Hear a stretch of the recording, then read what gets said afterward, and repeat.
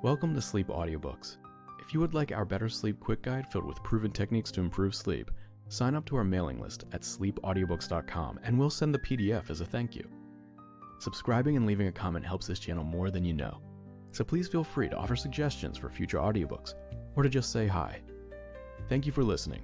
We hope you have an excellent night's sleep. This is Sleep Audiobooks.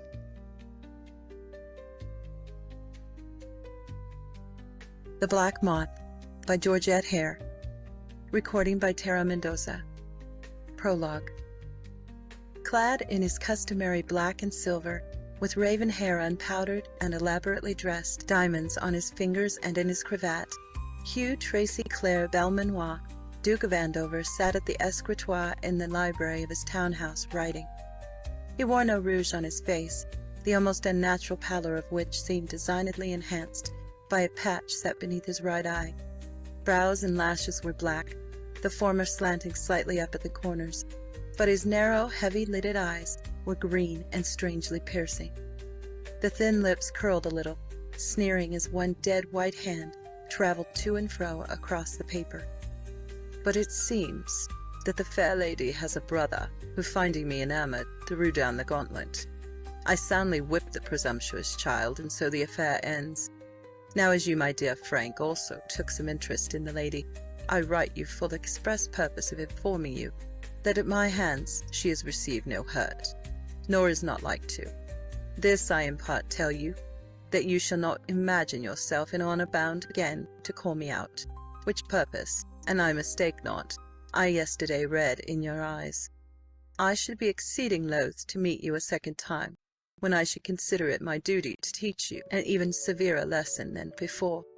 This I am not wishful of doing for the liking I bear you. So in all friendship, believe me, Frank, your most obedient humble Devil. His Grace of Andover paused, pen held in mid-air, a mocking smile dawned in his eyes, and he wrote again. In the event of any desire on your part to hazard your luck with my late paramour, permit me to warn you against the phantom brother, who is in very truth a fire-eater, and would wish to make of you as of me one mouthful. I shall hope to see you at the Queensberry rout on Thursday, when you may once more strive to direct mine erring footsteps on to the thorny path of virtue. His Grace read the postscript through with another satisfied sardonic smile. Then he folded the letter, and affixing a wafer, peremptorily struck the handbell at his side. And the Honourable Frank Fortescue, reading the postscript half an hour later, smiled too, but differently.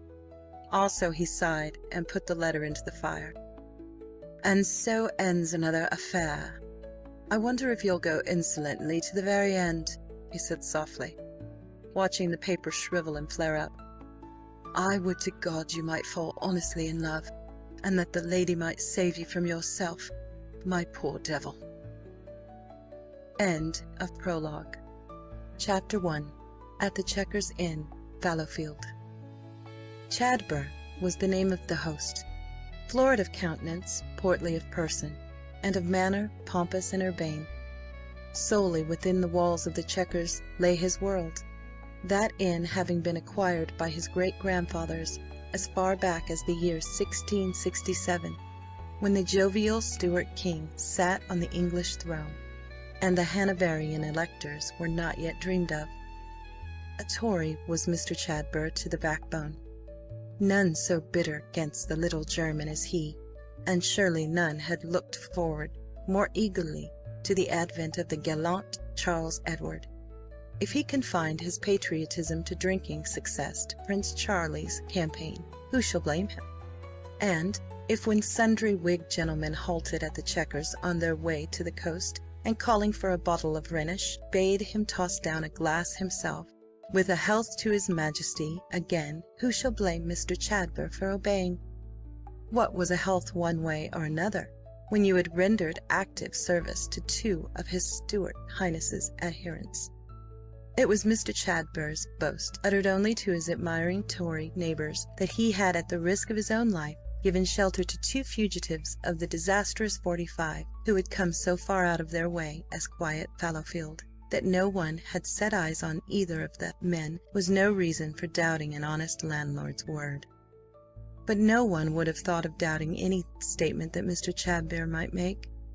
Mine host of the Chequers was a great personage in the town, being able both to read and to write, and having once, when young, travelled as far north as London town, staying there for 10 days, and setting eyes on no less a person than the great Duke of Marlborough himself, when that gentleman was riding along the Strand on his way to St. James's. Also, it was a not to be ignored fact that Mr. Chadber's home brewed ale was far superior to that sold by the landlord of the rival inn at the other end of the village. Altogether he was a most important character, and no one was more aware of his importance than his worthy self. "Two gentlemen born," whom he protested he could distinguish at a glance. He was almost obsequiously polite, but on clerks and underlings, and men who bore no signs of affluence about their persons, he wasted none of his deference. Thus it was that when a little green-clad lawyer alighted one day from the mail-coach and entered the coffee-room at the Chequers, he was received with pomposity and scarce veiled condescension. He was nervous, it seemed, and more than a little worried. He offended Mr. Chadber at the outset, when he insinuated that he was come to meet a gentleman who might perhaps be rather shabbily clothed, rather short of purse, and even of rather unsavoury repute. Very severely did Mr. Chadber give him to understand that guests of that description were entirely unknown at the Chequers. There was an air of mystery about the lawyer, and it appeared almost as though he were striving to probe mine host. Mr. Chadber bridled a little, and became aloof and haughty. When the lawyer dared openly to ask if he had had any dealings with highwaymen of late, he was very properly and thoroughly affronted. The lawyer became suddenly more at ease. He eyed Mr. Chadber speculatively, holding a pinch of snuff to one thin nostril.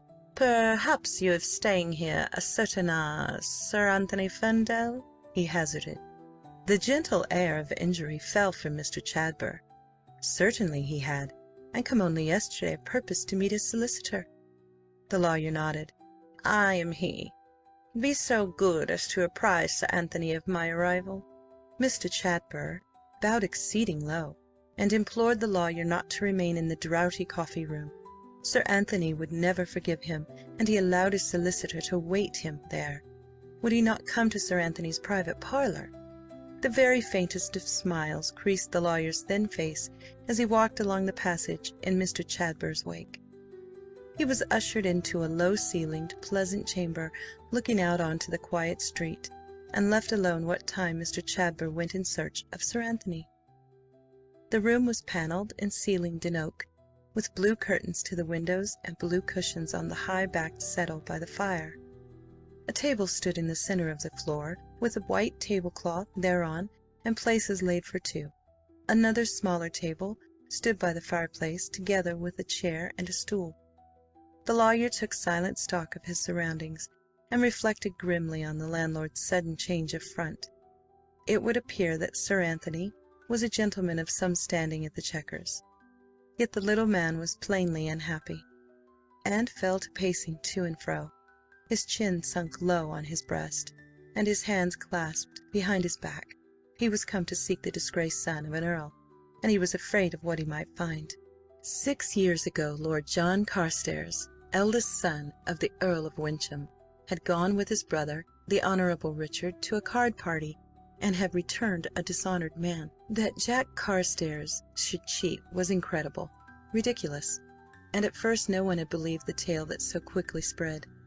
But he had confirmed that tale himself, defiantly and without shame, before riding off, bound, men said, for France and the foreign parts. Brother Richard was left, so said the countryside, to marry the lady they were both in love with. Nothing further had been heard of Lord John, and the outraged Earl forbid his name to be mentioned at Wyncham, swearing to disinherit the prodigal. Richard espoused the fair Lady Lavinia, and brought her to live at the great house, strangely forlorn now without Lord John's magnetic presence. But far from being an elated bridegroom, he seemed to have brought gloom with him from the honeymoon, so silent and so unhappy was he. 6 years drifted slowly by without bringing any news of Lord John, and then 2 months ago journeying from London to Wyncham, Richard's coach had been waylaid, and by a highwayman who proved to be none other than the scapegrace peer. Richard's feelings may be imagined. Lord John had been singularly unimpressed by anything beyond the humour of the situation. That, however, had struck him most forcibly, and he had burst out into a fit of laughter that had brought a lump into Richard's throat and a fresh ache into his heart. Upon pressure, John had given his brother the address of the inn, in case of accidents, and told him to ask for Sir Anthony Ferndale, if ever he should need him. Then, with one hearty handshake, he had galloped off into the darkness. The lawyer stopped his restless pacing to listen. Down the passage was coming the tap-tap of high heels on the wooden floor, accompanied by a slight rustle, as of stiff silks. The little man tugged suddenly at his cravat. Supposing debonair Lord John was no longer debonair? Supposing he dared not suppose anything? Nervously he drew a roll of parchment from his pocket and stood fingering it. A firm hand was laid on the door-handle. Turning it cleanly round, the door opened to admit a veritable apparition, and was closed again with a snap. The lawyer found himself gazing at a slight, rather tall gentleman who swept him a profound bow, gracefully flourishing his smart three-cornered hat with one hand and delicately clasping cane and perfumed handkerchief with the other. He was dressed in the height of the Versailles fashion, with full-skirted coat of palest lilac, laced with silver, small clothes and stockings of white, and waistcoat of flowered satin. On his feet he wore shoes with high red heels and silver buckles, while a wig of the latest mode, marvellously powdered and curled, and smacking greatly of Paris, adorned his shapely head. In the foaming lace of his cravat reposed a diamond pin, and on the slim hand, half covered by drooping laces, glowed and flashed a huge emerald. The lawyer stared and stared again, and it was not until a pair of deep blue, rather wistful eyes met his in a quizzical glance that he found his tongue. Then a look of astonishment came into his face, and he took a half-step forward. "Master Jack!" he gasped. "Master Jack?" The elegant gentleman came forward and held up a reproving hand. The patch at the corner of his mouth quivered, and the blue eyes danced. "I perceive that you are not acquainted with me, Mr. Warburton," he said, amusement in his pleasant, slightly drawling voice. "Allow me to present myself. Sir Anthony Ferndale, à vous servir." A gleam of humour appeared in the lawyer's own eyes as he clasped the outstretched hand. "I think you are perhaps not acquainted with yourself, my lord," he remarked drily. Lord John laid his hat and cane on the small table and looked faintly intrigued. "What's your meaning, Mr. Warburton?" "I am come, my lord, to inform you that the Earl your father died a month since." The blue eyes widened, grew of a sudden hard, and narrowed again. "Is that really so? Well, well. Apoplexy, I make no doubt?" The lawyer's lips twitched uncontrollably. "No, Master Jack. My lord died of heart failure." "So you say. Dear me! But will you not be seated, sir? In a moment my servant will have induced the chef to serve dinner. You will honour me, I trust?" The lawyer murmured his thanks and sat down on the settle, watching the other with puzzled eyes.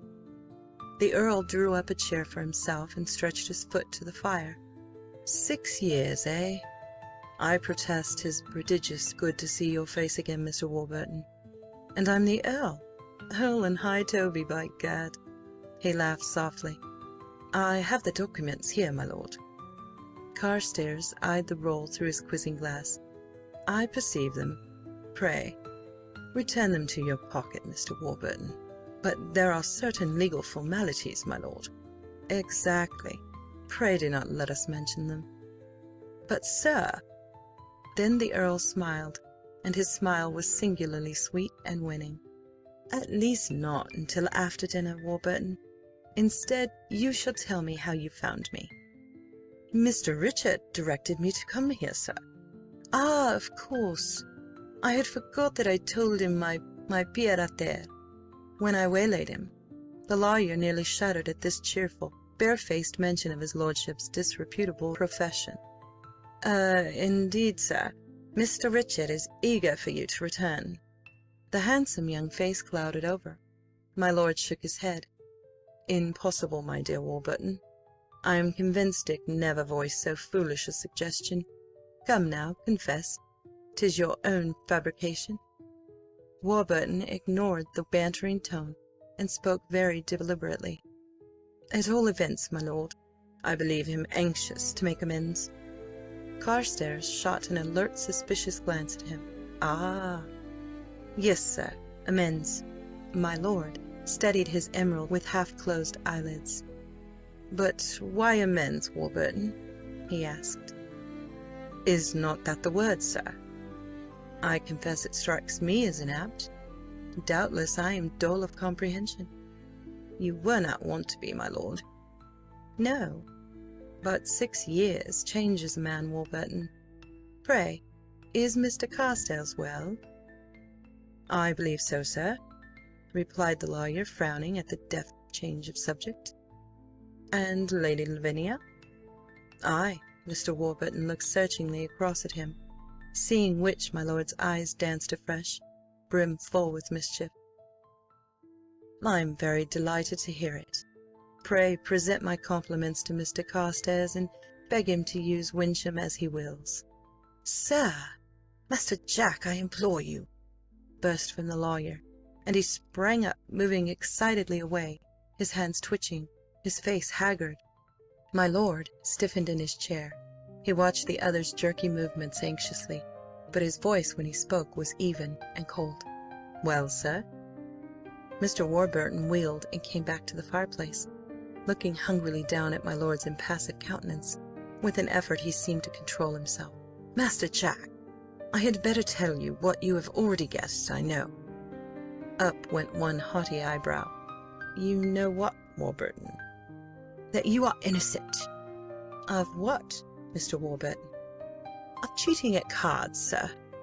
My lord relaxed, and flicked a speck of dust from his great cuff. "I regret the necessity of having to disillusion you, Mr. Warburton." "My lord, do not fence with me, I beg. You can trust me, surely?" "Certainly, sir." "Then do not keep up this pretence with me, no, nor look so hard, neither. I've watched you grow up right from the cradle, and Master Dick too, and I know you both through and through. I know you never cheated at Colonel Dare's, nor anywhere else. I could have sworn it at the time. When I saw Master Dick's face, I knew at once that it was who had played foul, and you had but taken the blame. No, I know better. Can you, Master Jack, look me in the face and truthfully deny what I have said? Can you? Can you?" My lord sat silent. With a sigh, Warburton sank on to the settle once more. He was flushed, and his eyes shone, but he spoke calmly again. "Of course you cannot. I have never known you to lie. You need not fear I shall betray you. I kept silence all these years for my lord's sake, and I will not speak now until you give me leave." "Which I never shall." "Master Jack, think better of it, I beg of you, now that my lord is dead." "It makes no difference." "No difference? 'Twas not for his sake? 'Twas not because you knew how he loved Master Dick?" "No." "Then 'tis Lady Lavinia?" "No." "But—" My lord smiled sadly. "Ah, Warburton, and you averred you knew us through and through. For whose sake should it be but his own?" "I feared it." The lawyer made a hopeless gesture with his hands. "You will not come back?" "No, Warburton, I will not. Dick may manage my estates. I remain on the road." Warburton made one last effort. "My lord," he cried despairingly, "will you not at least think of the disgrace to the name an you be caught?" The shadows vanished from my lord's eyes. "Mr. Warburton, I protest you are of a morbid turn of mind. Do you know, I had not thought of so unpleasant a contingency. I swear I was not born to be hanged." The lawyer would have said more, had not the entrance of a servant, carrying a loaded tray, put an end to all private conversation. The man placed dishes upon the table, lighted candles, and arranged 2 chairs. "Dinner is served, sir," he said. My lord nodded, and made a slight gesture toward the windows. Instantly the man went over to them, and threw the heavy curtains across. My lord turned to Mr. Warburton. "What say you, sir? Shall we be Burgundy or claret? Or do you prefer sack?" Warburton decided in favour of claret.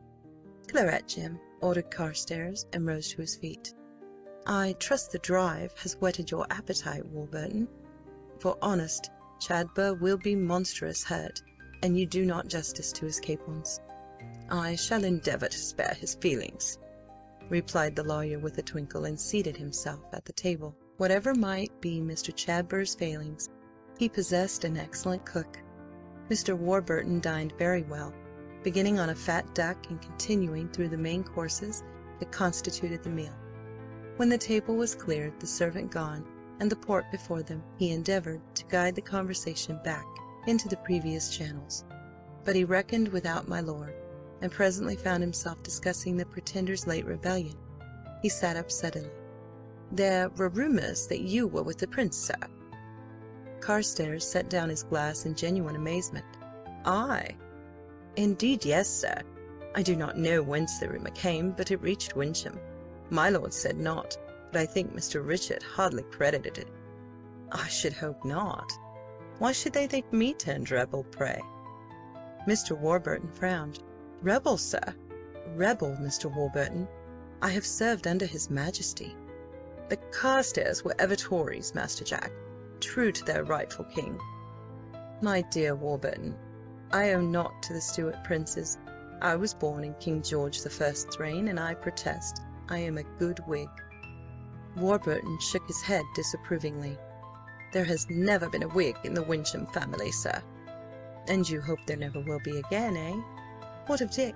Is he faithful to the Pretender?" "I think Mr. Richard does not interest himself in politics, sir." Carstares raised his eyebrows, and there fell a silence. After a minute or two, Mr. Warburton cleared his throat. I suppose, sir, you have no idea of discontinuing your profession?" My lord gave an irrepressible little laugh. "Faith, Mr. Warburton, I've only just begun." "Only but a year ago, Mr. Richard, I held him up. Aye, but to tell the truth, sir, I've not done much since then." "Then, sir, you are not notorious?" "Good gad, no. Notorious, forsooth! Confess, Warburton, you thought me some heroic figure. Gentleman Harry, perhaps?" Warburton blushed. "Well, sir, I wondered." "I shall have to disappoint you, I perceive. I doubt Bow Street has never heard of me, and to tell the truth, 'tis not an occupation which appeals vastly to my senses." "Then why, my lord, do you continue?" "I must have some excuse for roaming the country," pleaded Jack. "I could not be idle." "You are not compelled to rob, my lord?" Carstares wrinkled his brow inquiringly. "Compelled? Ah, I take your meaning. No, Warburton, I have enough for my wants now. Time was, but that is past. I rob for amusement's sake." Warburton looked steadily across at him. "I am surprised, my lord, that you, a Carstares, should find it amusing." John was silent for a moment, and when he at length spoke, it was defiantly and with a bitterness most unusual in him. "The world, Mr. Warburton, has not treated me so kindly that I should feel any qualms of conscience. But if it gives you any satisfaction to know it, I will tell you that my robberies are few and far between. You spoke a little while ago of my probable au fait on Tyburn Tree. I think you need not fear to hear of that." It gives me great satisfaction, my lord, I confess," stammered the lawyer, and found nothing more to say. After a long pause, he again produced the bulky roll of parchment and laid it down before the Earl with the apologetic murmur of "Business, my lord." Carstares descended from the clouds and eyed the packet with evident distaste. He proceeded to fill his and his companion's glass very leisurely. That done, he heaved a lugubrious sigh, caught Mr. Warburton's eye, laughed in answer to its quizzical gleam, and broke the seal. "Since you will have it, sir, business." Mr. Warburton stayed the night at the Chequers and travelled back to Wyncham next day by the 2 o'clock coach. He played piquet and écarté with my lord all the evening, and then retired to bed, not having found an opportunity to argue his mission as he had hoped to do. Whenever he had tried to turn the conversation that way, he had been gently but firmly led into safer channels, and somehow had found it impossible to get back. My lord was the gayest and most charming of companions, but talk business he would not. He regaled the lawyer with spicy anecdotes and tales of abroad, but never once allowed Mr. Warburton to speak of his home or of his brother. The lawyer retired to rest in a measure reassured by the other's good spirits, but at the same time dispirited by his failure to induce Carstares to return to Wyncham. Next morning, although he was not up until 12, he was before my lord, who only appeared in time for lunch, which was served as before in the oak parlour. He entered the room in his usual leisurely yet decided fashion, and made Mr. Warburton a marvellous sleigh. Then he bore him off to inspect his mare Jenny, of whom he was inordinately proud. By the time they returned to the parlour, luncheon was served, and Mr. Warburton realised that he had scarcely time left in which to plead his cause. My lord's servant hovered continually about the room waiting on them, until his master bade him go to attend to the lawyer's valise. When the door had closed on his retreating form, Carstares leaned back in his chair, with a rather dreary little smile, turned to his companion. "You want to reason with me, I know, Mr. Warburton, and indeed I will listen, and I must, but I would so much rather that you left the subject alone, believe me." Warburton sensed the finality in his voice, and wisely threw away at his last chance.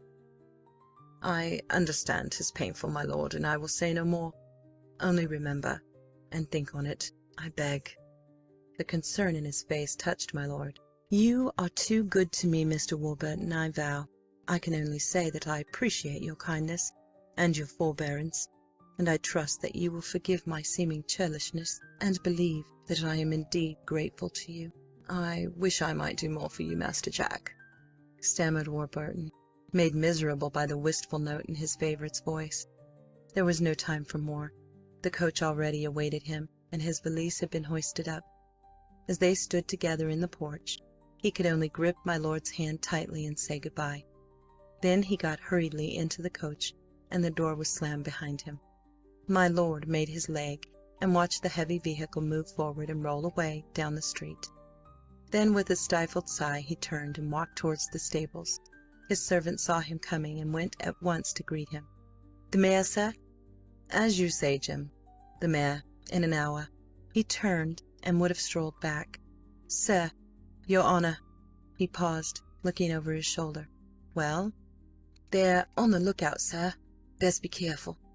"They always are, Jim. But thanks." Ye wouldn't take me with ye, sir?" pleadingly. "Take you? Faith, no. I've no mind to lead you into danger, and you serve me best by remaining to carry out my orders." The man fell back. "Aye, sir, but—" "There are none, Jim. No, sir. But ye will have a care. I will be the most cautious of men." He walked away on the word, and passed into the house. In an hour he was a very different being. Gone was the emerald ring, the foppish cane, the languid air, too, had disappeared, leaving him brisk and business-like. He was dressed for riding, with buff coat and buckskin breeches, and shining top boots. A sober brown wig replaced the powdered creation, and a black tricorn was set rakishly atop. He stood in the deserted porch, watching Jim strap his baggage to the saddle, occasionally giving a curt direction. Presently Mr. Chadber appeared with the stirrup cup, which he drained and handed back with a word of thanks and a guinea at the bottom. Some one called lustily from within, and the landlord, bowing very low, murmured apologies and vanished. Jim cast a last glance at the saddle girths, and leaving the mare quietly standing in the road, came up to his master with gloves and whip. Carstares took them silently, and fell to tapping his boot, his eyes thoughtfully on the man's face. "You will hire a coach as usual," he said at length. and take my baggage to—" He paused, frowning. "Lewes. You will engage a room at the White Hart and order dinner. I shall wear apricot and— "Blue, sir," ventured Jim, with an idea of being helpful. His master's eyes crinkled at the corners. "You are a humorous, Salter. Apricot and cream. Cream? Yes, 'tis a pleasing thought. Cream. That is all. Jenny."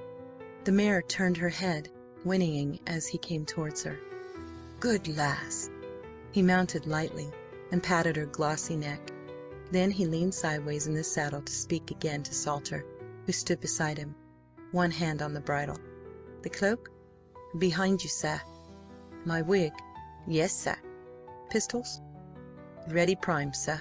I shall be in Lewes in time for dinner, with luck." "Yes, sir. Ye will have a care?" Anxiously. "Have I not told you?" He straightened in the saddle, touched the mare with his heel, and bestowing a quick smile and a nod on his man, trotted easily away. End of Chapter 1. Chapter 2. My Lord at the White Hart.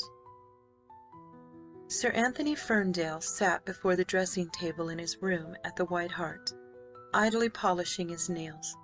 A gorgeous silk dressing-gown lay over the back of his chair, and behind him Jim was attending to his wig, at the same time hovering anxiously over the coat and waistcoat that were waiting to be donned. Carstares left off polishing his nails, yawned, and leaned back in his chair, a slim, graceful figure in cambric shirt and apricot satin breeches. He studied his cravat for some moments in the mirror, and lifted a hand to it. Salter held his breath. With extreme deliberation, the hand moved a diamond and emerald pin in the fraction of an inch to one side, and fell to his side again. Salter drew a relieved breath, which brought his master's eyes round to himself. "No trouble, Jim?" "None at all, sir." "Neither had I. 'Twas most surprisingly easy. The birds had no more fight in them than sparrows. 2 men in a coach, one a bullying rascal of a merchant, the other his clerk. Gad, but I was sorry for that little man." He paused, his hand on the rouge pot. Salter looked an inquiry. "Yes," nodded Carstares. "Very sorry. The fat man would appear to bully and browbeat him after the manner of his kind. Even blamed him for my advent, the greasy coward. Yes, Jim, you are right. He did not appeal to me. C'est infudbi.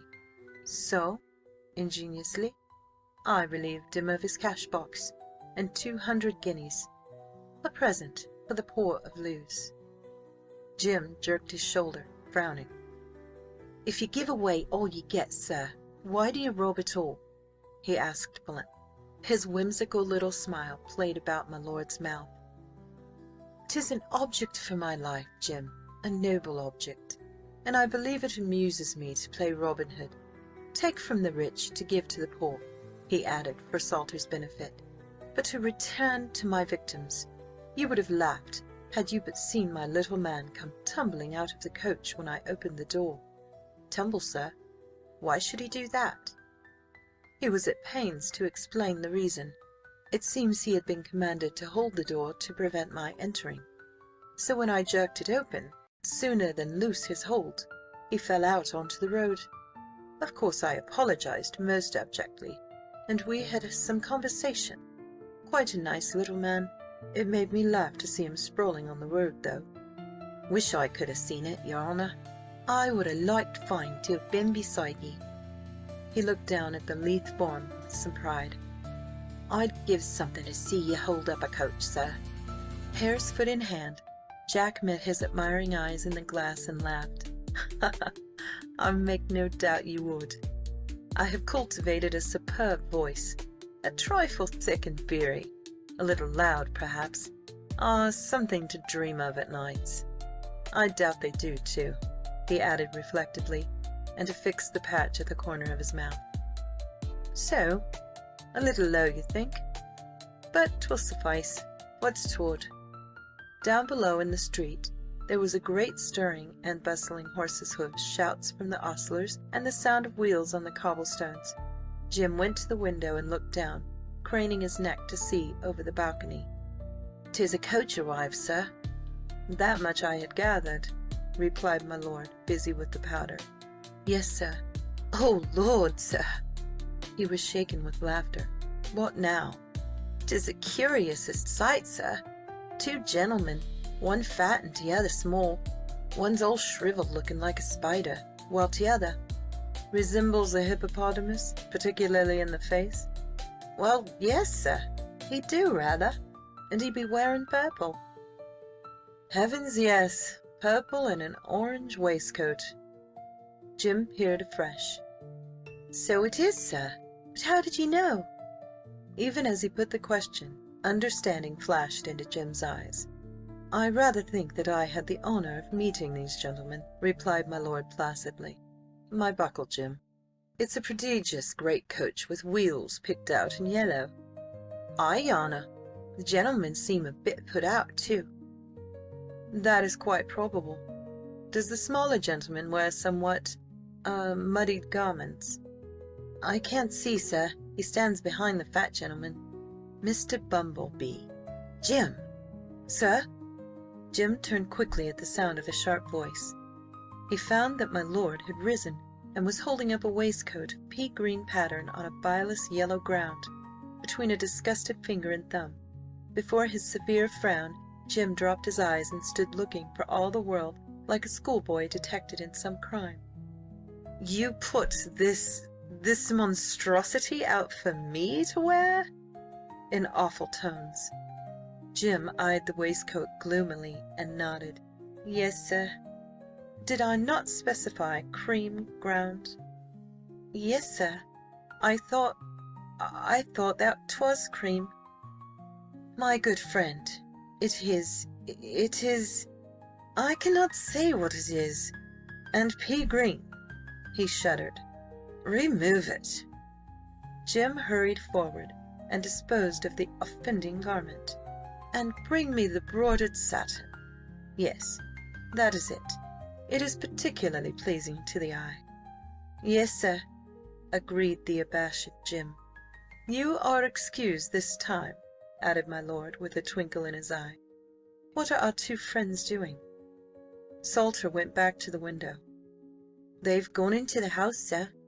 No, here's the spider gentleman. He do seem in a hurry, your honour."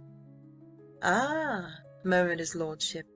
"You may assist me into this coat." "Thanks." With no little difficulty, my lord managed to enter into the fine satin garment, which when on seemed moulded to his back, so excellently did it fit. He shook out his ruffles and slipped the emerald ring onto his finger with a slight frown. "I believe I shall remain here some few days," he remarked presently, "to allay suspicion." He looked across at his man as he spoke, through his lashes. It was not in Jim's nature to inquire into his master's affairs, much less to be surprised at anything he might do or say. He was content to receive and promptly execute his orders, and to worship Carstares with a dog-like devotion, following blindly in his wake, happy as long as he might serve him. Carstares had found him in France, very down upon his luck, having been discharged from the service of his late master, owing to the penniless condition of that gentleman's pocket. He had engaged him as his own personal servant, and the man had remained with him ever since, proving an invaluable acquisition to my Lord John. Despite a singularly wooden countenance, he was by no means a fool, and he had helped Carstares out of more than one tight corner during his inglorious and foolhardy career as highwayman. He probably understood his somewhat erratic master better than anyone else, and he now divined what was in his mind. He returned that glance with a significant wink. "'Twas them gentlemen ye held up today, sir?" he asked, jerking an expressive thumb towards the window. Mr. Bumblebee and friend." "It would almost appear so. I think I do not fully appreciate Mr. Bumblebee. I find his conduct rather tiresome, but it is just possible that he thinks the same of me. I will further my acquaintance with him." Jim grunted scornfully, and an inquiring eye was cocked at him. "You do not admire our friend? Pray do not judge him by his exterior. He may possess a beautiful mind, but I do not think so. No. I really do not think so." He chuckled a little. "Do you know, Jim, I believe I am going to enjoy myself tonight." "I don't doubt it, your honour. 'Twere child's play to trick the fat gentleman, probably, but it is not with the fat gentleman that I shall have to deal. 'Tis with all the officials of this charming town, and I mistake not. Do I hear the small spider returning?" Salter stepped back to the window. "Aye, sir, with 3 others." "Precisely. Be so good as to hand me my snuff-box." "And my cane." "Thank you. I feel that the time has now come for me to put in an appearance. Pray, bear in mind that I am new come from France, and journey by easy stages to London, and cultivate a stupid expression. Yes, that will do excellently." Jim grinned delightedly. He had assumed no expression of stupidity, and was consequently much pleased with this pleasantry. He swung open the door with an air, and watched Sir Anthony mince along the passage to the stairs. In the coffee-room, the city merchant, Mr. Fudby by name, was relating the story of his wrongs, with many an impressive pause and much emphasis, to the mayor, town clerk, and beadle of Lewes. All 3 had been fetched by Mr. Chilter, his clerk, in obedience to his orders, for the bigger the audience, the better pleased was Mr. Fudby. He was now enjoying himself quite considerably, despite the loss of his precious cash-box. So was not Mr. Hedges the mayor. He was a fussy little man, who suffered from dyspepsia. He was not interested in the affair, and he did not see what was to be done for Mr. Fudby. Further, he had been hailed from his dinner, and he was hungry, and above all, he found Mr. Fudby very unattractive. Still, a high-road robbery was serious matter enough, and some course of action must be thought out. So he listened to the story with an assumption of interest, looking exceedingly wise, and at the proper moments uttering sounds betokening concern. The more he saw and heard of Mr. Fudby, the less he liked him. Neither did the town clerk care for him.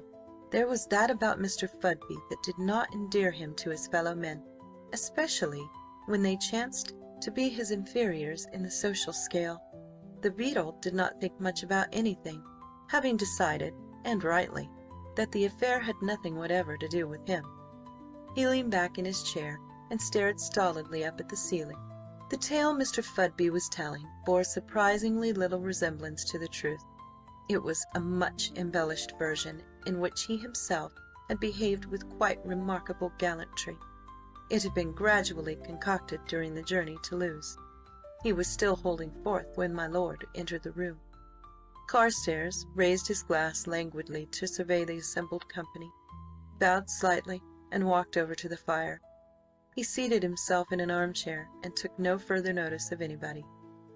Mr. Hedges had recognized at a glance that here was some grand seigneur, and wished that Mr. Fudby would not speak in so loud a voice. But that individual, delighted at having a new auditor, continued his tale with much relish and in a still louder tone. My lord yawned delicately and took a pinch of snuff.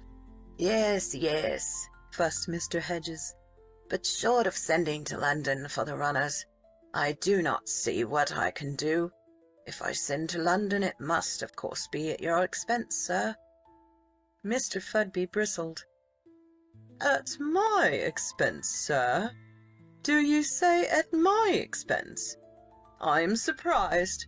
I repeat, I am surprised.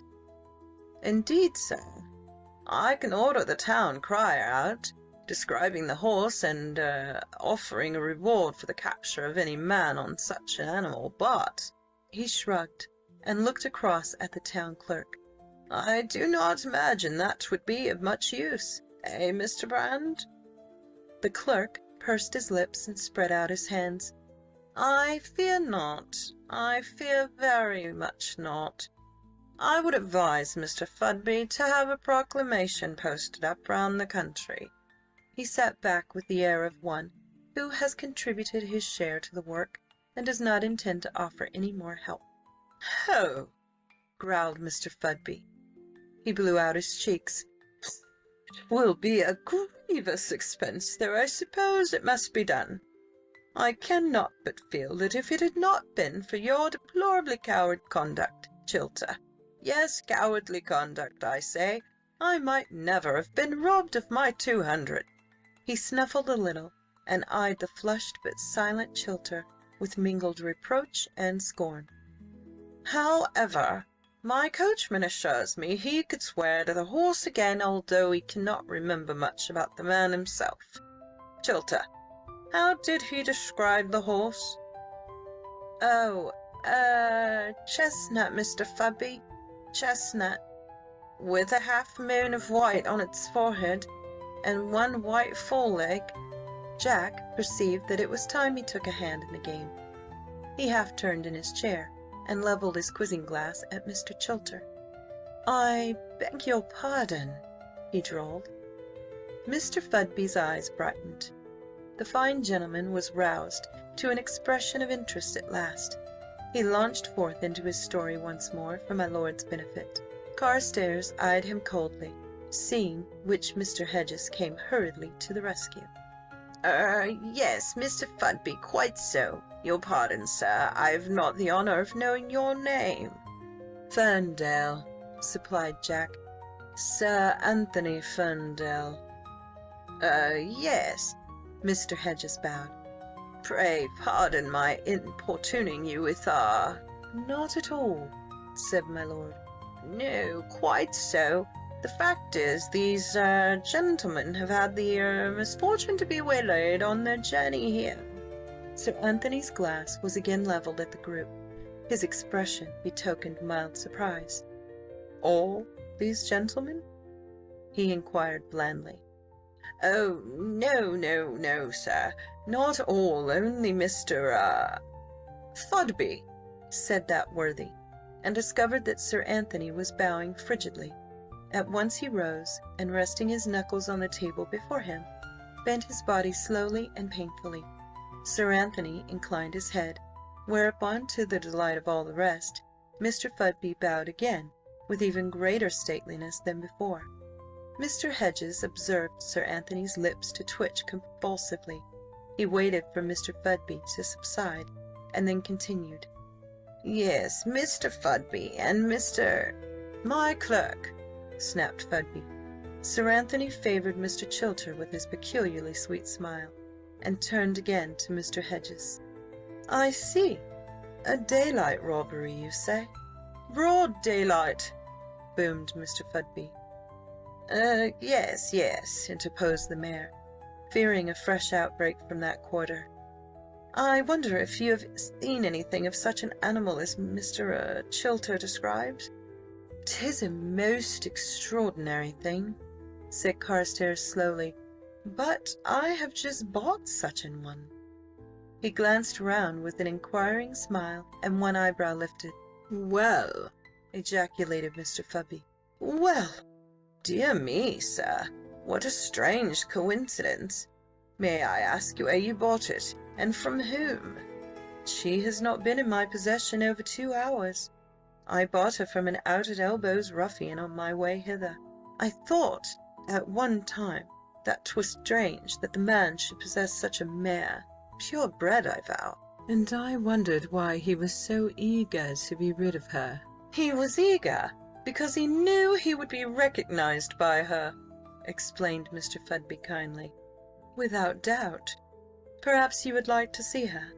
I will send my man." "Oh, no," cried the mayor. "We would not dream of so inconveniencing you."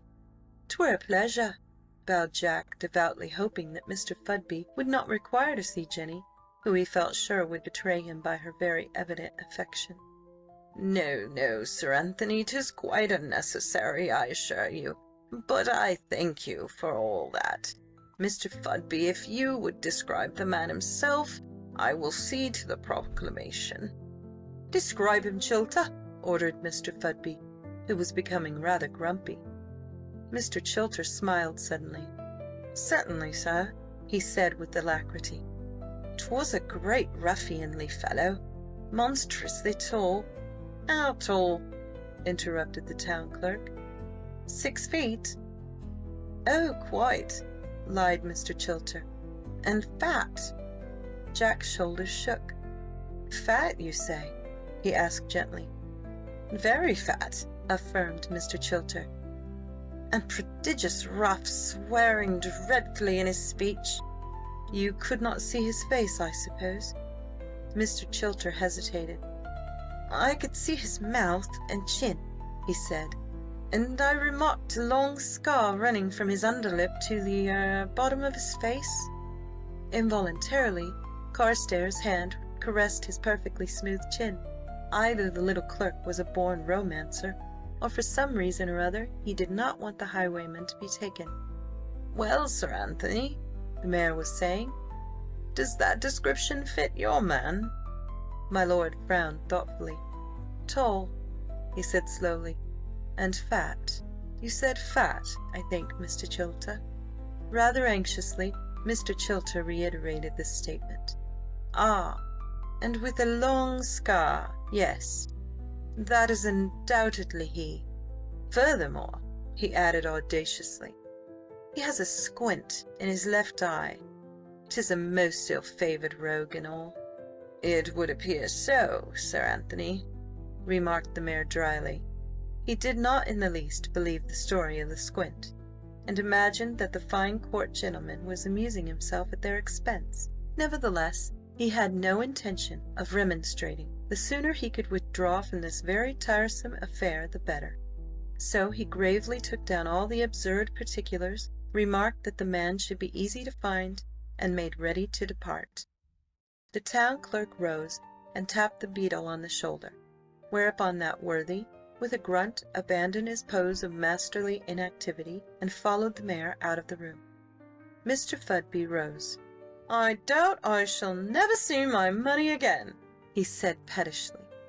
"If you, Chilter, had not been so—" "Allow me to offer you some snuff, Mr. Chilter," interposed my lord gently, extending his jewelled box. "Doubtless, sir, you would wish to see my mare?" "I know not of horses," snorted Mr. Fudby. "'Tis my clerk who appears to have remarked all the details," he sneered terrifically. "Then pray, do me the honour of walking as far as the stables, Mr. Chilter. 'Twere as well to be certain about the mare. Mr. Fudby, your servant. And now, Mr. Chilter, I have a grudge against you," said Carstares, as they walked across the little garden. "Me, sir? Oh, have you, Sir Anthony?" He looked up, and perceived that the gentleman was laughing. "Yes, Mr. Chilter, a very serious grudge. You have described me as fat." Chilter nearly fainted. "You, sir!" he gasped, and stared in amazement. "Also that I swear dreadfully in my speech, and that I have a scar running from my mouth to my chin." Mr. Chilter stood stock still in the middle of the path. "It was you, sir, all the time? You held us up? Were you the man who wrenched open the door?" "I was that infamous scoundrel. I beg leave once more to apologise for my carelessness in opening that same door. Now tell me, why did you take such pains to throw dust in their sleepy eyes?" They resumed their walk slowly. The little clerk flushed. "I scarce know, sir, save that I liked you, and— "I see. 'Twas prodigious good of you, Mr. Chilter. I wonder if there is anything that I can do to show my gratitude?" Again the clerk flushed, and lifted his head proudly. "I thank you, sir, but there is not." By now they had reached the stable. Carstares opened the door, and they entered. "Then will you accept this in token of my regard, sir?" Mr. Chilter gazed at the emerald ring that glowed and winked at him from the palm of my lord's hand. He looked up into the blue eyes, and stammered a little. "Indeed, sir, I— 'Tis honestly come by," pleadingly. "Come, Mr. Chilter, you'll not hurt my feelings by refusing? You will keep it in remembrance of a man, a fat man, Mr. Chilter, who rudely jerked you onto the road." The clerk took it with unsteady fingers. "I thank you most— Nay, I beg of you, 'tis I thank you for aiding me so kindly. Come and see my Jenny." "Well, lass?" For the mare, at the first sound of his voice, had turned in her loose box, and was whinnying and pawing the ground eagerly. "I do not understand, sir, anything. How it is that you are a highwayman, or why you have honoured me with your confidence, why you should trust me, but thank you." As he spoke, Mr. Chilter placed his hand in my lord's, and for the second time in his life felt the pressure of those firm, kindly fingers. "Why, your honour, you've lost your emerald." "No, Jim, I gave it away." Ye gave it away, sir?" To this small spider. But, and he called me fat, too." "Called you fat, sir?" asked the man, bewildered. "Yes, very fat.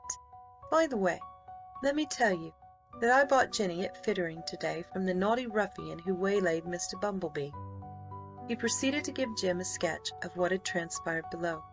When he had finished, the man shook his head severely. "I doubt you'll never learn wisdom, sir," he scolded. "I?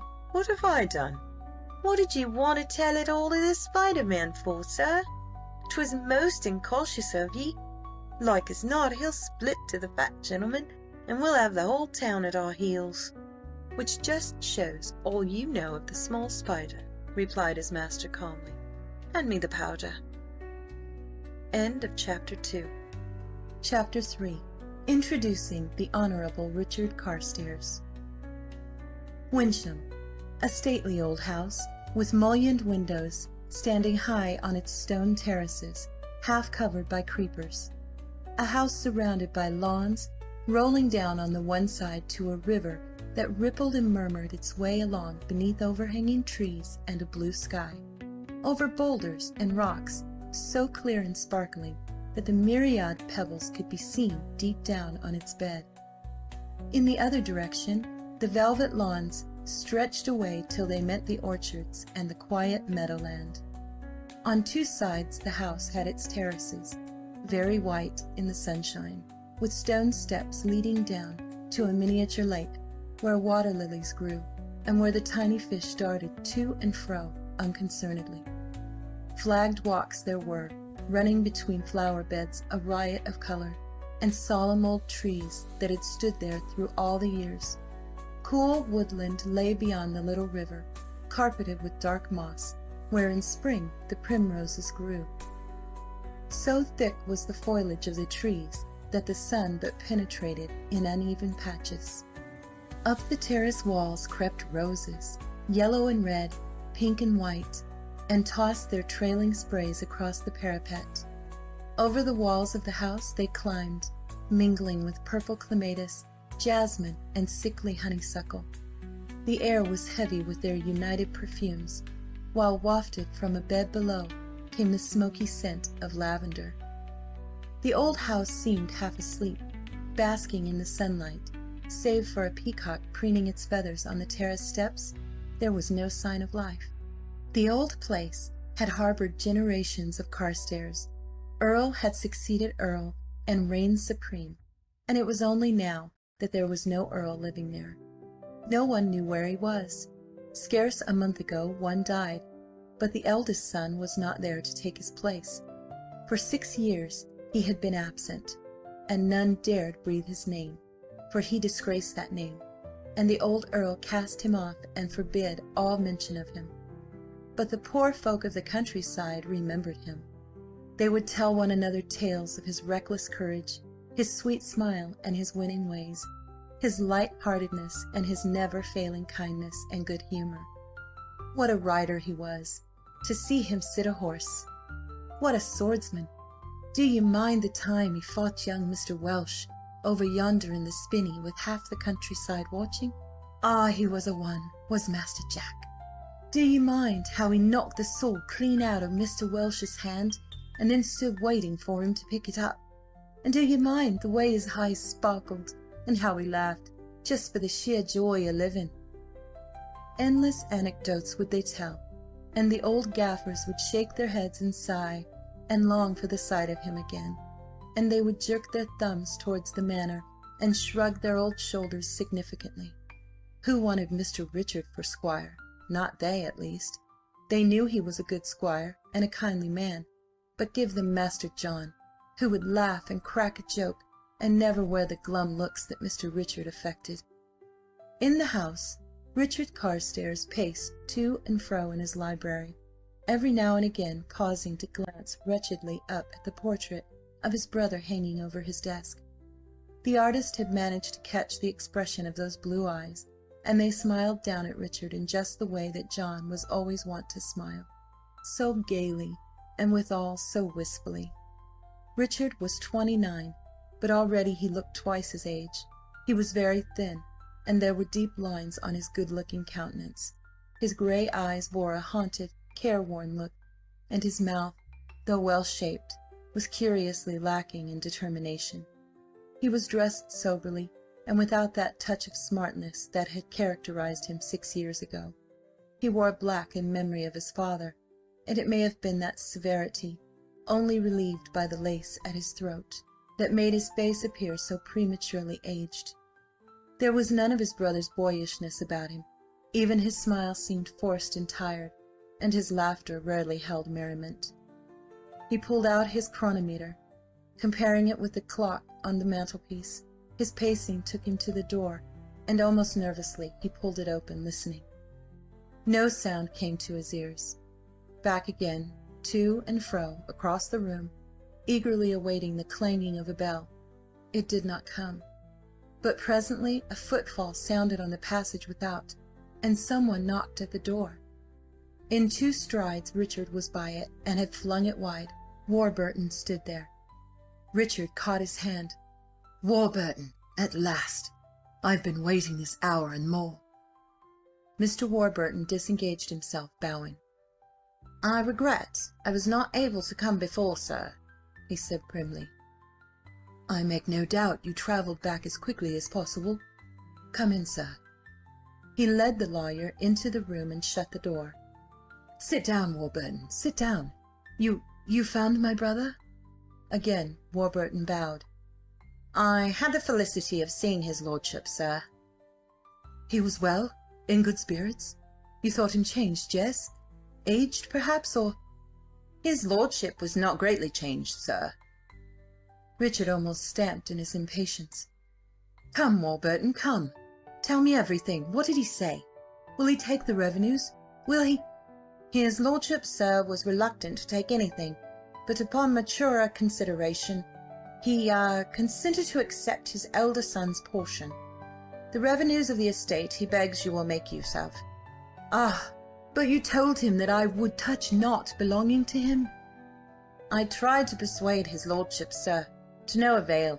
He desires you to use Wyncham as you will." "I'll not touch his money." Warburton gave the faintest of shrugs. "That is as you please, sir." Something in the suave voice made Richard, from his stand by the desk, glance sharply down at the lawyer. Suspicion flashed in his eyes. He seemed about to speak, when Warburton continued. "I believe I may set your mind at rest on one score, Mr. Carstares.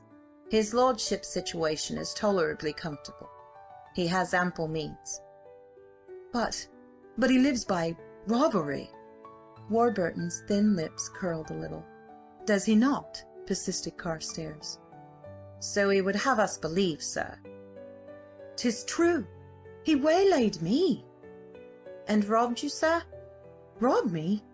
He could not rob his own brother, Warburton."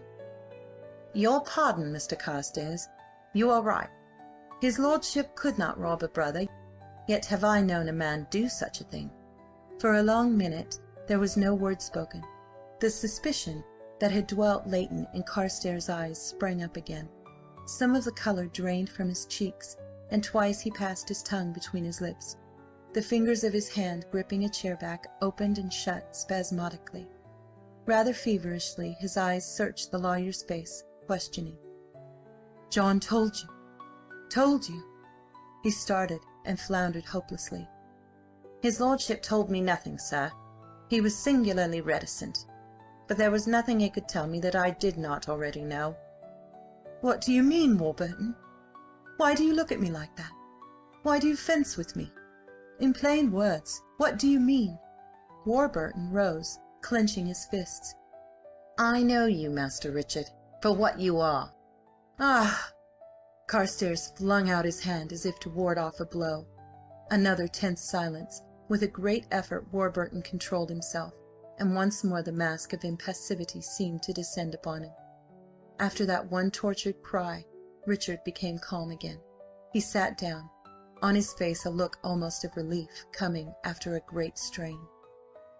"You learnt the truth from John? He will expose me?" "No, sir. I have not learnt it from him, and he will never expose you."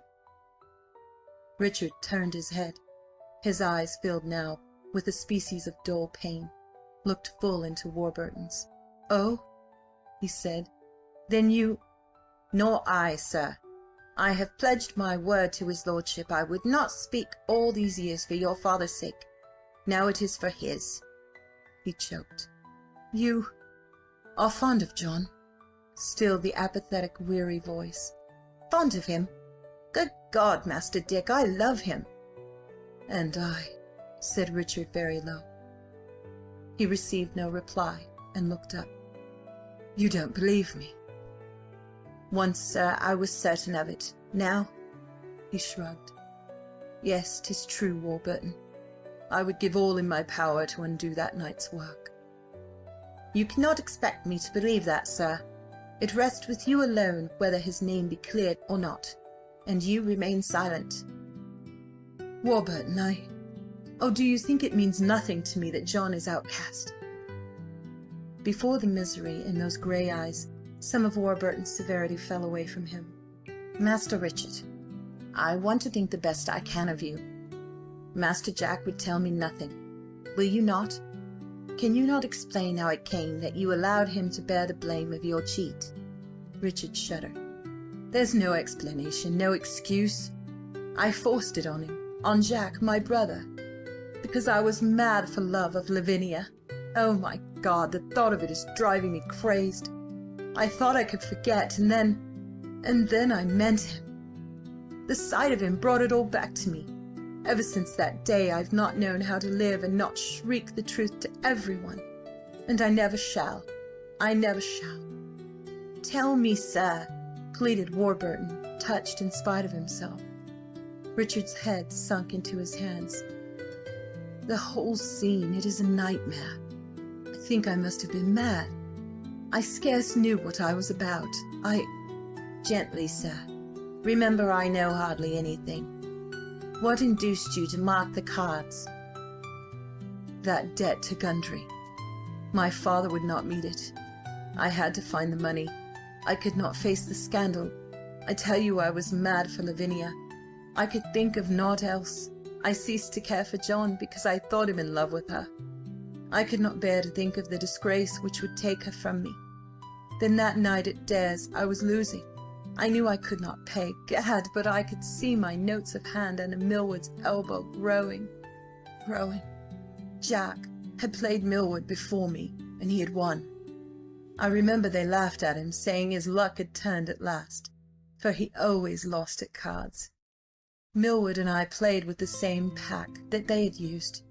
There was another table, I think. Dare was dicing with Fitzgerald. Someone was playing faro with Jack behind me. I heard Jack say his luck was out again. I heard them laugh, and all the time I was losing. The pin of my cravat fell out on my knee. I think no one saw it. As I picked it up, the thought that I should mark the cards seemed to flash into my mind. Oh, it was despicable, I know. I held the ace of clubs in my hand. I scratched it with that pin in one corner. It was easily done.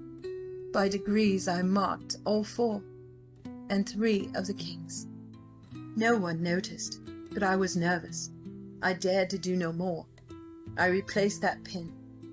Soon I began to win, not very much. Then Tracy Belmanoir came across the room to watch our play. From that moment everything seemed to go awry. It was the beginning of the trouble. Tracy stood behind me watching.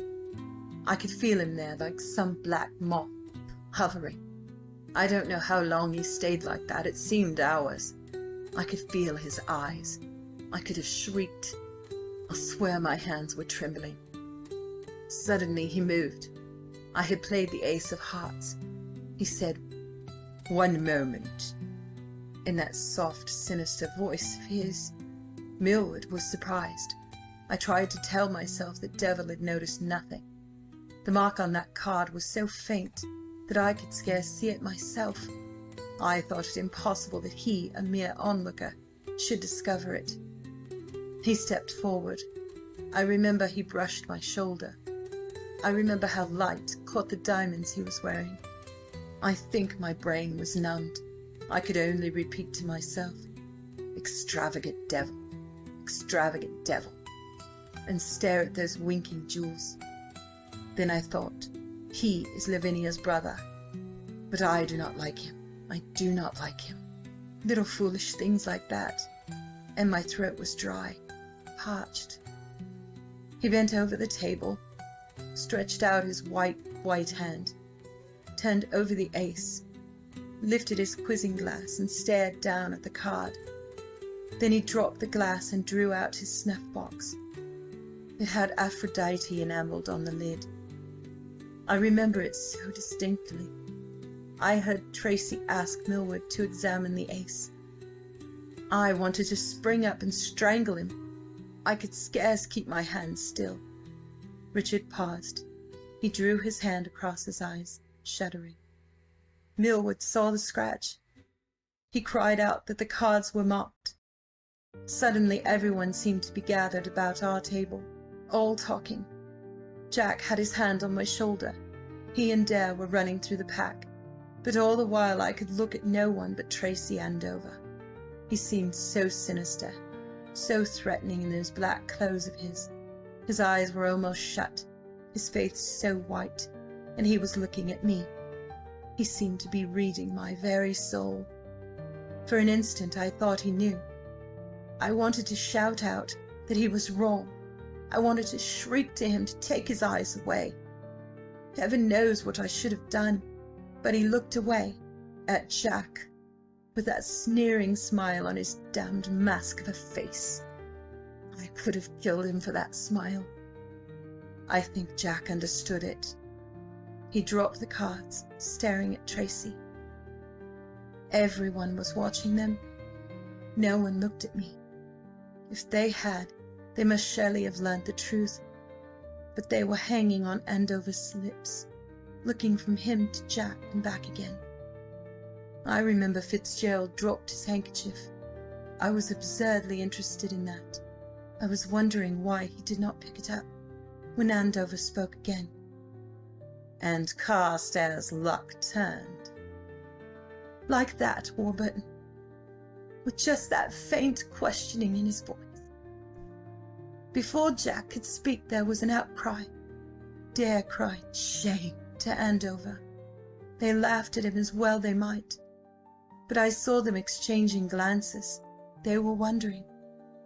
It was suspicious that Jack should have had that run of luck, and that he should lose as soon as he left that table. Millward, poor silly Millward, gaped at Tracy and stuttered that surely 'twas another pack we had used. I could hardly breathe. Then Andover corrected him. How did he know?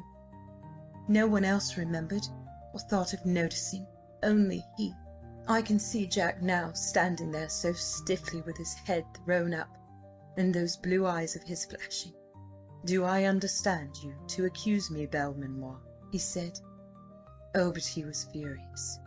Tracy never said a word, only his eyes just flickered to my face and away again. Jack's hand was gripping my shoulder hard. I could feel his anger. Dare called out that the suggestion was preposterous, that John should cheat. Tracy asked him if the cards were his. Gad, I can hear his soft, mocking voice now. Dare went purple. You know his way, Warburton. "Opened in your presence on this table," he cried. "By Carstares," smiled Tracy. It was true. But why should Tracy remember it, and none other? They stared at him, amazed. Dare turned to Jack for corroboration. He nodded. I think he never looked haughtier. You know how fond of Jack Dare was. He tried to bluster it off. tried to get control over the affair. It was to no avail. We were puppets, worked by that devil Belmanoir. One man managing that ghastly scene. He pointed out that only 3 of us had used that pack: Jack, Millward, and I. Jack laughed. "Next you will accuse Dick," he snapped scornfully. "One of you certainly," smiled Andover. "Or Millward." Then everyone realized that one of us 3 must have marked the cards. Millward was upset, but no one suspected him. It was Jack or me. As long as I live, I shall never forget the horror of those moments. If I were exposed, it meant the end of everything between Lavinia and I. I tell you, Warburton, I would have committed any sin at that moment. Nothing would have been too black. I could not bear to lose her. You don't know what she meant to me." "I can guess, sir," said the lawyer gravely. No one could imagine the depths of my love for her. I think not even Jack. I felt his hand leave my shoulder. The truth had dawned on him. I heard the way the breath hissed between his teeth as he realized. Somehow I got to my feet, clutching at the table, facing him. I don't excuse myself. I know my conduct was beyond words, dastardly. I looked across at him, just said his name, as though I could scarce believe my ears. So all those watching thought. But Jack knew better. He knew I was imploring him to save me. He understood all that I was trying to convey to him. For an instant he stared at me. I thought, God forgive me. I prayed that he might take the blame on himself. Then he smiled. Coward though I was, when I saw that hurt, wistful little smile on his lips, I nearly blurted out the whole truth. Not quite. I suppose I was too mean-spirited for that. Jack bowed to the room, and again to Dare. He said, "I owe you an apology, sir." Dare sprang forward, catching him by the shoulder, crying out that it could not be true. When Jack laughed, he fell away from him as from the plague, and all of them. My God, to see them drawing away, not looking at Jack, and Jack's face growing paler and harder every moment. All his friends turning their backs to him. Davenant, even Jim Davenant, walked away to the fireplace with Evans. I could not look at Jack. I dared not. I could not go to him, stand by him. I had not the right. I had to leave him there in the middle of the room alone. The awful hurt in his eyes made me writhe. The room was whirling round. I felt sick. I know I fell back into my chair, hiding my face. I hardly cared whether they suspected me or not, but they did not. They knew how great was the love between us, and they were not surprised that I broke down. I heard Andover's soft voice. He was telling some tale to Dare. Oh, they were well bred, those men. They skimmed over the unpleasant little episode, ignored Jack. Jack spoke again. I could guess how bravely he was keeping a proud front. I know word for word what he said. "Mr. Dare, your Grace, gentlemen, my apologies for being the cause of so unpleasant an incident. Pray give me leave." They paid no heed. I heard him walk to the door, heard him open it. I could not look at him. He paused and said just one word. "Dick," quite softly. Heaven knows how I got to him. I know I overturned my chair. That drew Dare's attention. He said, "You are not going, Dick." I shouted "Yes" at him, and then Jack took my arm, leading me out. And all he said was, "Poor old Dick." He had no word of blame for me. He would not allow me to go back and tell the truth as I would have done. I, Warburton, when Jack called me to him, I could have cried it aloud, but he would not have it. He said, "For Lavinia's sake." Warburton blew his nose violently. His fingers were trembling. "You know what happened afterwards. You know how my father turned Jack out penniless. You know how his friends shunned him. You know my poor mother's grief, and you know that he went away, that we could not find him when my mother died. His last words to me were, 'Make Lavinia happy, and try to forget all this.' Forget it! Heavens, try as I might, I could hear nothing further of him until 2 months ago, when he waylaid me. Then I was half dazed at the suddenness of it.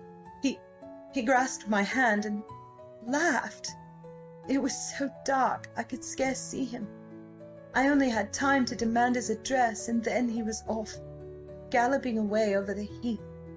I think even then he bore no malice." "He does not now," said Warburton sharply.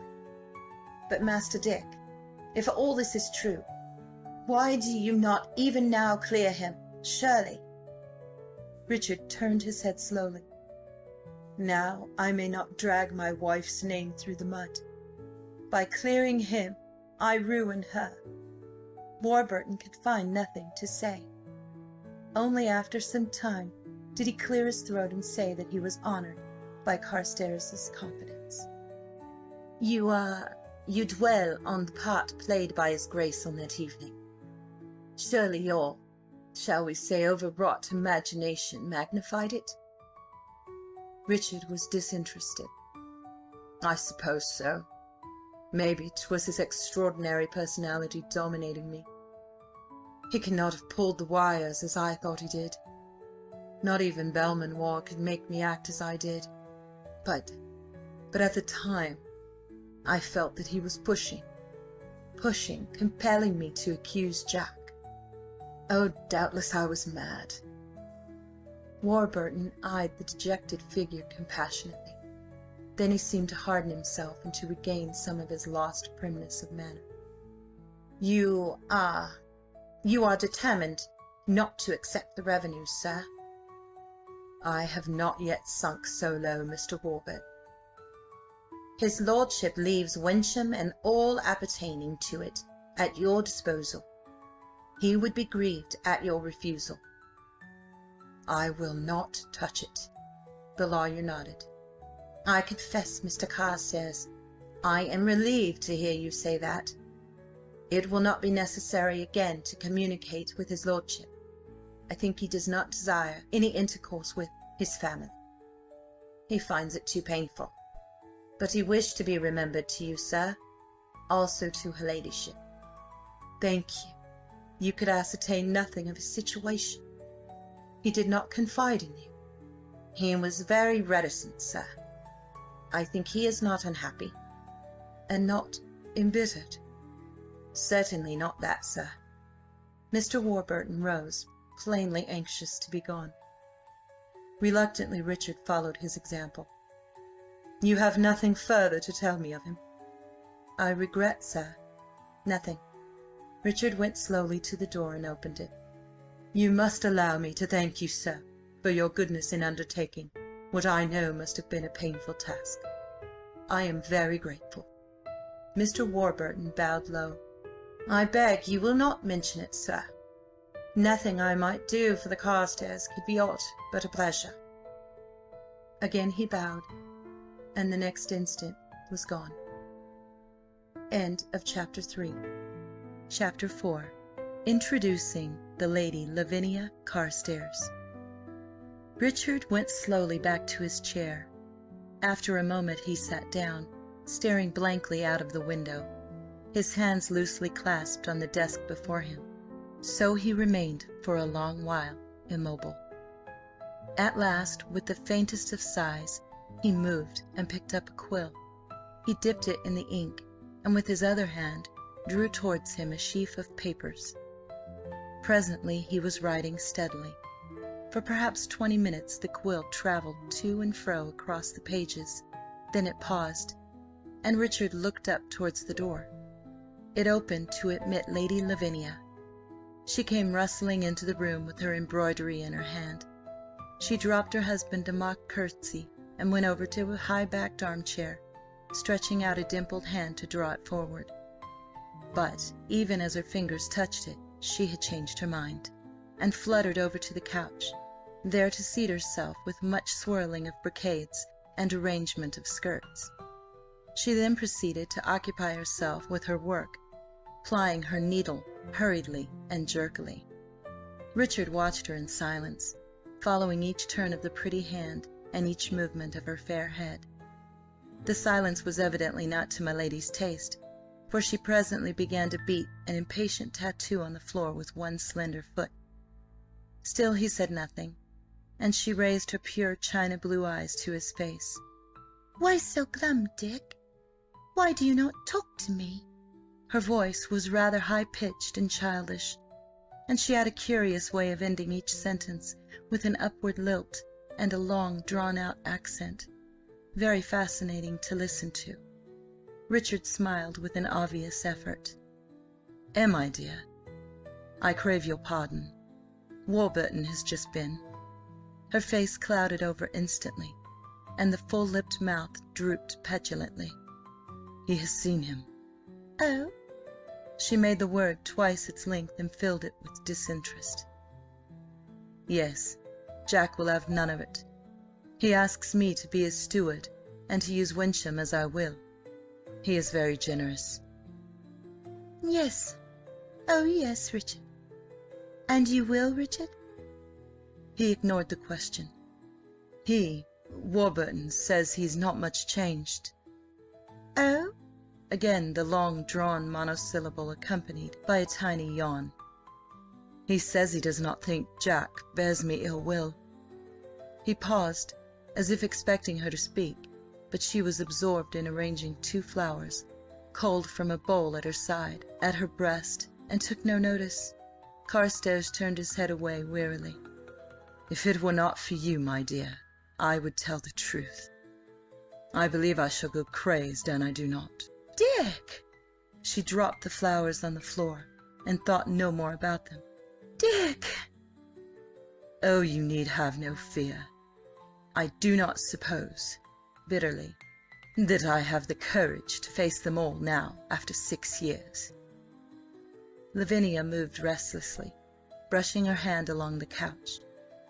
"You will not do it, Richard? Promise! You will not? I could not bear the disgrace of it. Promise me you will never do it." "No," he said slowly, not looking at her. "No, I cannot promise that." She sprang to her feet, flinging her embroidery from her carelessly, and waved fierce, agitated little hands. "That means you will do it. You want to disgrace me. You do not care how you hurt me by holding this threat over my head so cruelly. You—" "Lavinia, for heaven's sake," he implored, pushing back his chair. "Calm yourself." He knew she was about to fly into one of her sudden passions, and frowned with acute vexation. "I will not." "Oh, yes, yes, you think me a shrew. I know. But you need not frown on me, sir, for you are worse. No, I will not. Hush. I am a horrid woman, yes, but you are a cheat. A cheat, a cheat." Carstares strode over to her. "Lavinia!" No, leave me alone. You make me miserable. You refuse me everything that I want most, and then you threaten to disgrace me." "That is untrue," cried Richard, goaded into replying. "I will not promise, that is all. What have I refused you that was within my means to give you? God knows you try your best to ruin me." "Then it is I who am to blame. Pray, did you not induce my lord to leave his money to John when you knew he would have willed it all to you, and you had kept silent? You took no thought to me." "For heaven's sake, Lavinia, be still. You do not know what you are saying." She pressed her hands to her hot cheeks. "No, I am unreasonable. I know it. But don't tell me so, for I cannot bear it. And don't look reproach at me, Richard. You drive me mad, I tell you." She was sweeping up and down the room like some caged animal, lashing herself to a worse fury. Say something, Richard. Do something. Don't stand there so quietly. Oh, you should have never married me. I displease you, and you make me worse, and you do not see how 'tis that I cannot live without pleasure and money. I am despicable? Yes, yes, but what are you? Oh, why did you tell me you cheated after you had wedded me? Angry sobs escaped her. Her handkerchief was in shreds upon the floor. Carstares turned his back to her, that she might not see how she had contrived to hurt him, and the moment drove her to fresh fury. Don't do that! Don't! Don't! You make me worse by your dreadful silence. Oh, if you really loved me— You cannot doubt that, he cried, wheeling suddenly round. You know how I love you. Don't you? He gripped her by the shoulders and swung her to face him. She trembled and gave a sobbing little laugh. As suddenly as it had come, her anger left her. Oh, yes, yes, you do love me, Dickie. She twined her arms about his neck and shrank closer. God help me, yes, he groaned, thrusting her away. And you care for no one save yourself. No, no, she cried, pressing up to him again. Do not say that, Dick. Indeed, I love you, but I cannot live without gaiety. You know I cannot. Oh, I do not doubt but what I am very selfish. But 'tis the way I am fashioned, and I cannot change my nature. And now I have hurt you, and I did not mean to. I did not mean to. My dear, I know you did not. But try to be less a child, I beg of you. You are so uncontrolled, so— I knew you would say that, she answered in a dead voice. You do not understand me. You expect me to be good and patient and forbearing, and I tell you 'tis not in my nature. But Lavinia, you can control your passions, he said gently. No, I cannot. We Belmanoirs as God made us, so we are. And he made us spendthrift and pleasure-loving and mad. She walked slowly to the door. But you do not understand, and you try to make me staid and thoughtful and a good mother, when I am dying for life and excitement, and care not that for housewifery. She opened the door slowly. And now my head aches, and you look grave, and say 'tis my wicked temper, when I want you to be sorry and to be ready to do anything to comfort me. Why can you not take me to London, when you know how I long to be there, instead of this gloomy house with naught to do, save my child and my needle? I am so tired of it all, so very tired of it all. She would have left the room then, but he detained her. Wait, Lavinia. You say you are unhappy. She released the door handle and fluttered her hands expressively. Unhappy? No. I am dull. I am ill-tempered. I am discontented. I am all you please, so do not be sad, Richard. I cannot bear you to be solemn. Oh, why do we quarrel? With one of her impulsive movements, she was again at his side, with her beautiful face upturned. Love me, Richard. Take me to London and never mind an I do squander your money. Say you do not care. Say that nothing matters so long as I am happy. Why do you not say it? Does anything matter? Don't be prudent, Dickie. Be wild. Be reckless. Be anything rather than grave and old. Her arms crept up to his coaxingly. Take me to London. Carstares smoothed the soft hair back from her forehead very tenderly, but his eyes were worried. My dear, I will take you, but not just yet. There is so much to be done here. If you will wait a little longer. Ah, if I will wait. If I will be patient and good. But I cannot. Oh, you don't understand, Dickie. You don't understand. I am sorry, dear. I promise I will take you as soon as possible, and you will stay as long as you please." Her arms fell away. "I want to go now." "Dear." "Very well, very well. We will go presently. Only don't reason with me." He looked at her concernedly. "You are overwrought, my love, and tired." "Yes." She agreed listlessly. "Oh, yes. I will go now and rest. Forgive me, Dick." She kissed her fingertips and extended them to him. "I will be good one day." She turned and hurried out of the room and up the stairs, leaving the door open behind her. Richard stayed for a moment, looking round at the signs of her late presence. Mechanically, he stooped to pick up her embroidery and the piece of her handkerchief. The 2 flowers were broken off short, and he threw them away. Then he left the room and went out onto the sunny terrace, gazing across the beautiful gardens into the blue distance. Across the lawn came a child of 4 or 5, waving a grimy hand. "Father!" Richard looked down at him and smiled. "Well, John?" The boy climbed up the terrace steps, calling his news all the way. "'Tis Uncle Andrew, sir. He has rid over to see you, and is coming through the garden to find you." "Is he? Has he left his horse at the stables?" "Aye, sir. So I came to tell you." "Quite right. Will you come with me to meet him?" The little rosy face lighted up with pleasure. "Oh, may I?" he cried, and slipped his hand into Richard's. Together they descended the steps and made their way across the lawn. "I have run away from Betty," announced John with some pride. "There's Uncle Andrew, sir." He bounded away towards the approaching figure. Lord Andrew Belmanoir was Richard's brother-in-law, brother to the present Duke. He came up with John in his arms and tumbled him to the ground. "Good day, Dick. 'Tis a spoilt child you have here." "Aye, he is but now escaped from his nurse." "Splendid! Come, John, you shall walk with us, and we'll confound fat Betty." He slipped his arm through Richard's as he spoke.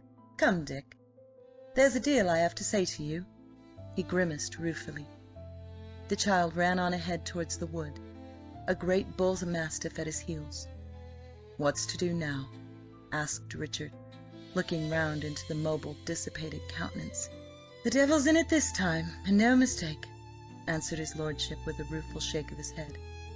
"Deaths?" "Lord, yes.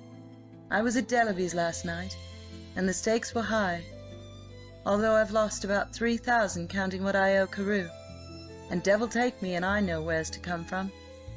His Tracy turns saint and swears he'll see me damned before he hands me another penny. I doubt he means it too."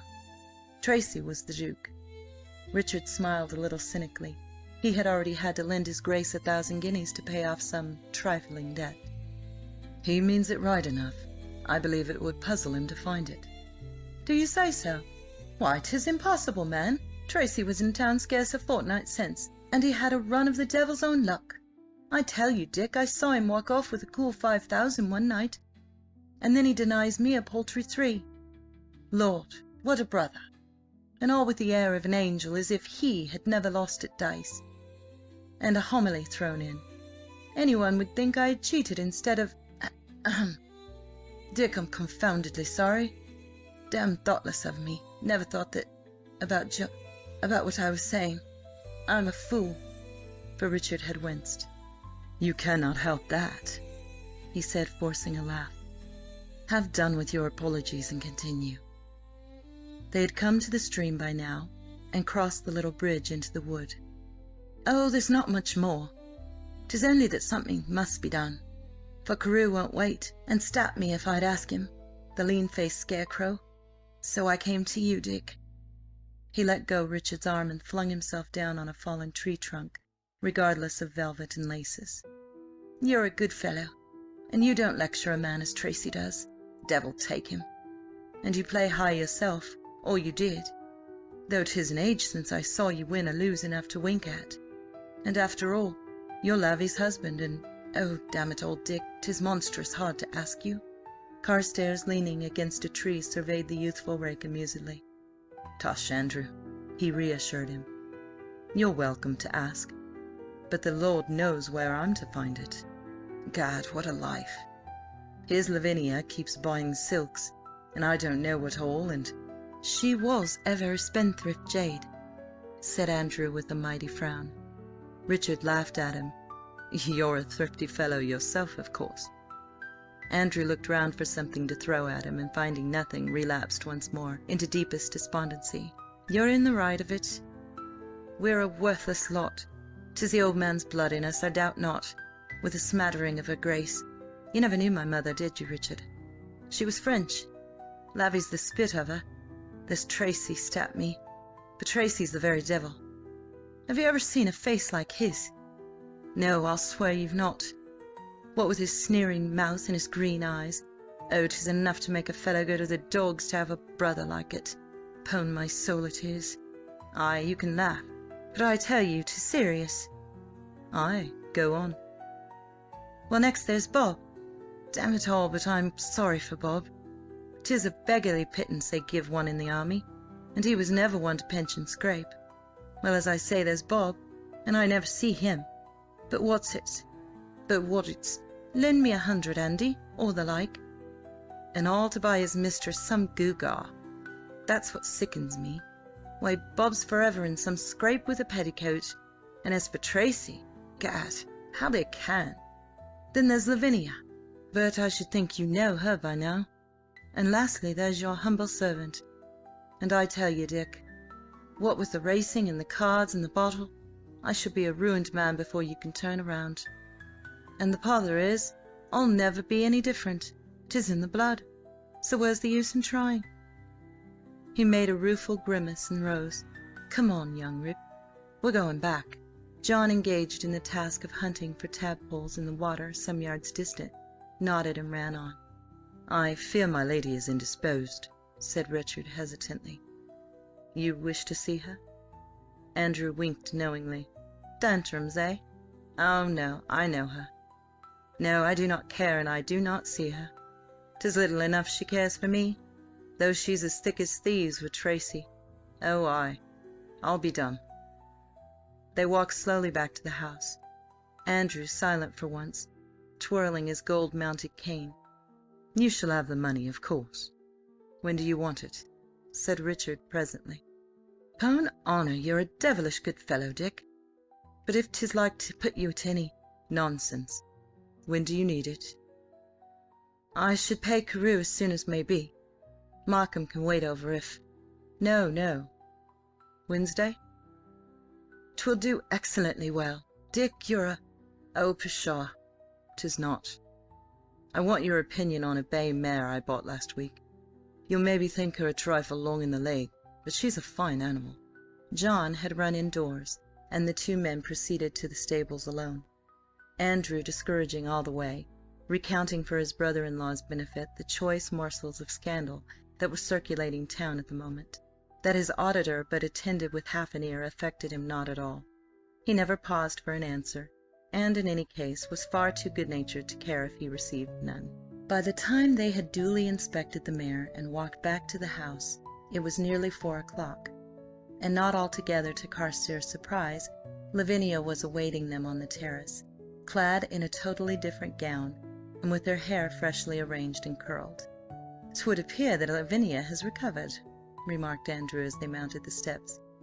"She was ever thus, not 2 minutes the same. Well, Lavvy?" "Well, Andrew?" She gave him a careless hand to kiss, but smiled sweetly up at her husband. "My headache is much better," she told him. "and they said that Andrew was come to see you, so I came downstairs." She turned eagerly to her brother. "Tell me, Andrew, is Tracy at home?" "Lord, yes. He arrived yesterday. Devil take him. Do you want him?" "Oh, yes." She nodded. "I want to see him again. I've not set eyes on him for an age. I want you to take me back with you." "Surely, my dear. 'Tis a trifle late in the day for such a drive," demurred Richard, trying to conceal his annoyance. "Can you not wait until tomorrow?" "Faith, you'll have to, Lavvy, for I'll not take you today. That's certain. I'm riding to Fletcher's when I leave here. Tracy can visit you tomorrow, and he chooses." "Will he?" she asked doubtfully. Andrew clapped his hand to his vest pocket. "If I had not forgot," he exclaimed, "I've a letter from him for you. He intends waiting on you to-morrow. In any case, Lord, what it is to have a scatterbrain like mine!" He pulled a handful of papers from his pocket and selected one, sealed and addressed in a sloping Italian handwriting. Lavinia pounced upon it joyfully and tore it open. Andrew restored the rest of the documents to his pocket with yet another rueful laugh. "Duns, Richard, duns." "Give them to me," answered the other, holding out his hand. "Oh, no. But many thanks, Dick. These are quite unimportant." "Why not pay them all and start afresh?" urged Carstares. "Lord, no. Why, I should be so damned elated that before the day was out there'd be a score of fresh debts staring me in the face." "Let me lend you 1,000 to begin on. Could you not keep out of debt?" "I keep out of debt? Impossible. Don't look so solemn, Dick. I told you 'twas in the blood. We never have a penny to bless ourselves with. But what's the odds? I shall have a run of luck soon. A man can't always lose. Then I shall be able to pay you. But of course I shan't. It'll all go at the next table. I know." He spoke so ingenuously that Richard could not be angry with him. There was a certain frankness about him that pleased, and though he might be spendthrift and heedless and colossally selfish, Richard felt a genuine affection for him. He would have liked to argue the point further, but Lavinia came forward, refolding her letter. "Tracy is coming to-morrow afternoon," she told her husband. "'Twill be prodigiously agreeable, will it not?" He assented, but with a lack of warmth that did not fail to strike her ears. "And he will stay to dine with us?" she cried challengingly. "Certainly, my love." "Look pleased, Dickie, look pleased. Why don't you like Tracy? He is my brother. You must like him." "Of course I like him, Lavinia. Pray do not be foolish." "No, I am not. Don't be cross, Dickie, dear." "Well, if you like him, I'm surprised," broke in Andrew. "I can't bear him. Aye, flash your eyes at me, Lavvy, I don't mind." Lavinia opened her mouth to retaliate, but Richard hastily interposed. Their bickering was more than he could bear, and he never understood how Lavinia could stoop to quarrel with the boisterous youth who tried so palpably to rouse her. He bore them back off to the house, feeling much like a nursemaid with 2 recalcitrant children. End of Chapter 4. Chapter 5. His Grace of Andover. Lady Lavinia dressed herself with even more than her usual care next afternoon, and well nigh drove her maid distracted by her flashes of temper and impatient, contradictory orders. So lengthy was the toilette that she was only just in her boudoir when his Grace of Andover was announced. She had no time to tell the footman that she would receive his Grace, for almost before the words were out of James's mouth, he stood bowing in the doorway, sure of his welcome. He was curiously like his sister, this man, and at the same time curiously unlike. Hers were the high cheekbones and pinched aristocratic nostrils, but the mouth with its thin lips and the heavy-lidded green eyes were totally different. His Grace's brows slanted up at the corners, and his eyes, though piercing and bright, were constantly veiled by the black-lashed lids. He wore his own black hair unpowdered, and that, together with the black and silver garments that he always affected, greatly enhanced the natural pallor of his countenance. Altogether it was a very striking figure that stood just before the closed white door and bowed to milady. Lavinia took an eager step towards him, swinging her pearl-grey brocades. "Oh, Tracy!" she cooed, holding out both hands. His Grace advanced into the room and bent low over them.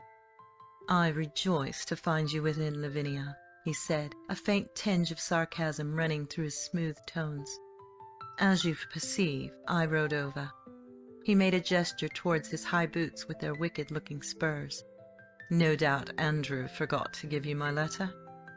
"No," she said, slipping her hand in his arm. "You remembered in time, and oh, Tracy, I was so vastly delighted to have it." "I am indeed honoured," he replied. "I am come on a sufficiently important matter." "Oh?" She pulled her hand away disappointedly. Money? You are really wonderful, my dear, as you so crudely remark. Money. Will you not be seated? She sank down on the couch dejectedly and watched him take a chair opposite her. Your most noble lord and master lent me a trifling sum the other day, but very trifling. I am, as usual, hard-pressed, and that young fool Andrew must needs fall into debt. Milady opened wide her eyes in surprise. Do you tell me you need money from Richard to pay Andrew's debts? She asked frankly, incredulous. I do not. Is it likely?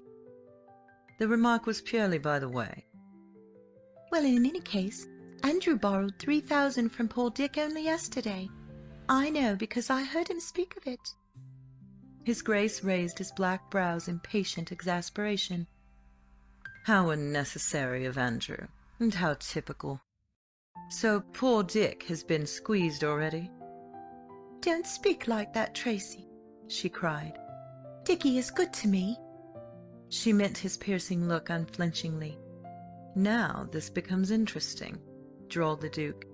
Since when have you come to that conclusion? And why this sudden loyalty? I have always been loyal to him, Tracy. You know I have. I worry him, and indeed he is very forbearing. But how charming of him. No, do not sneer, Tracy. He has promised to take me to London for the whole winter. His Grace leant back in his chair again. Now I understand, he said placidly. I was at a loss before. 'Tis not that, Tracy. Indeed, I realise how kind he is to me. And we have quarrelled again. We are always quarrelling, and I know 'tis all my fault. What a comfortable conviction, my dear. No, no, 'tis not comfortable, Tracy, for somehow I cannot change my disposition, though I mean to be patient and sweet. Tracy, I hate Wyncham. You hate Wyncham? There was a time. I know, but I never meant to live here always like this. I want to go to London. I thought you said you were going. Yes, I am, but I want to go with someone who is gay, not... In fact, you want distraction, and not with the amiable Richard? Well, I can conceive that life with him might prove uninspiring. Safe, my dear, but not exciting.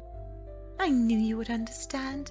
You see, he does not like me to play at cards, because I cannot stop, and he cannot see how 'tis that I care not for what he calls home life, when there are routs in the play and real life. He is so staid, Tracy, and careful. A good trait in a husband, Lavinia, replied his Grace cynically. 'Tis because I do not possess it that I am single now. His lips curled scornfully at this, for well she knew her brother. No, Tracy, that is not so. It is because you are the devil. No woman would marry you. That is most interesting, my dear, purred his Grace. But pray, strive to be a little more original. Continue your analysis of Richard's sterling character. 'Tis only that we are so different. She sighed. I always desire to do things quickly. If I think of something, I want it at once, you know, Tracy. And he likes to wait and think on it, and oh, 'tis so tiresome. And it puts me in a bad humour, and I behave like a hysterical bourgeois. She got up swiftly, clasping her nervous little hands. When he speaks to me in that gentle, reasoning way, I scream, Tracy. Do you think I am mad? She laughed unmusically. No, he replied, but the next thing to it, a belle manoir. Perhaps it was a pity you ever married, Richard. But there is always the money. There is not, she cried out sharply. Not? What mean you? Tracy, 'tis of this that I wanted to speak. You think my lord left his money to Dick? Certainly. He should be stupendously wealthy. He is not. But my good girl, the revenue must be enormous. He has the land, surely. No, he has not the land. Oh, but I am angry whenever I think on it. He induced my lord to leave it to John. He has but his younger son's portion." "I still fail to understand. You informed me that the Earl left all to Richard." "He changed his will, Tracy." "He changed his will? Then, my dear, you must have played your cards very badly." "'Twas not my fault, Tracy. It was not. I knew not until the will was read. Richard never spoke a word to me about it, and now we are comparatively poor." Her voice trembled with indignation, but his Grace only whistled beneath his breath. "I always knew, of course, that Dick was a fool, but I never guessed how much so till now." At that she flared up. "He is not a fool. He is an honest man, and 'tis we, I tell you, who are mean and despicable and mercenary." "Undoubtedly, Lavinia. But pray do not excite yourself so over it. I suppose he is still devoted to that young hothead?"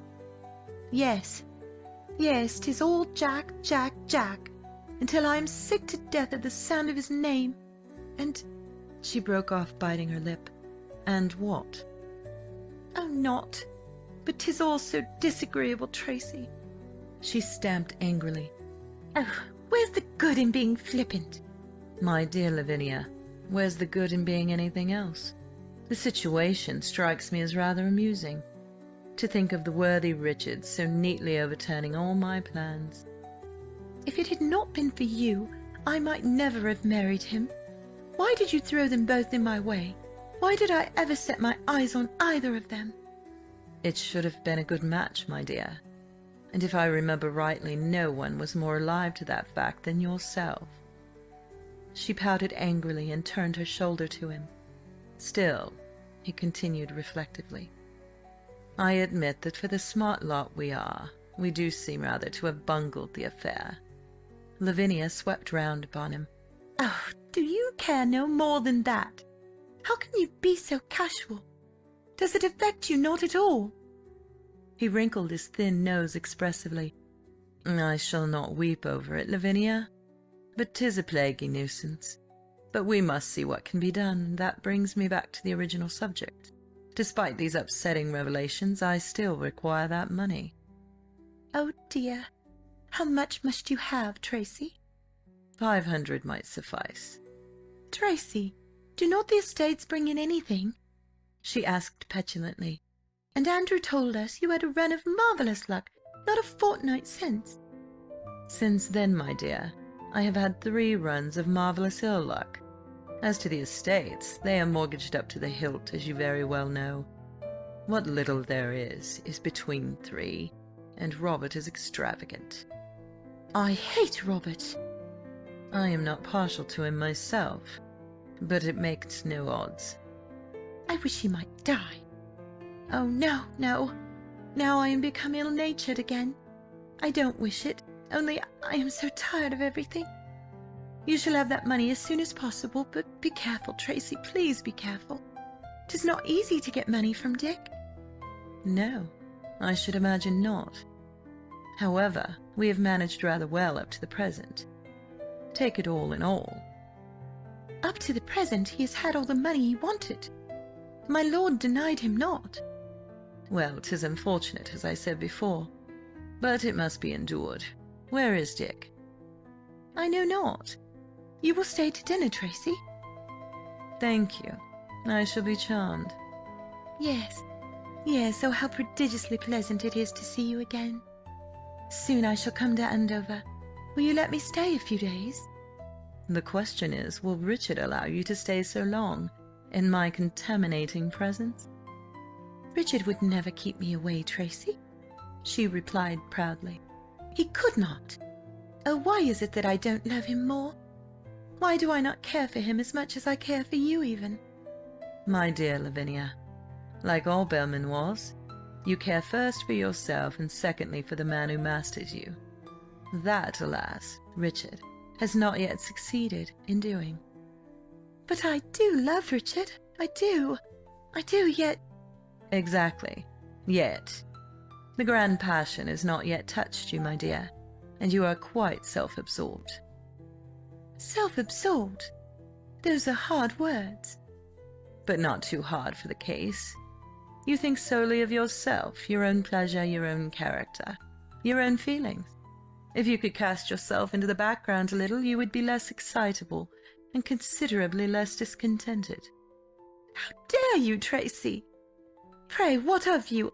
Are you so selfless? Not at all. I am precisely the same. I was merely suggesting that you might be happier, and you could depose self. You had best do the same yourself. My dear Lavinia, when I feel the need of greater happiness, I most undoubtedly shall. At present I am quite content. You are unkind, she protested. and you sneer at me. Pray accept my heartfelt apologies. You shall come to Andover if the worthy Richard permits. Her face cleared as by magic. Oh, Tracy! Oh, I'm so desirous to be gay once more. I cannot even receive now on account of this mourning. But when I am at Andover, oh, we will not worry over anything, and I can be bad-tempered without feeling that someone is being hurt by me. I'll come to Dickie at once. At once. He rose leisurely. I can imagine that you try Richard's patience somewhat, he remarked. Happily, your impetuosity in no way disturbs me. We will go in search of Richard. Halfway down the great staircase, she perceived her husband and flew to meet him. Richard, I was coming in search of you. Tracy has invited me to Andover for a week. He purposes to ask several people to stay, and there will be parties and entertainment. You will let me go? Say yes, Dick. Say yes quickly.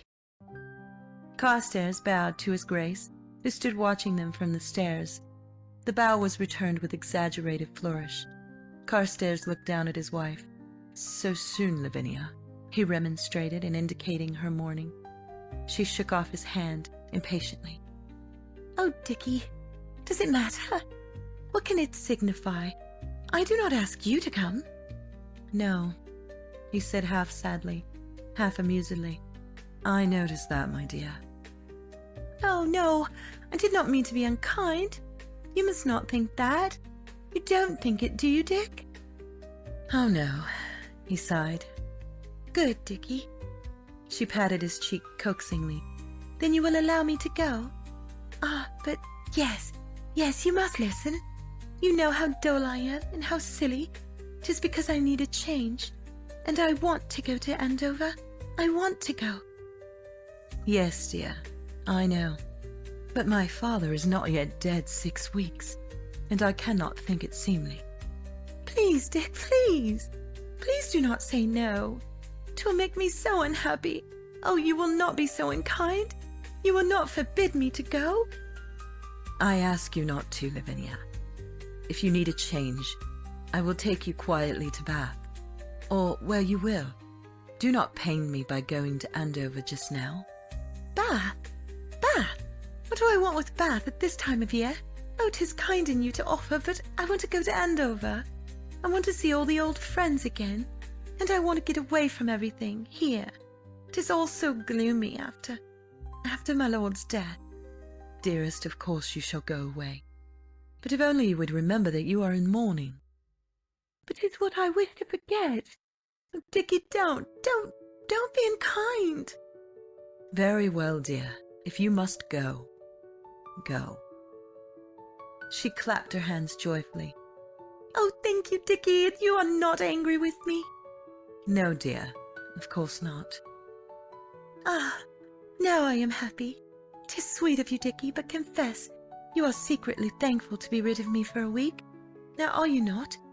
She spread out her fan in the highest good humour and coquetted behind it. Richard was induced to smile. "I fear I shall miss you too sadly, dear." Oh. She dropped the fan.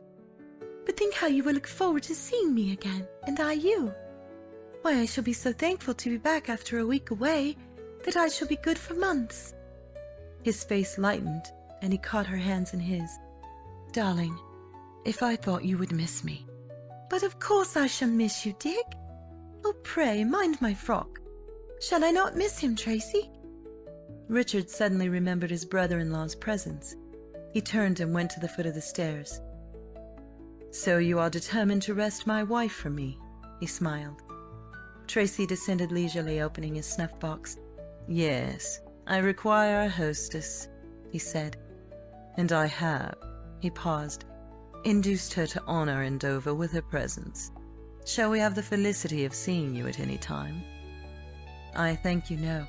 I am not, you will understand, in the mood for the gaiety for which my poor Lavinia craves." The Duke bowed slightly, and they all three went out onto the terrace, Lavinia laughing and talking as Richard had not heard her laugh or talk for days. She was the life and soul of the little dinner party, flirting prettily with her husband, and exerting herself to please him in every way. She had won her point. Therefore she was in excellent spirits with all the world, and not even the spilling of some wine on her new silk served to discompose her. End of Chapter 5. Chapter 6. Bath, 29 Queen Square. The autumn and the winter passed smoothly, and April found the Carstares installed at Bath, whither Lady Lavinia had teased her husband into going, despite his desire to return to Wyncham and John. She herself did not care to be with the child, and was perfectly content that Richard should journey occasionally to Wyncham to see that all was well with him. On the whole, she had enjoyed the winter, for she had induced Richard to open Wyncham House, Mayfair, the Earl's town residence, where she had been able to hold several entirely successful routs, and many select little card parties. Admirers she had a many, and nothing so pleased her vain little heart as masculine adulation. Carstares never entered his home without stumbling against some fresh flame of hers, but as they mostly consisted of what he rudely termed the lapdog type, he was conscious of no jealous qualms, and patiently submitted to their inundation of his house. He was satisfied that Lavinia was happy, and, as he assured himself at times when he was most tried, nothing else signified. The only flaw to Lavinia's content was the need of money. Not that she was stinted, or ever refused anything that he could in reason give her, but her wants were never reasonable. She would demand a new town chariot, upholstered in pale blue, not because her own was worn out or shabby, but because she was tired of its crimson cushions. Or she would suddenly take a fancy to some new and usually fabulously expensive toy, and having acquired it, weary of it in a week. Without a murmur, Richard gave her lapdogs of the real kind, black pages, jewels, and innumerable kickshaws, for which she rewarded him with her brightest smiles and tenderest caresses.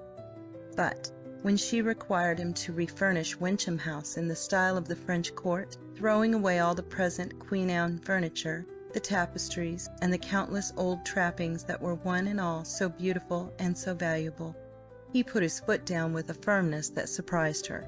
Not for any whim of hers was Jack's house to be spoiled. Neither her coaxing nor her tears had any effect upon Richard, and when she reverted to sulks, he scolded her so harshly that she was frightened, and, in consequence, silenced.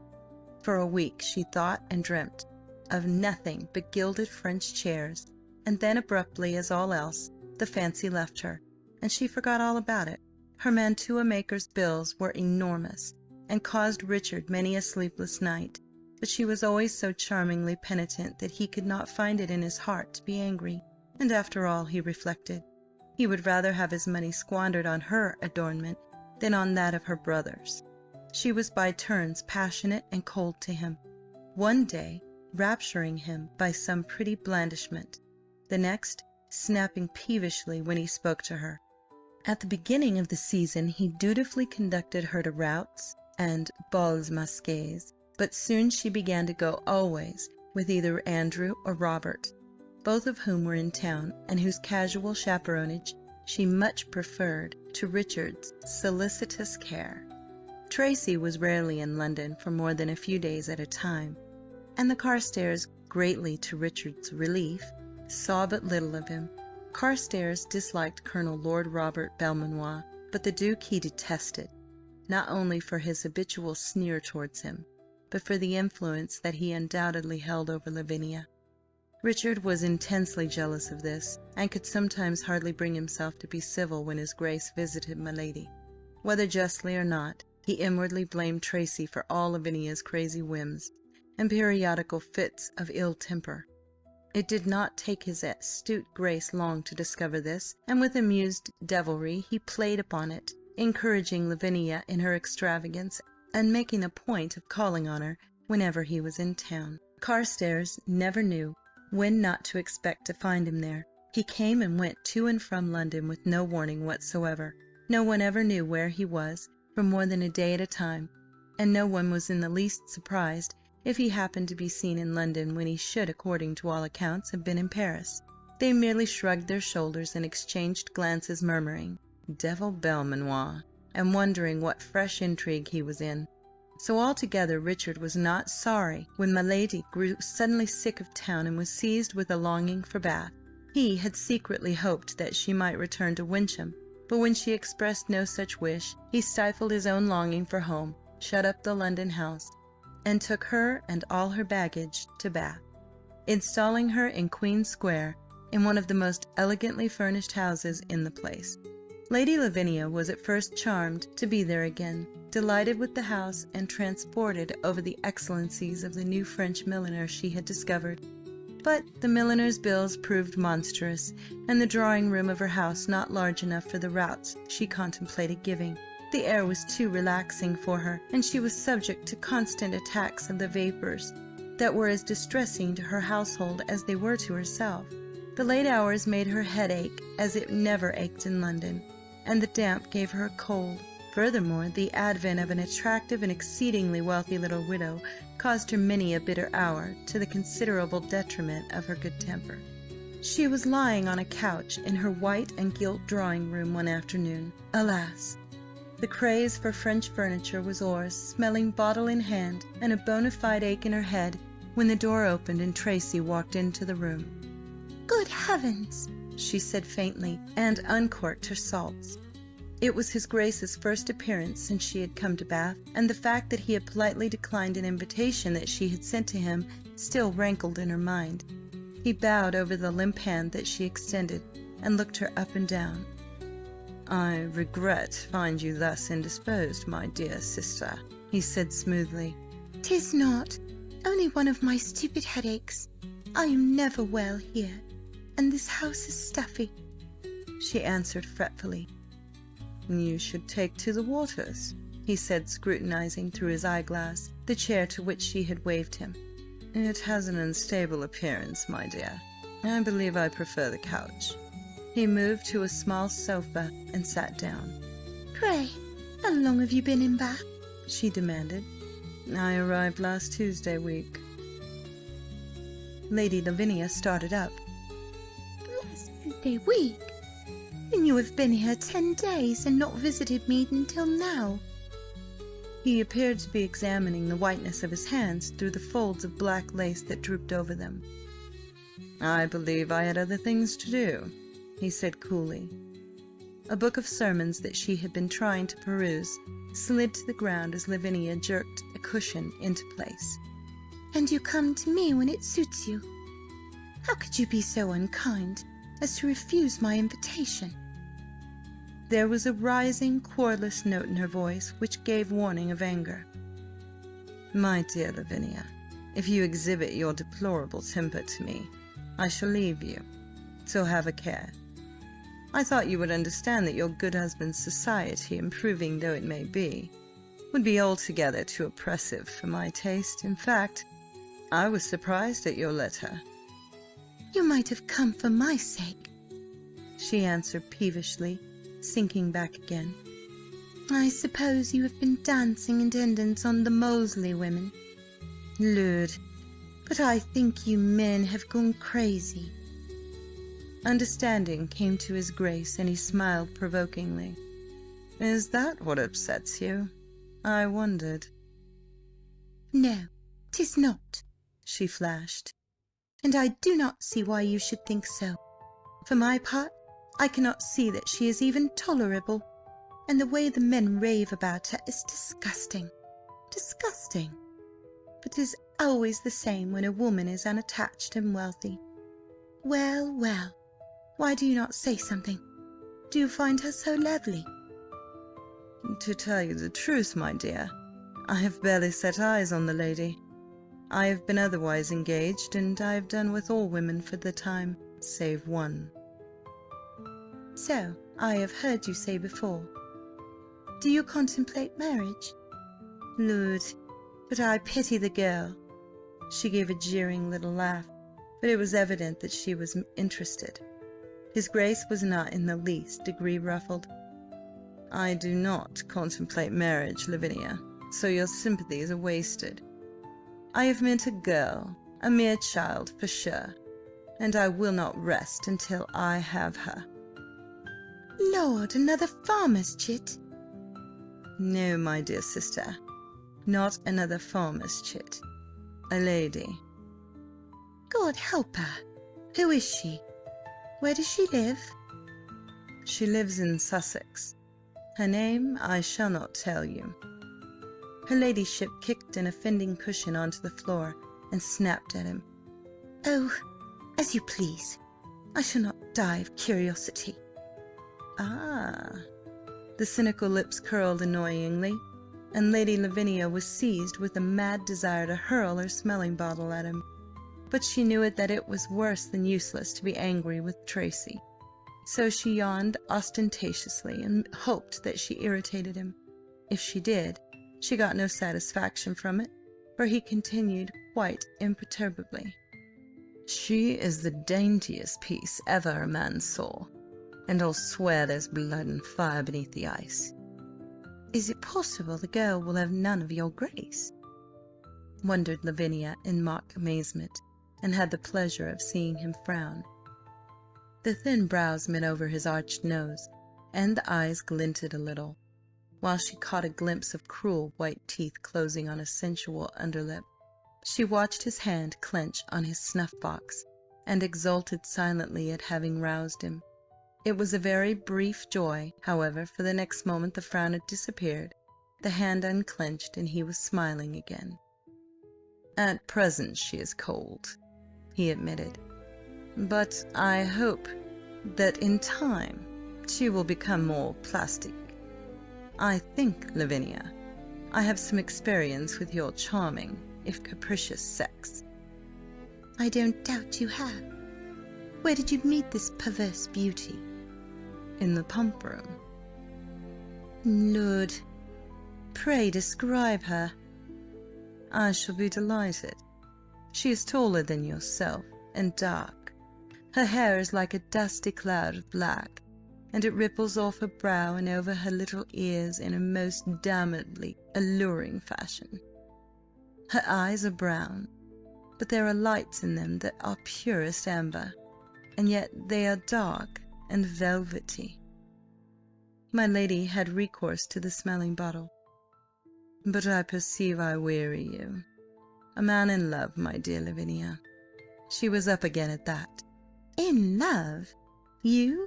Nonsense, nonsense, nonsense. You do not know what the word means. You are like a fish, with no more of love in you than a fish, and no more heart than a fish, and—" "Spare me the rest, I beg. I am very clammy, I make no doubt, but you will at least accord me more brain than a fish." "Oh, you have brain enough," she raged. "Brain for evil, I grant you that." "It is really very kind of you." "The passion you feel now is not love. It is— "Your pardon, my dear, but at the present moment I am singularly devoid of all strenuous emotions, so your remark is—" "Oh, Tracy, Tracy, I am even quarrelling with you," she cried wretchedly. "Oh, why? Why?" "You are entirely mistaken, my dear. This is but the interchange of compliments. Pray, do not let me hinder you in the contribution of your share." Her lip trembled.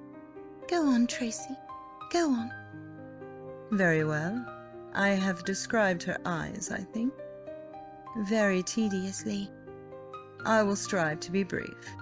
Her lips are the most kissable that I have ever seen." "And, as you remarked, you have experience." she murmured. He bowed ironically. Altogether, she's as spirited a filly as you could wish for. All she needs is bringing to heel. Does one bring a filly to heel? I rather thought— As usual, my dear Lavinia, you are right. One does not. One breaks in a filly. I beg leave to thank you for correcting my mixed metaphor. Oh, pray do not mention it. I will cease to do so. She needs breaking in. It should be amusing to tame her. Should it? She looked curiously at him. Vastly. I am persuaded it can be done. I will have her. But what if she'll none of you? Suddenly the heavy lids were raised. She will have no choice. Lady Lavinia shivered and sat up. La, Tracy! Will you have no sense of decency? She cried. I suppose, she sneered, you think to kidnap the girl? Exactly, he nodded. She gasped at the effrontery of it. Heavens, are you mad?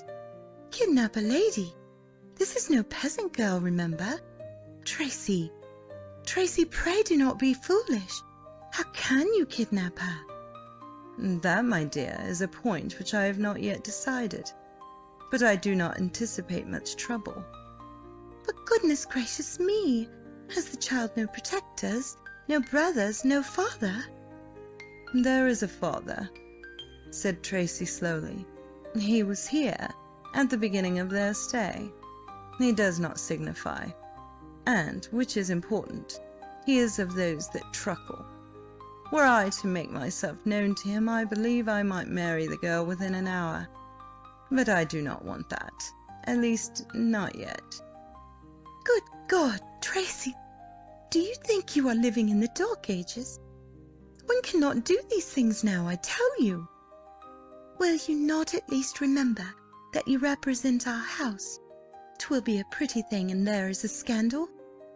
She broke off hopelessly and watched him flick a remnant of snuff from his cravat. Oh, Tracy, 'tis indeed a dangerous game you play. Pray consider. Really, Lavinia, you are most entertaining. I trust I am capable of caring for myself in mine own honour. Oh, don't sneer, don't sneer, she cried. Sometimes I think I quite hate you. You would be the more amusing, my dear. She swept the back of her hand across her eyes in a characteristic movement.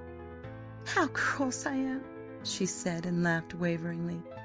You must bear with me, Tracy. Indeed, I am not well. You should take the waters, he repeated. Oh, I do. And that reminds me that I must look for your beauty. She is not like to be there, he answered. 'Tis only very seldom that she appears. What? Is she then religious? Religious? Why, in heaven's name? But not to walk in the rooms. She is staying here with her aunt, who has been ill. They do not mix much in society. How very dreadful. Yet she used to walk in the rooms, for you meant her there? Yes, he admitted coolly. 'Tis for that reason that she now avoids them. Oh, Tracy, the poor child, exclaimed his sister in a sudden fit of pity. How can you persecute her if she dislikes you? She does not. Not? Then rather she fears me, but she is intrigued for all that. I persecute her, as you call it, for her own and my ultimate good. But they quit Bath in a few days, and then— Nous verrons. He rose. What of honest Dick? Don't call him by that odious name. I will not have it. Odious, my dear? Odious? You would have reason, and I called him dishonest Dick. Don't, she cried, covering her ears. His Grace laughed softly. No, Lavinia, you must get the better of these megrims of yours, for there is naught that sickens a man sooner, believe me. Oh, go away, she implored. You tease me and tease me until I cannot bear it. And indeed I do not mean to be shrewish. Please go." "I am on the point of doing so, my dear. I trust you will have in a measure recovered when next I see you. Pray, bear my respects to the Honourable Richard." She stretched out her hand. "Come again soon," she begged. "I shall be better tomorrow. 'Tis only to-day that my head aches, till I could shriek with the worry and the pain of it. Come again." "Unfortunately, I anticipate leaving Bath within a day or two, but nothing would have given me greater pleasure than to comply with your wishes." He kissed her hand punctiliously and took his leave. At the door he paused and looked back mockingly. "By the way, her name is Diana." He bowed again and swept out, as Lavinia buried her face in the cushions and burst into tears. It was thus that Richard found her 20 minutes later, and his concern was so great that it in part restored her spirits, and she spent a quiet and, for him, blissful evening playing at piquet. In the middle of a game she suddenly flung down her hand and caught at his wrist. Dickie, Dickie, I will go home." "Go home? What do you mean? Not—" Yes, Wyncham. Why not?" "My dear, do you mean it?" His voice quivered with joyful surprise, and the cards slipped from his hands. "Yes, I mean it. But take me quickly before I change my mind. I can sleep at Wyncham, and here I lie awake all night, and my head aches. Take me home, and I will try to be a better wife. Oh, Dickie, have I been tiresome and exacting? I did not mean to be. Why do you let me?" She came quickly round the table and knelt at his side, giving no heed to the crumpling of her billowing silks. "I have been a wicked, selfish woman," she said vehemently. "But indeed I will be better. You must not let me be bad. You must not, I tell you." He flung his arm about her plump shoulders and drew her tightly to him. "When I get you home, at Wyncham, I promise you, I will finally hector you, sweetheart," he said, laughing to conceal his deeper feelings. "I shall make you into a capital housewife." "And I will learn to make butter," she nodded. "Then I must wear a dimity gown with a muslin apron and cap.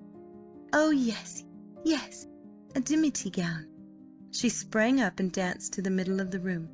"Shall I not be charming, Richard?" "Very charming, Lavinia." "Of course.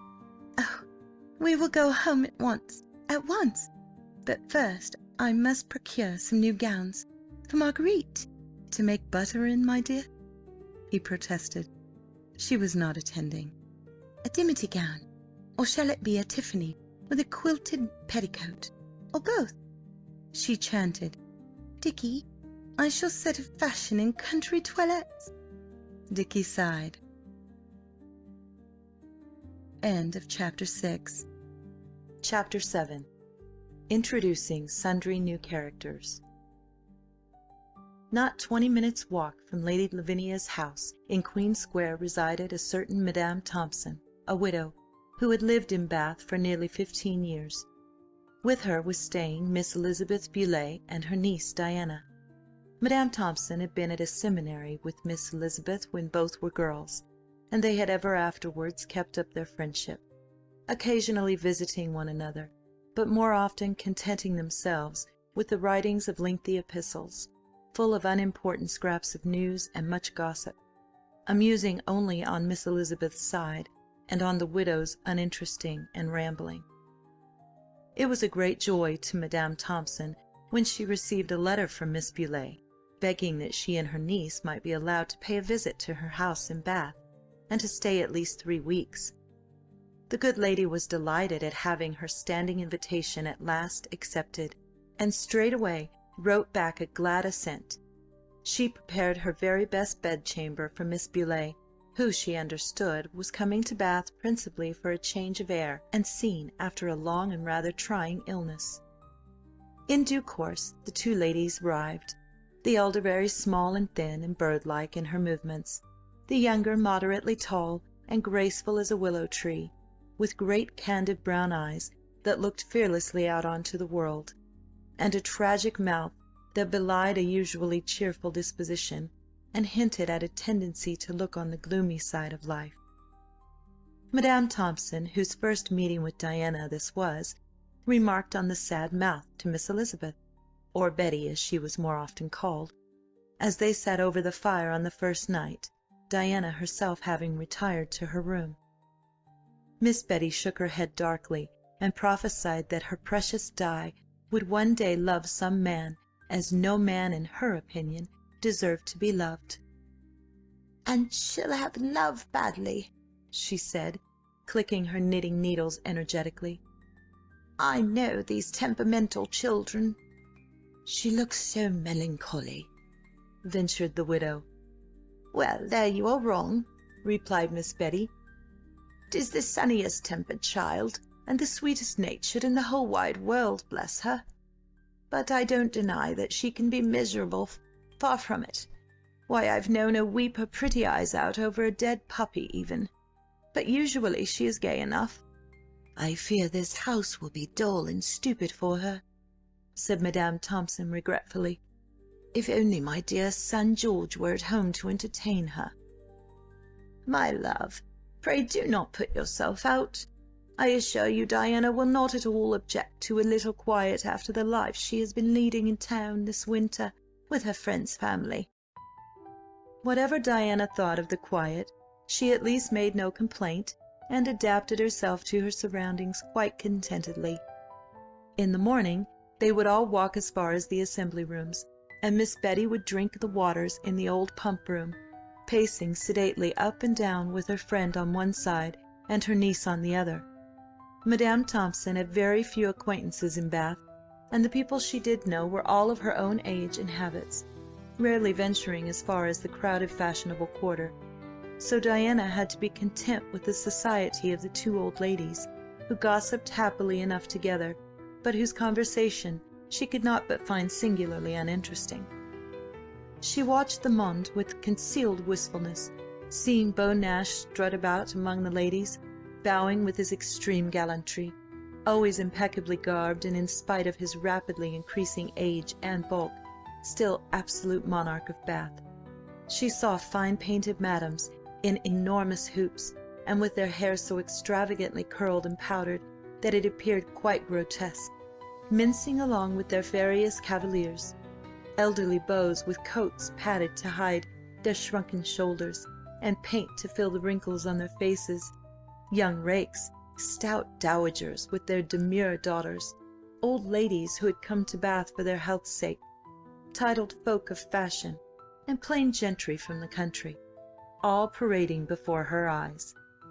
One or two young bucks tried to ogle her, and received such indignant glances from those clear eyes that they never dared annoy her again, but for the most part no one paid any heed to the unknown and plainly clad girl. Then came his Grace of Andover upon the stage. He drew Diana's attention from the first moment that he entered the pump room, a black moth amongst the gaily hued butterflies. He had swept a comprehensive glance round the scene, and at once perceived Diana. Somehow, exactly how she could never afterwards remember, he had introduced himself to her aunt, and won that lady's good will by his smoothness of manner and polished air. Madame Thompson, who, left to herself, never visited the assembly rooms, could not be expected to recognize Devil Belmanoir in the simple Mr. Everard who presented himself. As he had told his sister, Diana was cold. There was something about his Grace that repelled her, even while his mesmeric personality fascinated. He was right when he said that she feared him. She was nervous, and the element of fear gave birth to curiosity.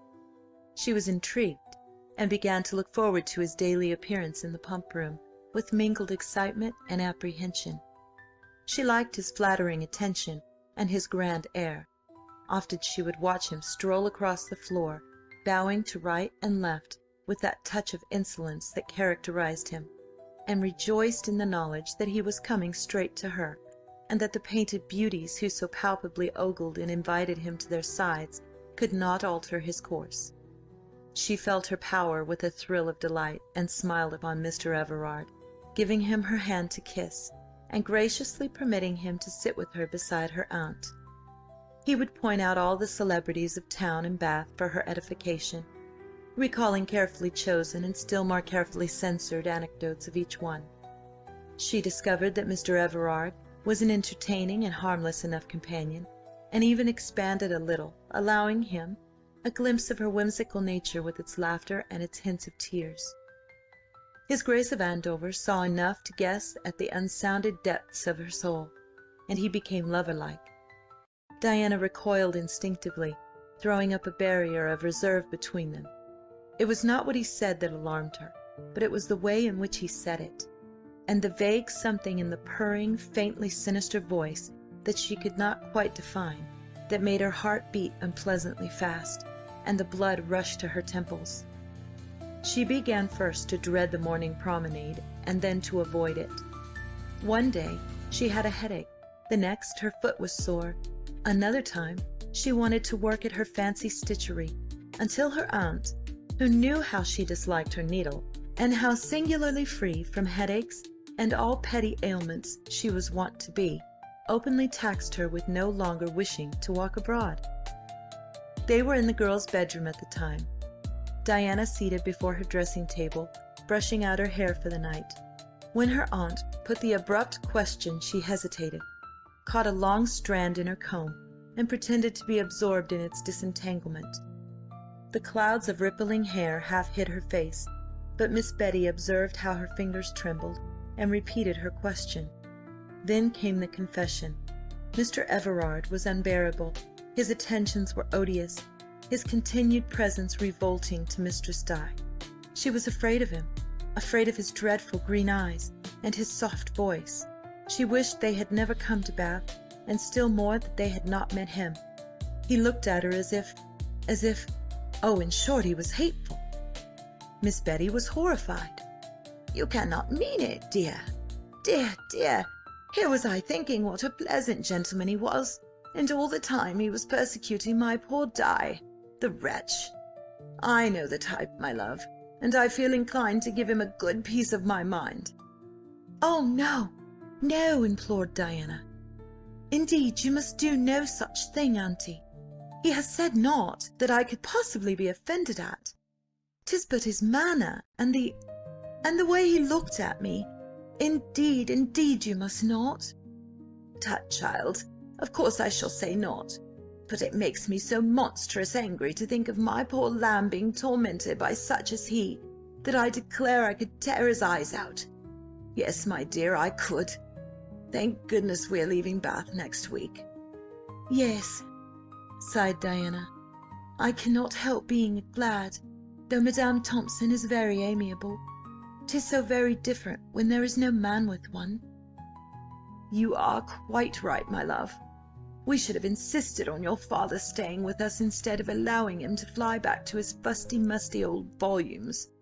I shall not be so foolish another time, I can assure you. But we need not go to the assembly rooms again." "I need not go," corrected Diana gently. "Of course, you and Madame Thompson will continue to." "To tell you the truth, my love," confessed Miss Betty, "I shall not be sorry for an excuse to stay away.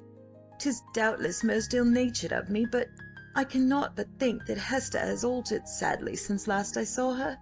She is always talking of sermons and good works." Diana twisted her luxuriant hair into a long plait, and gave a gurgling little laugh. "Oh, auntie, is it not depressing? I wondered how you could tolerate it.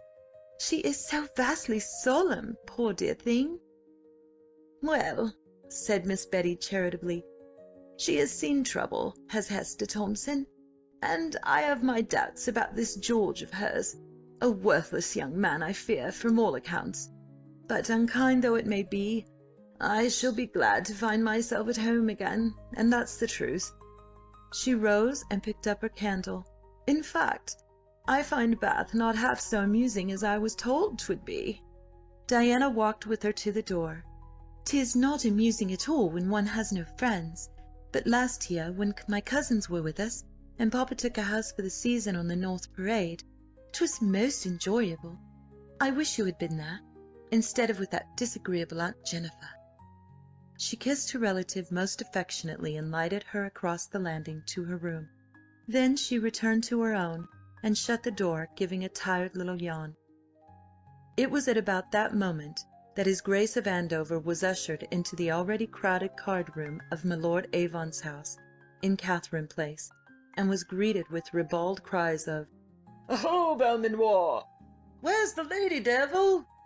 He walked coolly forward into the full light of a great pendant chandelier standing directly beneath it, the diamond order on his breast burning and winking like a living thing.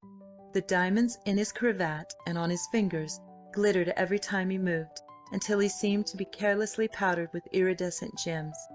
As usual, he was clad in black, but it would have been difficult to find any other dress in the room more sumptuous or more magnificent than his sable satin, with its heavy silver lacing and shimmering waistcoat.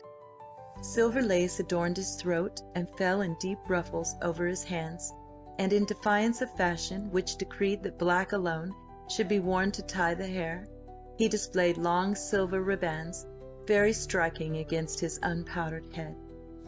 He raised his quizzing glass and looked round the room with an air of surprised hauteur. Lord Avon, leaning back in his chair at one of the tables, shook a reproving finger at him. "Belmanoir, Belmanoir, we have seen her, and we protest she is too charming for you." "In truth, we think we should be allowed a share in the ladyeth smileth," lisped one from behind him, and his Grace turned to face dainty, effeminate little Viscount Fotheringham, who stood at his elbow, resplendent in salmon-pink satin and primrose velvet, with skirts so full and stiffly whaleboned that they stood out from his person, and heels so high that instead of walking he could only mince. Tracy made a low leg. "Surely, shall you have a share in her smiles, and she wills it so?" he purred, and a general laugh went up, which caused the fop to flush to the ears as he speedily effaced himself. He had been one of those who had tried to accost Diana, and gossip-loving Will Stapley with him at the time had related the story of his discomfiture to at least half a dozen men, who immediately told it to others, vastly amused at the pertinacious Viscount's rebuff. "What was it Selwyn said?" drawled Sir Gregory Markham, shuffling cards at Lord Avon's table. Davenant looked across at him inquiringly. "George? Of Belmanoir? When?" "Oh, at White's one night, I forget. Jack Cholmondeley was there. He would know, and Hoary Walpole. 'Twas of devil in his light of loves, quite apt on the whole." Cholmondeley looked up. "Did I hear my name?" "Ay. What was it that George said of Belmanoir at White's, the night Gilly made that absurd bet with Folliot?" "When Gilly? Oh yes, I remember. 'Twas but an old hexameter tag, playing on his name. Es bellem belli, bellim beller puelle. He seemed to think it a fitting motto for a ducal house." There was another general laugh at this. Markham broke in on it. "Who is she, Tracy?" His Grace turned. "Who is who?" he asked languidly. Lord Avon burst out laughing. "Oh, come now, Belmanoir, that won't do. It really will not. Who is she, indeed?" "Ay, Belmanoir, who is the black-haired beauty, and where did you find her?" cried Tom Wilding, pressing forward with a glass in one hand and a bottle of port in the other. "I thought you were captivated by Cynthia Evans." Tracy looked bewildered for the moment, and then a light dawned on him. "Evans, ah yes, the saucy widow who lived in Kensington, was it not? I remember." He had forgotten, cried Avon, and went off into another of the noisy laughs that had more than once caused Mr. Nash to shudder and to close his august eyes. "You'll be the death of me, devil, gad but you will." "Oh, I trust not. Thank you, Wilding." He accepted the glass that Tom offered and sipped delicately. "But you've not answered," reminded Fortescue from another table. He dealt the cards round expertly. "It is hands off, perhaps?" "Certainly," replied his Grace. "It generally is, Frank, as you know."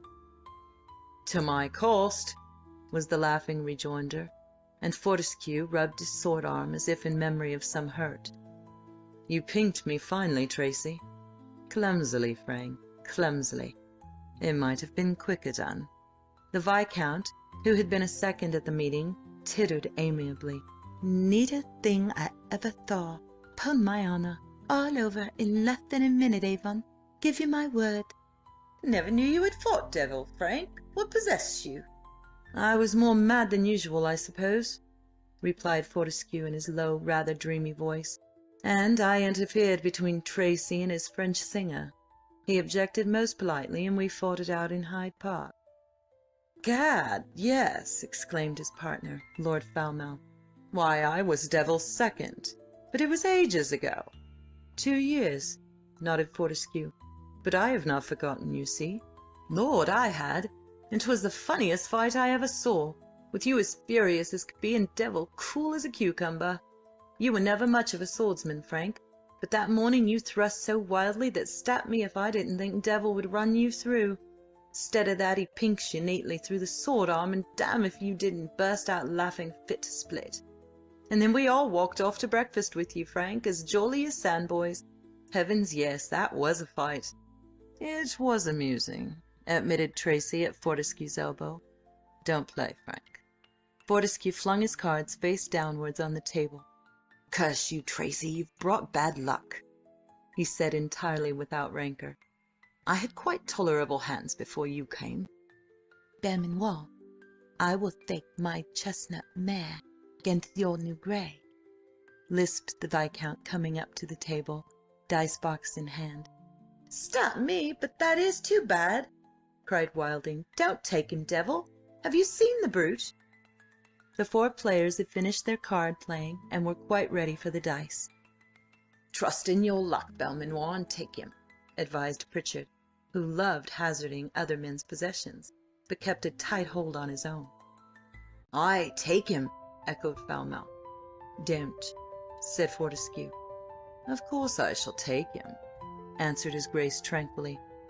"My grey against your chestnut in the best of 3. Will you throw?" The Viscount rattled his box with a flourish. 2 3s and 1 turned up.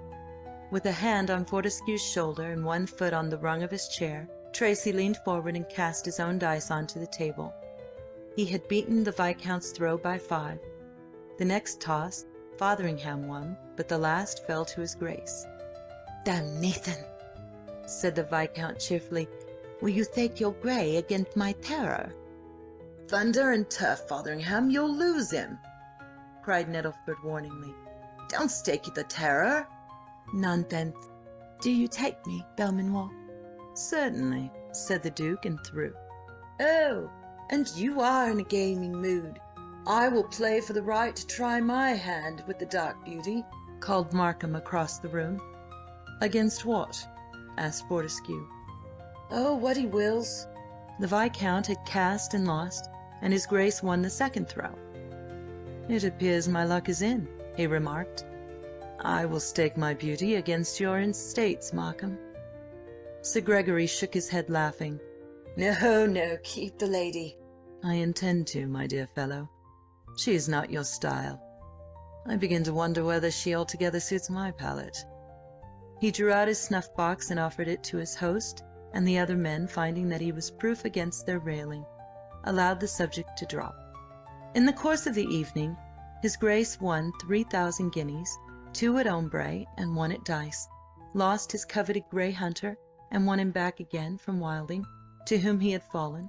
He came away at 3 o'clock in the company with Fortescue, both perfectly cool-headed, although his Grace, for his part, had imbibed a considerable quantity of Burgundy, and more punch than any ordinary man could take without afterwards feeling very much the worse for wear. As my Lord Avon's door closed behind them, Tracy turned to his friend. "Shall we walk, Frank?" "Since our ways lie together, yes," replied Fortescue, linking his arm in the Duke's. "Down Brock Street and cross the Circus is our quickest way." They strolled down the road for a few moments in silence, passing a linkman on the way. Fortescue bade him a cheery good night, which was answered in a very beery voice, but the Duke said nothing. Frank looked into his dark-browed face thoughtfully. You've had the luck tonight, Tracy. Moderately. I hoped entirely to repair last week's losses. You are in debt, I suppose? I believe so. To what extent, Tracy? My dear fellow, I neither have nor wish to have the vaguest notion. Pray do not treat me to a sermon. I shall not. I said all I have to say on the subject. Many times. Yes, many times. And it has had no more effect upon you than if I had not spoken. Less. I dare say. I wish it were not so, for there's good in you somewhere, Tracy. By what strange process of reasoning do you arrive at that? Well, said Fortescue, laughing, there's nearly always some good in very worst of men. I count on that and your kindness to me. I should be interested to know when I have been kind to you, beyond the time when I was compelled to teach you to leave me and my affairs alone. I was not referring to that occasion, was the dry answer. I had not seen your act in that light. I meant well over the episode. You could not damn yourself more effectually than by saying that, said his Grace calmly. But we wander from the point. When have I done you an act of kindness? You know very well. When you extricated me from that cursed sponging house. I remember now. Yes, that was good of me. I wonder why I did it. 'Tis what I want to know. I suppose I must have had some sort of an affection for you. I would certainly never have done such a thing for anyone else. Not even for your own brother, said Frank sharply. They had crossed the circus and were walking down Gay Street now. Least of all for them, came the placid response. You are thinking of Andrew's tragic act. Most entertaining, was it not? You evidently found it so. I did. I wanted to prolong the sensation, but my esteemed brother-in-law came to the young fool's rescue. Would you have assisted him? In the end, I fear I should have had to.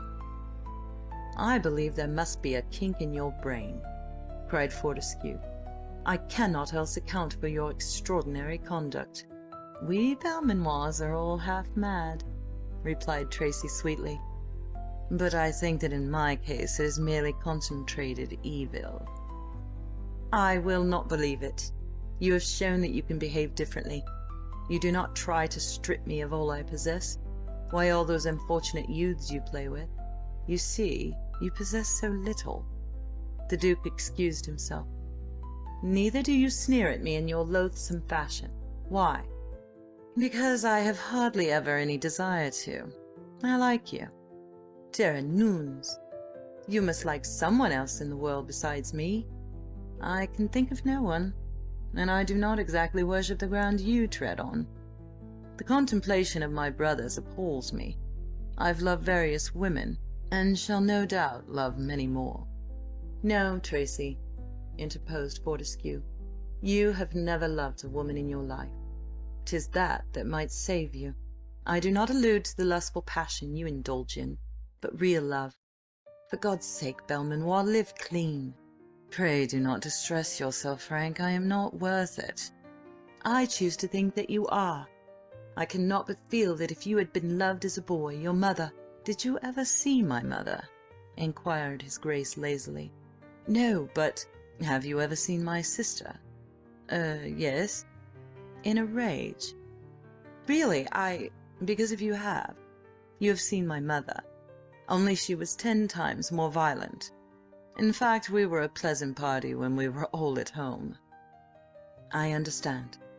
Good God! I believe you are sorry for me, cried Tracy scornfully. I am. Is it a presumption on my part? My dear Frank, when I am sorry for myself, you may be sorry too. Until then, when that day comes, I shall no longer pity you. Very deep, Frank. You think I shall be on the road to recovery? A pretty conceit. Luckily, the happy moment has not yet come, and I do not think it is like to. We appear to have arrived. They were standing outside one of the tall houses where Fortescue lodged. He turned and grasped his friend's shoulders. Tracy, give up this mad life you lead. Give up the women and the drink and the excessive gaming for one day. Believe me, you will overstep yourself and be ruined." The Duke disengaged himself. "I very much object to being manhandled in the street," he complained. "I suppose you still mean well. You should strive to conquer the tendency." "I wonder if you know how insolent is your tone, Belmanoir?" asked Fortescue steadily. "Naturally. I should not have attained such perfection in the art of else. But pray accept my thanks for your good advice. You will forgive me, and I do not avail myself of it, I am sure. I prefer the crooked path." "Evidently," sighed the other. "If you will not try the straight and narrow way, I can only hope that you will fall very deeply and very honestly in love, and that the lady will save you from yourself." "I will inform you of it when it comes to pass," promised his Grace. "And now, good night." "Good night." Frank returned the low bow with a curt nod. "I shall see you tomorrow, that is this morning, at the baths." "Sufficient unto the day is the evil thereof," was the smiling rejoinder. "Sleep soundly, Frank." He waved an ironic farewell and crossed the road to his own lodgings, which stood almost directly opposite. "And I suppose you will sleep as soundly as if you had not a stain on your conscience, and had not tried your uttermost to alienate the regard of the only friend you possess," remarked Frank bitterly to the darkness. "Damn you, Tracy, for the villain you are." He walked up the steps to his own front door and turned the key in the lock. He looked over his shoulder as a door slammed across the street. "Poor devil," he said. "Oh, you poor devil." End of Chapter 7. Chapter 8. The Biter Bit. With John Carstares the winter had passed quite uneventfully. He continued his highway robbery, but he made two bad blunders, not from the point of view of a thief, but from that of the gentleman in him. The first was when he stopped an opulent-looking chariot which he found to contain two ladies, their maid and their jewels, and the second when the occupant of a large travelling coach chanced to be an old gentleman who possessed far greater courage than physical strength. On the first occasion my lord's dismay had been ludicrous, and he had hastily retired after tendering a naive apology. The old gentleman in the second episode had defied him so gallantly that he had impulsively offered him the butt end of one of his pistols. The old man was so surprised that he allowed the weapon to fall to the ground, where it exploded quite harmlessly, sending up a cloud of dust and smoke. Carstares then begged his pardon most humbly, assisted him back into his coach, and rode off before the astonished Mr. Dunbar had time to collect his wits. The robbing was not carried out in a very scientific manner, for, as has been seen, Carstares could not bring himself to terrorize women or old men, and there only remained the young and the middle-aged gentleman, one of whom Jack offered to fight for the possession of his jewels. His challenge was promptly accepted by the man, who happened to possess a strong sense of humour, and probably saw a chance of saving his belongings in the offer. He had been speedily worsted, but Carstares was so pleased with a particularly neat thrust which he had executed, that he forwent half the booty, and the pair of them divided the contents of the jewel-box by the roadside, the sporting gentleman keeping his most valued belongings and giving Jack the surplus. They parted on the very best of terms, and all Carstares got out of the episode was a little sword practice and a few trinkets. When day came he was patrolling the west side of Sussex, beyond Midhurst, not because he thought it a profitable part, but because he knew and loved the country. One late afternoon towards the end of the month he rode gaily into one of the small villages that nestle amongst the downs, and made his way down the quaint main street to the George Inn, where he drew rein and dismounted. At his call an aged ostler hobbled out of the side door, chewing an inevitable straw, and after eyeing the newcomer and his steed for an appreciable length of time, evidently decided that they were worthy of his attention, for he came forward, remarking that it had been a pleasant day. Carstares agreed with him and volunteered the information that it would be another fine day tomorrow, if the sunset were to be trusted. To this the ostler replied that he, for one, never trusted to no red sunsets, and added darkly that There warn't nothing so deceitful to his manner of thinking. He'd known it to be such a red sunset as never was, and yet be a pouring with the rain all next day. Should he take the mare? Carstares shook his head. No, I thank you. I remain here but for a few moments. I doubt she's thirsty, though, eh, Jenny? Water, sir? For her, yes. For myself, I fancy a tankard of your home-brewed ale. Stand, Jenny." He turned away and walked up the steps to the inn door. "Be ye going to leave her there, sir, standing all by herself?" inquired the man, surprised. "Why, yes. She's docile enough." "Well, seems to me a risky thing to leave a hoss, and a skittish hoss at that, a-standing loose in the road. You won't be tying her to a post, master?" Carstares leaned his arms on the balustrade and looked down at them. "I will not. She'd be very hurt at such treatment, wouldn't you, lass?" Jenny tossed her head playfully as if in agreement, and the ostler scratched his head, looking from her to my lord. "A'most seems as if she understands what you be saying to her, sir." "Of course she understands. Don't I tell you 'tis a clever little lady? If I call her now, she'll come up these steps to me, and not all the ostlers in Christendom could stop her." "Don't go for doing it, sir," urged the old man, backing. "She must be uncommon fond of ye." "She'd be a deal fonder if you'd fetch her a drink," hinted Jack broadly. "Aye, sir. I'd be a-going this wery instant." And with many an anxious glance over his shoulder at the perfectly quiet mare, he disappeared through an open doorway into the yard. When Carstares, tankard of ale in hand, emerged from the inn and sat himself down on one of the benches that stood against the wall, the mare was drinking thirstily from a bucket which the ancient one held for her. "'Tis a wonderful fine mare, sir," he remarked at length, after a careful inspection of her points. Carstares nodded pleasantly and surveyed Jenny through half-shut eyes. "I think so every time I look at her," he said. "I should think she could get a bit of pace on her, sir. Maybe you've tried her racing?" "No, she wasn't brought up to that, but she's fast enough." "Aye, sir. No vices?" "Lord, no." "Don't kick neither?" "Not with me." "Ah, they allus know who'll stand it and who won't." Jack drained his tankard, and setting it down on the bench beside him, rose to his feet. "She'd not dream of kicking a friend. Jenny." The ostler watched her pick her way towards her master, coquetting with her head and sidling round him in the most playful manner possible. A slow smile dawned on the man's face. "Ah, it'd be a purty sight to watch her, so it be," he said, and received a guinea from Jack, who never tired of listening to praise of his beloved Jenny. Carstares remounted, nodded farewell to the ostler, and rode leisurely on down the street, soon branching off to the right into a typical Sussex lane, where he trotted between uneven hedges, sweet with blossom and with May, and placid fields rolling away on either side, upwards until they merged into the undulating hills, barely discernible in the gloom. That or the downs. It was a wonderfully calm evening, with only a gentle west wind blowing, and the moon already shining faintly in the dark sky. There was nothing beyond the sound of the mare's hoofs to break the beautiful stillness of it all. He rode for some way without meeting a soul, and when at the end of an hour someone did chance along the road, it was only a labourer returning home to his supper after a long day in the fields. John bade him a cheery good evening, and watched him pass on down the road humming. After that he met no one.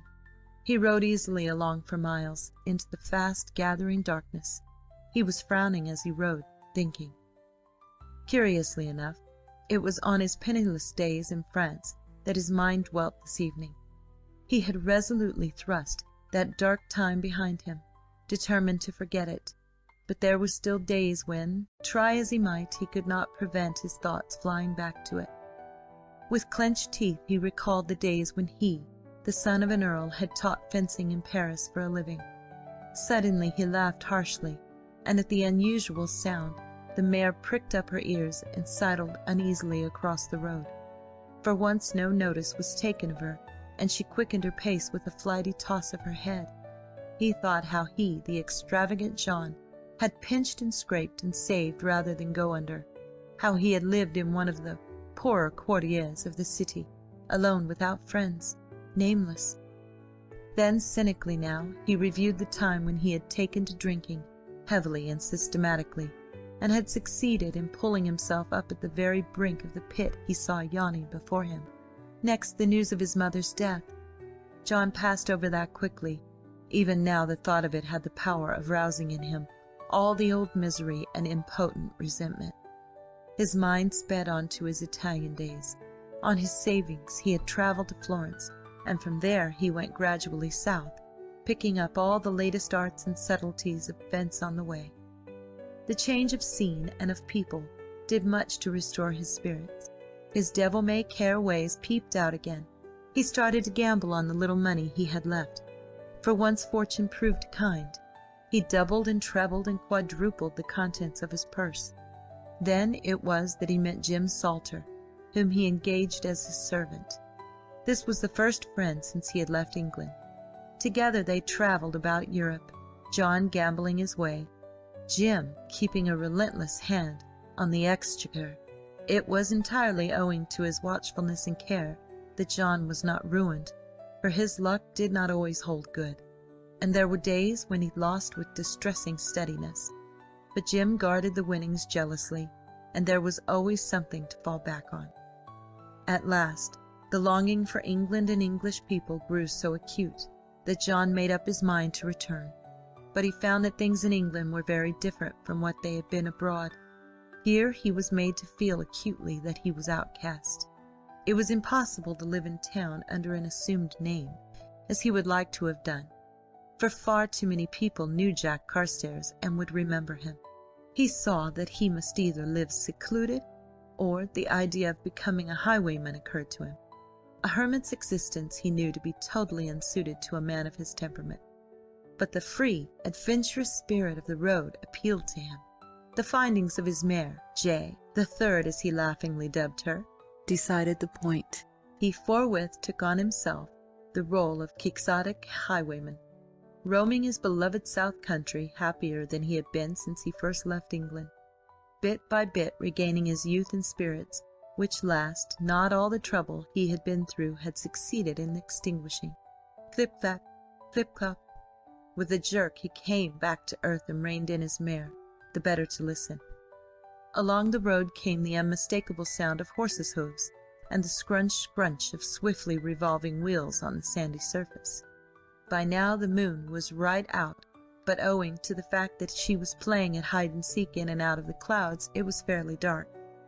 Nevertheless, Jack fastened his mask over his face with quick, deft fingers, and pulled his hat well over his eyes. His ears told him that the vehicle, whatever it was coming towards him. So he drew into the side of the road, and taking a pistol from its holster, sat waiting, his eyes on the bend in the road. Nearer and nearer came the horses, until the leader swung round the corner. Carstares saw that it was an ordinary travelling chariot, and levelled his pistol. Halt, or I fire! He had to repeat the command before it was heard, and to ride out from the shadow of the hedge. The chariot drew up, and the coachman leaned over the side to see who it was bidding them to stop in so peremptory a manner. What do you want? What are ye? Is there aught amiss? He cried testily, and found himself staring at a long-nosed pistol. Throw down your arms. I ain't got none, blast ye. On your honour. Jack dismounted. I wish I had, and I'd see ye damned afore I'd throw 'em down. At this moment the door of the coach opened, and a gentleman leapt lightly down onto the road. He was big and loose-limbed as far as Carstares could see, and carried himself with an easy grace. My lord presented his pistol. Stand, he ordered gruffly. The moon peeped coyly out from behind a cloud, and shed her light upon the little group as if to see what all the fuss was about. The big man's face was in the shadow, but Jack's pistol was not. Into its muzzle the gentleman gazed, one hand deep in the pocket of his heavy cloak, the other holding a small pistol. "Me very dear friend," he said in a rich brogue, "perhaps ye are not aware that that same pistol ye are pointing at me is unloaded. Don't move, I have ye covered." Jack's arm fell to his side, and the pistol he held clattered to the ground, But it was not surprise at Jim's defection that caused him that violent start. It was something far more overwhelming, for the voice that proceeded from the tall gentleman belonged to one whom 6 years ago he had counted, next to Richard, his greatest friend on earth. The man moved a little, and the moonlight shone full on his face, clearly outlining the large nose and good-humoured mouth, and above the sleepy eyes, Miles! Miles O'Hara! For once Jack could find nothing amusing in the situation. It was too inconceivably hideous that he should meet his friend in this guise, and further be unable to reveal himself. A great longing to tear off his mask and to grasp Miles' hand assailed him. With an effort he choked it down and listened to what O'Hara was saying. "If you would be so kind as to give me your word of honour you'll not be after trying to escape, I should be greatly obliged. But I tell ye that if you attempt to move, I shall shoot." Jack made a hopeless gesture with his hand. He felt dazed. The whole thing was ridiculous. How Miles would laugh afterwards. He went cold. There would be no afterwards. Miles would never know. He would be given over to the authorities, and Miles would never know that he had helped Jack Carstares to the scaffold. Perhaps, too, he would not mind so very much, now that he, Jack, was so disgraced. One could never tell, even if he risked everything now and told his true identity. Miles might turn away from him in disgust. Miles, who could never stoop to a dishonourable act. Carstares felt that he would bear anything sooner than face this man's scorn. "Never tell me 'tis a dumb man ye are, for I heard you shout myself. Do ye give me your word of honour, or must I have you bound?" Carstares pulled himself together and set his teeth as he faced the inevitable. Escape was impossible. Miles would shoot, he felt sure, and then his disguise would be torn away, and his friend would see that Jack Carstares was nothing but a common highwayman. Whatever happened, that must not be, for the sake of the name and Richard. So he quietly held out his hands. I give my word, but you can bind me if you choose." It was his highwayman's voice, raucous and totally unlike his own. But O'Hara's eyes were fixed on the slender white hands held out to him. In his usual haphazard fashion, Jack had quite forgotten to grime his hands. They were shapely and white and carefully manicured. Miles took either wrist in his large hand and turned them palm upwards in the moonlight. "Singularly white hands ye have, for one in your profession," he drawled, and tightened his hold as Jack tried to draw them away. "No, you do not. Now be so good as to step within, me friend." Jack held back an instant. "My mare?"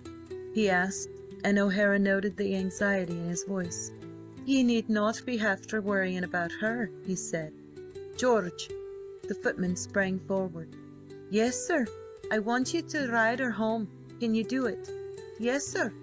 "I doubt it," murmured Jack. So did Jenny. She refused point-blank to allow this stranger to mount her. Her master had left her in one spot, and there she would stand until he chose to bid her move. In vain did the groom coax and coerce. She ran round him and seemed a transformed creature. She laid her ears flat and gnashed at the bit, ready to lash out furiously at the first opportunity. Jack watched the man's futile struggles with the ghost of a smile about his lips. "Jenny," he said quietly, and O'Hara looked round at him sharply, frowning. Unconsciously, he had spoken naturally, and the voice was faintly familiar. Jenny twitched the bridle from the perspiring groom and minced up to the prisoner. "Would you allow me to have a hand free, sir?" he asked. "Maybe I can manage her." Without a word, Miles released him, and he caught the bridle, murmuring something unintelligible to the now quiet animal. O'Hara watched the beautiful hand stroke her muzzle reassuringly, and frowned again. No ordinary highwayman, this. "Mount her now, will ye?" Jack flung at the groom, and kept a warning hand on the rein as the man obeyed. With a final pat, he turned away. "She'll do now, sir." O'Hara nodded. "You've trained her well. Get in, please." Jack obeyed, and in a minute or two O'Hara jumped in after him, and the coach began to move forward. For a while there was silence, Carstares keeping himself well under control. It was almost unbearable to think that after this brief drive he would never set eyes on his friend again, and he wanted so badly to turn and grasp that strong hand. Miles turned in his seat and tried to see that masked face in the darkness. "You're a gentleman?" he asked, going straight to the point. Jack was prepared for this. Me, sir? Lord, no, sir. "I do not believe ye. Don't be forgetting I've seen your hands." "Hands, sir?" in innocent bewilderment. "Sure, you don't think I'd be believing ye're an ordinary rogue with hands like that?" "I don't rightly understand ye, sir." "Be jeebers, then, you'll be understanding me tomorrow." "Tomorrow, sir?" "Certainly. You may as well tell me now as then. I'm not such a daft fool as I look, and I know a gentleman when I see one, even when he does growl at me as you do." He chuckled. "And I'd an old feeling I knew ye when you spoke to the mayor. I'd be loath to send a friend to the gallows." How well Jack knew that soft, persuasive voice. His hands clenched as he forced himself to answer. "I don't think I've ever seen ye before, sir." "Maybe you have not. We shall see tomorrow." "What do you mean by tomorrow, sir?" ventured Carstares uneasily. "Sure. You will have the honour of appearing before me, my friend." "Before you, sir?" "Why not? I'm a justice of the peace, heaven save the mark." There was a breathless pause, and then at last the funny side of it struck Jack, and his shoulders shook with suppressed laughter. The exquisite irony of it was almost too much for him. He, the Earl of Wyncham, was to be formally questioned by his friend St. Michael's O'Hara, J.P. "What ails you now, man? You find it amusing?" asked Miles, surprised. "Oh, Lord, yes," gasped Jack, and collapsed into his corner. End of Chapter 8. Chapter 9. Lady O'Hara intervenes. Lady O'Hara found that her big indolent husband was unusually silent next morning at breakfast. She had not been married long enough to consent to being practically ignored, no matter what the time of day, but she had been married quite long enough to know that before she took any direct action against him, she must first allow him to assuage his appetite. Accordingly, she plied him with coffee and eggs, and with a satisfied and slightly motherly air watched him attack a sirloin of beef. She was a pretty, bird-like little lady, with big eyes and soft brown curls escaping from under a demure but very becoming mob cap. She measured 5 nothing in her stockings, and was sometimes referred to by her large husband as the midget. Needless to say, this flippant appellation was in no wise encouraged by the lady. She decided that Miles had come to the end of his repast, and planting 2 dimpled elbows on the table, she rested her small chin in her hands and looked across at him with something of the air of an inquisitive kitten. "Miles?" O'Hara leaned back in his chair, and at the sight of her fresh prettiness his brow cleared and he smiled. "Well, Astor?" A reproachful finger was raised and a pair of red lips pouted adorably. "Now, Miles, confess you've been vastly disagreeable this morning. Twice have I spoken to you, and you've not troubled to answer me. Now let me finish. And once you growled at me like a nasty bear. Yes, sir, you did." "Did I now, Molly? 'Tis a surly brood you're after thinking me then. Troth, I've been sore perplexed, me dear." Lady O'Hara got up and sidled round to him. "Have you so, Miles?" He flung an arm about her and drew her onto his knee. "Sure, yes, Molly." "Well then, Miles, had you not better tell me what it is that troubles you?" she coaxed, laying a persuasive hand on his shoulder. He smiled up at her. "'Tis just an inquisitive puss you are." Again the pout. "And ye should not pout your pretty lips at me if you were not wanting me to kiss them," he added, suiting the action to the word. "But of course I do," cried my lady, returning the kiss with fervour. "Now, Miles, tell me." "I see you mean to have the whole tale out of me, so—" "To be sure I do," she nodded. He laid a warning finger on her lips and summoned up a mighty frown. "Now, will you be done interrupting, my lady?" Not a whit abashed, she bit the finger, pushed it away, and folding her hands in her lap, cast her eyes meekly heavenwards. With the twinkle in his own eyes, the Irishman continued. "Well, Alannah, You must know that yesterday evening I was at Kilroy's on a matter of business, and that reminds me, Molly, we had a hand or two of faro and the like before I left, and I had very distressing luck." On a sudden my lady's demure air vanished. "Is that so, Miles? I make no doubt the stakes were prodigious high. Pray, how much have you lost?"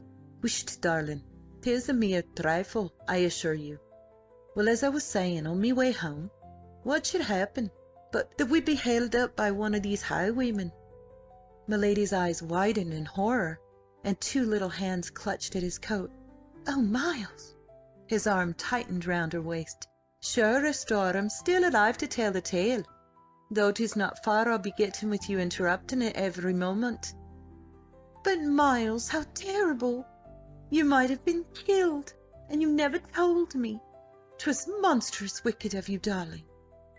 "Faith, Molly, how should I be telling you when 'twas yourself that was fast asleep? Now will you wisht?" She nodded obediently and dimpled. "Well, as I was saying, here was this man a-standing in the road, pointing his pistol at me. But will ye believe me, me love, when I tell you that that same pistol was as empty as me own? Here he was a-shaking with laughter. Lord, Molly, 'twas the drollest thing. I had me pistol in me hand knowing 'twas unloaded, and wondering what the devil, saving your presence, was to do next, when the idea struck me that I should try to bluff me fine sir. So I cried out that his pistol was unloaded, and completely took him by surprise. Sure, he hadn't taken the time to ask himself how the devil I should be a-knowing that. He dropped it on the road after." "Miles, you're becoming very Irish." "Never say so, Alana. After that, 'twas simple enough, and me lord gave in. He held out his hands for me to bind, and here's where 'tis puzzling, Molly. I saw that they were a prodigious sight too white and fine for an ordinary highwayman, so I taxed him with it. 'Twas a gentleman in disguise. How splendid, Miles! Will ye hold your tongue, Astor, and not be spoiling me story on me?" "Oh, indeed I am sorry. I will be good." And he started and seemed monstrous put out. "What's more, me dear, I heard him speak to his mare in an ordinary gentleman's voice. Molly, you never saw the like of that same mare. The sweetest. Pray never mind the mare, dear. I am all agog to hear about the gentleman highwayman." "Very well, me love, though 'twas a prodigious fine mare. When I heard him speak, it flashed across me brain that I knew him. No, you don't, Molly." His hand was over her mouth as he spoke, and her eyes danced madly. "But I could not for the life of me think where I had heard that voice. 'Twas but the word I heard him speak, you understand, and when I held his wrist I felt that 'twas no stranger. And yet 'tis impossible. When I got him within the coach— How imprudent! He might have— Wisht now! When I got him within the coach I tried to worm his identity out of him, but 'twas to no avail. But when I told him he would have to appear before me today, he went off into a fit of laughing, and not another word could I get out of him after beyond 'Yes, sir,' and 'No, sir.' Still I felt 'twas the gentleman all the same, so He was enveloped in a rapturous embrace. "You dear Miles, you let him escape?" "Sure, Alana, is it meself that would be doing the like, and me a justice of the peace withal? I told them not to handcuff me lord." "Oh, I do so wish you had let him escape. But if 'tis really a gentleman, you will?" "I will not then, Astor. I'll be sending him to await the assizes." "You are very cruel then.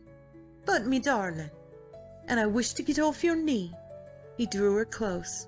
"I'll see what can be done for your protégé, Molly, but don't be forgetting he tried to kill the only husband you have." He watched the effect of this with that humorous twinkle in his eye, but my lady was not to be put off. "With an empty pistol? Fie on you, Miles! And may I hide behind the screen while you question him?" "You may not, but I wish so much to see him." O'Hara shook his head with an air of finality. She knew full well, however easy-going and good-natured her husband might be, there were times when he was impervious to all blandishments. So after darkly hinting that she would be nearer than he imagined, she gave up the contest to go and visit young Master David in his nursery. For some time in lock-up, Carstares had cudgelled his brain to think out a possible mode of escape next day, but try as he might he could light on nothing. If only Miles were not to question him, it was hardly likely that he would be allowed to retain his mask, yet therein lay his only chance of preserving his incognito. He prayed that by some merciful providence O'Hara would either fail to recognise him, or would at least pretend that he did not. Having decided that there was nothing further to be done in the matter, he lay down on his extreme hard pallet and went to sleep as if he had not a care in the world. Next morning, after a long and wordy argument with the head gaoler on the subject of masks, he was haled in triumph to the house. As the little cavalcade was about to ascend the steps that led to the front door, my Lady O'Hara came gaily forth, carrying a basket and a pair of scissors, and singing a snatch of song. At the sight of the highwayman the song broke off, and her red lips formed a long-drawn "Oh!" She stood quite still on the top step, gazing down at my lord.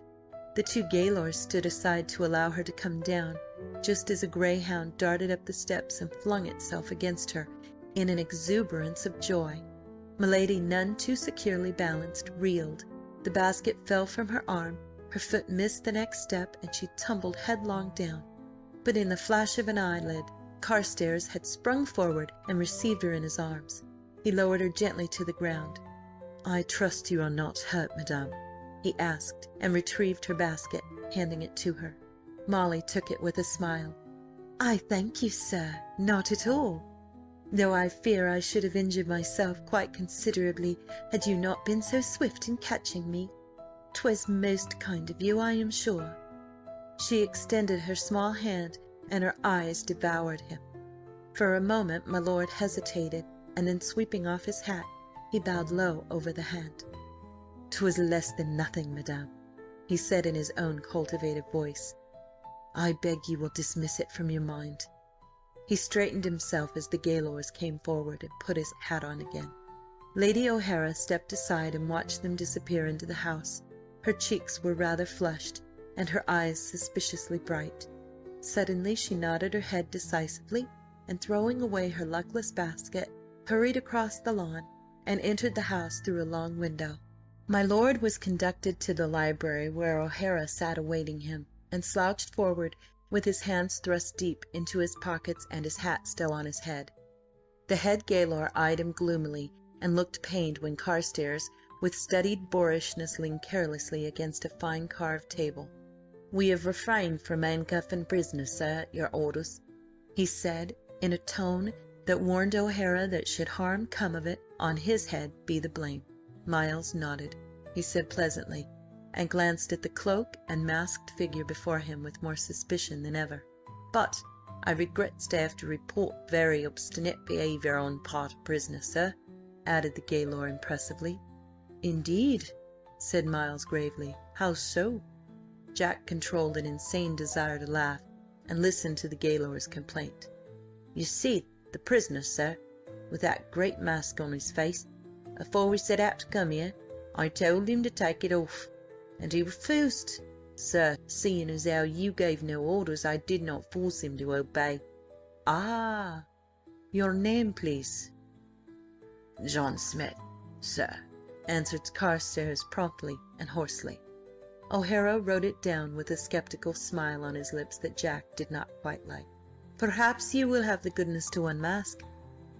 There was a momentary silence. "Why, sir? I thought you might allow me to keep it on." "Did you now? I will not be allowing any such thing." "But, sir—" "'Tis impossible.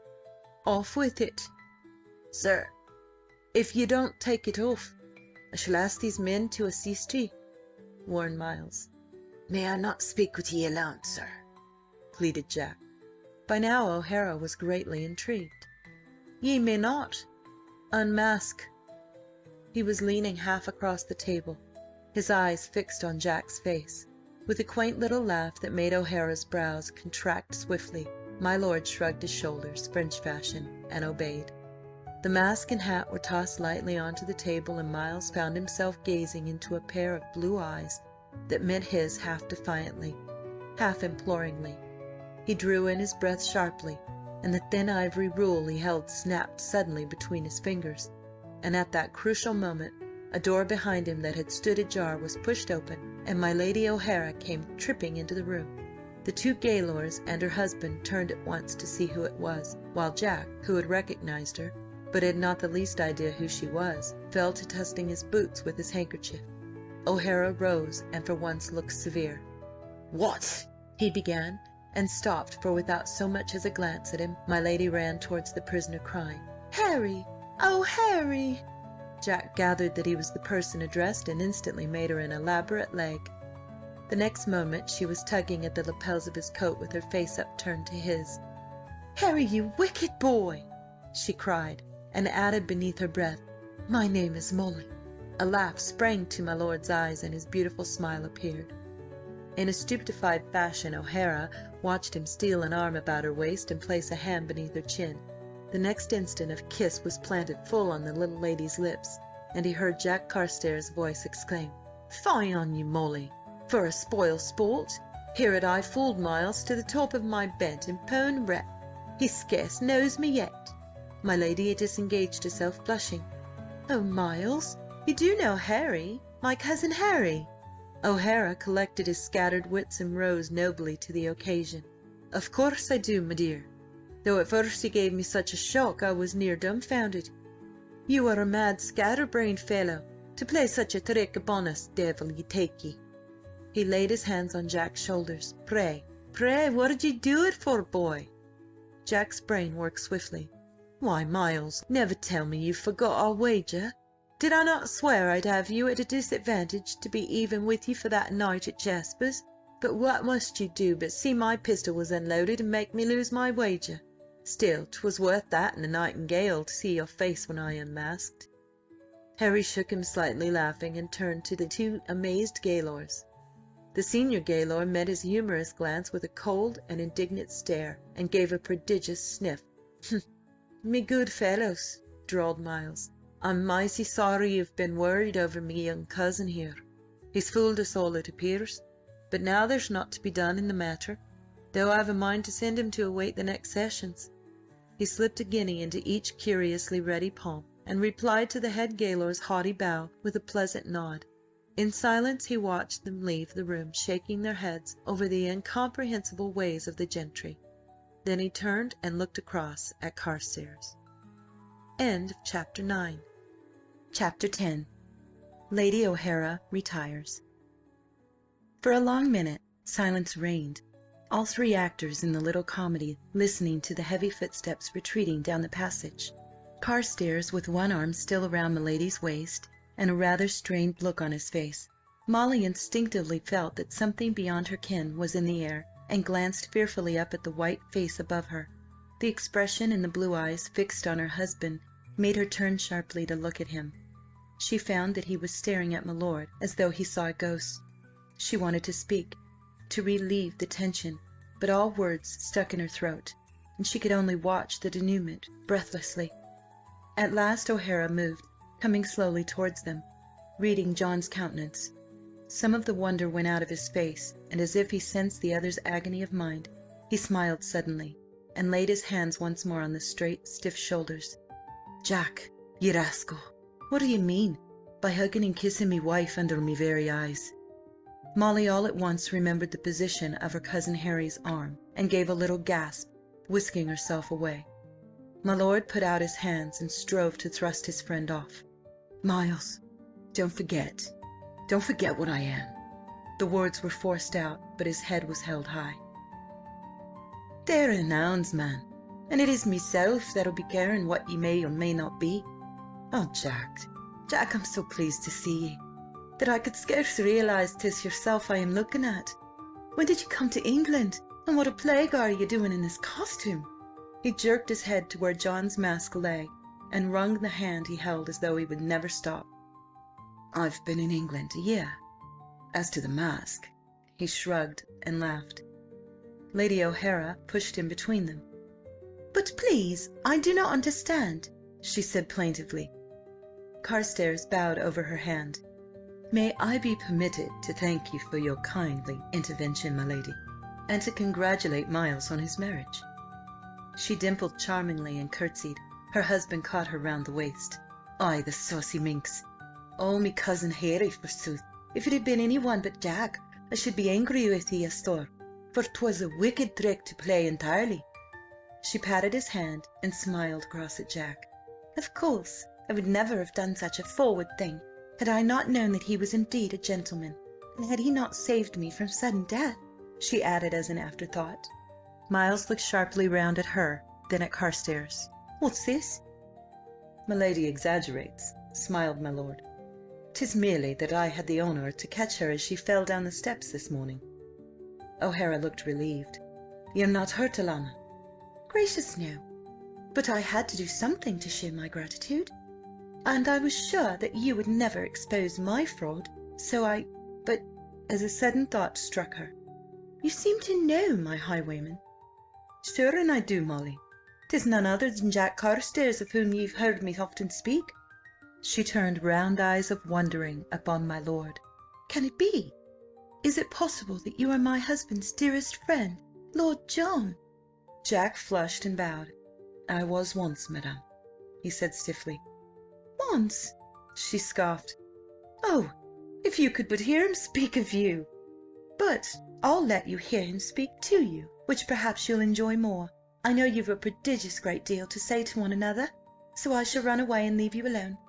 She smiled graciously upon him, blew an airy kiss to her husband, and went quickly out of the room.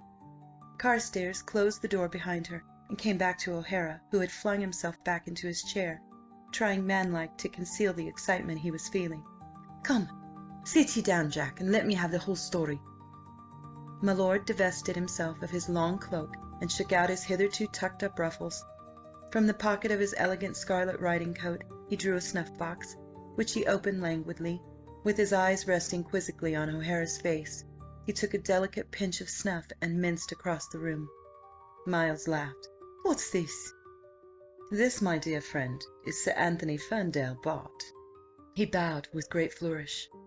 "Ye look it. But come over here, Sir Anthony Ferndale, Bart, and tell me everything." Jack perched on the edge of the desk and swung his leg. "Well, really, I do not think there is much to tell that you do not already know, Miles. You know all about Dare's card party, for instance, precisely 6 years ago." "'Tis just exactly what I do not know," retorted O'Hara. "You surprise me.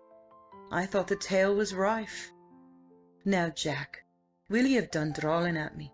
Don't be forgetting I'm your friend." "But are you? If you know the truth about me, do you feel inclined to call me friend?" "There never was a time when I would not have been proud to call you friend, as you would very well have known had you been aught but a damned young hothead. I heard that crazy tale about the card party, but do you think I'd be believing it?" "It was the obvious thing to do." "Maybe. But I fancy I know ye just a little too well to believe any cock-and-bull story I'm told about ye. And if I had been fool enough to have believed it, do you think I'd be going back on ye? Sure, 'tis a poor friend I'd be." Jack stared down at the toe of his right boot in silence.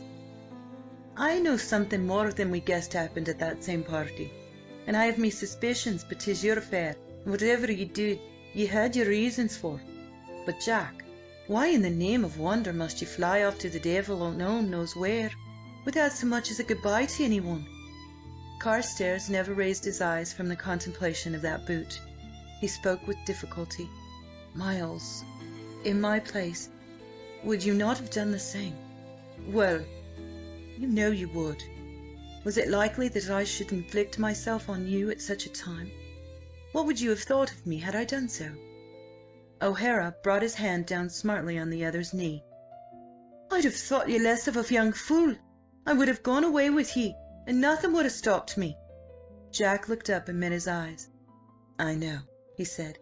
"'Twas the thought of that, and I could not be sure. How should I know whether you would even receive me? Last night I was horribly afraid." The hand on his knee tightened. "You foolish boy, you foolish boy." Bit by bit he drew the story of the past 6 years out of Carstares, and though it was a very modified version, Miles understood his friend well enough to read between the lines. "And now," said Jack, when the recital was over, "tell me about yourself. When did you marry the attractive lady whom I have just been kissing?" "Ye rogue! I married Molly 3 years ago. 'Tis a real darling she is, isn't she? And upstairs there's a little chap, your godson." "You lucky fellow! My godson, you say? Could you not find anyone more worthy for that? I want to see him." "So you shall, presently. Have you seen Richard?" "A year ago I held up his coach. 'Twas dark, and I could scarce see him, but I thought he seemed aged." "Aged? "You wouldn't be after knowing him. 'Tis an old man he is, though I swear 'tis no wonder with that hussy about the house. Lord, Jack, you were well out of that affair with her ladyship." Carstares nursed his foot reflectively. "Lavinia, what ails her?" "Not that I know of, save it be her shrewish temper. 'Tis a dog's life she leads, poor Dick." "Do you mean to say she does not love Dick?" "I cannot say. Sometimes she is as affectionate as you please, but at others she treats him to a fine exhibition of rage and the money she spends. Of course, she married him for what she should get. There was never anything else to count with her." Jack sat very still, and anyone but a young fool like yourself would have seen that. A gleam of amusement shot into the wistful blue eyes. "Probably. Yourself, for instance?" O'Hara chuckled. "Oh, I knew. 'Twas the money she was after all along, and now there's not so much, it seems, as Dick won't touch a penny that belongs to you." Warburton told me. Foolish of him." A grunt was the sole response. Jack's eyes narrowed a little as he gazed out of the window. So Lavinia never cared. Lord, what a mix-up! And Dick? "I'm afraid he still does." Poor old Dick. Devil take the woman! Does she bully him? I know what he is, always ready to give in. "I am not so sure. Yet I'll swear if 'twere not for John his life would be a misery. He misses you, Jack." "Who is John?" "Did not Warburton tell you? John is the hope of the house. He's 4 1/2 and as spoilt a little rascal as you could wish for." "Dick's child? Good Lord!" "Aye, Dick's child, and your nephew." He broke off and looked into the other's face. "Jack, cannot this mystery be cleared up? Couldn't you go back?" He was clasping Jack's hand, but it was withdrawn, and the eyes looked down into his were suddenly bored and a little cold. "I know of no mystery," said Carstares. "Jack, old man, will you be after shutting me out of your confidence?" A faint, sweet smile curved the fine lips. "Let us talk of the weather, Miles, or my mare. Anything rather than this painful subject." With an impatient movement O'Hara flung back his chair and strode over to the window with his back to my lord. Jack's eyes followed him seriously. "If ye cannot trust me, sure I've no more to say to then," flashed O'Hara. "It seems ye do not value your friends too highly." My lord said never a word, but the hand that rested on the desk clenched suddenly. O'Hara wheeled about and came back to his side. "Sure, Jack, I've never meant that. Forgive me bad temper." Carstares slipped off the table and straightened himself, linking his arm in the Irishman's. "Whist, Miles, as you'd say yourself." He laughed. "I know that. 'Tis not that I don't trust you, but—" "I understand. I'll not ask ye any more about it at all. Instead, answer me this. What made ye come out with unloaded pistols?" The laugh died out of Carstares' face. "Oh, just carelessness," he answered shortly, and he thought of the absent Jim with a tightening of the lips. "'Twas that very same reason for myself, then?" Jack stared at him. "Miles, don't tell me yours were unloaded too." "'Deed and they were. Ecod, Jack, 'tis the best joke I've heard for a 12-month." They both started to laugh. "Sure, 'twas bluff on my part, Jack, when I told you yours were unloaded, and me lady was determined to set you free from the moment I told her all about it this morning. We were sure you were no ordinary highwayman, though I was a fool not to have known you right away. But now I have found you out, you'll stay with us, Cousin Harry?" "I cannot thank you enough, Miles, but I will not do that. I must get back to Jim." "And who the devil is Jim?" "My servant. He'll be worried nigh to death over me. Nay, do not press me. I could not stay here, Miles. You must see for yourself 'tis impossible. Jack Carstares does not exist. Only Anthony Ferndale is left. Jack, dear man, can I not? No, Miles, you can do nothing. Though 'tis like you want to help, and I do thank you. But oh well. What about my mare? Plague take me if I'd not forgotten. Jack, that scoundrel of mine let her strain her fetlock. I'm damned sorry. Poor Jenny. I swear she gave him an exciting ride, though. I'll be trying to buy her off ye, Jack, if I see much of her. 'Tis a little beauty she is. I'm not selling, though I intended to ask you to keep her, if—" A quick pressure on his arm arrested him. "That will do. I'm too heavy for her anyway. So was that devil of a groom you put on her? Aye, I'm a fool. I always knew that. Whisht now, Jack. You'll have to take one of my nags while she heals, if you won't stay with us. Can you trust her to me for a week, do you suppose?" "I don't know. It seems as though I must." "Oh, I retract. You are altogether too large. The day is too hot, and my cravat too nicely tied. Egad, Miles, I wish we were boys again, and— Yes, when may I see your son and heir?" "Sure, you may come now and find Molly, who'll be aching for the sight of you. After you, Sir Anthony Ferndale Bart." End of Chapter 10. Chapter 11. My Lord turns rescuer and comes nigh ending his life. Late that afternoon, Carstares left Thur's house on one of his friend's horses. He waved a very regretful farewell to O'Hara and his lady, promising to let them know his whereabouts and to visit them again soon. O'Hara had extracted a solemn promise that if ever he got into difficulties he would let him know. "For I'm not letting ye drift gaily out of me life again, and that's flat." Jack had assented gladly enough. To have a friend once more was such bliss, and had given Miles the name of the inn and the village where he would find him, for O'Hara had insisted on bringing the mare over himself. So Carstares rode off to Trencham and to Jim, with the memory of a very hearty handshake in his mind. He smiled a little as he thought of his friend's words when he had shown himself reluctant to give the required promise. "Ye obstinate young devil! You'll do as I say and no nonsense, or you don't leave this house." For 6 years no one had ordered him to obey. It had been he who had done all the ordering. Somehow it was very pleasant to be told what to do, especially by Miles. He turned down a lane and wondered what Jim was thinking. That he was waiting at the Green Man, he was certain, for those had been his orders. He was annoyed with the man over the incident of the pistols, for he had inspected them and discovered that they were indeed unloaded. Had his captor been other than O'Hara, on whom he could not fire, such carelessness might have proved his undoing. Apart from that, culpable negligence always roused his wrath. A rather warm 20 minutes was in store for Salter. For quite an hour Carstares proceeded on his way with no mishaps nor adventures, and then suddenly, as he rounded a corner of a deserted road, little more than a cart track, an extraordinary sight met his eyes. In the middle of the road stood a coach, and by it, covering the men on the box with 2 large pistols, was a seedy-looking ruffian, while 2 others were engaged in what appeared to be a life-and-death struggle at the coach door. Jack reined in his horse and rose in his stirrups to obtain a better view. Then his eyes flashed and he whistled softly to himself, for the cause of all the turmoil was a slight, graceful girl of not more than 19 or 20. She was frenziedly resisting the efforts of her captors to drag her to another coach, further up the road. Jack could see that she was dark and very lovely. Another elderly lady was most valiantly impeding operations by clawing and striking at one of the men's arms, scolding and imploring all in one breath. Jack's gaze went from her to a still silent figure at the side of the road in the shadow of the hedge, evidently the stage manager. "It seems I must take a hand in this," he told himself, and laughed joyously as he fixed on his mask and dismounted.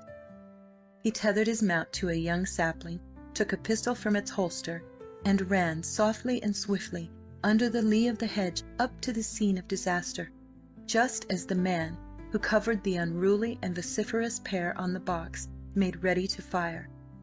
Jack's bullet took him neatly in the neck, and without a sound he crumpled up, one of his pistols exploding harmlessly as it fell to earth.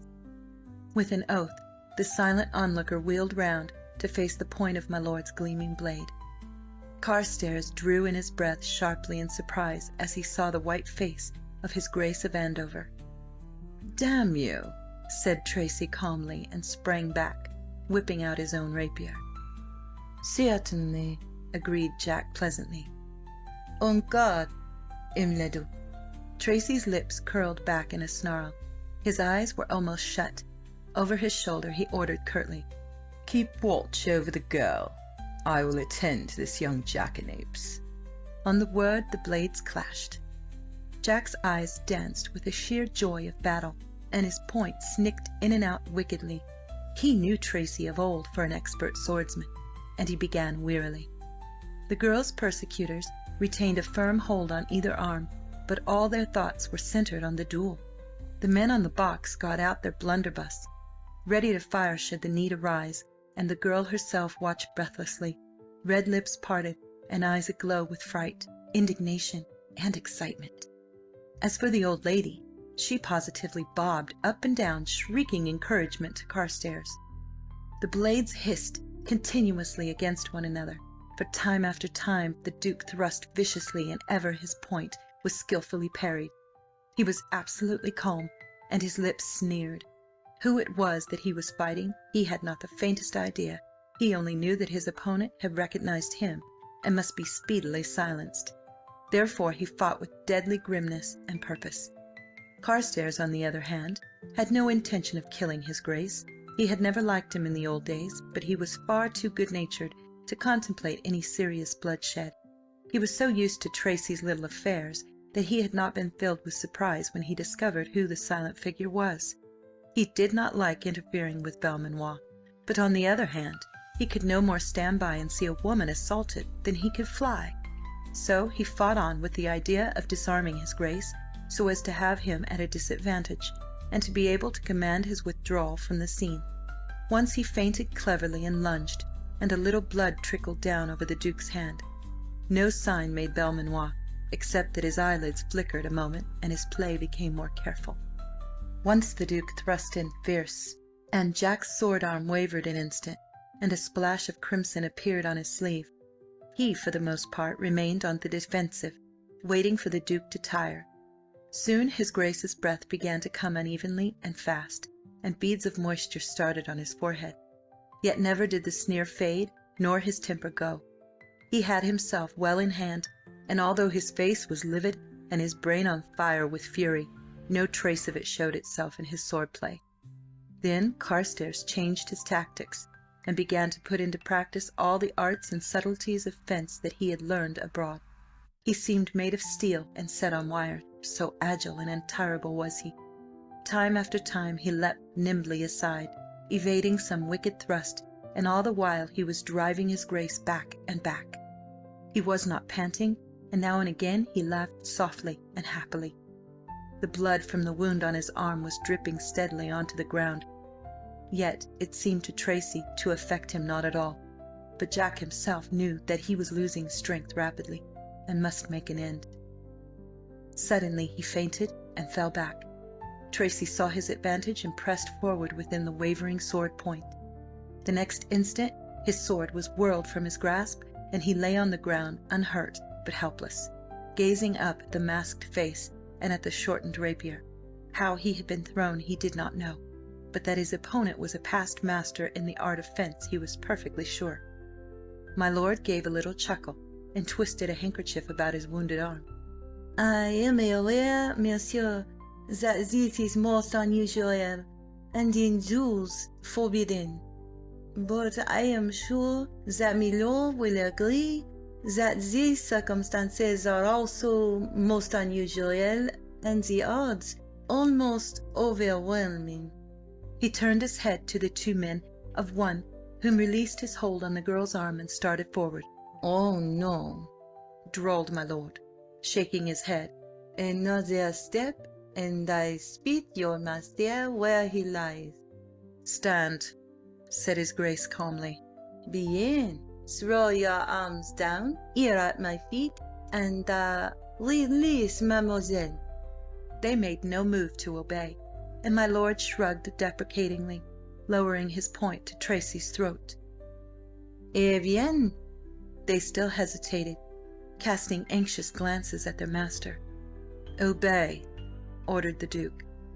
Each man threw down a pistol, eyeing Jack furtively, while the girl ran to her aunt, who began to soothe and fuss over her. Jack stifled a yawn. It is not my intention to remain here all night. Neither am I a child or a fool. Dépêchez. Belmanoir saw that the coachman had his blunderbuss ready and was only too eager to fire it, and he knew that the game was up. He turned his head towards the reluctant bullies, who looked to him for orders. "Throw down everything," he advised.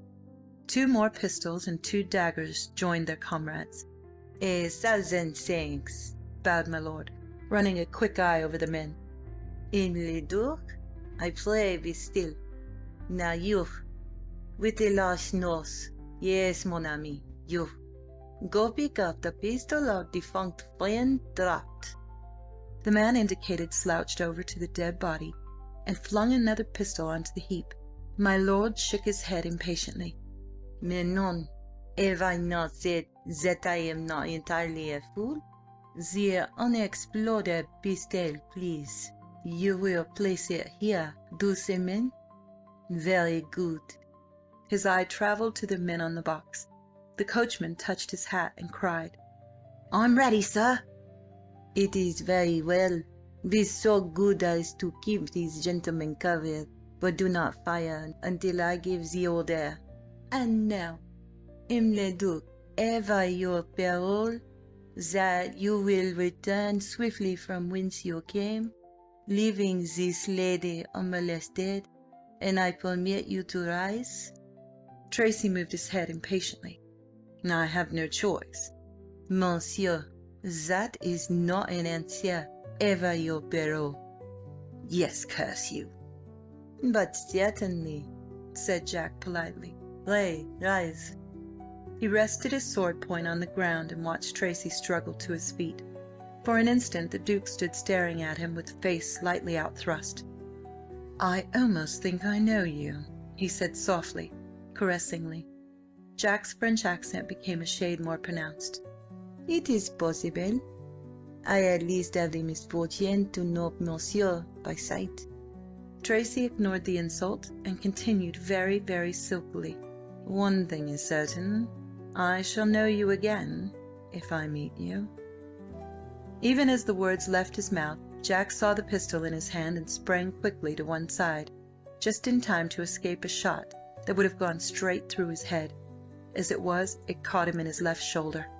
"Do not fire," he called sharply to the coachman and bowed to his grace. "As I was saying, monsieur, do not let me detain you, I beg." The Duke's green eyes flashed venom for a minute, and then the heavy lids descended over them again, and he returned the bow exaggeratedly. "Au revoir, monsieur." He smiled and bent to pick up his sword. "It will not be necessary for monsieur to take a sword," said Jack. "I have a desire to keep it as a souvenir, yes?" "As you will, monsieur," replied Tracy carelessly, and walked away to his coach, his men following close on his heels. My lord stood leaning heavily on his sword, watching them go, and not until the coach had swung out of sight did he give way to the weakness that was overwhelming him. Then he reeled and would have fallen had it not been for 2 cool hands that caught his, steadying him. A tremulous, husky voice sounded in his ears. "You are hurt. Ah, sir, you are hurt for my sake." With a great effort, Jack controlled the inclination to swoon, and lifted the girl's hand shakily to his lips. "It is a pleasure, mademoiselle," he managed to gasp. Diana slipped an arm under his shoulder and cast an anxious glance at the footman hurrying towards them. "Quick!" she commanded. "Sir, you are faint. You must allow my servant to assist you to the coach." Jack forced a smile. "It is nothing, I assure you. Pray do not, and he fainted comfortably away into stout Thomas's arms. "Carry him into the coach, Thomas," ordered the girl. "Mind his arm, and oh, his poor shoulder. And have you something to bind his wounds with?" Miss Betty hurried forward. "My darling child, what an escape! the dear brave gentleman. Do have a care, Thomas. Yes, lay him on the seat." My lord was lowered gently onto the cushions, and Miss Betty fluttered over to him like a distracted hen. Then Diana told Thomas to take charge of my lord's horse that they could see quietly nibbling the grass further down the road, stooped and picked up his Grace of Andover's sword with its curiously wrought hilt, and jumped into the coach to help Miss Betty to attend to Jack's wounds. The slash on the arm was not serious, but where the pistol had taken him was very ugly looking. While she saw to that, Miss Betty loosened the cravat and removed my lord's mask. "Di, see what a handsome boy 'tis. The poor brave gentleman. What a lucky thing he came up. If only this bleeding would stop." So she ran on, hunting wildly for her salts. Diana looked up as her aunt finished, and studied the pale face lying against the dark cushions. She noted the firm, beautifully curved mouth, the aristocratic nose, and delicately pencilled eyebrows, with a little thrill. The duel had set her every nerve tingling. She was filled with admiration for her preserver, and the sight of his sensitive, handsome countenance did nothing to dispel that admiration. She held the salts to his nostrils and watched eagerly for some sign of life, but none was forthcoming, and she had to be content with placing cushions beneath his injured shoulder and guarding him as best she might from the jolts caused by the uneven surface of the road. Miss Betty bustled about and did all she could to staunch the bleeding, and when they had comfortably settled my lord, she sat down upon the seat opposite and nodded decisively. "We can do no more, my dear. But yes, certainly bathe his forehead with your lavender water. Dear me, what an escape! I must say I would never have thought it of Mr. Everard. One would say we were living in the Stone Age, the wretch." Diana shuddered. "I knew he was dreadful, but never knew how dreadful. How can he have found out when we were to leave Bath? And why did he waylay us so near home? Oh, I shall never be safe again." "Nonsense, my dear, fiddlesticks! You saw how easily he was vanquished. Depend upon it, he will realise that he has made a bad mistake to try to abduct you, and we shall not be worried with him again." With this comfortable assurance, she nodded again and leant back against the cushions, watching her niece's ministrations with a professional and slightly amused air. End of Chapter 11. Chapter 12. My lord dictates a letter and receives a visitor. My lord came sighing back to life. He opened his eyes wearily and turned his head. A faint feeling of surprise stole over him. He was in a room he had never been in before, and by the window, busy with some needlework, sat a little old lady who was somehow vaguely familiar. "Who are you?" he asked, and was annoyed to find his voice so weak. The little lady jumped and came across to him. "Praise be to God!" she ejaculated. "Likewise bless the boy. The fever is past." She laid a thin hand on his brow and smiled down into his wondering eyes. "As cool as a cucumber, dear boy. What a mercy!" It was a long time since anyone had called Jack dear or boy. He returned the smile feebly and closed his eyes. "I do not understand anything," he murmured drowsily. "Never trouble your head then. Just go to sleep." He considered this gravely for a moment. It seemed sensible enough, and he was so very, very tired. He shut his eyes with a little sigh. When he awoke again, it was morning of the next day, and the sun streamed in the window, making him blink. Someone rustled forward, and he saw it was the lady who had called him dear and bidden him go to sleep. He smiled, and a very thin hand came out of the bedclothes. "But who are you?" he demanded a little querulously. Miss Betty patted his hand gently. "Still worrying your poor head over that? I am Di's Aunt Betty, though, to be sure, you don't know who Di is." Remembrance was coming back to my lord. Why, you are the lady in the coach. Tracy, I remember." "Well, I know not of Tracy, but I'm the lady in the coach." And the other? That was Diana Bewlay, my niece, the pet. You will see her when you are better. But where am I, madam? Now don't get excited, dear boy. I'm 30, protested Jack with a wicked twinkle. I should not have thought it, but 30's a boy to me in any case, retorted Miss Betty, making him laugh. You are in Mr. Bewlay's house, Di's father, and my brother, and here you will stay until you are quite recovered. Jack raised himself on his elbow, grimacing at the pain the movement caused him. Egad, madame, have I been here long? He demanded. Very firmly was he pushed back onto his pillows. Will you be still? A nice thing 'twould be if you were to aggravate that wound of yours. You will have been here a week tomorrow. Bless my heart, what ails the boy? For Jack's face took on an expression of incredulous horror. A week, madame? Never say so. 'Tis as true as I stand here. And a nice fright you have given us, what with nearly dying and raving about your Dicks and Jims. My lord glanced up sharply. Oh, so I talked? Talk? Well, yes, if you can call all that mixture of foreign jargon talking. Now you must be still and wait till the doctor comes again. For a while Carstares lay in silence. He thought of Jim and smiled a little. I could not have thought of a better punishment had I tried, he told himself, and then frowned. Poor fellow, he'll be off his head with fright over me. Miss, Betty? Well, and aren't you not asleep yet? Asleep, madame? Certainly not, he said with dignity.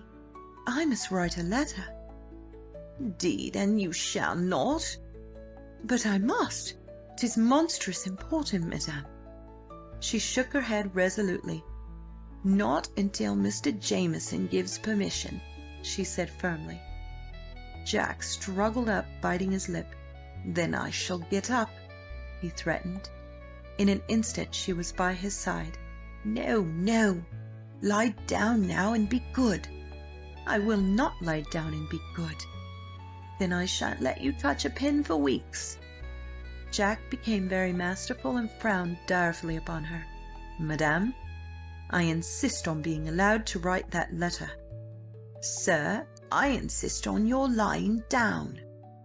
He controlled a twitching lip. Woe betide you unless you bring me pen and paper, Miss Betty. But, dear boy, reflect, you could not use your arm. I will use it, replied Jack indomitably. But he sank back onto the pillows with his eyes closed and a tiny furrow of pain between his straight brows. I told you so, scolded Miss Betty, not without a note of triumph in her voice, and proceeded to rearrange the disorderly coverlet. The blue eyes opened wide, pleadingly. Madame, indeed, 'tis very important. She could not withstand that look. Well, she compromised. I'll not let you write yourself, that's certain. But could you not dictate to me? Jack brightened and caught her hand to his lips. Miss Betty, you are an angel, he told her. Ah, now get along with you. She hurried away to fetch paper and ink. When she turned, she found him plucking impatiently at the sheet and frowning. I am ready, she said. Thank you, madame. 'Tis very kind in you. Nonsense, he laughed weakly.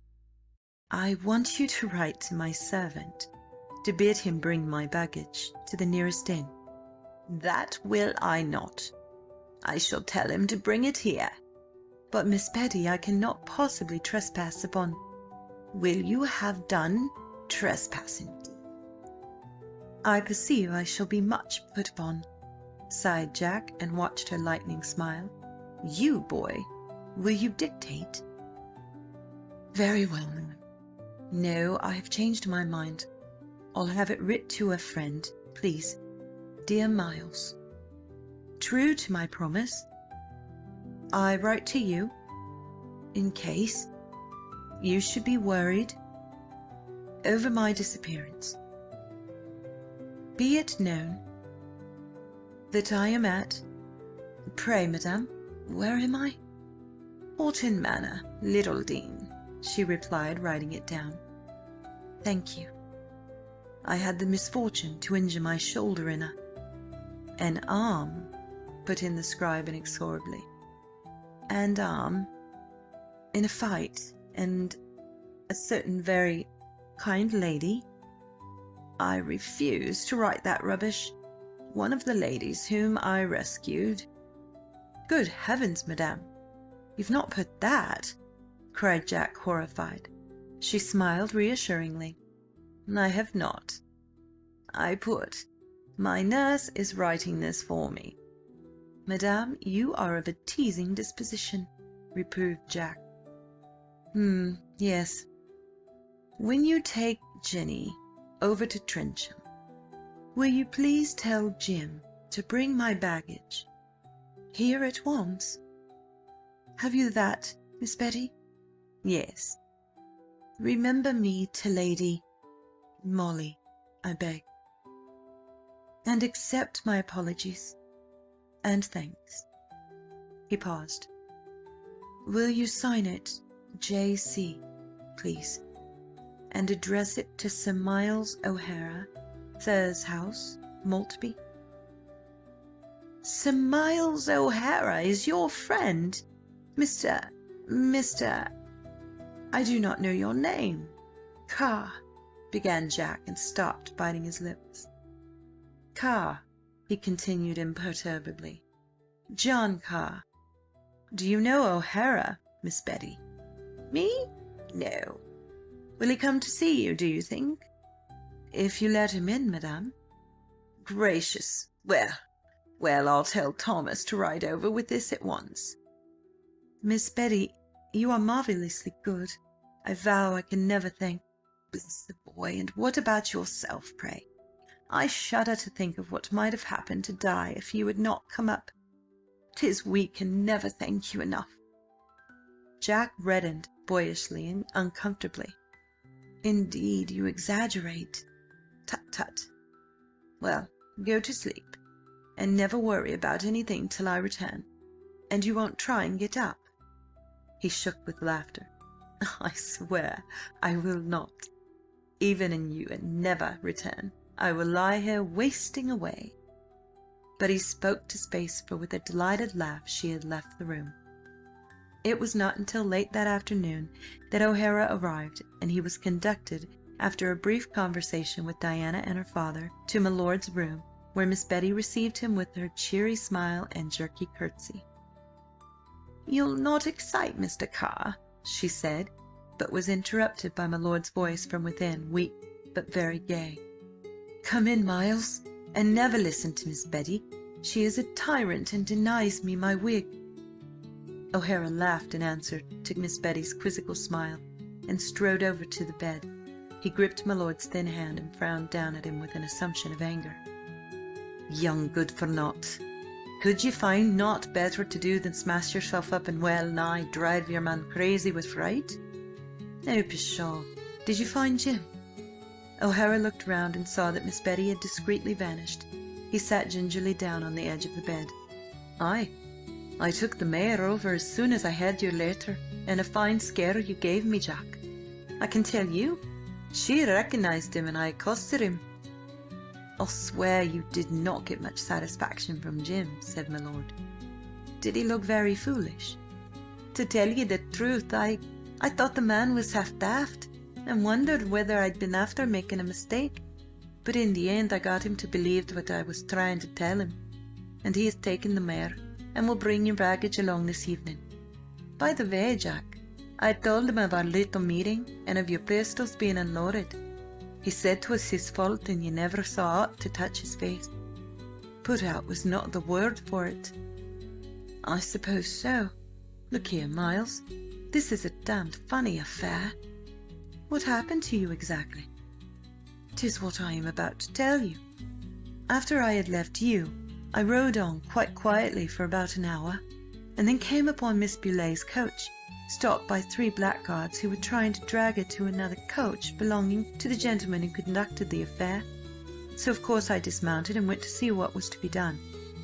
"You would, be after poking your nose into what didn't concern ye. 4 men and ye had the audacity to tackle them all. 'Tis mad ye are entirely." "Of course, if you had been in my place you would have ridden off in another direction or aided the scoundrels," was the scathing reply. O'Hara chuckled. "Well, go on, Jack. I'm not saying I don't wish I had been with ye." "'Twould have been superb. I suppose Miss Beaulieu has told you most of the tale, but there is one thing that she could not have told you, for she did not know it. The man I fought with was Belmanoir." "Thunder and turf, not the Duke!" "Yes, Tracy." "Zounds! Did he know ye?" "I cannot be certain. I was masked, of course, but he said he thought he did. 'Twas at that moment he fired his pistol at me." "The dirty scoundrel!" Yes. 'Tis that which makes me think he did not know me. Damn it all, Miles, even Tracy would not do a thing like that." "Would he not?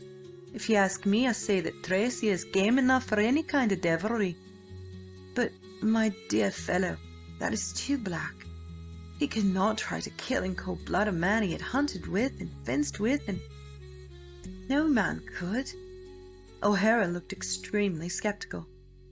"Because ye could not yourself is not to say that a miserable spalpeen like Belmanoir could not." "I don't believe it of him. We were always quite friendly. If it had been Robert, now, but I am not going to believe it. And don't say anything to these people, O'Hara, because they do not know Devil. I gather from what Miss Betty says that he calls himself Everard. He meant the girl, Diana, at Bath. You know his way. She'd none of him, hence the abduction." "Heavens! But 'tis a foul mind the man's got."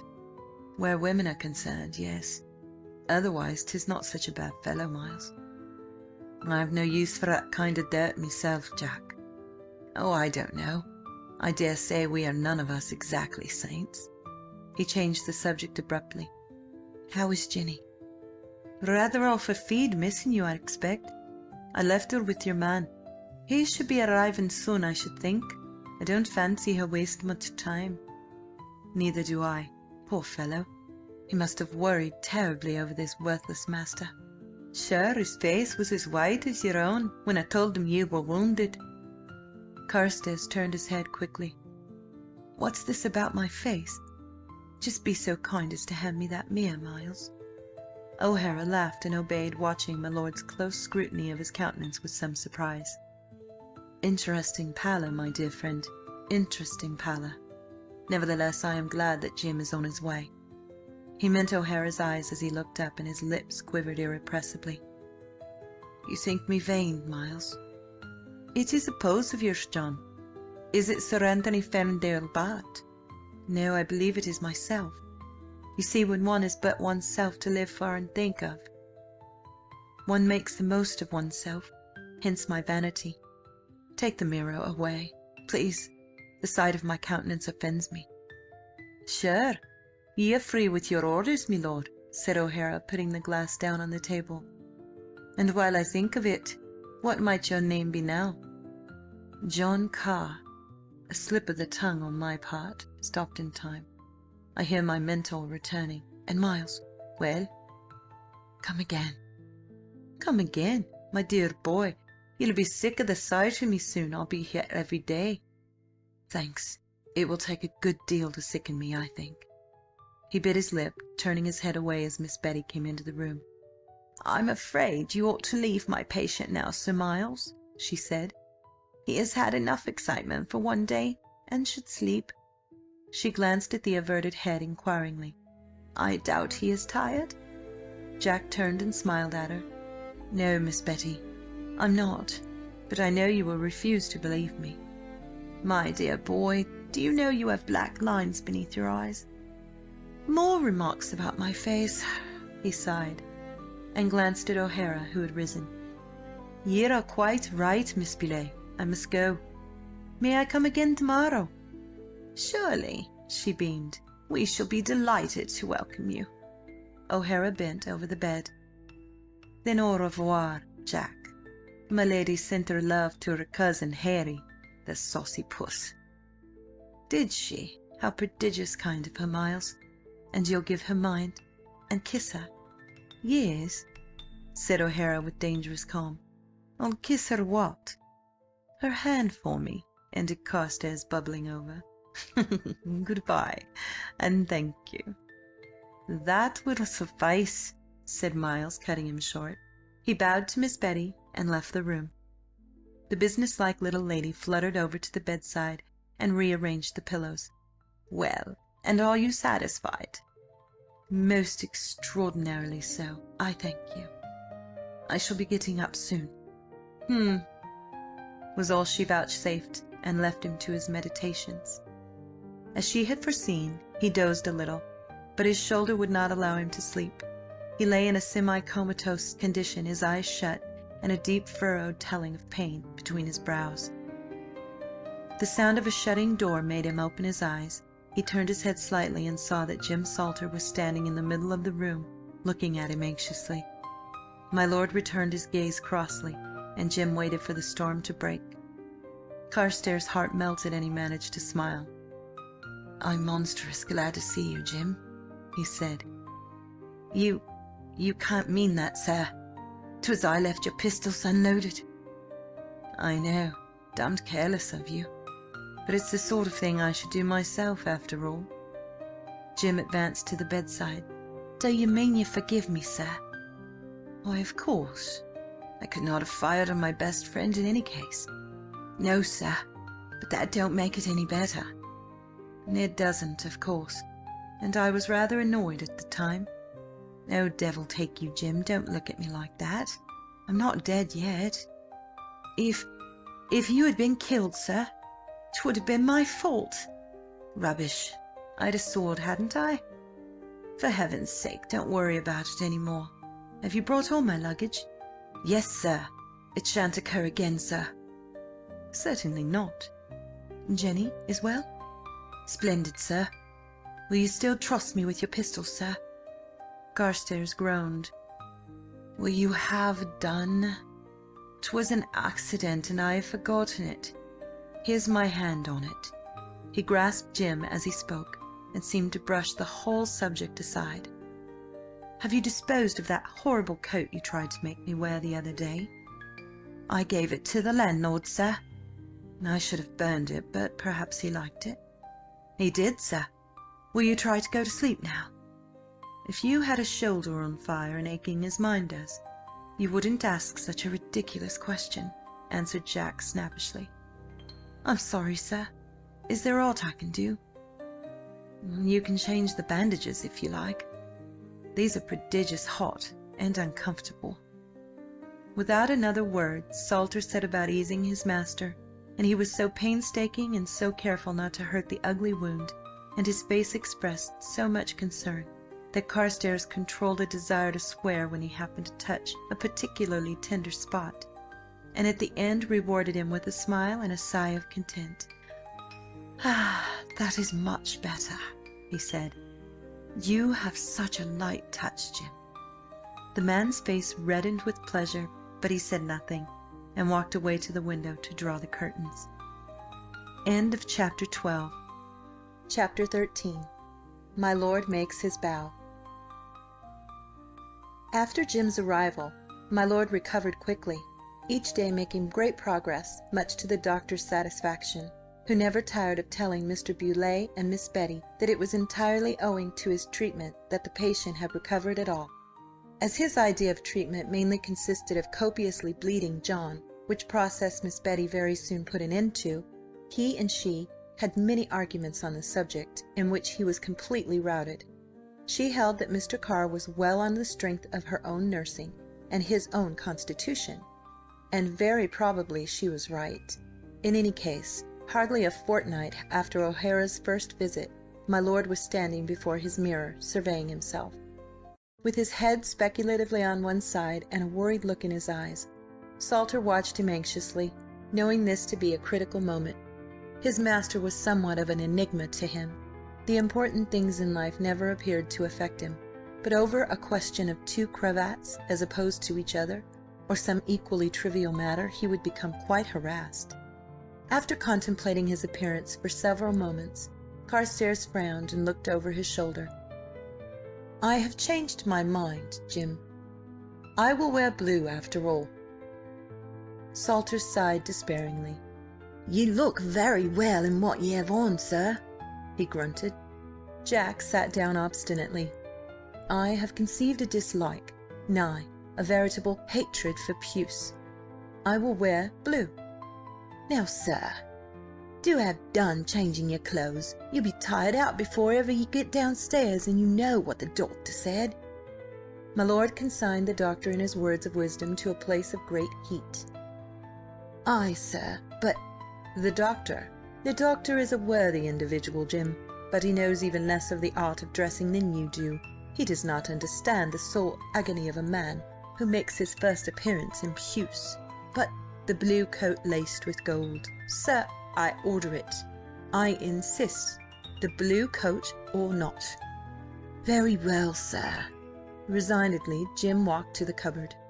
When at length his lordship was dressed to his entire satisfaction, it was midway through the hot June afternoon, and Miss Betty was tapping at the door, wishing to know whether Mr. Carr was coming down or whether he was not. Carstares shifted his sling, and taking up his hat, moved just a little shakily to the door. Salter opened it and cast a triumphant glance at Miss Betty, as though he were showing off all my lord's graces. He proffered an arm. "Shall I help you, sir?" Miss Betty curtsied low. "La, Mr. Carr!" John bowed profoundly.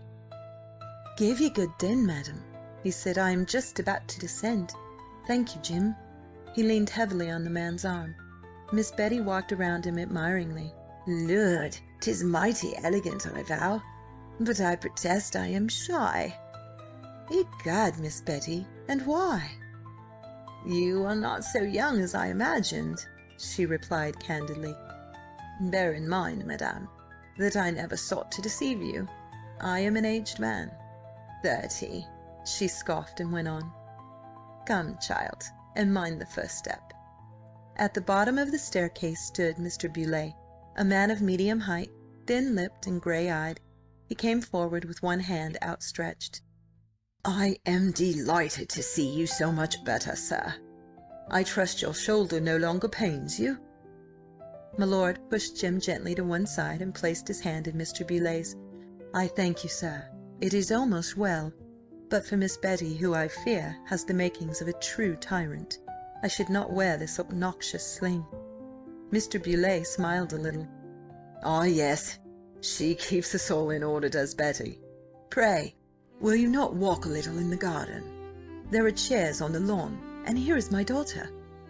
He waved to the door, and Carstares, turning, beheld Diana. She stood framed by the dark wood, gowned in amber silk, with old lace falling from her elbows and over the bosom of her dress. Her hair was dark as night, with little tendrils curling over her broad white brow. One rolling curl fell over her shoulder, the rest were gathered up under a small lace cap, which was secured by means of a riband passed beneath her chin. Jack gazed and gazed again, and in her turn Diana studied him with wide brown eyes of almost childlike innocence. Then her lids fluttered and curling lashes veiled the glorious depths, as a slow blush mounted to her cheeks.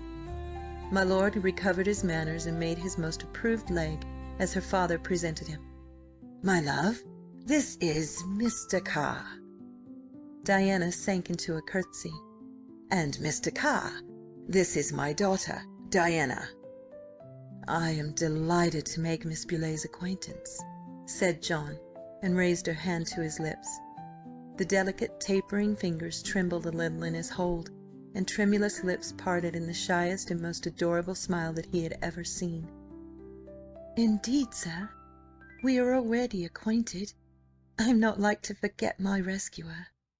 "I am happy to think that I was able to be of some service to you, mademoiselle. Believe me, it was an honour to fight in your cause." His eyes were on the fascinating dimple that played about her mouth. "'Tis very kind of you to say so, sir. I fear we greatly incommoded you, and—" She made a gesture towards his sling. "That, mademoiselle, is less than nothing. All the obligation is on my side." Miss Betty bustled forward. "Now that will do. I never heard such a foolish set of compliments. You are looking tired, Mr. Carr. Come into the garden and rest." Salter stepped forward, but Diana stayed him with uplifted finger. "If Mr. Carr will accept my arm," she hazarded. Jack flushed. "Indeed, no, Miss Beaulieu, I can—" "Oh, tut, tut!" cried Miss Betty. "Have done dilly-dallying. Take him out, Di." Mr. Beaulieu had already disappeared. His world lay in his library, and he was never far from it for any length of time. Now he had seized the moment when his sister was not looking to withdraw quietly, and when she turned around she was only in time to see the library door close softly. "Your papa has gone again," she remarked to her niece. "What a trying man he is, to be sure." She followed the pair out onto the lawn, and helped to make Carstares seat himself in a long chair under a great elm. A cushion was placed under his wounded shoulder, and another at his back. "And are you sure that you are quite comfortable?" inquired Miss Betty anxiously, bending over him. Jack laughed up at her. "Quite sure, thank you, madame. But where will you sit?" "I shall sit in this chair, and Di will sit on a cushion." Throwing one down. "At my feet? Just so." "I see that you are ruled with a rod of iron, mademoiselle," he said, and watched the dimple tremble into being. "Indeed, yes, sir. 'Tis very sad." Miss Betty chuckled and unrolled a packet of silks which she threw into her niece's lap. "Will you have the goodness to sort those for me, love?" she asked, taking out her embroidery. "Pray allow me to assist," pleaded John. Diana rose and planted her cushion down beside his chair. She then knelt down upon it and emptied the multicoloured strands onto his knee. "Very well. You must be very careful to separate the different pinks, though. See, we will have the rose here, the salmon here, the deeper rose here, the pale pink over there, and the reds. There is no more room. We will put the reds in this paper." "Certainly," agreed Carstares. "Are we to leave the other colours until the pinks are sorted?" She nodded and bent her head over the silks. "Is Sir Miles coming this afternoon, Mr. Carr?" "Why, yes, Miss Betty. Now you mention it, I remember that he is. Miss Beaulieu, I defy you to put that one on the rose pile. 'Tis a shade too deep." "I am sure 'tis not. Where is one to compare with it?" Carstares produced a long thread and held it next to hers. The two heads were bent close over it. Diana sighed. "You are right. I can just see the difference, but 'tis very slight." Miss Betty peeped over their shoulders. "Gracious, what an eye you must have! I can detect no difference." Her eye ran along the row of silks laid out on my lord's white satin leg. "Mr. Carr," said Diana suddenly, "I want to ask you something that has been puzzling me."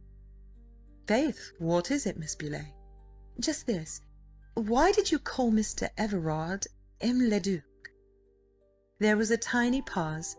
My lord looked down into the gold-flecked eyes and frowned a little. "Did I call him that?" "Yes, I remember it distinctly. Was it just a manner of speaking?" "Just a manner of speaking. You may call it that, mademoiselle. Do you not think that he rather looks ducal?" "I tried not to think of him at all. I hate him." "Almost I begin to pity Mr. Everard," quoth Jack. The dimple peeped out. "Then 'tis most ungallant of you, sir," she reproved. "Do you know Mr. Everard?" "I have certainly seen him before, madame." Diana sat back on her heels and eyed him wonderingly. "I believe you do not wish to answer me," she said slowly. "Tell me, is Everard that man's real name?" My lord twisted the ring on his finger uneasily. He did not feel himself at liberty to expose Belmanoir, and if he should reveal his true identity it was quite possible that Mr. Beaulieu might seek him out, in which case he himself might be recognised. He looked up. "Pardon me, mademoiselle, but whence this cross-examination?" Diana nodded placidly. I thought you would refuse, but I have discovered something that will confound you, sir." She rose to her feet. "I will go and get it." She walked gracefully away towards the house, and my lord watched her go. "Now I am going to ask a question," broke in Miss Betty's voice. He threw out an imploring hand. "Madame, I beg you will consider my feeble condition. Am I fit to bear the strain, think you?" "I do. Is it usual for gentlemen to ride masked as you were?" At that he laughed. "No, madame, but for the gentlemen of the High Toby it is de règle." She paused with her needle held in mid-air. "Now what mean you by that?" "Just that I am a common highwayman, Miss Betty." She stared at him for a moment and then resumed her work. "You look it." John cast a startled glance down his slim person. "Is that so, madame? And I rather flattered myself I did not." "I was only laughing at you. You do not expect me to believe that fabrication, surely?" "I fear I do," he sighed. "'Tis very true, alack." "Oh, indeed. Also a friend of Sir Miles O'Hara, J.P., and of Mr. Everard?" "At least the last named is not an acquaintance to be proud of," he retorted. "Perhaps not. My Di says he is some great gentleman. I perceive that your Di is by nature suspicious. Why does she think that?"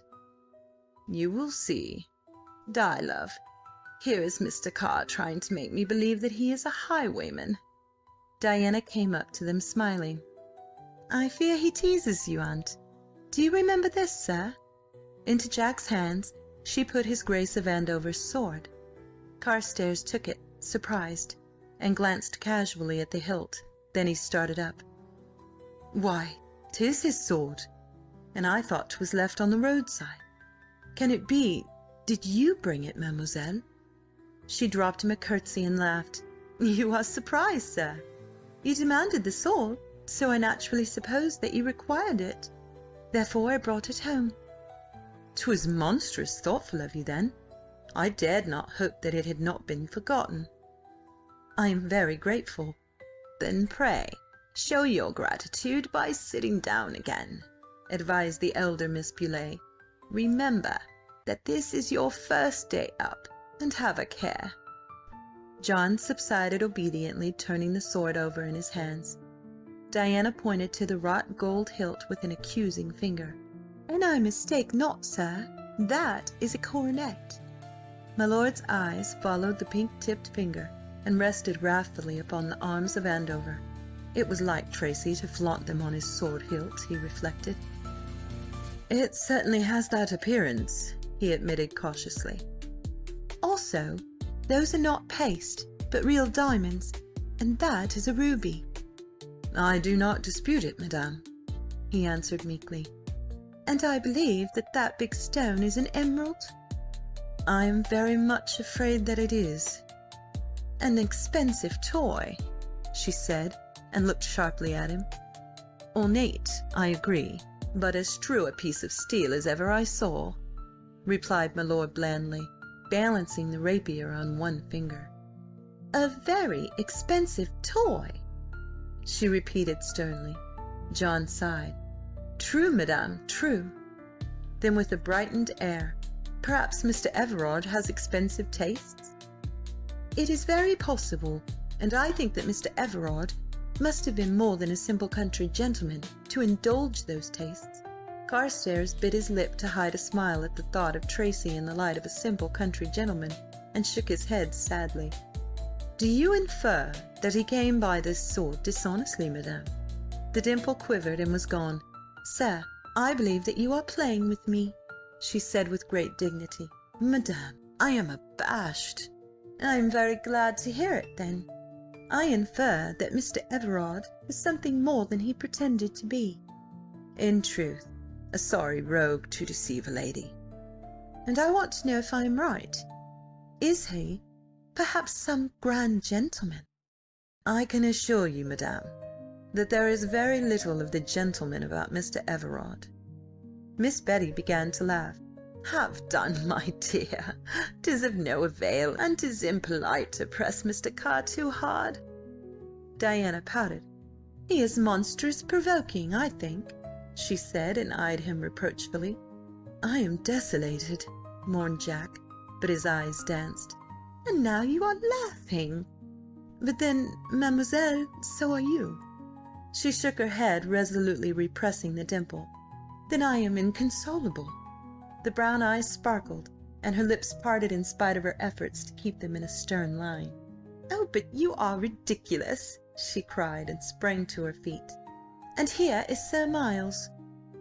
O'Hara came across the lawn towards them, bowed to the ladies, and glanced inquiringly from one to the other. "Is it a joke you have?" he asked. Diana answered him. "Indeed no, sir. 'Tis Mr. Carr who is provoking." "Provoking, is it? And what has he been doing?" "I'll tell you the whole truth, Miles," interposed the maligned one. "'Tis Mistress Diana who is so inquisitive." "Oh!" Diana blushed furiously. "I protest you are unkind, sir." "Sure, 'tis no gentleman he is at all. 'Twas on the subject of gentlemen that we quarrelled," supplied her aunt. "Disagreed," amended his lordship. "Disagreed," nodded Diana. "I asked him whether Mr. Everard was not some grand gentleman, and he evaded the point." "I vow 'tis slander," cried Jack. "I merely said that Everard was no gentleman at all."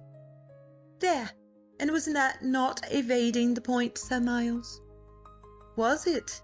Sure, I'm inclined to agree with him." "I declare you are both in league against me," she cried, with greater truth than she knew. "I mean, was he perhaps a titled gentleman?" "But how should Jack know that?" "Because I'm sure he knows him, or at least of him." "Listen, Mistress Di," broke in my lord, shooting a warning glance at O'Hara. "I will tell you all about Mr. Everard, and I hope you will be satisfied with my tale." He paused and seemed to cudgel his brain. "First, he is, of course, titled. Let me see. Yes, he is a duke. Oh, he is certainly a duke, and I am not sure but what he is royal." "Now you are ridiculous!" cried Miss Betty. "You are very teasing," said Diana, and tried to frown. "First you pretend to know nothing about Mr. Everard, and then you tell me foolish stories about him. A duke, indeed! I believe you really do know nothing about him." As Carstares had hoped, she refused to believe the truth. "He is playing with you, child," said O'Hara, who had listened to Jack's tale with a face of wonder. "I warrant he knows no Everard, eh, Jack?" "No, I cannot say that I do," laughed his lordship. But you said—" "Never mind what he said, Miss Di. 'Tis a scurvy fellow he is." She regarded him gravely. "Indeed, I almost think so." But the dimple peeped out for all that. The next instant it was gone, and Diana turned a face of gloom to her aunt, pouting her red lips adorably, so thought my lord. "Mr. Bettison," she said in accents of despair. At these mystic words Jack saw Miss Betty frown, and heard her impatient remark, "Drat the man!" He looked towards the house and perceived a short, rather stout young man to be walking with a peculiar strutting gait towards them. The boy was good-looking, Carstares acknowledged to himself, but his eyes were set too close, and he did not like his style. No, certainly he did not like his style, nor the proprietary way in which he kissed Diana's hand. "How agreeable it is to see you again, Mr. Bettison," said Miss Betty with much affability. "I declare, 'tis an age since we set eyes on you." "Oh no, aunt," contradicted Diana sweetly. "Why, it was only a very short while ago that Mr. Bettison was here, surely." She withdrew the hand that the young man seemed inclined to hold fast to, and turned to John. "I think you do not know Mr. Bettison, Mr. Carr," she said. "Mr. Bettison, allow me to present you to Mr. Carr. Sir Miles, I think you know." The squire bowed with a great deal of stiff hostility. Carstares returned the bow. "You will excuse my not rising, I beg," he smiled. "As you perceive, I have had an accident." Light dawned on Bettison. This was the man who had rescued Diana. Confound his impudence! "Ah, yes, sir. Your arm, was it not? My faith, I should be proud of such a wound." It seemed to Carstares that he smiled at Diana in a damned familiar fashion. Devil take his impudence! "It was indeed a great honour, sir.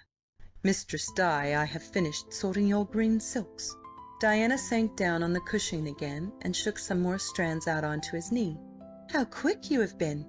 Now we will do the blue ones." Bettison glared. This fellow seemed prodigious intimate with Diana, devil take him. He sat down beside Miss Betty and addressed my lord patronisingly. "Let me see, Mr. Carr. I met you in town, I wonder? At Tom's, perhaps?" This country bumpkin would belong to Tom's, reflected John savagely for no reason at all. Aloud he said, "I think it extremely unlikely, sir. I have been abroad some years." "Oh, indeed, sir? The grand tour, I suppose?" Mr. Bettison's tone was not the tone of one who supposes any such thing. John smiled. "Not this time," he said. "That was 7 years ago." Mr. Bettison had heard rumours of this fellow who, it was murmured, was naught but a common highwayman. "Really? After Cambridge, perhaps?" "Oxford," corrected Carstares gently. "Curse his audacity," thought Mr. Bettison. 7 years ago. Let me think. George must have been on the tour then. Selwyn, I mean. Miss Beaulieu."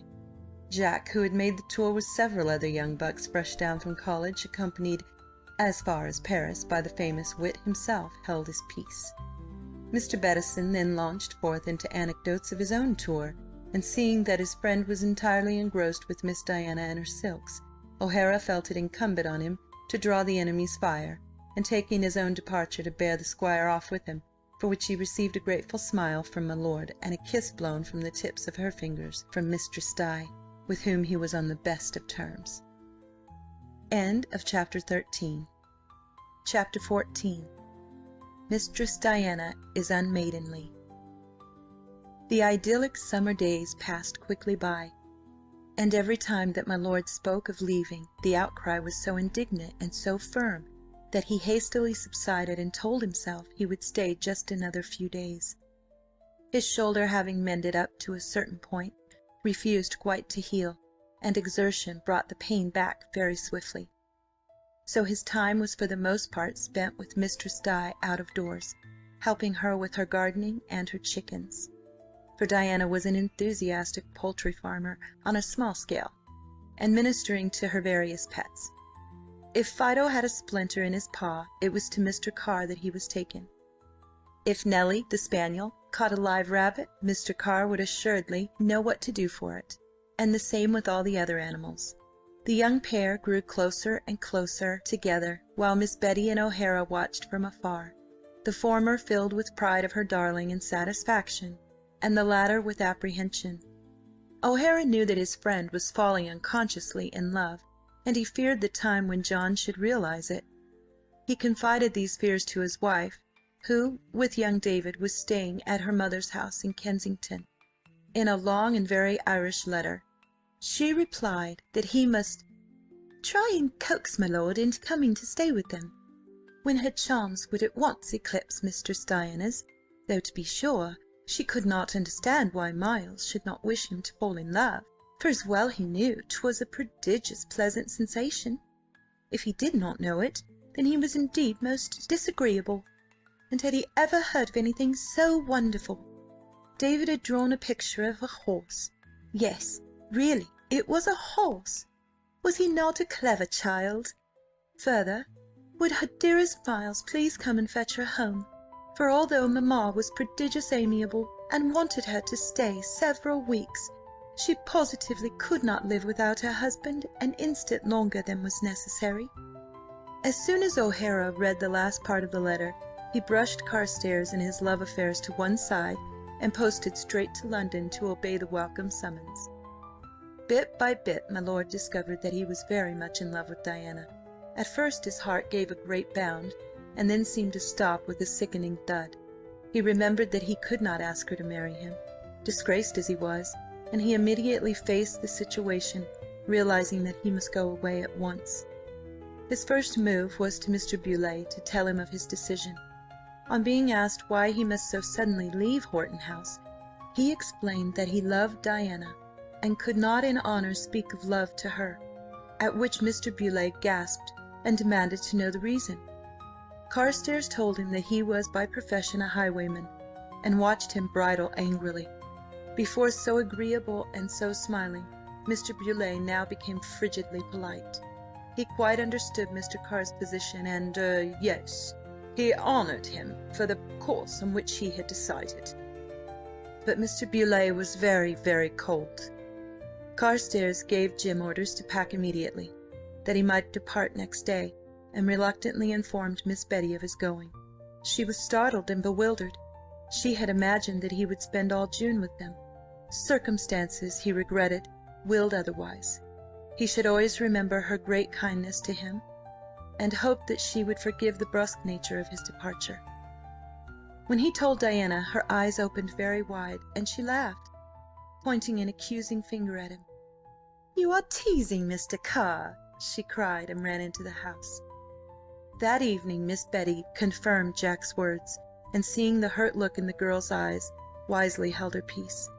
Next morning, in the Pleasance, Diana came across my lord, and went to him, gravely questioning. "You are really leaving us today, Mr. Carr?" "I am afraid I must, Mistress Di." "So suddenly? Then you were not teasing yesterday?" "No, mademoiselle, I was not. I fear I have tarried too long, taking advantage of your kindness." "Oh, no, no," she assured him. "Indeed you have not. Must you really go?" Looking down into her big eyes, John read the answering love in them, and grew pale. It was worse to think that she cared too. If only he thought she was indifferent, parting would not seem so unbearable. "Mademoiselle, you overwhelm me. I must go." "Oh, but I am sorry. Your being here has been such a pleasure. She stopped and looked away across the flowers. "You," prompted Jack, before he could check himself. With a tiny laugh she brought her gaze back. "I am sorry you must leave us, naturally." She sat down beneath an arbour of roses, and patted the place beside her invitingly, with just the same unconscious friendliness that she had always shown him. My lord stayed where he was, with one hand on a tree trunk, and the other fidgeting with his quizzing glass. "Mistress Di, I think it only right that I should tell you what I have told your father, and what I told your aunt some time ago, when she refused to believe me. To some extent I am here under false pretences. I am not what you think me." Diana laced and unlaced her fingers, and thought that she understood. "Oh no, Mr. Carr." "I am afraid, yes, mademoiselle. I am a common felon, a highwayman." He bit the words out, not looking at her. "But I knew that," she said softly. "You knew it?" "Why, yes. I remember when you told Aunt Betty. You believed me. You see," she apologized, "I always wondered why you were masked, and yet you permitted me to stay." "How silly of you, Mr. Carr. Of course I do not care what you are. I owe so much to you." He wheeled round at that and faced her. "Madame, I can bear anything rather than gratitude. Is it only that which has made you tolerate me all this time?" Her fingers gripped one another. Why, sir!" The flame died out of his eyes, and he drew himself up stiffly, speaking with a curtness that surprised her. "I crave your pardon. I should be whipped at the cart-tail for asking such an impertinent question. Forget it, I beg." Diana looked up at the stern face, half amazed, half affronted. "I do not think I quite understand you, sir." "There is naught to understand, mademoiselle," he answered with dry lips. "'Twere merely that I was a coxcomb enough to hope that you liked me a little for mine own sake." She glanced again at his averted head, and with a wistful little smile, "Oh," she murmured, "oh, and it is very dreadful to be a highwayman." She sighed. "Yes, mademoiselle." "But surely you could cease to be one?" coaxingly. He did not trust himself to answer. "I know you could. Please do." "That is not all," he forced himself to say. "There is worse." "Is there?" she asked, wide-eyed. "What else have you done, Mr. Carr?" "I once—" Heavens, how hard it was to say. "I once cheated at cards." It was out. Now she would turn from him in disgust. He shut his eyes in anticipation of her scorn. His head turned away. "Only once?" came the soft voice, filled with awed admiration. His eyes flew open. "Mademoiselle!" She drooped her head mournfully. "I'm afraid I always cheat," she confessed. "I had no idea 'twas so wicked, although auntie gets very cross and vows she will not play with me." He could not help laughing. "It is not wicked in you, child. You do not play for money." "Oh, did you?" "Yes, child." "Then that was horrid of you," she agreed. He stood silent, fighting the longing to tell her the truth. "But do not look so solemn, sir," the pleading voice went on. "I am sure you must have had a very strong excuse." "None." "And now you are letting it spoil your life?" she asked reproachfully. "It does not wait for my permission," he answered bitterly. "Ah, but what a pity! Must one moment's indiscretion interfere with all else in life? That is ridiculous. You have, what is the word? Expiated. Yes, that is it. Expiated it, I know." "The past can never be undone, madame." "That, of course, is true." She nodded with the air of a sage. "But it can be forgotten." His hand flew out eagerly and dropped back to his side. It was hopeless. He could not tell her the truth and ask her to share his disgrace. He must bear it alone, and above all he must not whine.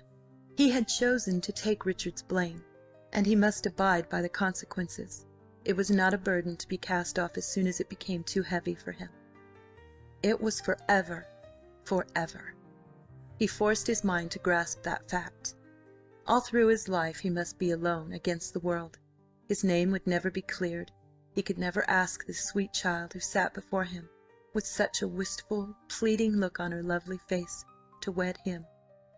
He looked down at her sombrely, telling himself that she did not really care, that it was his own foolish imagination.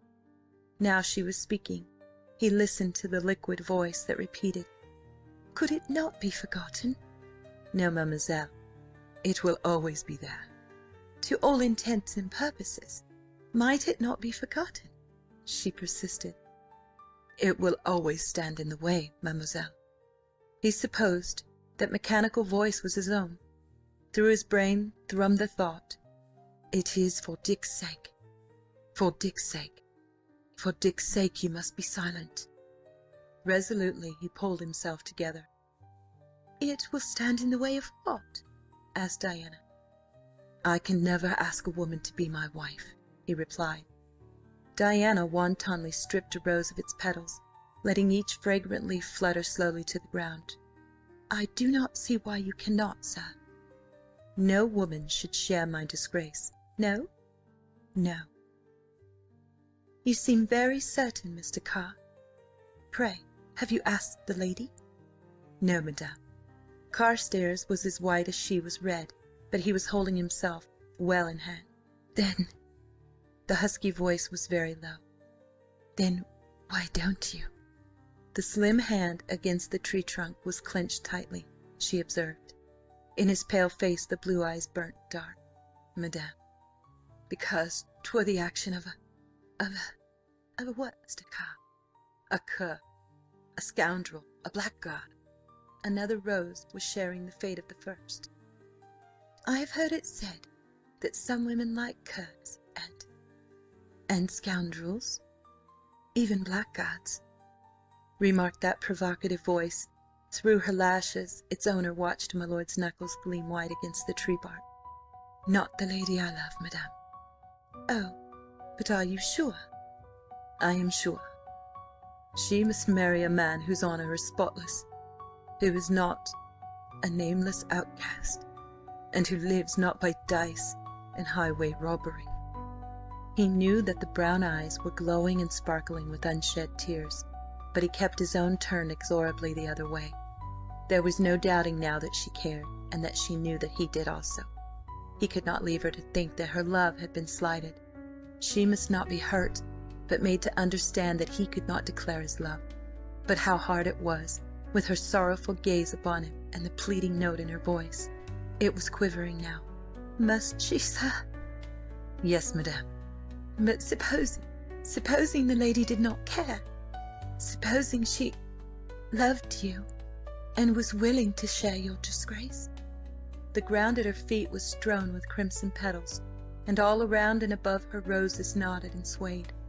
A tiny breeze was stirring her curls and the lace of her frock, but John would not allow himself to look, lest the temptation to catch her in his arms should prove too great for him. She was ready to give herself to him, to face anything, only to be with him. In the plainest language she offered herself to him, and he had to reject her. "It is inconceivable that the lady would sacrifice herself in such a fashion, madame," he said. Sacrifice? She caught her breath. You call it that? What else? I do not think that you are very wise, Mr. Carr, nor that you understand women very well. She might not call it by that name. It would make no difference what she called it, madame. She would ruin her life, and that must never be. A white rose joined its fallen brethren, pulled to pieces by fingers that trembled pitifully. Mr. Carr, if the lady loved you, is it quite fair to her to say nothing? There was a long silence, and then my lord lied bravely. "I hope that she will, in time, forget me," he said. Diana sat very still. No more roses were destroyed. The breeze wafted the fallen petals over her feet lightly, almost playfully. Somewhere in the hedge a bird was singing, a full-throated sobbing plaint, and from all around came an incessant chirping and twittering. The sun sent its bright rays all over the garden, bathing it in gold and happiness. But for the two in the pleasaunce, the light had gone out, and the world was very black. "I see," whispered Diana at last. "Poor lady." "I think it was a cursed day that she saw me come into her life," he groaned. "Perhaps it was," her heart made answer. He bowed his head. "I can only hope that she will not think too hardly of me," he said very low, "and that she will find it in her heart to be sorry for me also." She rose and came up to him, her skirts brushing gently over the grass, holding out her hands imploringly. "Mr. Carr." He would not allow himself to look into the gold-flecked eyes. He must remember Dick, his brother, Dick. In his hand he took the tips of her fingers and bowed, kissed them. Then he turned on his heel and strode swiftly away between the hedges toward the quiet woods, with a heart aflame with passion and with rebellion and impotent fury. He would go somewhere quite alone, and fight the devil that was prompting him to cry the truth aloud, and to throw aside his burden for love, forgetting duty. But Diana remained standing amongst the scattered flowers, very still, very cold, with a look of hopeless longing in her eyes, and a great hurt. End of Chapter 14. Chapter 15. O'Hara's mind is made up. Jim Salter folded one of my lord's waistcoats and placed it carefully in an open valise. Then he picked up a coat and spread it on the bed, preparatory to folding it in such wise that no crease should afterwards mar its smoothness. All about him my lord's clothing was strewn. Mechlin ruffles and cravats adorned one chair, silk hose another. Gorgeous coats hung on their backs, shoes of every description, red-heeled and white, riding boots and slippers, stood in a row awaiting attention. Wigs perched coquettishly on handy projections, and piles of white cambric shirts peeped out from an almost finished bag. Jim laid the coat tenderly in the valise, coaxing it into decorous folds and wondering at the same time where his master was. He had been out all morning, and on his return had looked so ill that Jim had been worried and wished that they were not leaving Horton House quite so soon. A little while ago my lord had been closeted with his host. Jim supposed he must still be there. He reached out his hand for another waistcoat, but before his fingers had touched it, he stopped and lifted his head, listening. Hasty, impetuous footsteps sounded on the stairs and came furiously along the corridor. The door was twisted open, and my lord stood on the threshold. Jim scanned the tired face anxiously, and noted with a sinking heart that the blue eyes were blazing and the fine lips set in a hard, uncompromising line. The slender hand gripped the door handle, twitched in a way that Jim knew full well. Evidently my lord was in an uncertain mood. "Have you finished?" rapped out Carstares. "Not quite, sir. I wish to leave this year and not next, if 'tis all the same to you." "Yes, sir. I didn't know you was in a hurry, sir." There was no reply to this. My lord advanced into the room and cast one glance at his scattered baggage and another all around him. "Where is my riding dress?" Jim shivered in his luckless shoes. "'Tis packed, sir. Do you want it?" "Of course I want it. Do you suppose that I'm going to ride in what I have on?" "I rather thought you were driving, Your Honour." "I am not. The scarlet suit at once, please." He flung himself down in a chair before his dressing-table and picked up a nail file. Salter eyed his reflection in the glass dismally and made no movement to obey. After a moment my lord swung round. "Well, what are you standing there for? Didn't you hear me?" "Aye, sir, I did. But your pardon, sir. But do you think 'tis wise to ride today for the first time?" The file slammed down onto the table. "I am riding to Hawley this afternoon," said his master dangerously. "'Tis a matter of 15 miles or so, Your Honour. Hadn't you better—" "Damn you, Jim, be quiet." Salter gave it up. "Very well, sir," he said, and unearthed the required dress. "I'll see the baggage goes by coach. Saddle the mare and Peter." "Not Peter. You go in the coach." "No, sir." "What?" My lord stared at him. There had been a note of finality in the respectful tone. My lord became icy. "You forget yourself, Salter." "I ask your pardon, sir." "You will travel in charge of my things as usual." Jim compressed his lips and stowed a shoe away in one corner of the bag. "You understand me?" "I understand you well enough, sir." "Then that is settled." "No, sir." My lord dropped his eyeglass. "What the devil do you mean, no, sir?"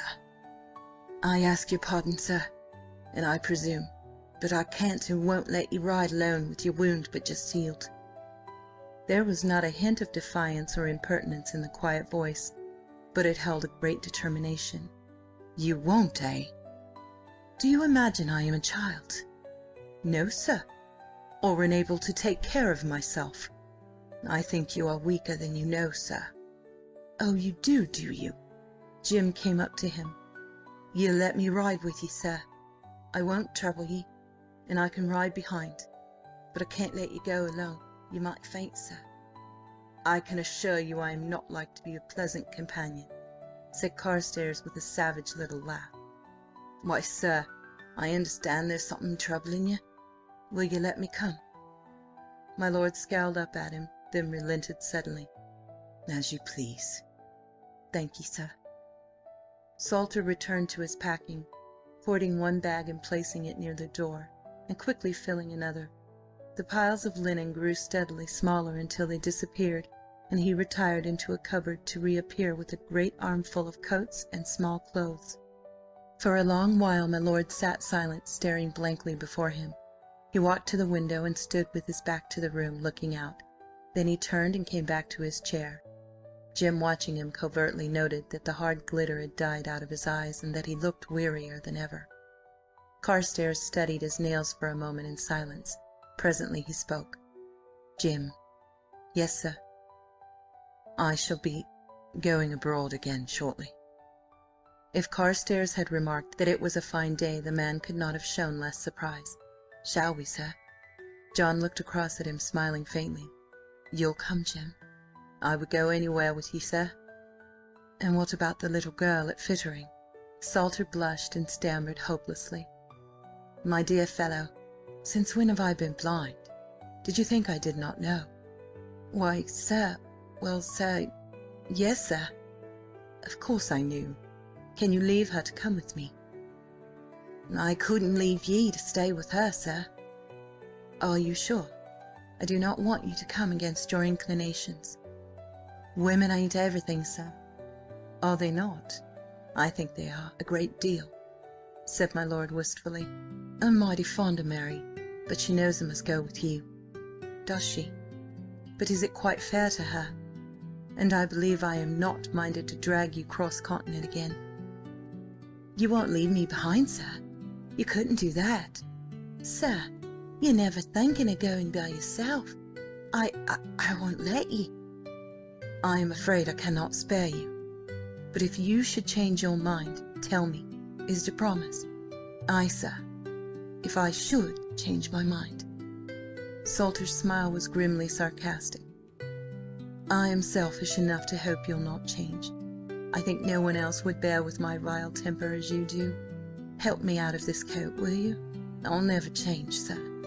And as to tempers, as if I minded. No, you are marvellous. My breeches. Thanks." He shed his satin small-clothes and proceeded to enter into white buckskins. "Not those boots, Jim, the other pair." He leaned against the table as he spoke, drumming his fingers on a chair back. A knock fell on the door, at which he frowned and signed to Jim, who walked across and opened it slightly. "Is your master here?" inquired a well-known voice, and at the sound of it my lord's face lighted up, and Salter stood aside. "Come in, Miles." The big Irishman complied and cast a swift glance round the disordered room. He raised his eyebrows at sight of Jack's riding boots and looked inquiringly across at him. My lord pushed a chair forward with his foot. "Sit down, man. I thought you were in London." "I was. I brought Molly home yesterday, the darling, and I heard that you were leaving here this afternoon." "Ah? And as I'm not going to let you slip through me fingers again, I thought I would come and make sure of ye. Ye are a deal too slippery, Jack." "Yet I was coming to see you again, whatever happened." "Of course. You're coming now, to stay?" "Oh, no." O'Hara placed his hat and whip on the table and stretched his legs with a sigh. "Sure, 'tis stiff I am. Jim, I've a chaise outside for the baggage, so you may take it down as soon as you may be." "Leave it where it is, Jim. Miles, 'tis monstrous good of you, but—" "Keep your buts to yourself, Jack. Me mind's made up." "And so is mine. I really cannot." "Me good boy, you're coming to stay with us until you are recovered. If I have to knock you senseless and then carry ye—" The lightning smile flashed into Jack's eyes. "How ferocious! But pray do not be ridiculous over a mere scratch. Recovered indeed. Ye still look ill. Now, Jack, take that frown off your face. 'Tis of no avail. I am determined." The door closed softly behind Jim as Carstares shook his head. "I can't, Miles. You must see 'tis impossible." "Pooh! No one who comes to Thur's house knows ye, or anything about ye. Ye need not see a soul, but come ye must." "But Miles—" "Jack, don't be a fool. I want ye, and so does Molly. 'Tis no trap, so you need not look so scared." "I'm not. Indeed, I am very grateful, but I cannot. I'm going abroad almost at once." "What?" "Yes, I mean it." O'Hara sat up. "So it has come. I knew it would." "What mean you?" "You found out that you loved Mr. Stye." "Nonsense." "And she you." Jack looked at him. "I'm a tactless oaf. I know. And me manners are atrocious to be for trying to break through the barriers you've put around yourself. But I tell you, Jack, it hurts to be kept at the end of a pole. I don't want to force your confidence, but for God's sake, don't be treating me as if I were a stranger."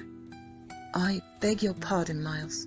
It's confoundedly hard to confide in anyone after 6 years of solitude."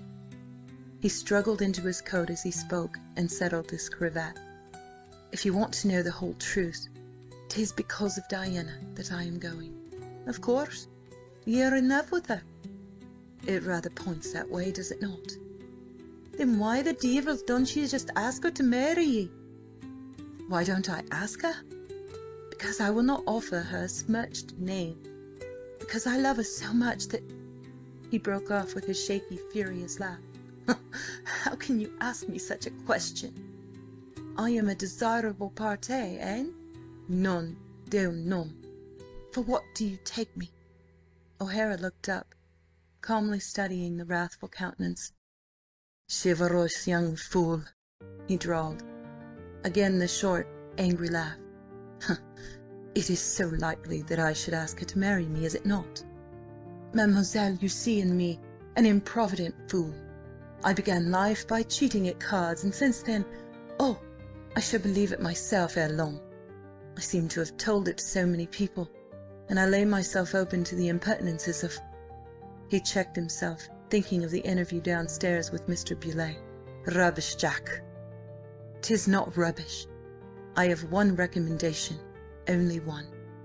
"Faith, have ye as much? What is it?" My lord laughed bitterly. "I dress rather well." "A fence better as far as I remember."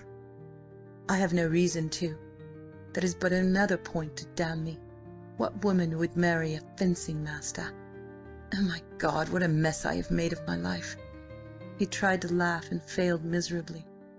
"I rather fancy Mistress Di would." "She will not be asked thus to demean herself," was the proud answer. "My dear Jack, ye forget ye are the Earl of Wyncham." "A pretty earl? No, thank you, Miles.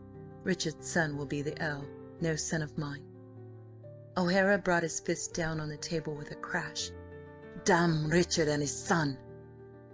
My lord picked up a jewelled pin and, walking to the glass, proceeded to fasten it in his cravat. The other followed him with smouldering eyes. "Retired into your cell again, eh?" he growled. Carstares, with his head slightly on one side, considered the effect of the pin. Then he came back to his friend. "My dear Miles, the long and short of it is that I am an unreasonable grumbler. I made my bed, and I suppose I must lie on it." "And will you be after telling me who helped ye in the making of it?" Carstares sat down and started to pull on one boot. "I foresaw we shall be at one another's throats ere long," he prophesied cheerfully. "Did I tell you that I informed Mr. Beaulieu of my profession today?" Miles forgot his anger in surprise. "You never told him you were a highwayman!" he cried. "Yes, I did. Why not?" "Why not? Why not? God help us all! Are ye daft, man? Do ye intend to tell every other person you meet what ye are? Bedad, 'tis mad ye are entirely." Carstares sighed. "I was afraid you would not understand." "'Twould take a wizard to understand ye. Another chivalrous impulse, I doubt not." No, it is just that I could not let him think me an honourable gentleman. He took it well on the whole, and is now frigidly polite." "Polite? I should hope so, the old scarecrow, after you'd saved his daughter on him too. And was he made ye so furious?" Carstares laughed. "He and myself. You see, he lectured me, oh, quite kindly, on the error of my ways, and it hurt." "'Tis as well ye are coming to me, then, the way things are with ye at present." My lord opened his mouth to speak, encountered a fiery glance, and shut it again. "Anything to say?" inquired O'Hara with a threatening gleam in his eye. "No, sir," replied Jack meekly. "You will come, please." O'Hara sprang up joyfully. "Good lad! Lord, but I was afraid at one time. Put on your other boot while I go and look for that rascal of yours." He hurried out of the room to find Jim, who, having foreseen the result of the contest, was already stowing the luggage away on the chaise. Half an hour later, his adieux made, Jim and the baggage following, my lord rode out with O'Hara on his way to Thur's house. For some time there was silence between the two men, with only a perfunctory remark or two on the fineness of the day and the freshness of the mare to break it. Carstares' mind was, as his friend well knew, dwelling on all that he had left behind him. His parting with Diana had been quite ordinary, she at least making no sign that he was anything beyond a chance acquaintance. Indeed, it had almost seemed to him that her attitude was slightly aloof, as if she had drawn a little into herself. Her hand when he had kissed it had been lifeless and cold, her smile sweetly remote. He knew that he had held the hand a fraction of a minute longer than was strictly in accordance with the rules on good manners, and he feared that he had clasped it in most unseemly wise, pressing it hard against his lips. He wondered whether she had remarked it. He little guessed that long after he had ridden out of sight, she continued to feel that pressure. If he could have seen her passionately kissing each finger separately for fear her lips might pass over the exact spot his had touched, his heart might have been lighter. It was true that she had retired into her shell, a little hurt at what she termed his man's blind obstinacy. She had laid her heart bare for him to read. She had offered herself to him as plainly as if she had spoken in terms less general than in the pleasaunce. She had fought desperately for her happiness, thrusting aside all thought of maiden modesty, and when she afterwards had realized what she had done, and tried to imagine what he must think of her, she had blushed dark and mentally flayed herself for her lack of proper pride and manners. Terrified that he might think her immodest, overwhelmed with sudden shyness, she had been colder in her attitude towards him than she had intended, even in her anxiety not to appear forward. But in spite of her coldness, how intensely had she hoped that he would sense her love and all that she wanted him to know. Incomprehensible the ways of women. Not endowed with feminine perspicacity or intuition, how could John hope to understand her dual feelings? He only knew that he had hurt her, and that she had drawn back that she might not lay herself open to more. He could not hope to understand her when she did not fully understand herself. Reflecting on the swiftness with which love had come to them, he believed that with a like swiftness it might fade, at least from Diana's memory. He told himself that he hoped for that end, but he was honest enough to know that it was the last thing in the world he wanted. The mere thought of Diana indifferent to him, or worse, another man's bride, made him bite on his under lip and tighten his hold on the rein. O'Hara cast many a surreptitious glance at the stern young profile beside him, wondering whether his lordship would last out the tedious ride or no. He knew enough of Carstares' indomitable courage to believe that he would, but he feared that it would prove too great a strain on him in his present weakened condition. Very wisely he made no attempt to draw Carstares out of his abstraction, but continued to push on in silence, past fields knee-deep in grass, soon to be hay, with sorrel and poppies growing apace, along lanes with hedges high above their heads on either side, over hill and down dale, always in silence. Presently O'Hara fell a little to the rear, that he might study his friend without palpably turning to do so. He thought he had never seen Jack's face wear such a black look. The fine brows almost met over his nose, with only two sharp furrows to separate them. The mouth was compressed, the chin a little prominent, and the eyes, staring ahead between Jenny's nervous ears, seemed to see all without absorbing anything. One hand at his hip was clenched on his riding whip, the other mechanically guided the mare. O'Hara found himself admiring the lithe grace of the man, and his upright carriage and splendid seat. Suddenly, as if aware that he was being studied, my lord half turned his head and met O'Hara's eyes. He gave a tiny shrug, and with it seemed to throw off his oppression. The frown vanished, and he smiled. "I beg your pardon, Miles. I am a surly fellow." "Mayhap your shoulder troubles you?" suggested O'Hara tactfully. No. I am barely conscious of it. I've no excuse beyond bad manners and a worse temper."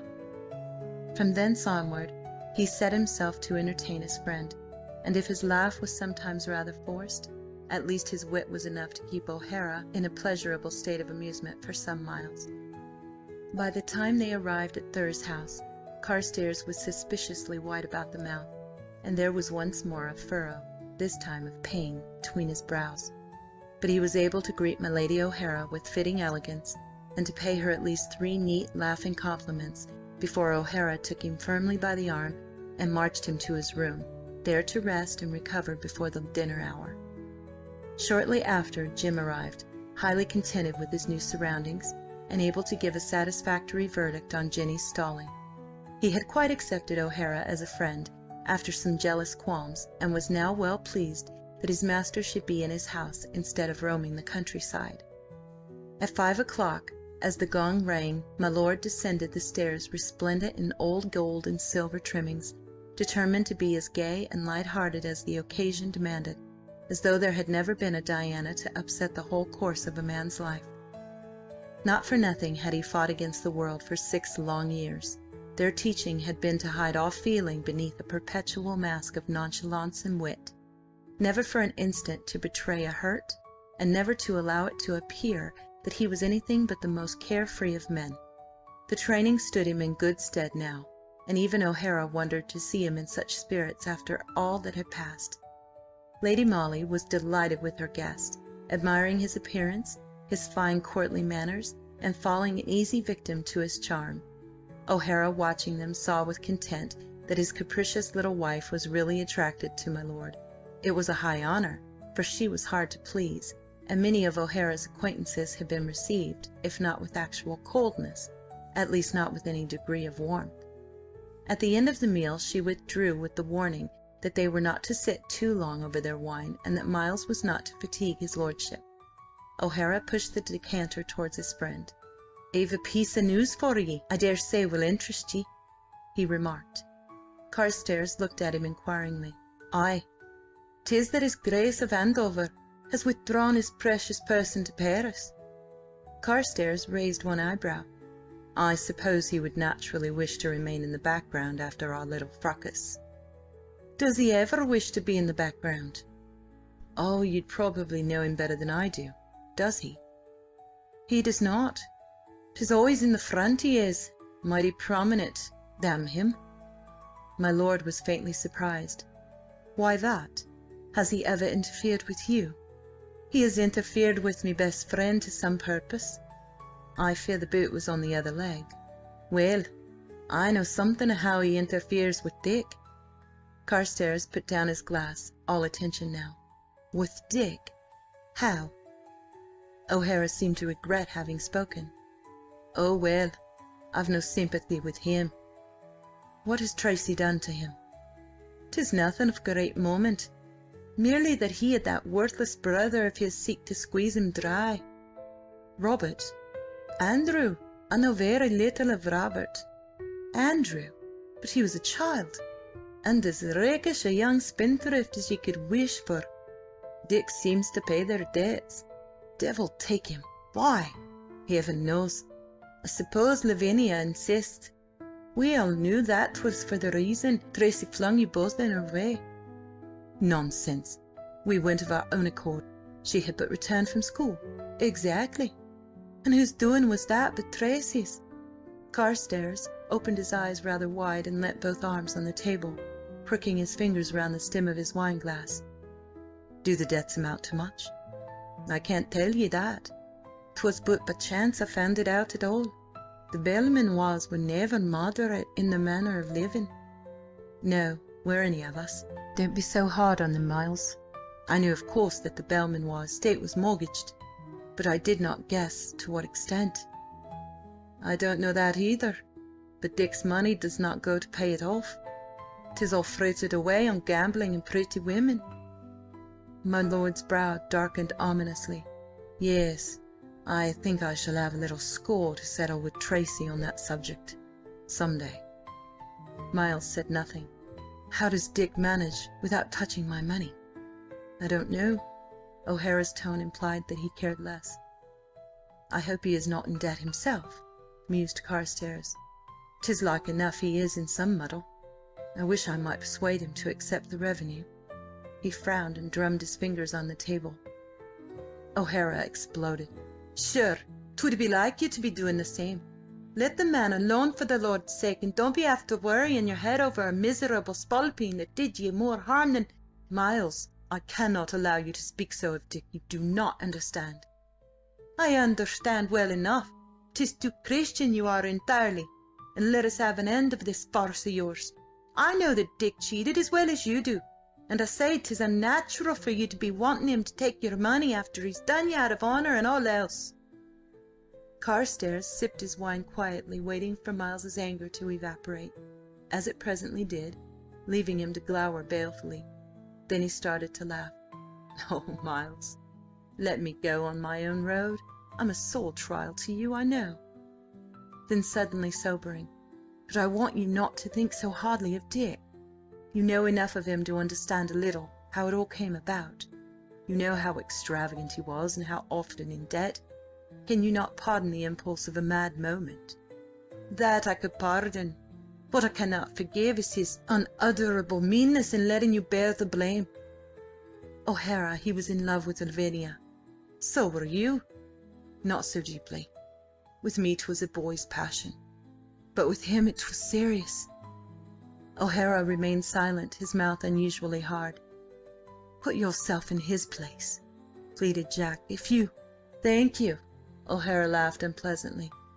"No, Jack, we shall not agree on this subject, and we had best leave it alone. I do not think you need worry about him, though. I believe he is not in debt." "Does he have fair luck with his racing and his—" O'Hara smiled grimly. "Dick is a very changed man, John. He does not keep racehorses, neither does he play cards, save for appearances' sake." "Dick not play? What then does he do?" "Manages your estates and conducts his wife to routs, when in town," bitterly. "He inhabits your house." "Well, there is none else to use it.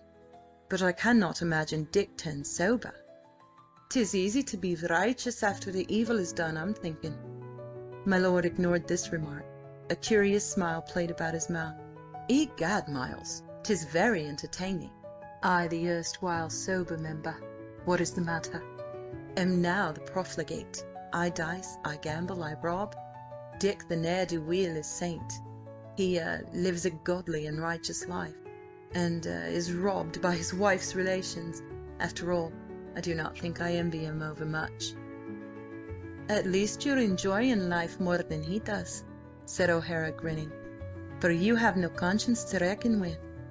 Carstares' face was inscrutable. He touched his lips with his napkin and smiled. "As you say, I enjoy life the more, but as to conscience, I do not think it is that." O'Hara glanced at him, sitting sideways in his chair, one arm flung over its back. "Will you be offended if I ask you a question?" "Of course not." "Do you intend to go back to this high-road robbery?" "I do not." "What then will you do?" The shadows vanished, and my lord laughed. "To tell you the truth, Miles, I've not yet settled that point. Fate will decide, not I." End of Chapter 15. Chapter 16. Mr. Bettison proposes. Mr. Bettison could make nothing of Diana of late. Her demeanour at first, so charming and so cheerful, had become listless and even chilling. She seemed hardly to listen to some of his best tales, and twice she actually forgot to laugh at what was surely a most witty pleasantry. It struck him that she regarded him with a resentful eye, as if she objected to his presence at Horton House, and had no desire to be courted. But Mr. Bettison was far too egotistic to believe such a thing, and he brushed the incredible suspicion away, deciding that her coldness was due to a very proper shyness. He continued his visits until they became so frequent that scarce a day passed without his strutting step being heard approaching the house, and his voice inquiring for the Miss Beaulays. Mr. Beaulay, who secretly hoped for Mr. Bettison as a son-in-law, would not permit the ladies to deny themselves, and he further counselled Miss Betty to absent herself after the first few moments, leaving the young couple together. Thus it was that it so continually fell to Diana's lot to receive the squire and to listen to his never-ending monologues. She persistently snubbed him, hoping to ward off the impending proposal, but either her snubs were not severe enough, or Mr. Bettison's skin was too thick to feel them, for not a fortnight after my lord's departure he begged her hand in marriage. It was refused him with great firmness, but taking the refusal for coquettishness, he pressed his suit still more amorously, and with such a self-assured air that Mistress Di became indignant. "Sir," she cried, "it seems you have indeed misread my attitude towards you." Mr. Bettison was struck dumb with amazement. It had never entered his brain that Diana could seriously refuse him. He could hardly believe his ears at this quite unmistakable tone of voice, and sat gaping. "I must beg," continued Diana, I must beg that you will discontinue your all too frequent visits here. Please do not deem me unkind, but your persecution of me, I can call it nothing else, is wearying, and, you will forgive the word, tiresome. I confess I am surprised that you had not perceived your attentions to be distasteful to me." "Distasteful!"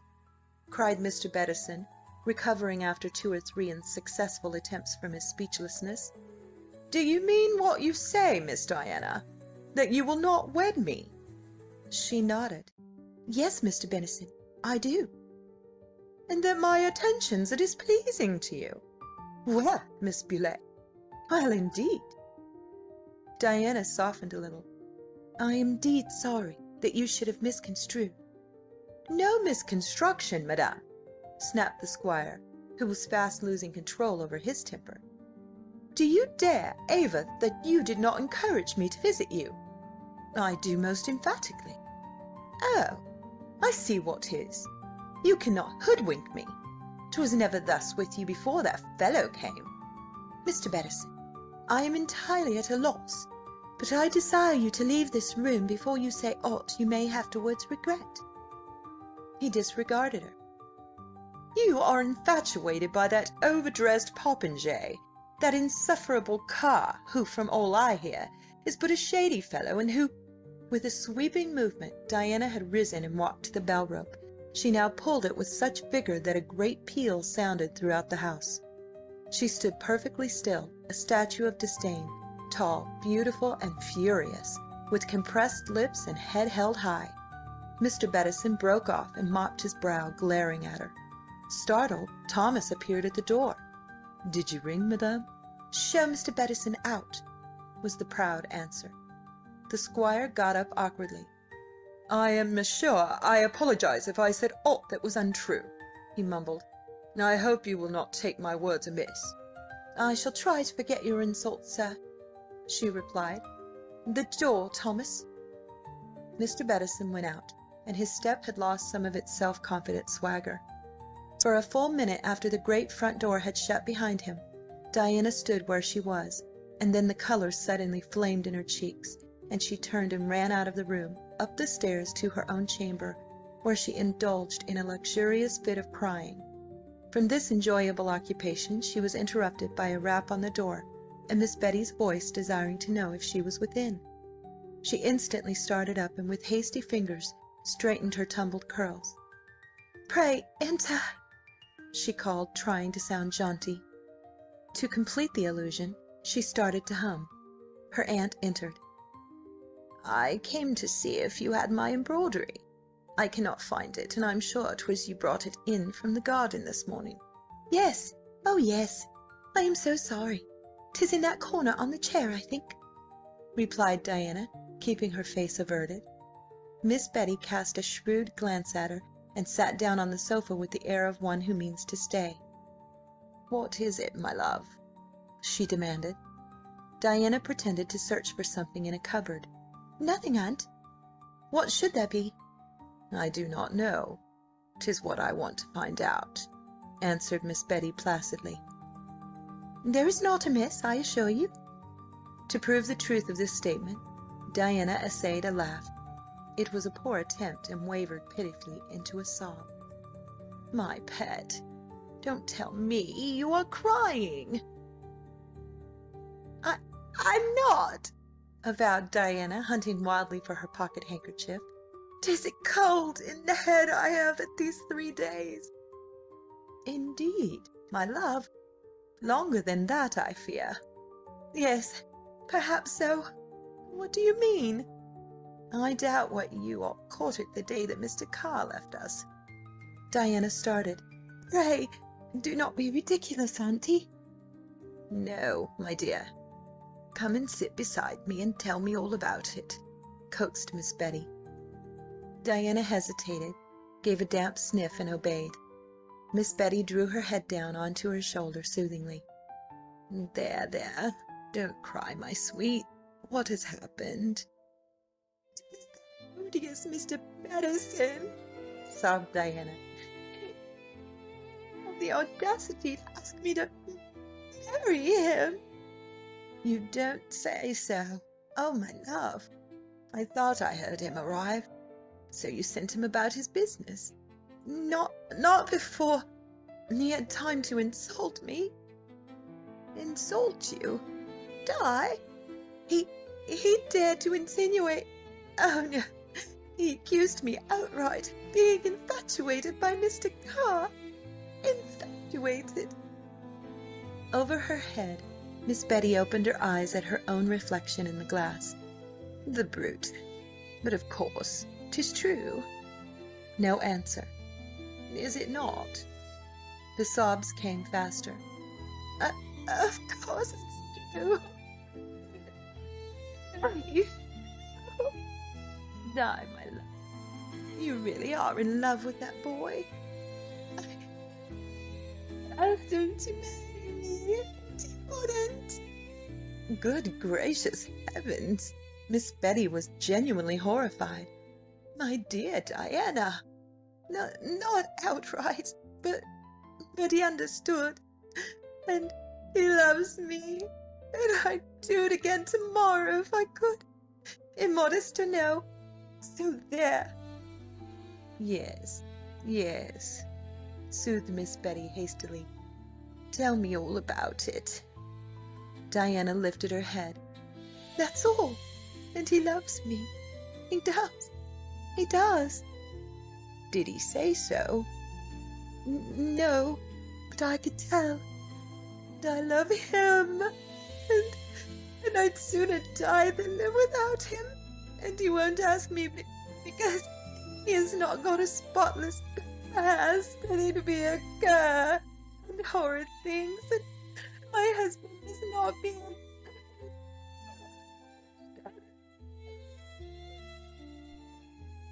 Her bewildered aunt unravelled this with difficulty. He'd be a cur if he asked you to marry him? She asked with knitted brows. Yes, because he's a highwayman. A highwayman? Then 'twas true, what he said? Well, I should never have thought it. That nice boy. Diana disengaged herself. In her eyes was a threatening gleam. Don't you dare say a word against him. No. Of course not. I was only surprised. But I'm thankfully glad he did not ask you, for all that. Glad? How can you be so cruel? My dear, you could not possibly marry a common felon? Sobbed Diana. I can. And heaven alone knows what else he may have done. Why, child, he said himself that he had a spotty past. At this, her niece gave a tearful giggle. Law, what ails you now, Di? He never said spotty. Miss Betty smiled reluctantly. A doubtful past, then. I don't believe it. Her aunt pursed up her lips. I won't believe it. He couldn't be wicked, you forget. He saved me. Miss Betty relented. No, I do not, my love. And to be sure, I think he is a dear boy. But I also think 'twas very right of him to go away. She was enveloped in a rapturous embrace. Auntie, you know you love him almost as much as I do. No, that I do not, was the grim retort. I am not like to want to marry him. There was another watery giggle at this, and Diana went over to the dressing-table to tidy her hair. I doubt I shall never see him again, she said wretchedly. Oh, Auntie, if you could but have seen his dear, unhappy eyes. Stuff and nonsense. Not see him again, forsooth. He will call upon us in town. 'Tis but common politeness. You forget.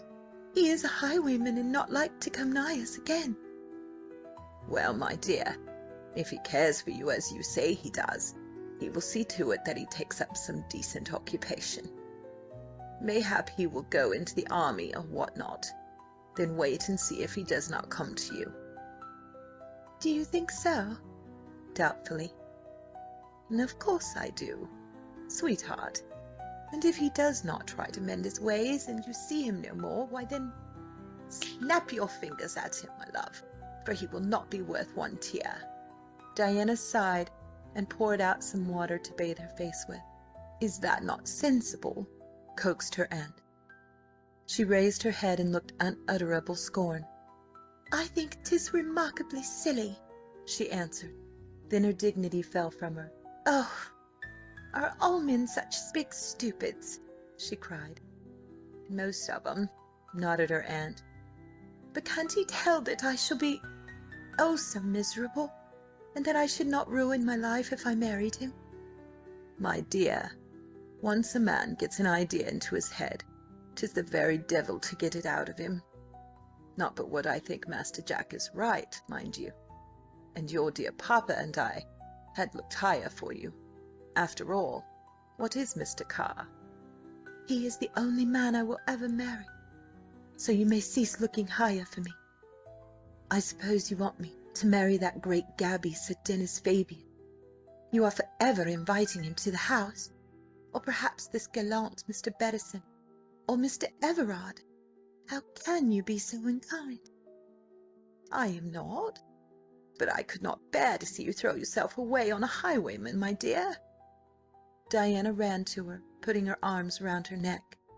"Dearest auntie, forgive my rudeness. I know you did not mean to be unkind, but you do not understand. I love him."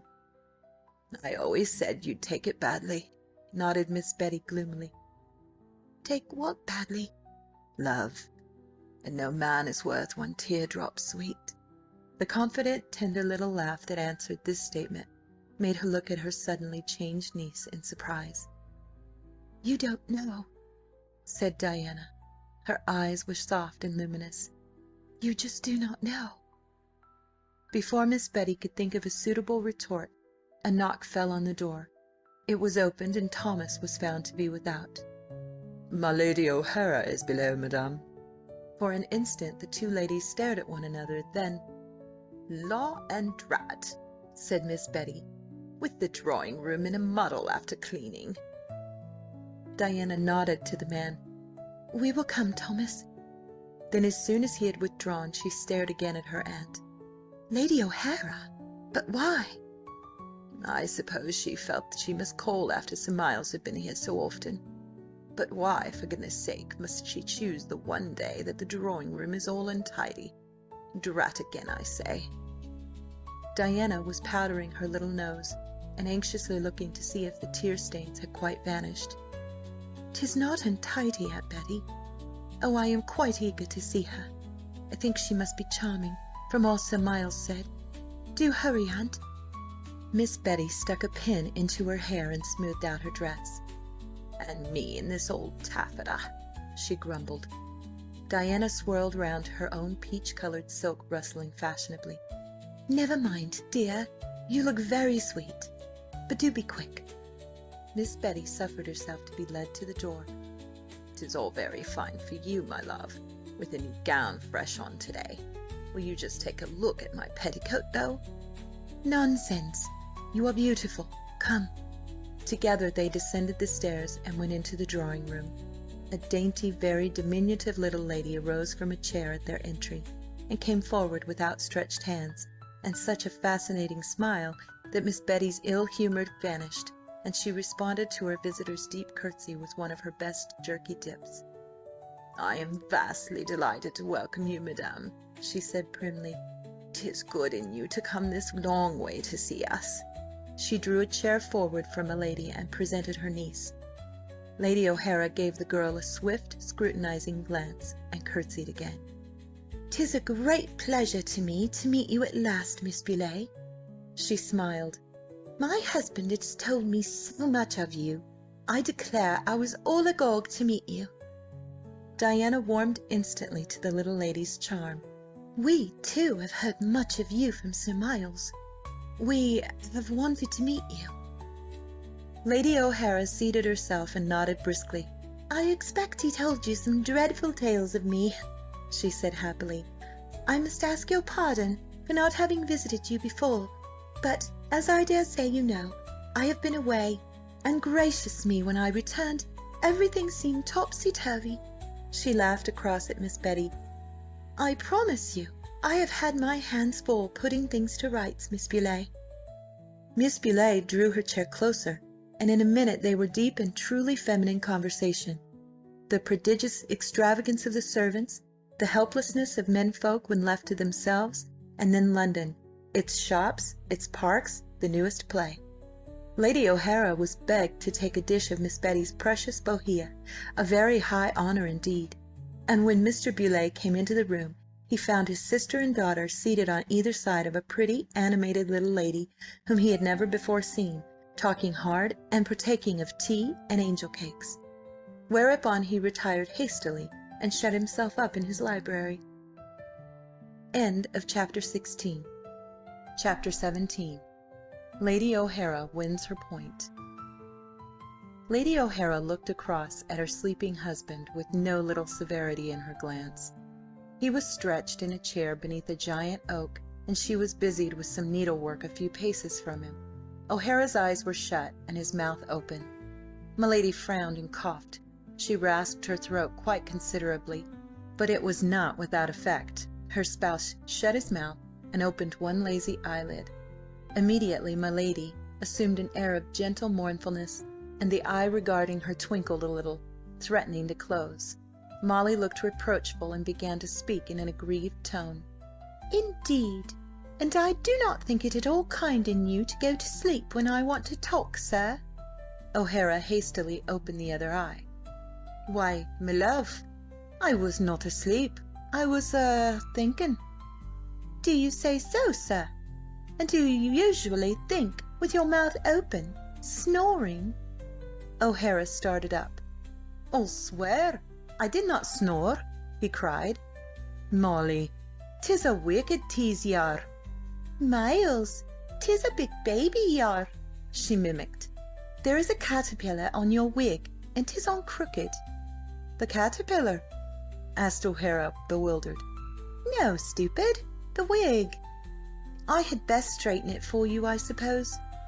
She rose and stooped over him, settling the wig and removing the caterpillar by means of 2 leaves, judiciously wielded.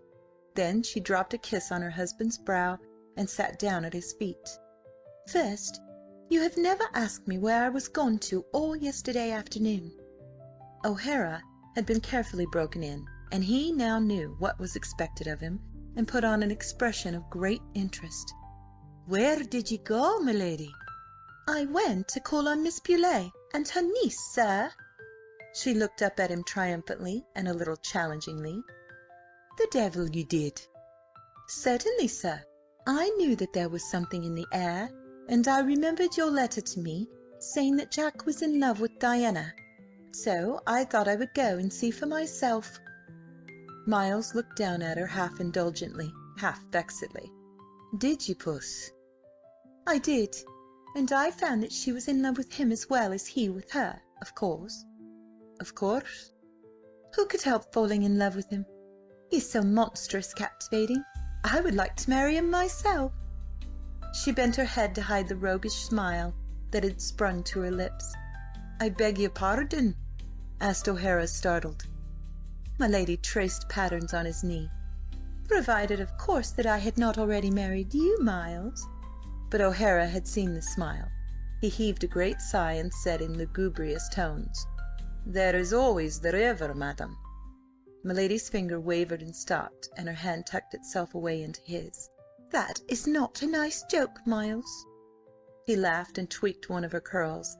"Sure, and did ye not ask for it, Astor?" "Of course I did not. But about Jack, dear." "I thought it was about Jack." "Miles, will you be quiet and attend?" "Yes, my dear." "Very well, then. As I have told you, I drove over to Littledean yesterday afternoon, and I made the acquaintance of the Miss Beaulieux." "And what did you think of them?" "I thought Diana was wonderfully beautiful. Such eyes, Miles, and such hair. Miss Beaulieu is very amiable, and so droll. I drank a dish of tea with them, and I spoke of Jack. Madcap! Never tell me you called him Carstares." "No, you great gaby, of course I did not. As it chanced, Miss Beaulieu mentioned him first, and she called him Mr. Carr, so I did too. And I noticed that Diana said scarce a word about him, and when she did, 'twas of the coolest. That, of course, made me all the more certain that she loved him." O'Hara was plainly puzzled. "But why should you be certain if she did not speak of him, Rana?" "'Tis what you'll never understand, my dear, because you are but a man. But no matter. I knew. I quite adored Diana, and determined to talk to her alone. So I admired the roses, and she offered to escort me round the garden, which was what I wanted. We went out together. I think Diana must have liked me for—" "Nonsense! Be quiet, Miles." "For she dropped her ice and became quite friendly, and I talked a lot." She was unaware of a convulsive movement above her and a suppressed cough. She raised inquiring eyebrows. "Well, sir?" "Nothing, Astor, nothing. Go on with the tale you were saying." "That I talked a lot." She paused, and her eyes dared him. Then she dimpled and dropped her lashes over them. "I shan't tell you all I said." A relieved sigh interrupted her. "And if you continue to behave in this disagreeable fashion, I shall not say another word about anything." Having satisfied herself that he was not going to venture a retort, she continued. "We had a long chat, and I gathered from all she said and left unsaid that Jack, for some foolish reason, will not ask her to marry him." "Foolish reason, Astor?" he interrupted. "Oh, I know you consider it a remarkable fine reason, but I tell you 'tis rank cruelty to that poor child, as if she cared about highwaymen." "'Twas not so much that. I take it as—" "Yes, but he could tell her he was innocent." "Oh, Miles, do not look so provoking. Of course he could. I vow if you had treated me so, I would never have let you go until you had truly repented. I am of a mind to speak to Jack." "'Twould be an entertaining sight, but you'll kindly have a care how you touch him, my lady." "He does not understand. I know she would be proud to marry him." "And ye'd think it a fine thing in Jack to ask her? The way things are with him at present?" I don't know." "No, me love. Jack is right. He must first clear his name." "Then goodness gracious me, why does he not?" cried Molly, exasperated. This time it was O'Hara's turn to look superior. "Well, Ilana, that's a question you cannot hope to understand, because ye are but a woman." Lady O'Hara ignored the challenge. "But what is to be done?"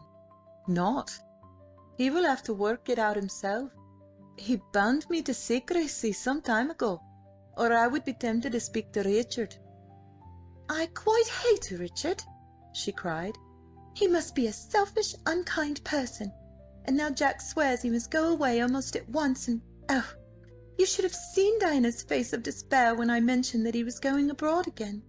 Miles, we must keep him here as long as ever we can. Oh dear, 'tis all very worrying." She broke off as O'Hara pressed her hand warningly. My lord was coming across the lawn towards them.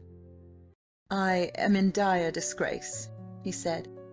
"I was left with your ferocious baby, Molly, and to quiet him I gave him a string of beads that you had left on the table." "My precious Indian wooden beads?" "Yes, I believe so. Anyway, the paint came off, and when Jane returned, David looked as though he had some horrible disease. She was most annoyed about it." He sat down in Molly's lately vacated chair and carefully wiped a daub of green from his forefinger. Molly laughed. "Poor Jane! She will have such a task to clean him. But you've arrived most opportunely. We were talking of you." O'Hara groaned inwardly and tried to frown her down. "You were? I am flattered. May I ask what you were saying?" "Why, that we do not want you to go back to France." O'Hara breathed again. "That is very kind of you, my lady. I regret the necessity myself." "Are you sure it is necessary? You might just as well live in a nice place near here, with a dear old woman to keep house for you, and and Jim, and lots of pleasant things." My lord shook his head. "No, thank you." "Yes, yes, and later on you could choose a wife," she continued audaciously. "Not at all. There would be no choice. I should be made to marry the dear old woman. You would bully me into it." She laughed. "Seriously, Jack, could you not settle down near here?" "Not with that old woman, Molly." "Never mind her. Won't you consider it? No one need know you. In fact, you need see no one. Oh, and Jack, don't look like that. Miles, is he not ridiculous?" "Sure, Alana, 'tis a dreary life you be leading," chuckled O'Hara. "I see what it is, Molly.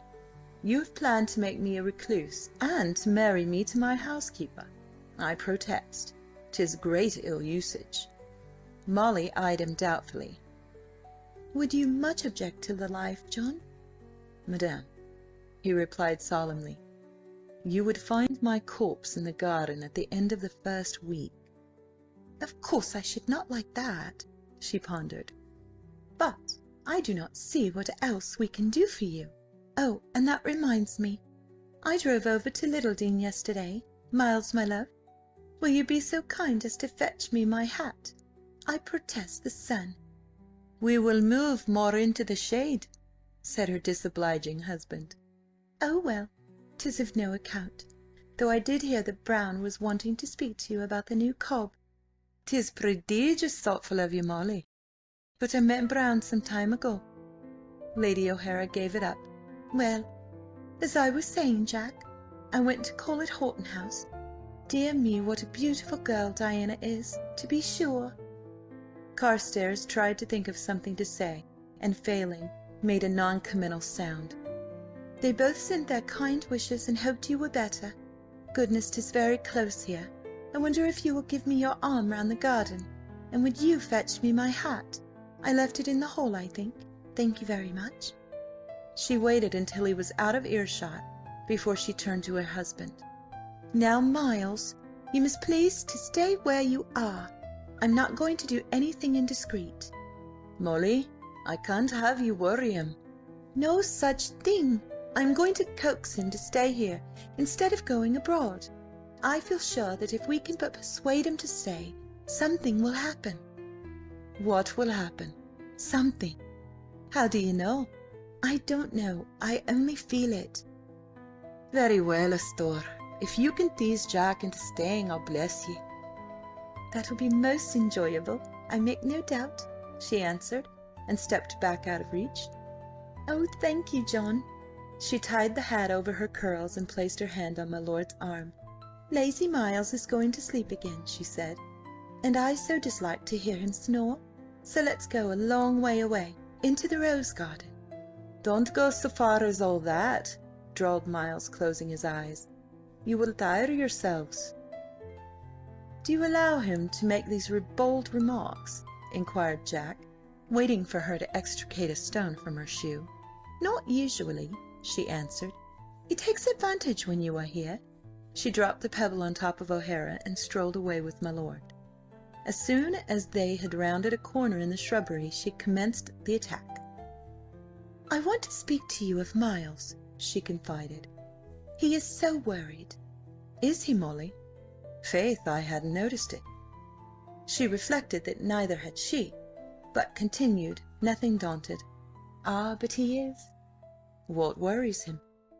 "You," sighed the lady mournfully. "'Tis the thought of you leaving us. I feel it myself." "Why—" "He had hoped you would be with us for a long time, as I had." "'Tis monstrous good of you both, but—" "I am sure I do not know what I shall do with Miles when you are gone. He was so looking forward to having you with him." "Molly—" "And indeed it has come as a great disappointment to both of us to hear you talk of leaving. Won't you think better of it?" "Molly, you overwhelm me. How can I remain here indefinitely?" "If you only would. You don't know how happy it would make us. I declare Miles will worry himself quite ill if you persist in being so unkind." "Oh, Molly, you rogue!" She could not repress a smile, but checked it almost at once. "I mean it, Jack. What?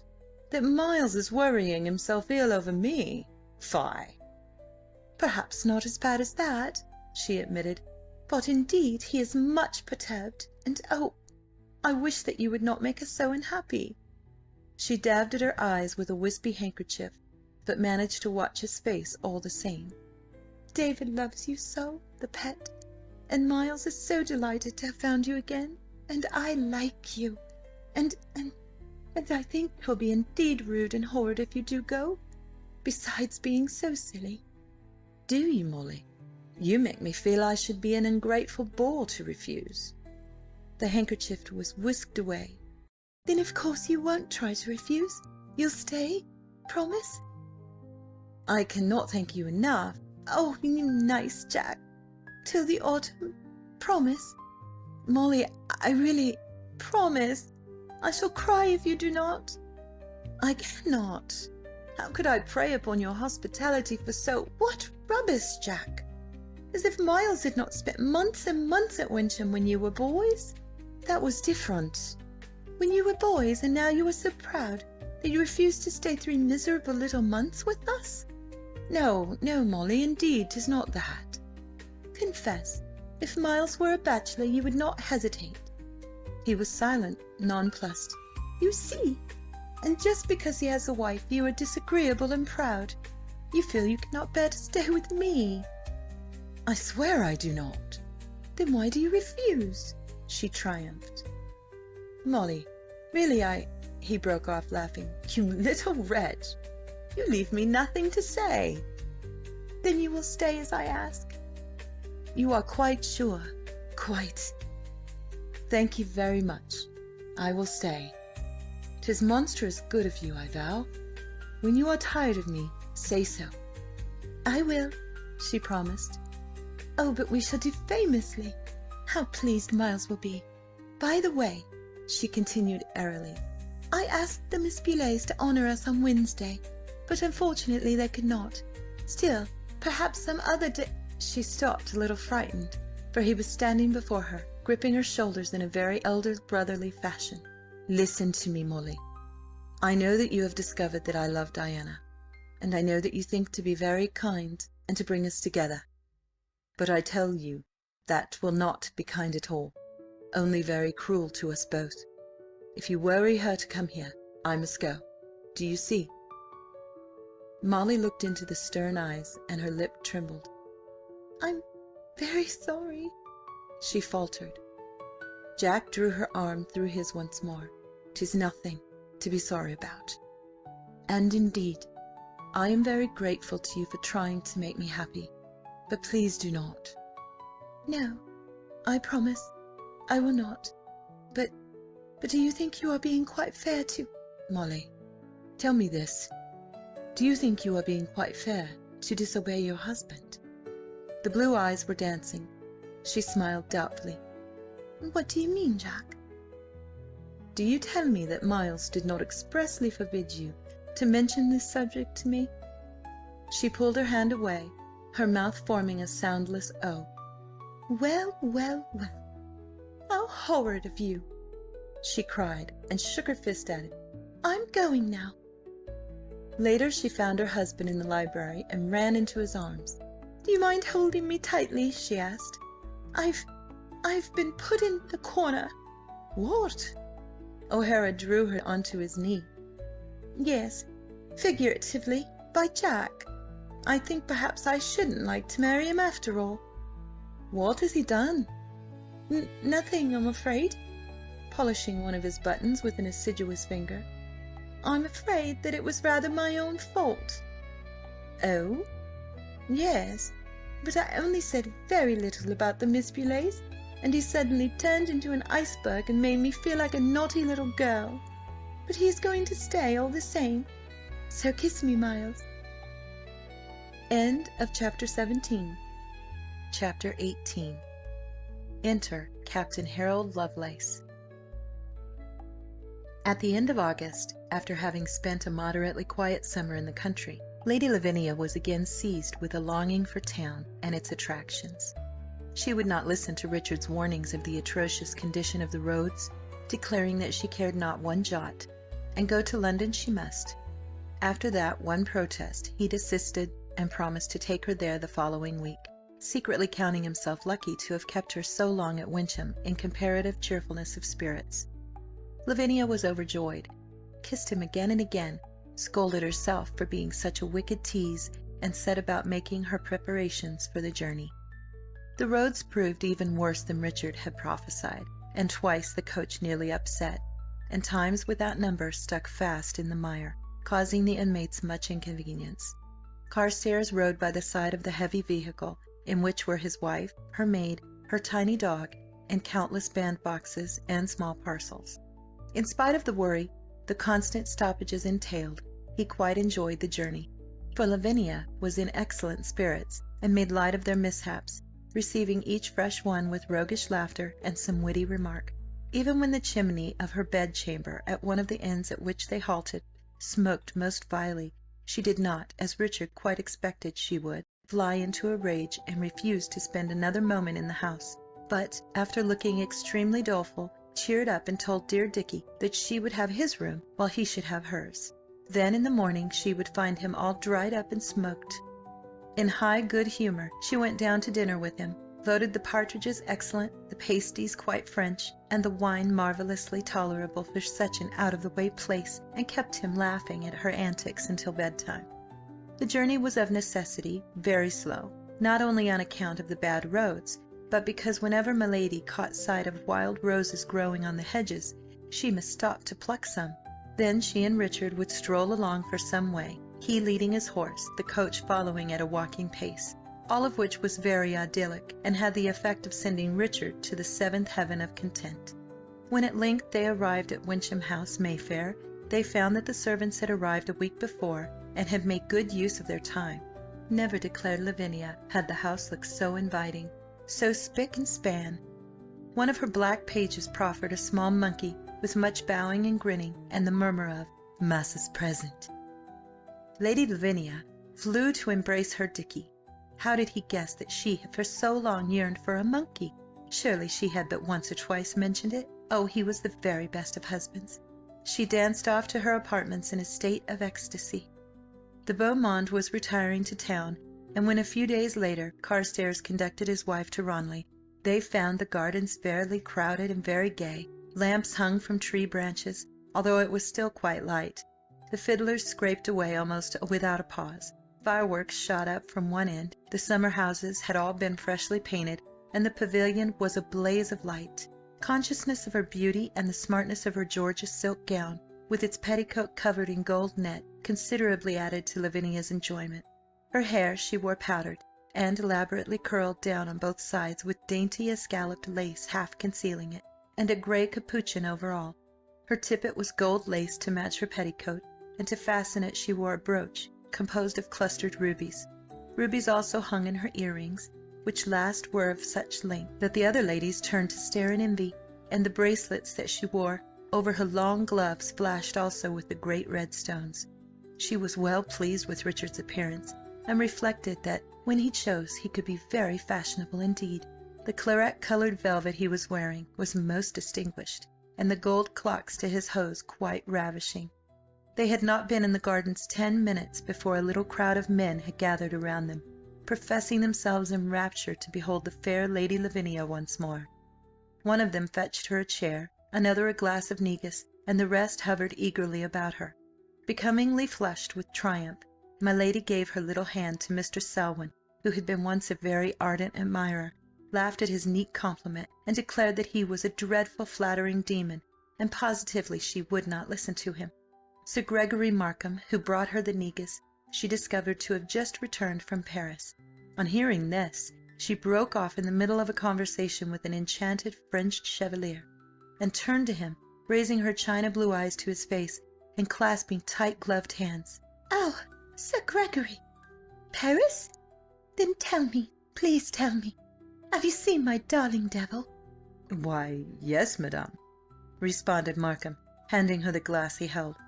She sipped the negus and gave it to the chevalier to take care of. "I declare I quite love you then," she exclaimed. "What is he doing?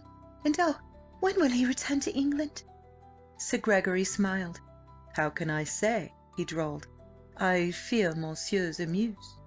She flirted her fan before her face. Dreadful creature! she cried. How dare you say such things? "Belmanoir?" inquired Lord D'Egmont, twirling his cane. "Enamoured of the Pompadour, is he not? Saving your presence, Lady Lavvy." Lavinia let fall her fan. The Pompadour? He had best have a care. "I believe there has already been some unpleasantness between his Majesty and the fair Jeanne on the subject of Devil. Since then he is supposed to have turned on him a cold shoulder." "I heard 'twas he wearied of Madame," said Markham. Well, whichever it was, I am glad the episode is closed, decided Lavinia. "'Tis too dangerous a game to play with Louis's mistresses. Oh, mon cher Chevalier, if I had not forgot your presence! But I am sure you say dreadful ill-natured things of our George, now don't you? Oh, and have you held my negus all this time? How monstrous good of you! There, I will drink it, and Julian shall take the glass away. Voila!" She handed it to D'Egmont and rapped Mr. Selwyn's knuckles with her fan, looking archly up at him as he stood behind her chair. "Naughty man, will you have done whispering in my ear? I vow I will not listen to your impudences.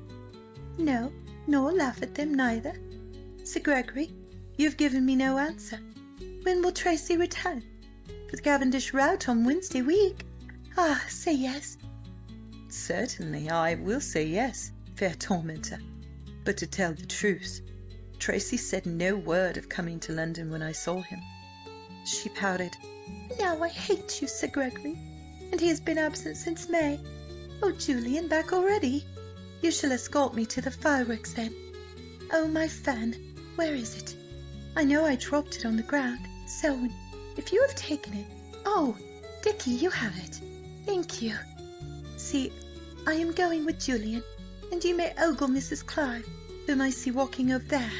Yes, positively you may, and I shall not be jealous. Very well, Julian, I am coming. Chevalier, I shall hope to see you at the rout on Wednesday week, but you must wait upon me before then." The Frenchman brightened. "Madame is too good. I may call at Wyncham House, vraiment? I shall both exist until then." In a perfectly audible whisper he confided to Wilding that "Milady dit était ravissante, mais ravissante." Lady Lavinia went off on her gratified chevalier's arm, encountering many bows and much admiration as she passed down the walk, leaving her husband not to ogle the beautiful Kitty as she had advised, but to saunter away in the direction of the pavilion in company with Tom Wilding and Markham. D'Egmont guided my lady into one of the winding alleys, and they presently came out on a large lawn, dotted over with people of all conditions. Towards them was coming Lavinia's brother, Colonel Lord Robert Belmanoir, very richly clad and rakish in appearance. When he saw his sister, a look of surprise came into his florid face, and he made her a sweeping leg. "'Pon my honour, Lavinia." My lady was not fond of her brother, and acknowledged the salutation with a brief nod. "I am delighted to see you, Robert," she said primly. "The mere word delighted in no way expresses my sensations," replied the Colonel in the drawling, rather unpleasant voice peculiar both to him and to the Duke. "Your servant, D'Egmont. I imagined, Lavvy, that you were in the country." "Richard brought me to town last Tuesday," she answered. "How unwise of him," taunted the Colonel. "Or had he no choice?" She tossed her head angrily. "If you are minded to be disagreeable, Robert, pray do not let me detain you," she flashed. D'Egmont was quite unembarrassed by this interchange of civilities. He knew the Belmanoir family too well to be made uncomfortable by their bickerings. "Shall we leave him?" he asked Lavinia, smiling. "Yes," she pouted. "He is determined to be unpleasant." "My dear sister, on the contrary, I believe I can offer you some amusement. Lovelace is in town." "Captain Harold!" she cried incredulously. "The same." "Oh, Bob!" Impulsively she withdrew her hand from Julian's arm, transferring it to the Colonel's. "I must see him at once. To think he has returned after all these years! Quick, Julian, dear lad, go and find him, and tell him 'tis I, Lavinia, who want him." You know him, do you not? Yes, I thought you did. Send him to me at once. At once! D'Egmont looked crestfallen at having his walk with the goddess thus cut short, but he had perforce to kiss her hand and to obey. "Yes, I thought you would be pleased," remarked Lord Robert, and chuckled. "Allow me to point out to you that there is a chair, 2 chairs in fact, quite a number of chairs, immediately behind you." She sat down, chattering excitedly. Why, 'tis nigh on 5 years since I saw Harry. Has he changed? Lord, but he will deem me an old woman. Is he like to be in town for long, I wonder? Dear me, Bob, look at the 2 ladies over behind that seat. Gracious, what extraordinary coifs, to be sure, and cherry ribbons too. Tell me, Bob, where did you meet Harry Lovelace? The Colonel, who, far from attending to her monologue, had been sending amorous glances across to a palpably embarrassed girl who hung on her papa's arm while that gentleman stopped to speak to a stout dowager, brought his gaze reluctantly back to his sister. "What's that you say, Lavvy?" How provoking of you not to listen to me! I asked where you met Harold. "Where I meant him? Let me see. Where did I meet him? Oh, I remember. At the Cocoa Tree a fortnight since." And he is altered? "Not in any way, my dear sister. He is the same mad, reckless rake-hell as ever, and unmarried." How delightful! Oh, I shall be so glad to see him again. "You must present him to Richard," sneered the Colonel, "as an old flame." I must indeed, she agreed, his sarcasm passing over her head. Oh, I see him! Look, coming across the grass. She rose to meet the tall, fair young guardsman who came swiftly towards her, curtsying as only Lady Lavinia could curtsy, with such stateliness and coquetry. Captain Lovelace! She put forward both her hands. Lovelace caught them in his and bent his head over them so that soft, powdered curls of his loose wig fell all about his face. "Lady Lavinia, enchantress! I can find no words. I am dumb." And I. "In that case," drawled the Colonel, "you are not like to be very entertaining company. Pray give me leave." He bowed and sauntered away down the path with a peculiarly malicious smile on his lips. Lavinia and Lovelace found 2 chairs slightly apart from the rest and sat down, talking eagerly. Captain Lovelace, I believe you had forgot me. She rallied him. "Never," he answered promptly. "Not though you well nigh broke my heart." No, I did not do that. I never meant to hurt you." He shook his head disbelievingly. "You rejected me to marry some other man. Do you say you did not mean to?" You naughty Harry! You never married yourself?" "I?" The delicate features expressed a species of hurt horror. "I marry? No, I was ever faithful to my first love." She unfurled her fan, fluttering it delightedly. Oh, always, Harold? Now speak the truth." "Nearly always," he amended. Disagreeable man! You admit you had lapses, then?" "So very trivial, my dear." He excused himself. "And I swear my first action on coming to London was to call at Wyncham House. Imagine my disappointment, my incalculable gloom on the top of having already dropped 1,000 at Faro, when I found the shell void and Venus." She stopped him, her fan held ready for chastisement. "Sir, you said your first action was to call upon me." He smiled, shaking back his curls. "I should have said my first action of any importance." "You do not deem losing 1,000 guineas important?" she asked wistfully. "Well, hardly. One must enjoy life. And what's 1,000 after all? I had my pleasure out of it." "Yes," she breathed, her eyes sparkling. "That is how I think. What pleasure can one get if one neither hazards nor spends one's money? Oh, well." She shrugged one shoulder, dismissing the subject. "Have you seen Tracy of late?" "He was at a court ball I attended at Versailles, but I did not have a chance of speaking with him. I heard he was very popular at Paris." "Aye," she said proudly. "He has the French air. I so desire to see him again, but I fear he does not think of returning. I know he was promised for the Duchess of Devonshire's rout months ago, before even the date was fixed. She so dotes on him, but I do not expect to see him there." She sighed and drummed on the ground with her diamond-buckled shoe. "Harry, I am chilled. Take me to the pavilion. I doubt they are dancing, and Dicky will be there." "Dicky?" he repeated. "Dicky, Lavinia? Do not tell me there is another claimant to your heart." "Wicked, indelicate creature! 'Tis my husband." "Your husband? Enfin!" She cast him a sidelong glance of mingled coquetry and reproof. "Your mind is at rest again, I trust?" "Of course, a husband. Pooh, a bagatelle, no more." "Husband is not a bagatelle," she laughed. "I am very fond of him." "This grows serious," he frowned. "'Tis very unfashionable, surely." She met his teasing eyes and cast down her lashes. "Captain Lovelace, you may take me to the pavilion." "Sweet tormentor, not until you cease to misname me so." "Harold, I am indeed chilly," she said plaintively, and snatched her hand from his lips. "No, no, people will stare. Look, there is my odious brother returning. I declare I will not stay to listen to his hateful, sneering remarks. Come." They walked across the grass together, keeping up a running fire of raillery, punctuated on his side by extravagant compliments filled with classical allusions, all more or less erroneous, and on hers by delighted little laughs and mock scoldings. So they came to the pavilion, where the musicians fiddled for those who wished to dance, and where most of the company had assembled now that it was growing chilly without. Down one end of the hall, card tables were set out, where members of both sexes diced and gambled, drinking glasses of Burgundy or negus, the men toasting the ladies, and very often the ladies returning the toasts with much archness and low curtsying. Lavinia cast off her capuchin and plumed her feathers, giving a surreptitious shake to her rouged skirts and smoothing her ruffles.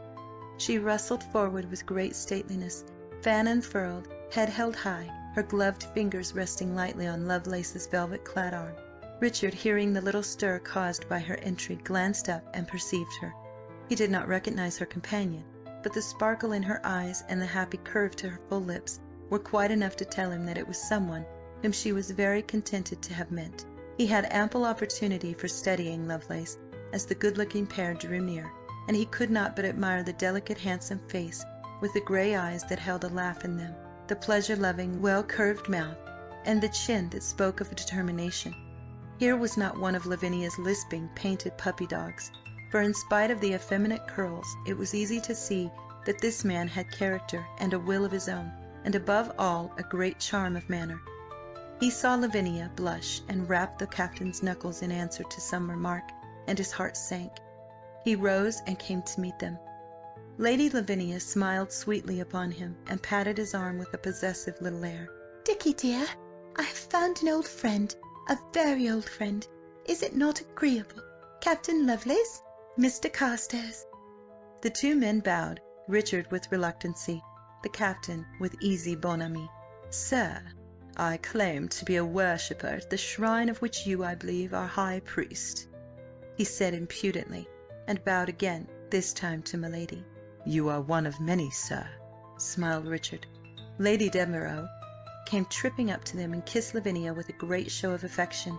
"My dearest life, my sweet Lavinia." Lady Lavinia presented a powdered cheek. "Dearest Fanny, how charming to see you again," she cooed.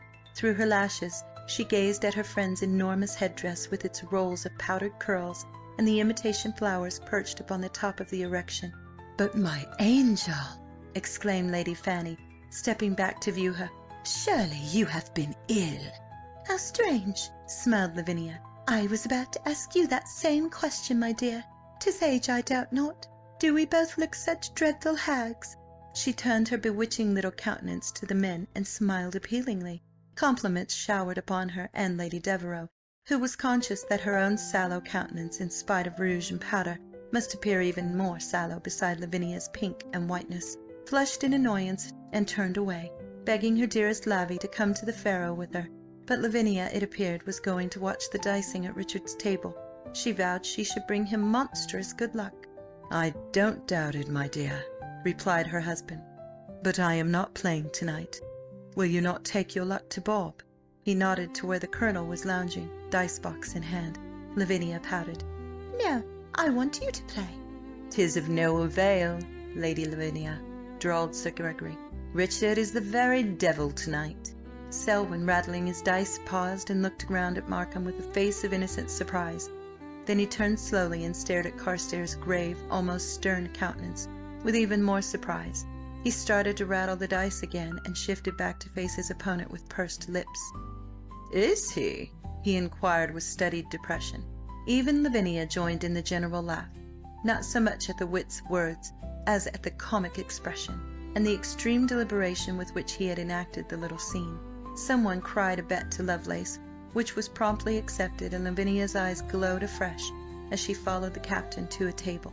Richard went to fetch her some refreshment, and on his return found her leaning over Lovelace's chair, her hand on his shoulder, eagerly casting the dice onto the table. He was in time to see her clasp her hands and to hear her cry of "My luck! Oh, my luck is in! I will throw again." Glancing round, she caught sight of her husband, and her face fell. "Do you mind, Dickie?" she pleaded. He did mind, but he could not appear churlish before all these men, so he laughed and shook his head and went to her elbow to watch her play. When she at length ceased, her luck had run out, and she had lost her much-prized ruby earring to Mr. Selwyn, who placed it carefully in his vest pocket, vowing he should wear it next to his heart forever. Then and then only did she consent to leave the gaming tables for the dancing hall, and for another hour Richard had the felicity of watching her tread the minuet with various young bloods, but most often with her new-found Harry Lovelace. End of Chapter 18. Chapter 19. The reappearance of His Grace of Andover. It seemed to Richard, in the days that followed, that Captain Lovelace was never out of his house. If he went to his wife's boudoir, there was Lovelace, hanging over her while she played upon the spinet, or glanced through the pages of the Rambler. If Lavinia went to a ball or masquerade, the captain was always amongst the favoured ones admitted to her chamber for the express purpose of watching her don her gown and judiciously place her patches. If Carstares begged his wife's company one morning, she was full of regrets. Harry was calling to take her to Vauxhall, or to Spring Gardens. When he entered his room, the first sight that met his eyes was the captain's amber-clouded cane and pointed-edged hat, and when he looked out of the window, it was more often to see a chair draw up at the house and Lovelace alight. After patiently enduring a week of his continued presence, Carstares remonstrated with his wife. She must not encourage her friend to spend all his time at Grosvenor Square. At first she had looked reproachful, and then she inquired his reason. His reluctant answer was that it was not seemly. At that her eyes opened wide, and she demanded to know what could be more seemly than the visits of such an old friend. With a gleam of humour, Richard replied that it was not Captain Harold's age that he objected to, but on the contrary, his youth, on which she accused him of being jealous. It was true enough, but he indignantly repudiated the suggestion. Very well then, he was merely stupid. He must not be cross. Harry was her very good friend, and did not Richard admire the new device for her hair? Richard was not to be cajoled. Did she clearly understand that Lovelace's visits must cease? She only understood one thing, and that was that Dickie was marvellous ill-tempered and ridiculous to-day, and he must not tease her. Yes, she would be very good, but so must he, and now she was going shopping, and she would require at least 20 guineas. In spite of her promise to be good, she made no attempt to discourage Lovelace's attentions, always smiling charmingly upon him and beckoning him to her side. It was the morning of the Duchess of Devonshire's rout that Carstares again broached the subject. My lady was in bed, her fair hair unpowdered and streaming all about her shoulders, her chocolate on a small table at her side, and countless billets doux from admirers scattered on the sheet. In her hand she held a bouquet of white roses with a card attached bearing in bold sprawling characters the initials H.L. Perhaps it was the sight of those incriminating letters that roused Richard's anger. At all events, with a violence quite unlike his usual gentle politeness, he snatched the flowers from her hand and sent them whizzing into a corner. Let there be an end to all this folly," he cried. Lavinia raised herself on one elbow, astonished. How dare you?" she gasped. "It has come to that," he answered.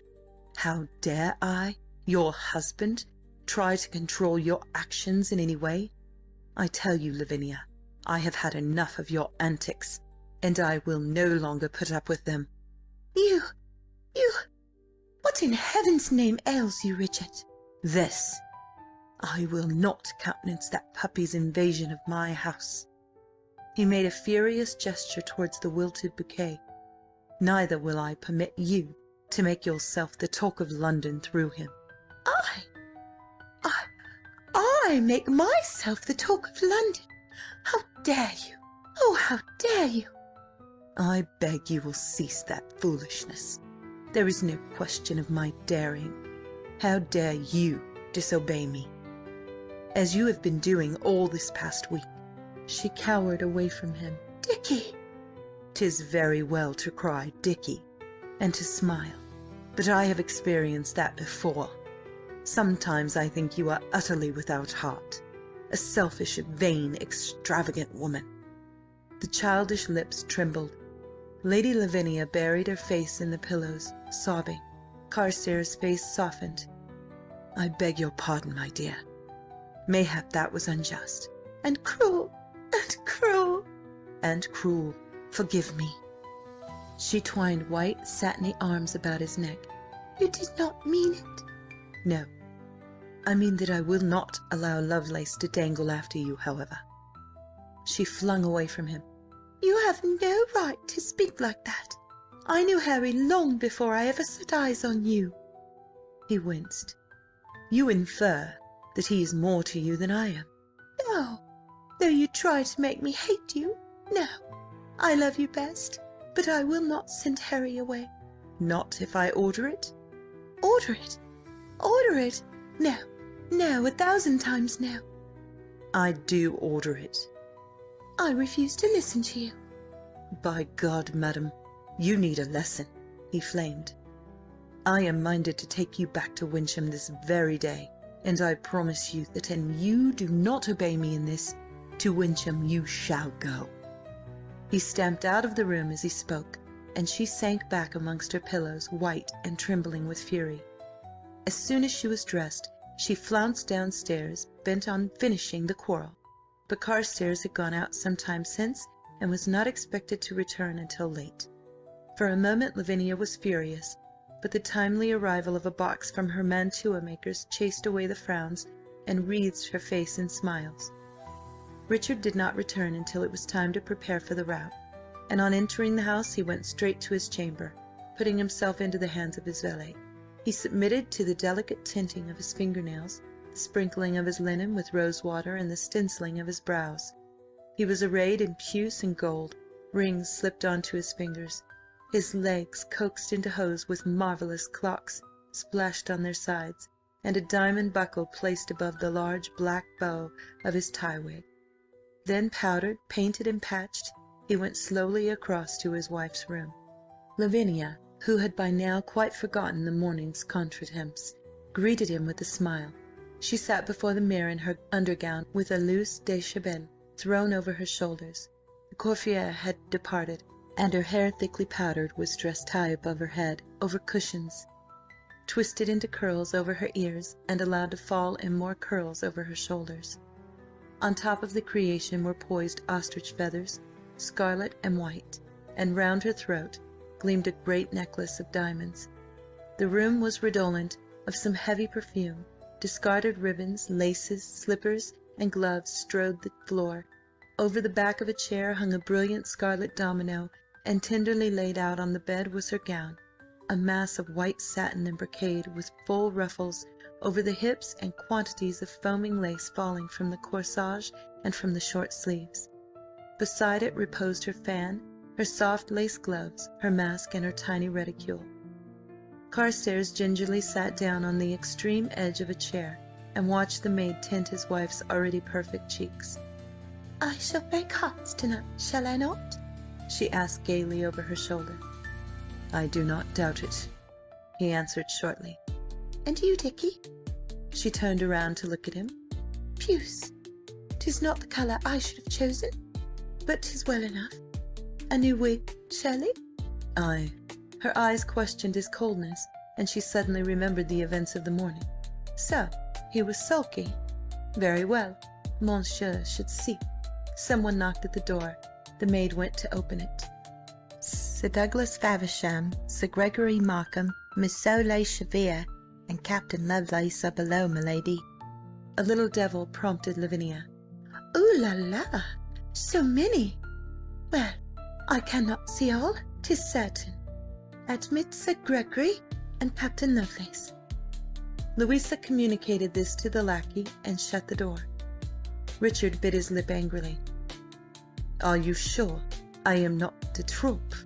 he asked, savagely sarcastic. Lady Lavinia cast aside her deshabille and stood up. "Oh, 'tis no matter. I am ready for my gown, Louisa."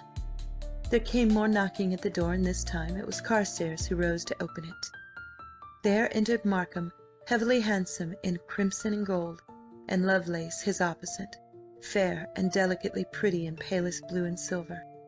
As usual, he wore his loose wig, and in it sparkled 3 sapphire pins. He made m'lady a marvellous leg. "I am prostrated by your beauty, fairest." Sir Gregory was eyeing Lavinia's white slippers through his quizzing glass. "Jewelled heels? 'Pon my soul," he drawled. She pirouetted gracefully, her feet flashing as they caught the light. "Was it not well thought on?" she demanded. "But I must not waste time. The dress. Now, Markham. Now, Harry. You will see the creation." Lovelace sat down on a chair, straddle-wise, his arms over the back, and his chin sunk in his hands. Markham leant against the garter-robe and watched through his glass. When the dress was at last arranged, the suggested improvements in the matter of lace, ribbons, and the adjustment of a brooch thoroughly discussed, bracelets fixed on her arms, and the flaming domino draped about her, it was full 3/4 of an hour later, and Carstares was becoming impatient. It was not in his nature to join with the 2 men in making fulsome compliments, and their presence at the toilette filled him with annoyance. He hated that Lavinia should admit them, but it was the mode, and he knew he must bow the head under it. My lady was at last ready to start. Her gilded chair awaited her in the light of the flambeau at the door, and with great difficulty she managed to enter it, taking absurd pains that her silks should not crush, nor the nodding plumes of her huge headdress become disordered by unseemly contact with the roof. Then she found that she had left her fan in her room, and Lovelace and Markham must needs vie with one another in the fetching of it. While they wrangled wittily for the honour, Richard went quietly indoors and presently emerged with the painted chicken skin, just as Lovelace was preparing to ascend the steps. At last Lavinia was shut in, and the bearers picked up the poles. Off went the little cavalcade down the long square, the chair in the middle. Lovelace walked close beside it on the right, and Richard and Markham on the left. So they proceeded through the uneven streets, carefully picking their way through the dirtier parts, passing other chairs and pedestrians, all coming from various quarters into South Audley Street. They were remarkably silent, Markham from habitual laziness, Lovelace because he sensed Richard's antagonism, and Richard himself on account of his extremely worried state of mind. In fact, until they reached Curzon Street, no one spoke, and then it was only Markham who, glancing behind him at the shuttered windows of the great corner-house, casually remarked that Chesterfield was still at Wells. An absent assent came from Carstares, and the conversation came to an end. In Clarges Street they were joined by Sir John Fortescue, an austere patrician, and although some years his senior, a close friend of Richard's. They fell behind the chair, and Fortescue took Richard's proffered arm. "I did not see you at White's to-day, John. No, I had some business with my lawyer. I suppose you did not stumble across my poor brother?" "Frank? I did not. But why the poor—" Fortescue shrugged slightly. "I think the lad is demented," he said. "He was to have made one of March's supper party last night, but at 4 o'clock received a communication from heaven knows whom, which threw him into a state of unrest. What must he do but hurry off without a word of explanation? Since then I have not set eyes on him, but his man tells me he went to meet a friend. Damned unusual of him is all I have to say." "Very strange. Do you expect to see him tonight?" "I should hope so. My dear Carstares, who is the man walking by your lady's chair?" "Markham?" "The other?" "Lovelace." "Lovelace? And who the devil is he?" "I cannot tell you, beyond a captain in the Guards." "That even is news to me. I saw him at Goose Trees the other night and wondered. Somewhat of a rake-hell, I surmise." "I dare say. I do not like him." They were entering the gates of Devonshire House now, and had to part company, for the crush was so great that it was almost impossible to keep together. Carstares stayed by Lavinia's chair, and the other men melted away into the crowd. Chairs jostled one another in the effort to get to the door. Town coaches rolled up, and having let down their fair burdens, passed out again slowly, pushing through the throng. When the Carstares chair at last drew near the house, it was quite a quarter of an hour later. The ballroom was already full and a blaze of riotous colour. Lavinia was almost immediately borne off by an infatuated youth, for whom she cherished a motherly affection that would have caused the unfortunate to tear his elegant locks had he known it. Richard distinguished Lord Andrew Belmanoir, one of a group of bucks gathered about the newest beauty, Miss Gunning, who, with her sister Elizabeth, had taken fashionable London by storm. Andrew wore a mask, but he was quite unmistakable by his length of limb and carelessly rakish appearance. Wilding, across the room, beckoned to Richard, and on his approach dragged him to the card-room to play at lansquenet with March, Selwyn, and himself. Carstares found the Earl in great good humour, due, so Selwyn remarked, to the finding of an opera singer even more lovely than the last. From lansquenet they very soon passed to dice and betting, with others who strolled up to the table. Then Carstares excused himself and went back to the ballroom. He presently found himself by the side of one Isabella Fanshawe, a sprightly widow, greatly famed for her wittiness and good looks. Carstares had met her but once before, and was now rather surprised that she motioned him to her side, patting the couch with an inviting, much beringed hand. "Come and sit by me, Mr. Carstares. I have wanted to speak with you this long time." She lowered her mask as she spoke, and closely scrutinised his face with her bright, humorous eyes. "Why, madam, I am flattered," bowed Richard. She cut him short. "I am not in the mood for compliments, sir, nor am I desirous of making or hearing clever speeches. You are worrying me." Richard sat down, intrigued and attracted by this downright little woman. "I, madam?" "You, sir. That is, your face worries me." Seeing his surprise, she laughed, fanning herself. "'Tis comely enough, I grant you. I mean there is such a strong likeness to a friend of mine." Richard smiled politely and relieved her of the fan. "Indeed, madam?" "Yes. I knew this other gentleman in Vienna 3 years ago. I should judge him younger than you, I think. His eyes were blue, but very similar to yours. His nose was almost identical with yours, but the mouth, no.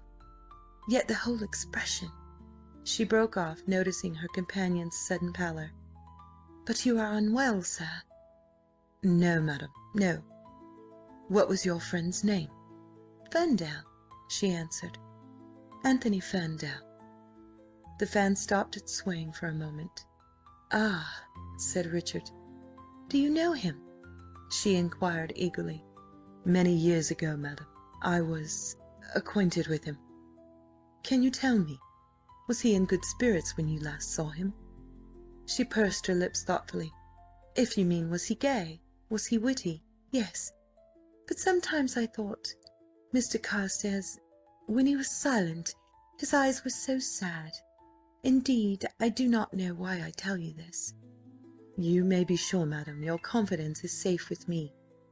I had a great regard for this gentleman." He opened and shut her fan as he spoke, fidgeting with the slender sticks. "You too were interested in him, madam?" "I do not think ever anyone knew him and was not, sir. It was something in his manner, his personality, I cannot explain, that endeared him to one, and he once aided me when I was in difficulties." Richard, remembering scraps of gossip concerning the widow's past, merely bowed his head. She was silent for a time, staring down at her hands, but presently she looked up smiling, and took her fan away from him. "I cannot abide a fidget, sir," she told him, "and I see Lord Fotheringham approaching. I am promised to him this dance." She rose, but Richard detained her. "Mrs. Fanshawe, will you permit me to call upon you? I would hear more of your friend. You mayhap think it strange, but—" "No," she answered, "I do not. Certainly call upon me, sir. I lodge in Mount Street with my sister, number 16. "I protest, madam, you are too good." "Again, no. I have told you. I like a man to talk as a man, and not as an affected woman. I shall be pleased to welcome you." She curtsied and went away on the Viscount's arm. At the same moment a voice at Richard's elbow drawled, "Do I see you at the vivacious widow's feet, my good Dick?" Carstares turned to face his brother-in-law, Colonel Belmanoir. "Is not all London—" He smiled. "Oh, no, not since the beautiful Gunnings arrived. But I admit she is a dainty piece. And Lavinia? Will she break her heart, I wonder?" He laughed beneath his breath as he saw Richard's eyes flash. "I trust not," replied Carstares. "Are you all here tonight?" "Our illustrious head is absent, I believe. Andrew is flirting with the Fletcher girl in the blue salon. I am here, and Lavinia is amusing herself with Lovelace. Yes, Richard, Lovelace. Be careful." With another sneering laugh he walked on, bowing to Elizabeth Gunning, who passed by on the arm of her partner, his Grace of Hamilton, most palpably a pris. At that moment 2 late-comers entered the room and made their way towards their hostess, who appeared delighted to see them, especially the taller of the 2, whose hand she slapped with good-humoured raillery. The shorter gentleman wore no mask, and the Colonel recognised Frank Fortescue. His eyes travelled to the other, who, unlike most of the men who only held their masks, had fastened his across his eyes, and they widened in surprise. The purple domino, worn carelessly open, revealed black satin encrusted with silver and diamonds. The natural hair was raven black. The nostrils were pinched and the lips thin. "The devil!" ejaculated Robert, and strolled over to him. Fortescue walked away when he saw who approached, and his Grace of Andover turned slowly towards his brother. "I rather thought you were in Paris," yawned the Colonel. "I am always sorry to disillusion you," bowed his Grace. "Not at all. I am transported with joy at seeing you, as is Lavinia, it appears." Lady Lavinia, on recognising his Grace, had dropped her partner's hand and fled incontinent towards him. "You, Tracy!" She clasped delighted hands on his arm. "This is very touching," sneered Robert. "It only needs Andrew to complete the happy reunion. Pray excuse me." "With pleasure," replied the Duke gently, and bowed as if to a stranger. "He grows tedious," he remarked as soon as the Colonel was out of earshot. "Oh, Bob, I take no account of him. But, Tracy, how is it you have come today? I thought—" "My dear Lavinia, do I wear an air of mystery? I imagined you knew I was promised to Dolly Cavendish tonight." "Yes, but— oh, what matters it? I am so charmed to see you again, dear."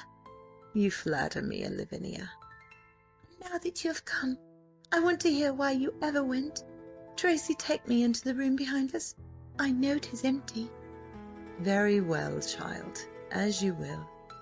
He held back the curtain for her and followed her into the deserted chamber. "You want to know why I went?" he began, seating himself at her side.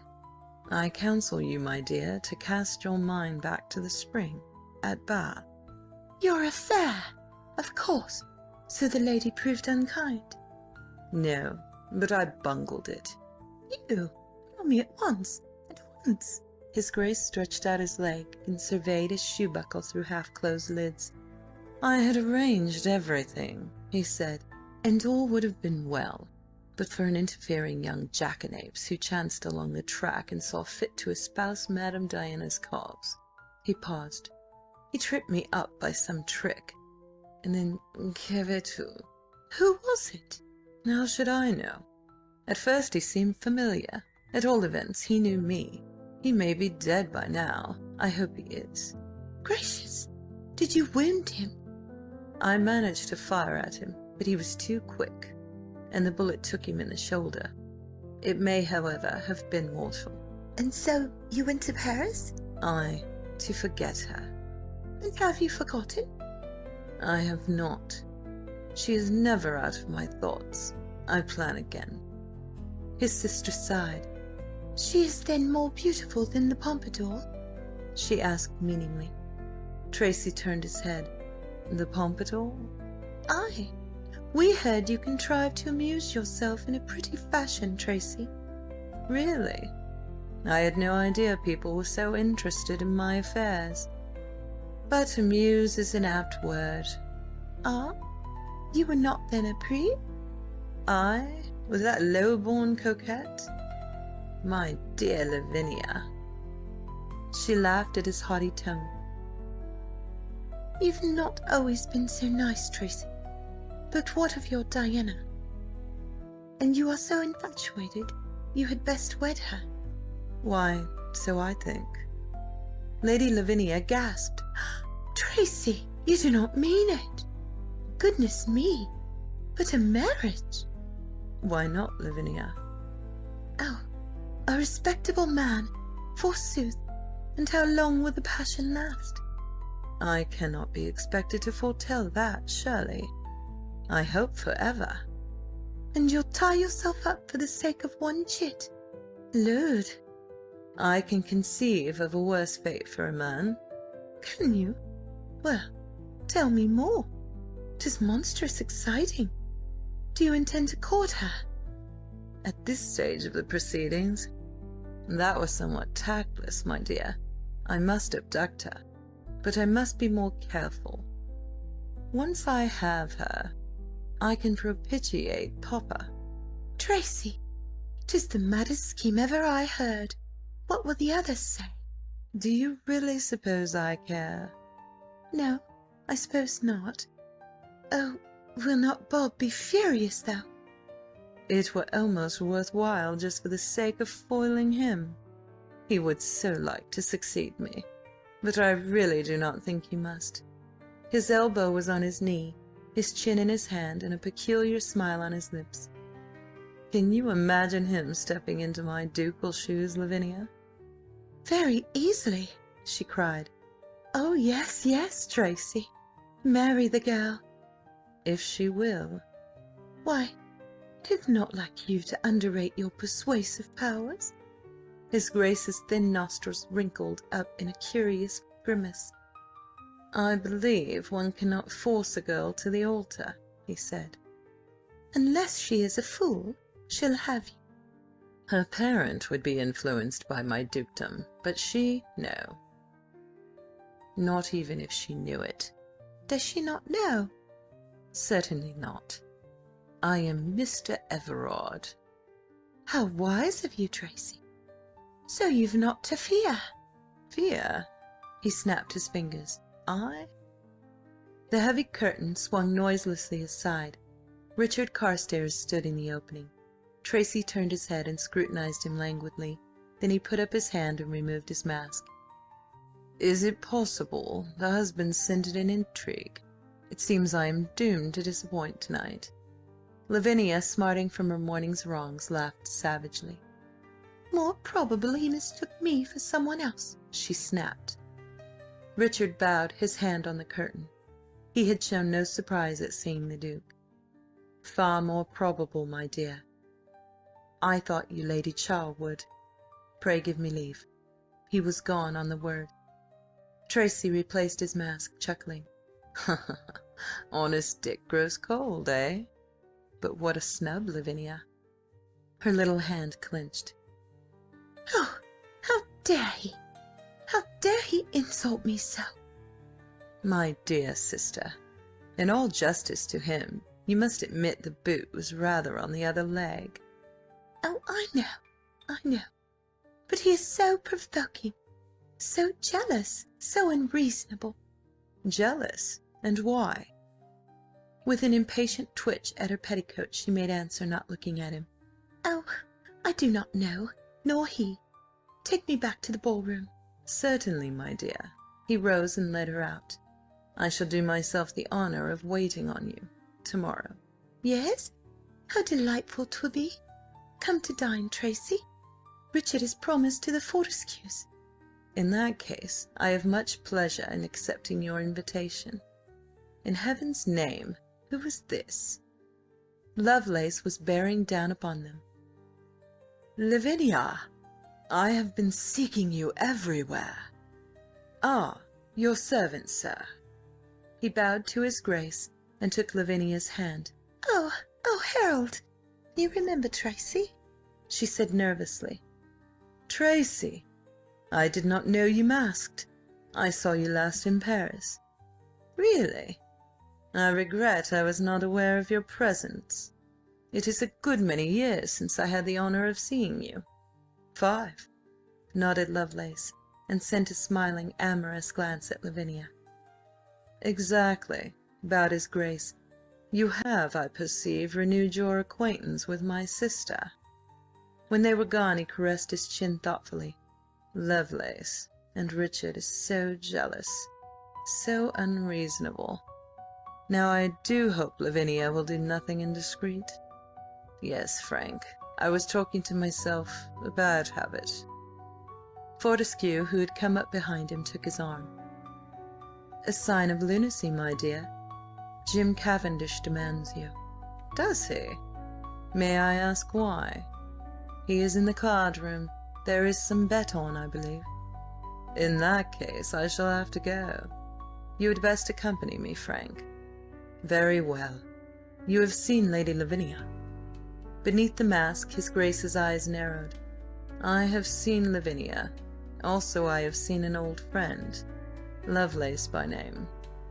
"The captain with the full-bottomed wig? Your friend, you say?" "Did I say so? I should correct myself. A friend of my sister's." "Indeed?" "Yes. I believe I have seen him in her company." Tracy smiled enigmatically. "I dare say. And what of you, Tracy?" "Well, what of me? You told me this morning that you had at last fallen in love. Is it true? You are honestly in love?" "Honestly? How do I know? I only know that I have felt this passion for 4 months, and now it is stronger than ever. It sounds like love." "Then, and she is a good woman, I hope she will consent to take you, such as you are, and make of you such as she can."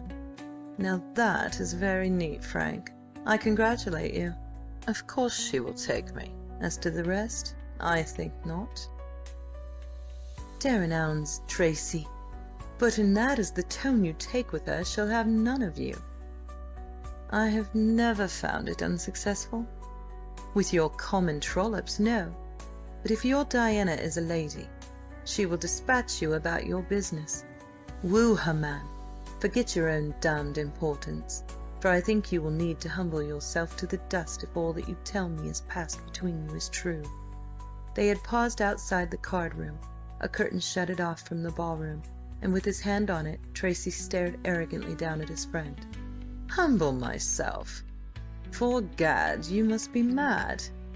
"Belike I am, but I tell you, Tracy, that if your passion is love, 'tis a strange one that puts yourself first. I would not give the snap of a finger for it. You want this girl, not for her happiness, but for your own pleasure. That is not the love I once told you would save you from yourself.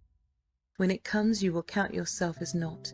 You will realise your own insignificance, and above all, be ready to make any sacrifice for her sake, yes, even to the point of losing her."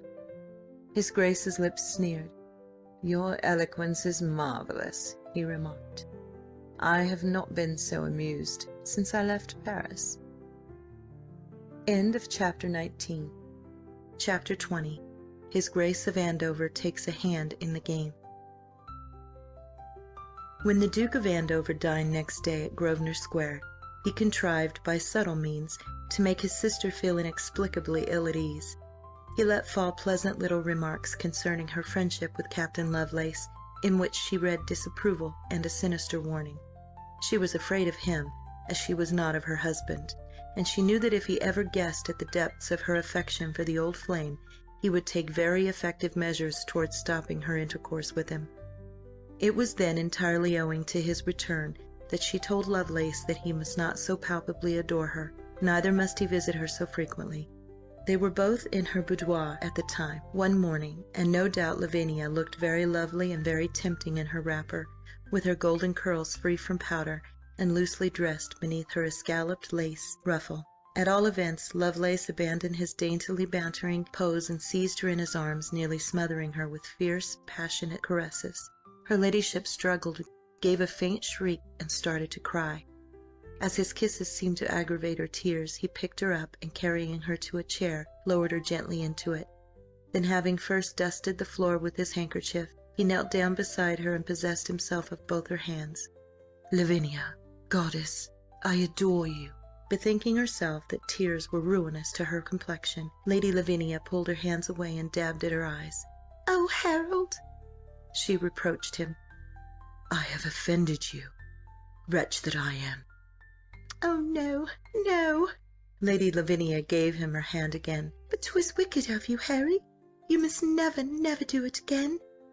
His arm crept round her waist. "But I love you, sweetheart." Oh, think of Dickie." He released her at that, and sprang to his feet.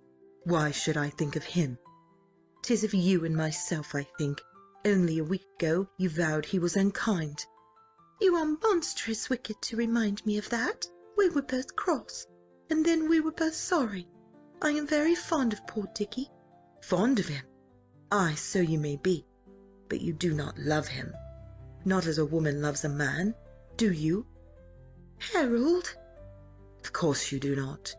You used to love me. No, do not shake your head. 'Tis true.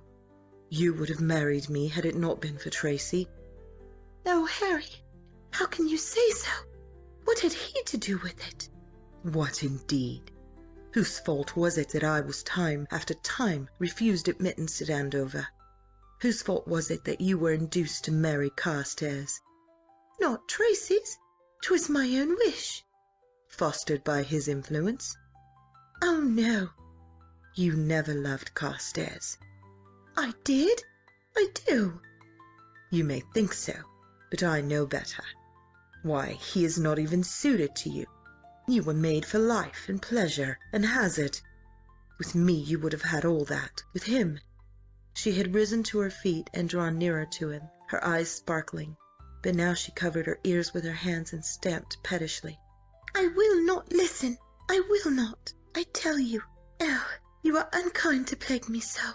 Lovelace took her into his arms once more, and drawing down her hands, kissed her again and again.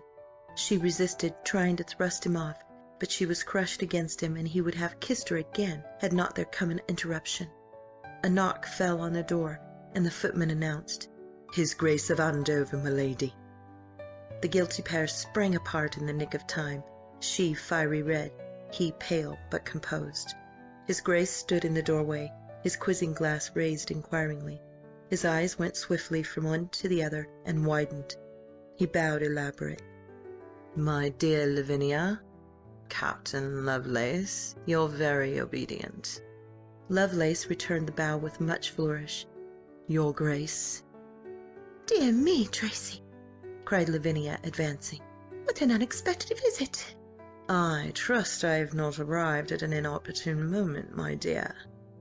"Oh, no, no," she assured him. "I am quite charmed to see you, but at such an early hour, I confess, it quite astonishes me." She brought him to a chair, chattering like a child, and so innocent was his expression, so smiling his attitude towards the captain, that she imagined that he suspected nothing, and had not noticed her blushes.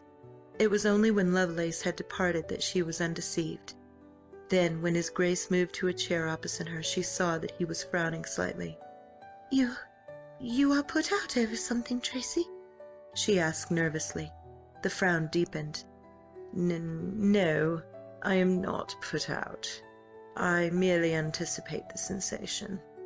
I do not understand. What mean you?" At present, nothing. Tracy, please do not be mysterious. Are you like to be put out? I trust not, Lavinia. But what annoys you? Instead of answering, he put a question. I hope you amused yourself well last night, my dear sister? She flushed. Last night had been Lady Davenant's masquerade, to which Lord Robert had conducted her. She had danced almost exclusively with Lovelace the whole evening, but as they were both masked, she was rather surprised at the question. I enjoyed myself quite tolerably, thank you. You were there? No, Lavinia, I was not there. Then how do you know? She stopped in confusion, biting her lips. For an instant she caught a glimpse of his eyes, piercing and cold. How do I know? Smoothly finished his Grace. One hears things, Lavinia. Also, he glanced round the room, one sees things. I do not understand you, she shot out, twisting the lace of her gown with restless and easy fingers. No? Must I then be more explicit? Yes, yes, I should be glad. Then let me beg of you, my dear Lavinia, that you will commit no indiscretion. Her cheeks flamed. You mean? I mean that you have grown too friendly with Harold Lovelace. Well, what of it? His Grace put up his eyeglass, faintly astonished. What of it? Pray think a moment, Lavinia. 'Tis not likely that I shall be the one to disgrace the name, Tracy. I sincerely hope not. I give you my word I should do all in my power to prevent any foolhardy action on your part. Pray do not forget it. She sat silent, biting her lips. It is, my child, unwise to play with fire. Sooner or later one gets burnt. And remember that your gallant captain is not one half of Richard's wealth. Up she sprang, kicking her skirts as she always did when angered. Always money, she cried. I do not know one rap for it, and Richard is not wealthy. Richard is heir to wealth, replied his Grace calmly. And even in you are so impervious to its charms. I, my dear, am not. Richard is extremely useful to me. I beg you will not leave him for any such mad rake as Lovelace, who would be faithful to you for perhaps 3 months, certainly not longer. Tracy, I will not have you speak to me like this. How dare you insult me so? I have given you no cause. I did not say I had any desire to run away with him, and he would be faithful to me. He has been faithful all these years. His Grace smiled provokingly. My dear. I know there have been episodes, indiscretions. Do you think I count him the worse for that? Evidently not. There has never been another serious love with him. I hate you. You are over-free with your emotions, my dear. So you do indeed contemplate an elopement?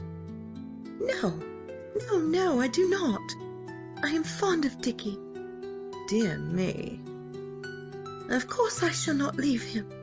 Why then? I am satisfied, he answered and rose to his feet. I shall look to see Captain Lovelace more out of your company. He picked up his hat and cane and stood directly in front of her. One dead white hand on which blazed a great ruby seal ring took her little pointed chin in a firm clasp and tilted her head up until she was forced to meet his eyes. They held hers inexorably, scorchingly. You understand me? He asked harshly. Lavinia's eyes filled with tears, and her soft underlip trembled. Yes, she fluttered, and gave a tiny sob. Oh, yes, Tracy. The eyes lost something of their menacing gleam, and he smiled, for once without a sneer, and releasing her chin, patted her cheek indulgently. Bear in mind, child, that I am 15 years your senior, and I have more worldly wisdom in my little finger than you have in the whole of your composition. I do not wish to witness your ruin. The tears brimmed over, and she caught his handkerchief from him, dabbing at her eyes with one heavily laced corner. You do love me, Tracy?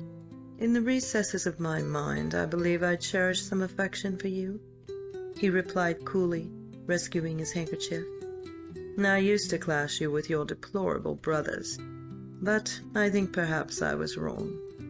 She gave an hysterical laugh.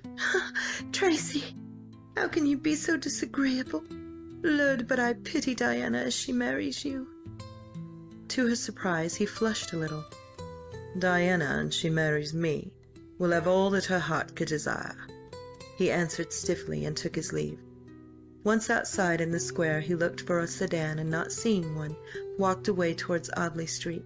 He went quickly, but his progress was somewhat retarded by two ladies, who, passing in their chairs down the street, perceived him and beckoned him to their sides. Escaping presently from them, he turned into Curzon Street, and from thence down Half Moon Street, where he literally fell into the arms of Tom Wilding, who had much to say on the subject of March's last bet with Edgecombe. His Grace affected interest, politely declined Wilding's proffered escort, and hurried down into Piccadilly, walking eastwards towards St. James's Square, where was the Andover town-house. He was fated to be again detained, for as he walked along Arlington Street, Mr. Walpole was on the point of descending the steps of No. 5. He also had much to say to his Grace. He had no idea Belmanoir had returned from Paris. A week ago he had arrived. Well, he, Walpole, had been out of town all the week, at Twickenham. He hoped Bell would honour him with his company at the small card party he was giving there on Thursday. George was coming, and Dick Edgecombe. He had asked March and Gilly Williams, but the Lord knew whether both would be induced to appear. Bell had heard of Gilly's absurd jealousy. Wilding was promised, and Markham's several other answers he was awaiting. Andover accepted gracefully, and parted from Walpole. He made the rest of his journey in peace, and on arriving at his house, went straight to the library, where sat a sleek, eminently respectable-looking individual, dressed like a groom. He stood up as his Grace entered and bowed. Belmanoir nodded shortly and sat down at his desk. "I have work for you, Harper." "Yes, sir, your Grace, I should say." "Do you know Sussex?" "Well, your Grace, I don't know as how—" "Do you know Sussex?" "No, your Grace. Yes, your Grace. I should say not well, your Grace." "Have you heard of a place called Littledean?" "No, sir. Your Grace." "Midhurst?" "Oh, yes, your Grace." "Good. Littledean is 7 miles west of it. You will find that out. Also an inn called, I think, the Pointing Finger. There you will lodge." "Yes, your Grace, certainly." "At a very little distance from there is a house, Horton House, where lives a certain Mr. Beaulieu, with his sister and daughter. You are to watch the comings and goings of these people with the utmost care. Eventually you will become groom to Mr. Beaulieu." But your Grace," feebly protested the astonished Harper. "You will approach their present groom, and you will insinuate that I, Andover, am in need of a second groom. You will tell them that I pay handsomely, treble what Mr. Beaulieu gives him. If I know human nature, he will apply for the post. You then step in. If Mr. Beaulieu asks for some recommendation, you are to refer him to Sir Hugh Grandison, White's Chocolate House, St. James's Street. When you are engaged, I will send further instructions." The man gaped, shut his mouth, and gaped again. "Do you fully understand me?"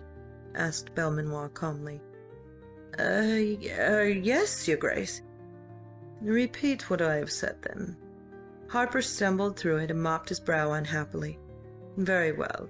In addition, I pay you twice as much as Mr. Beaulieu gives you, and at the end, if you serve me well, 50 guineas. Are you satisfied?" Harper brightened considerably. "Yes, your Grace. Thank you, sir." Tracy laid 20 guineas before him. "That is for your expenses.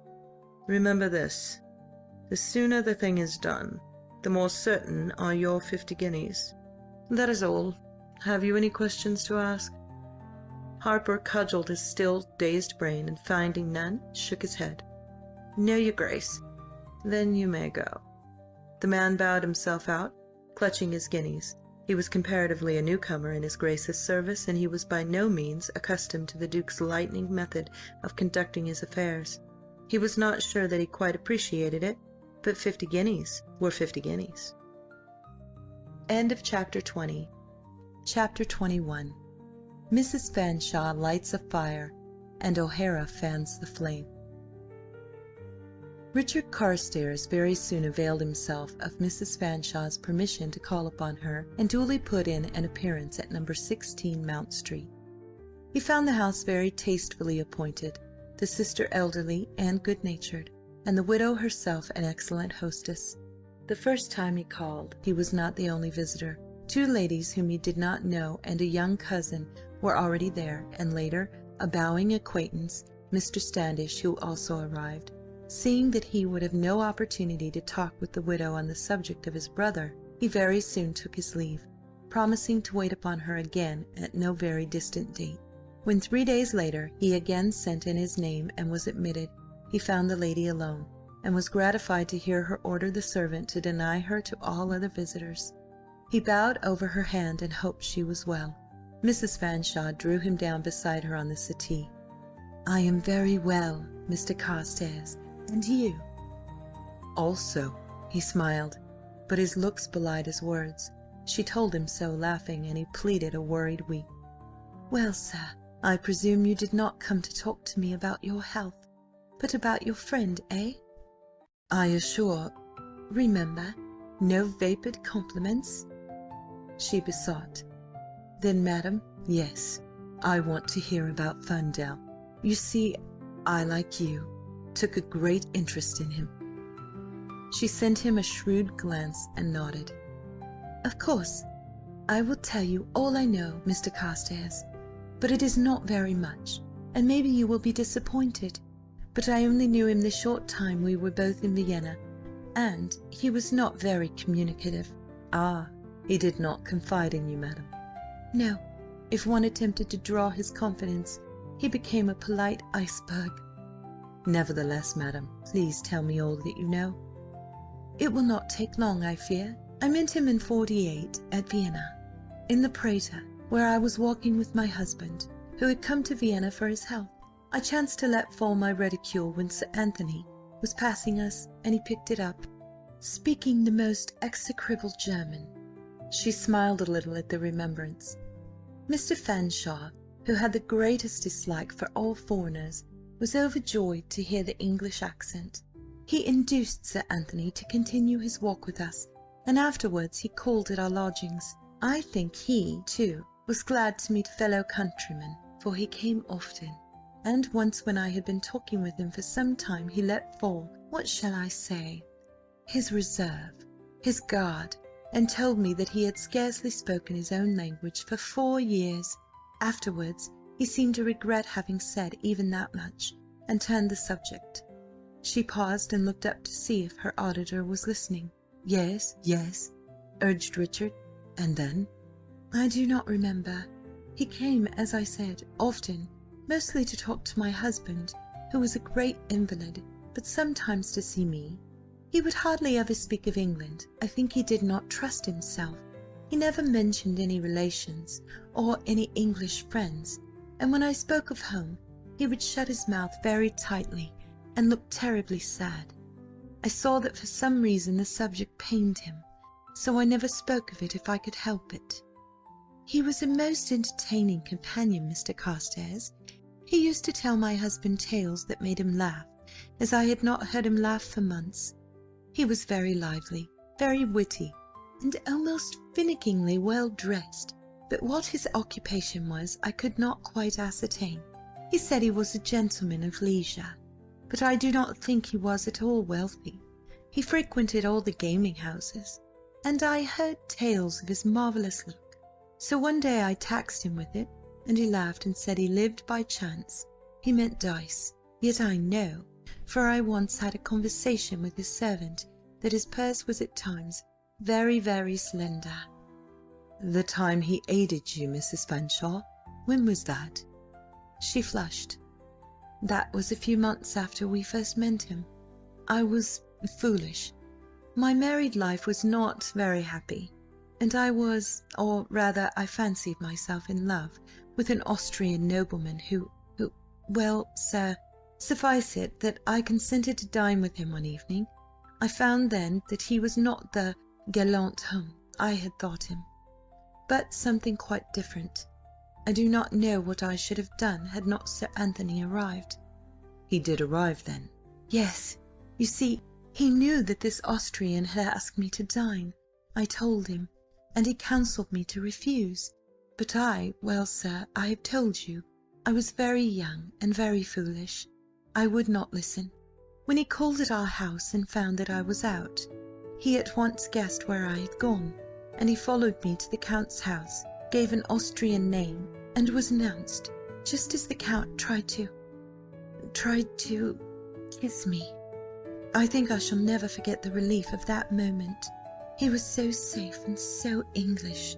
The Count was furious, and at first I thought he would have his lackey throw Anthony out, but when he heard all that Anthony had to say, he realised that it was useless to try to detain me, and I was taken home. Anthony was very kind. He did not scold, neither had he told my husband. 2 days after, he and the Count fought a duel, and the Count was wounded in the lung. That was all, but it made me very grateful to him, and interested in his affairs. Mr. Fanshawe left Vienna a few weeks after that, and I have never seen my preux chevalier since." She sighed and looked steadily across at Carstares. "And you are so like him." "You think so, madam?" was all he could find to say. "I do, sir, and something more, which perhaps you will deem an impertinence. Is Anthony your brother?" The suddenness of the attack threw Carstares off his guard. He went white. "Madam!" "Please, be not afraid that mine is the proverbial woman's tongue, sir. It does not run away with me, I assure you. When I saw you the other night for the first time, I was struck by the resemblance, and I asked my partner, Mr. Stapley, who you were. He told me, and much more beside, which I was not at the time desirous of hearing." "Trust Will Stapley!" exclaimed Richard, and mentally cursed the amiable gossip-monger. "Among other things, he told me of your elder brother, who in fact, he told me the whole story. Of course, my mind instantly leapt to my poor Sir Anthony, despite that in appearance he is younger than you. Was I right?" Richard rose to his feet and walked away to the window, standing with his back to her. "Aye." "I was sure of it," she nodded. "So that was why he would not speak of England. Poor boy." Richard's soul writhed under the lash of her pity. "So he will always be outcast," she continued, "alone, unhappy, without friends." "No," he cried, turning. "'Fore God, no, madam." "Will society, cruel, hard society, receive him then?" she asked. "Society will, one day, receive him, Mrs. Fanshawe. You will see." "I long for that day," she sighed. "I wish I had it in my power to help him, to repay in part the debt I owe him." At that he lifted his head. "My brother, madam, would count it not a debt, but an honour," he answered proudly. "Yes," she smiled, "you are like him. When you speak like that, you might almost be he." "He is worth 1,000 of me, Mrs. Fanshawe," he replied vehemently, and broke off, staring down at the table. "And his name?" she asked softly. "John Anthony St. Irvyne Delaney Carstares," he said, "Earl of Wyncham." So the Anthony was real. I am so glad, for he would always be Anthony to me. There was a long silence, broken at last by the lady. "I fear I have made you sad, Mr. Carstares.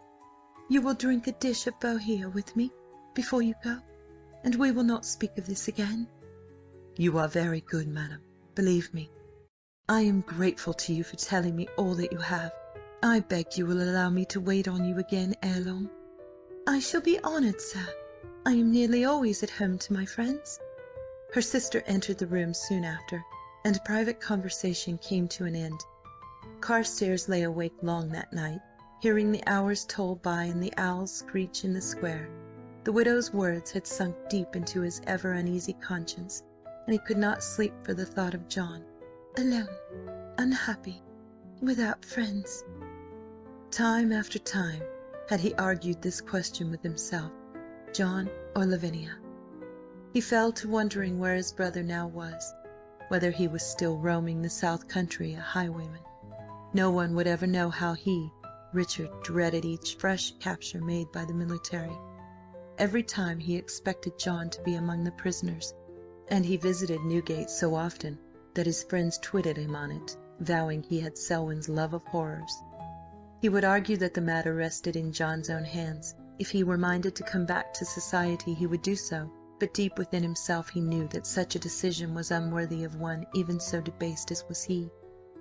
Then his mind went to Lavinia, who alternately enchanted and exasperated him. Only a week ago she had defied him openly in the matter of her friendship with Lovelace, yet had she not afterwards apologized and thrust the captain aside for his sake? She was so sweetly naughty, so childishly unreasonable, selfish.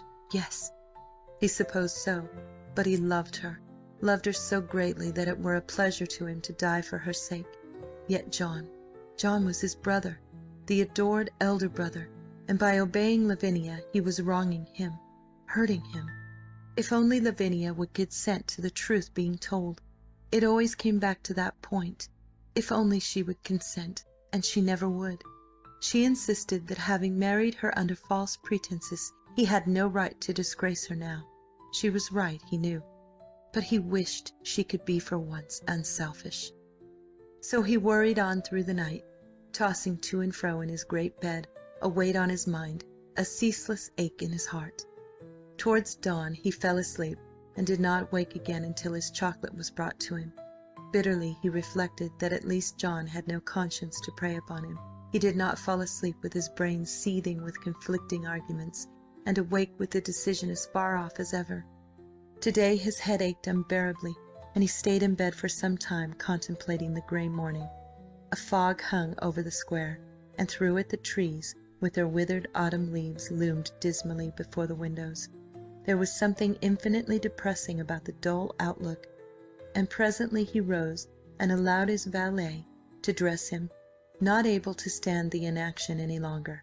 His headache was better by the time he had visited his wife in her room and listened to her enthusiastic account of last night's rout, and going out into the square he called a chair, ordering the men to carry him to White's, where he intended to write 2 letters. Somehow Wyncham House was too poignantly full of memories of John today, and he was thankful to be out of it. White's was crowded even at that hour of the morning, and the noise seemed to cut through his head. Men hailed him from all sides, offering him bets. Someone tried to tell him some piece of scandal. They would not let him alone, and at last his jagged nerves would no longer support it, and he left the house to go further down the street to his other club, the Cocoa Tree, which he hoped to find less rowdy.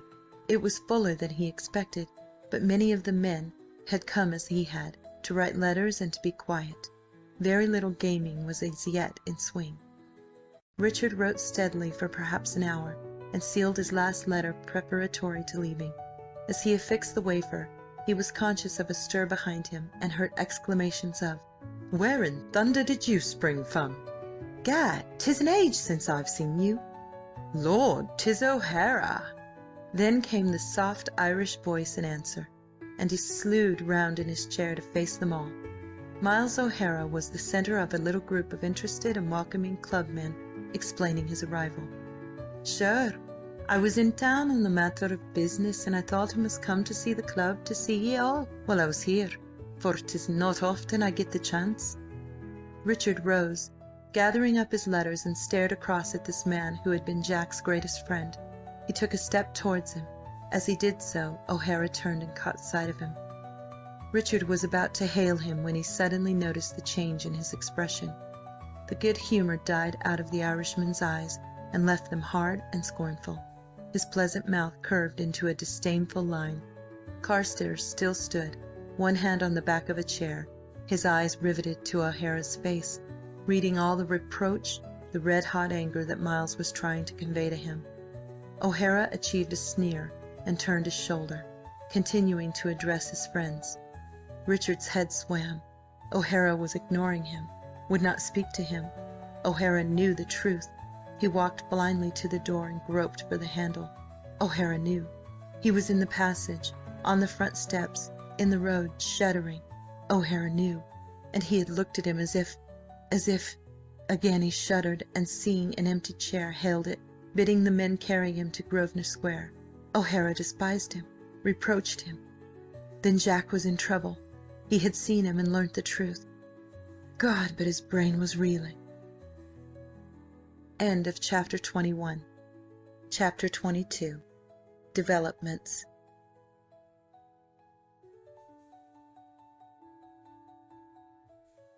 After the encounter with O'Hara, whatever peace of mind Richard had had left him.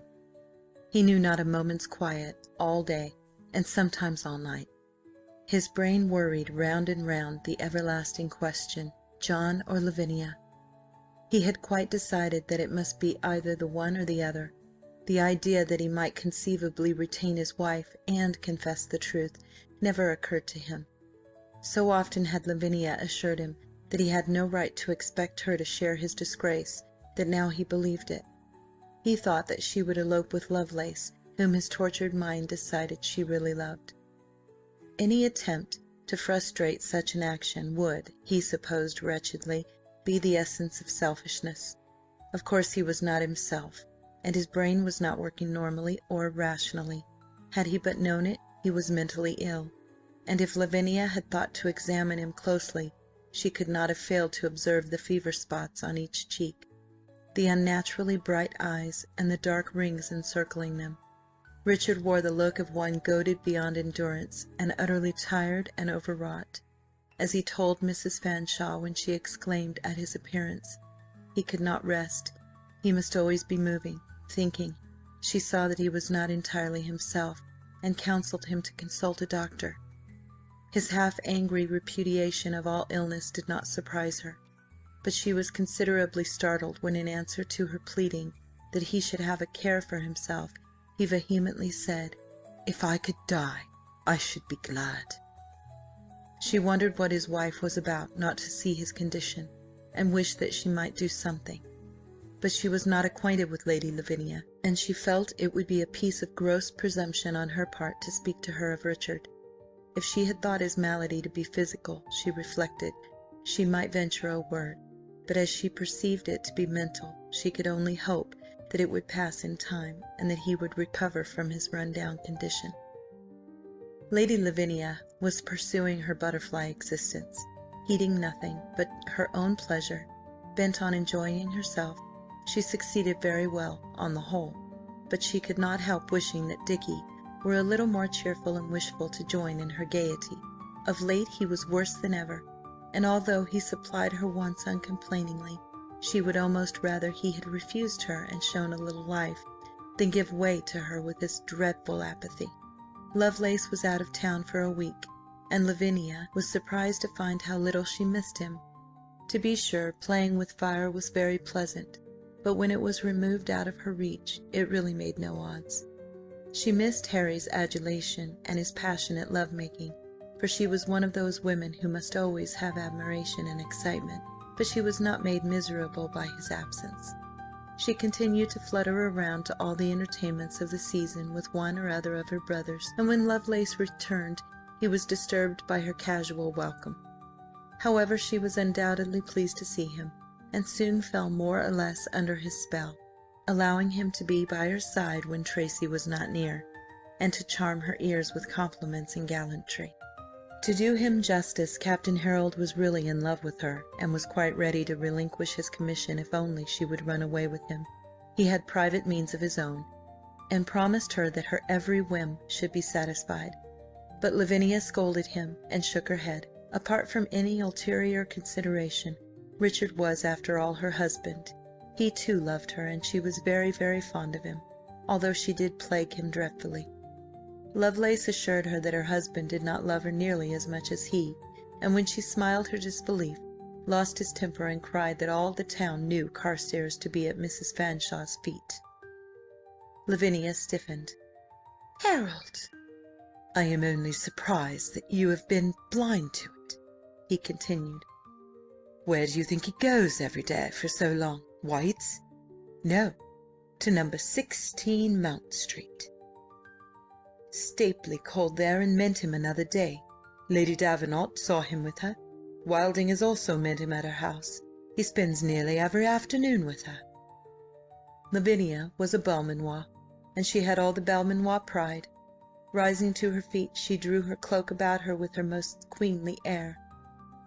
"You forget yourself, Harold," she said haughtily. "Never dare to speak to me of my husband again in that tone. You may take me at once to my brother."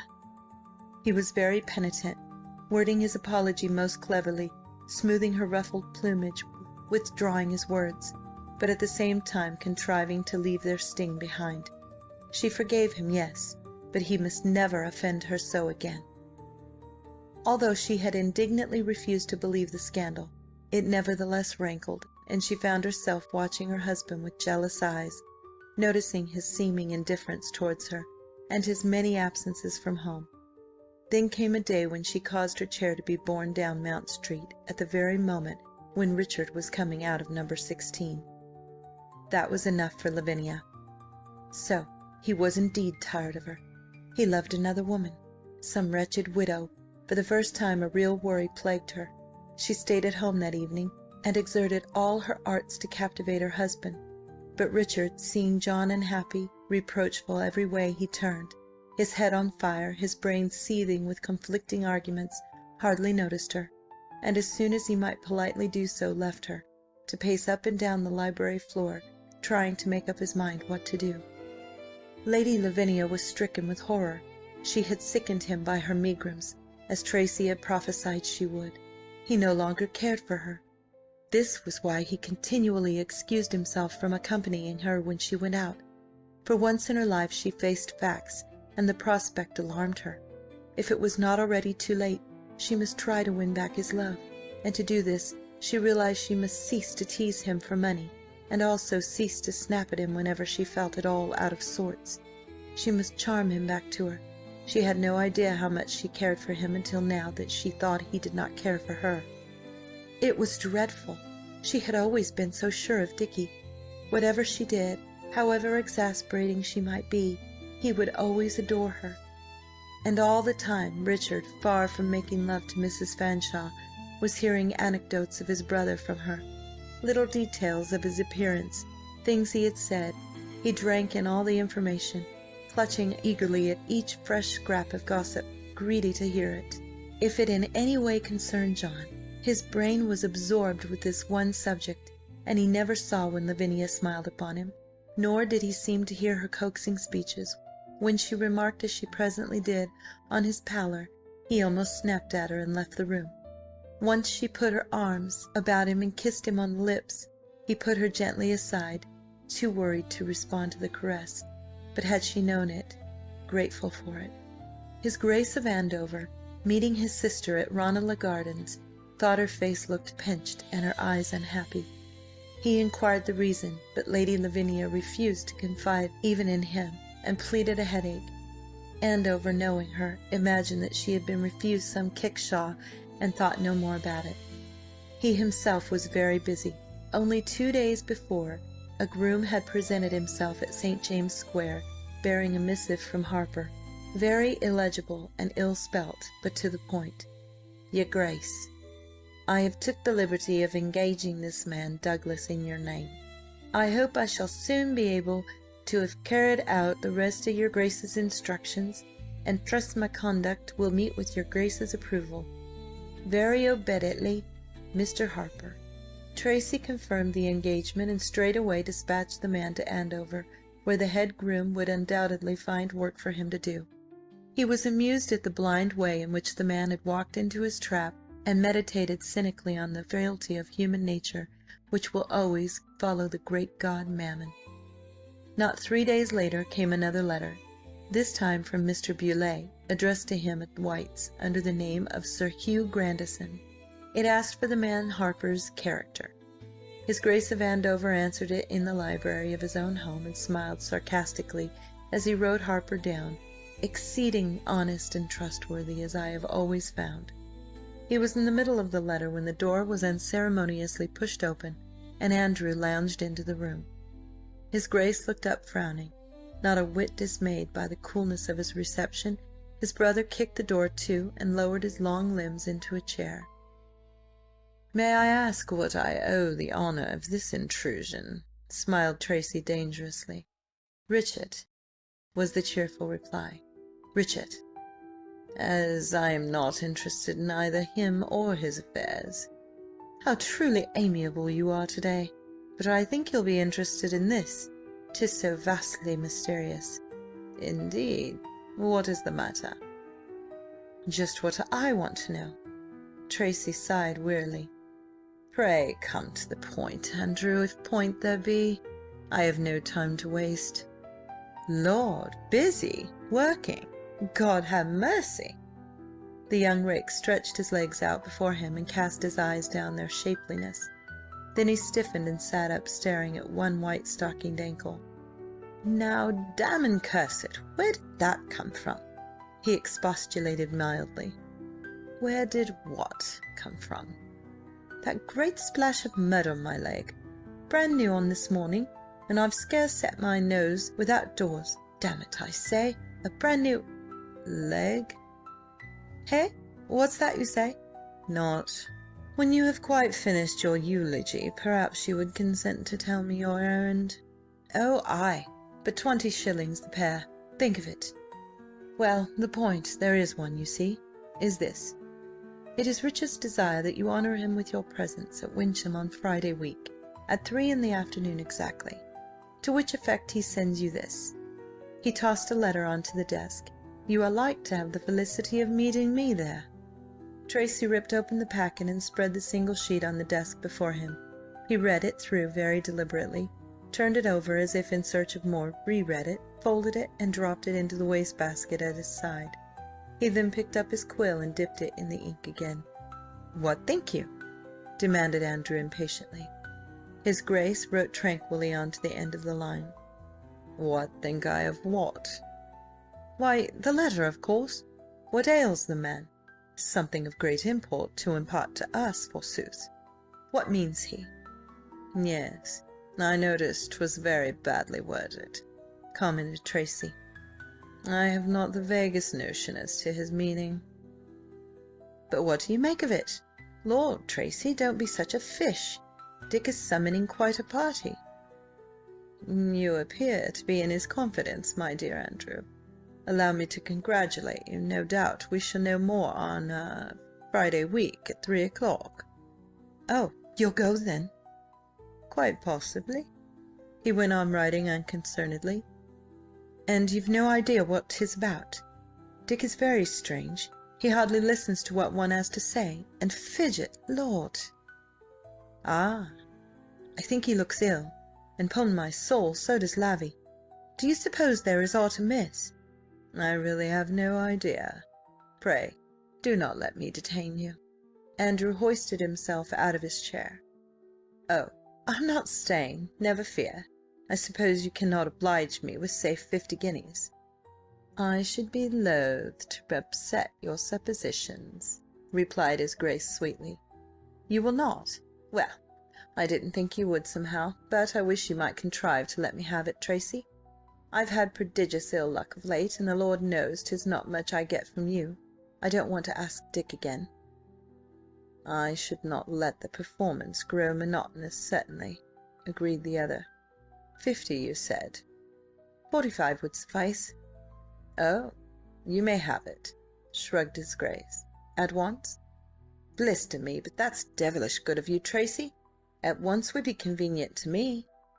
His Grace produced a key from his vest pocket and unlocked a drawer in the desk. From it he took a small box. He counted out 50 guineas and added another to the pile. Andrew stared at it. "What's that for?" he inquired. "The stockings," replied Tracy with a ghost of a smile. Andrew burst out laughing. "That's good! Gad, but you're devilish amusing. Bone rep you are." He thanked his Grace profusely, and gathering up the money, left the room. Outside he gave vent to a low whistle of astonishment. "Terra nouns! He must be monstrous well pleased over something," he marvelled. "I shall awaken soon, I doubt not." He chuckled a little as he descended the staircase. but his face was full of wonderment. Lovelace called nearly every day at Wyncham House, but was always refused admittance, as Lady Lavinia deemed it prudent not to see him. There came a day, however, when he would not be gainsaid, and was ushered into her drawing-room. He kissed her hands lingeringly, holding them for a long while in his. "Lavinia, cruel fair one." She drew her hands away, not too well pleased at his intrusion. How silly, Harold! I cannot have you tease me every day. She allowed him to sit by her on the window-seat, and he again possessed himself of her hands. Did she love him? She hoped he was not going to be foolish. Of course not. He did not believe her, and started to plead his suit, imploring her to come away with him. In vain Lady Lavinia begged him to be quiet. She had stirred up a blaze, and it threatened to consume her. He was so insistent that, expecting Richard at any moment, and terrified lest there should be a disturbance, she promised to give him an answer next evening at the theatre. She managed to be rid of him in this way, and with a relieved sigh watched him walk down the square. She was very fond of dear Harry, but really he was dreadfully tiresome at times. She brought her tiny mirror out from her pocket and surveyed her reflection critically, giving a tweak to one curl and smoothing another back. She was afraid she was looking rather old this evening, and hoped that Richard would not think so. She glanced up at the clock, wondering where he was. Surely he should be in by now. Then she arranged a chair invitingly, pushed a stool up to it, and sat down opposite. With a sigh she reflected that it was an entirely new departure for her to strive to please and captivate her husband, and she fell a thinking of how he must have waited on her in the old days, waiting as she was waiting now, hoping for her arrival. Lady Lavinia was beginning to realize that perhaps Dick's life had not been all roses with her as a wife. The door opened, and Richard came into the room. Deep lines were between his brows, but his mouth was for once set firmly. He looked sombrely down at her, thinking how very beautiful she was. Lady Lavinia smiled and nodded towards the chair she had prepared. Sit down, Dickie. I am so glad you have come. I was monstrous dull and lonely, I assure you. "Were you?" he said, fidgeting with her scissors. "No, I will not sit down. I have something to say to you, Lavinia. Something to tell you." Oh, have you? she asked. Something nice, Dickie? I fear you will hardly think so. I am about to make an end. Oh, are you? Of what? Of this deceitful life I am leading, have been leading. I am going to confess the whole truth. Richard! He let fall the scissors and paced restlessly away down the room. I tell you, Lavinia, I cannot endure it. I cannot. The thought of what John may be bearing is driving me crazy. I must speak. You can't, she gasped. After 7 years, Dickie, for heaven's sake. The colour ebbed and flowed in her cheeks. I cannot continue any longer this living of a lie. I have been feeling it more and more ever since I met Jack that time on the road. And now I can no longer stand it.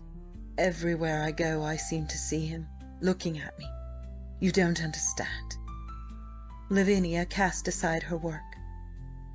No, I do not. Pon rep, but you should have thought of this before, Dick. I know it. Nothing can excuse my cowardice, my weakness. I know all that. But it is not too late, even now, to make amends. In a week they will all know the truth. What do you mean? I have requested all whom it concerns to come to Wyncham the Friday after this. Good heavens, Dick, think! Dick! I have thought. God, how I have thought! It is not fair to me. Oh, think of your honour, Wyncham. My honour is less than nothing. 'Tis of his that I think. She sprang up, clutching at his arm, shaking him. Richard, you are mad. You must not do this. You must not, I say. I implore you, Lavinia, not to try to make me change my decision. It is of no use. Nothing you can say will make any difference." She flew into a passion, flinging away from him, her good resolutions forgotten. "You have no right to disgrace me. If you do it, I will never forgive you. I won't stay with you. He broke in. This was what he had expected. He must not whine. This was retribution. "I know. I have faced that." She was breathless for a moment. He knew. He had faced it. He had taken her seriously. He always expected her to leave him. Oh, he must indeed be tired of her and wanted her to go. What was he saying? "I know that you love Lovelace. I have known it for some time." Lavinia sank into the nearest chair. To what depths had her folly led her? "I shall put no obstacle in the way of your flight. Of course—" This was dreadful. Lady Lavinia buried her face in her hands and burst into tears. It was true, then. He did not love her. He loved Mrs. Fanshawe. She was to elope. She sobbed pitifully as the full horror of the situation struck her. The temptation to gather her into his arms almost overmastered Richard, but he managed to choke it down. If he allowed himself to kiss her, she would try to break his resolution. Mayhap she would succeed. So he looked away from her, tortured by the sound of her crying.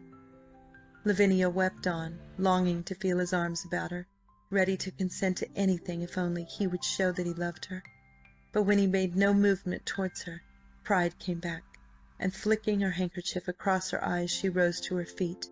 "You are cruel, cruel, cruel. If you do this thing, I shall leave you." Now surely he would say something, contradict her. With an immense effort, Richard controlled himself. "I am sorry, Lavinia," he said in a queer, constrained voice. It was of no avail. She had killed his love, and he was longing to be rid of her. She walked to the door and turned. "I see that you do not love me," she said with deadly calmness. "I understand perfectly." Then, as she wrenched the handle round, "I hate you," she cried, and fled, her silken skirts rustling furiously down the corridor. A door slammed in the distance, and there was silence. Carstares stood very still, staring down at her crumpled embroidery. Presently he stooped to pick it up, and her violet scent was wafted up to him. He carried it to his lips passionately. If Lavinia had been able to see him, it would have changed the whole state of affairs. As it was, she locked herself into her room and continued her cry in private. When she had no more tears to shed, she sat up and tried to think that she wanted to elope. Harold would be very good to her, she was sure, and she would doubtless lead a very exciting life. But somehow, the more she thought of it, the less she wanted to elope. Then she remembered that Dickie, why had she never realized how much she cared for him, was in love with some horrid widow, and did not want her to remain with him. The idea was not to be borne. She was not going to be the unwanted wife. She would have to go away, though not with Lovelace. Dickie should not force her to elope with another man. She would go somewhere alone. She had forgotten she had no money. The dowry that had been hers was spent years ago. She was utterly dependent on her husband. That settled it. She must elope with Harry. "Oh, was anyone ever so beset?" she sobbed as her misery swept in upon her with full force. "Why should I run away if I don't want to?" End of Chapter 22. Chapter 23. Lady Lavinia goes to the play. Richard was away from home all next day, and his wife had plenty of time in which to meditate upon her situation. She had quite come to the conclusion that she must elope with Lovelace, and was only waiting for tonight to tell him so. She would never, never ask Richard to let her stay with him, now that she knew he loved another. Truly a most trying predicament. The Carstares were going tonight to Drury Lane to see Garrick play one of his most successful comedies, The Beaux' Stratagem. The beau monde that would flock to see the inimitable Archer was likely to be a very distinguished one, especially as the cast held the added attraction of Mrs. Clive, and ordinarily Lady Lavinia would have looked forward with much excitement to seeing the piece. To-day, however, she felt that she would far rather go to bed and cry. But Lovelace had to be answered, and besides that, she had invited 2 cousins, new come from Scotland, to accompany her, and she could not fail them.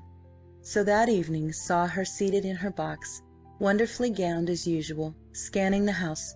Behind her stood her husband. When she thought that this was the last time she would ever go with him to the theatre, she had much ado to keep from bursting into tears before them all. And in the chair at her side was the cousin, Mrs. Fleming. Mr. Fleming stood with his hands behind his back, exclaiming every now and then as his kinsman, young Charles Holt, pointed out each newcomer of note. He was a short, tubby little man, dressed in sober brown, very neat as regards his wrists and neckband, but attired, so thought Lavinia, for the country, and not for town. His dark suit contrasted strangely with Mr. Holt's rather garish mixture of apple green and pink, with waistcoat of yellow, and Richard's quieter, but far more handsome, apricot and silver. His wig, too, was not at all modish, being of the scratch type that country gentlemen affected. His wife was the reverse of smart, but she was loud in her admiration of her more affluent cousin's stiff silks and laces. She had married beneath her, had Mrs. Fleming, and the Belmanoirs had never quite forgiven the shocking misalliance. William Fleming was naught but a simple Scotsman, whose father, even now the family shuddered at the thought, had been a farmer. Lavinia was not over-pleased that they should have elected to visit London, and still less pleased that they should evince such an affection for the Honourable Richard and his wife. "Well, to be sure, Lavvy, 'tis pleasant to sit here and admire all the people," exclaimed Mrs. Fleming, for perhaps the 20th time. "I declare, I am grown positively old-fashioned from having lived for so long in the country. Yes, my dear, positively old-fashioned. I cannot but marvel at the great hoops everyone is wearing. I'm sure mine is not half the size of yours, and the lady down there in the stage-box has one even larger." Lavinia directed her gaze towards the box in question. At any other time she would have been annoyed to see that the occupant was Lady Carlisle, her pet rival in all matters of fashion. Now she felt that nothing signified, and merely remarked that she considered those absurd garlands of roses on the dress quite grotesque. Behind Holt was directing Mr. Fleming's attention to a box at the back of the house. "'Pon my soul, William, 'tis the Duchess of Queensberry and her son, March, you know. I assure you, there's no one more amiable in town when I last visited her."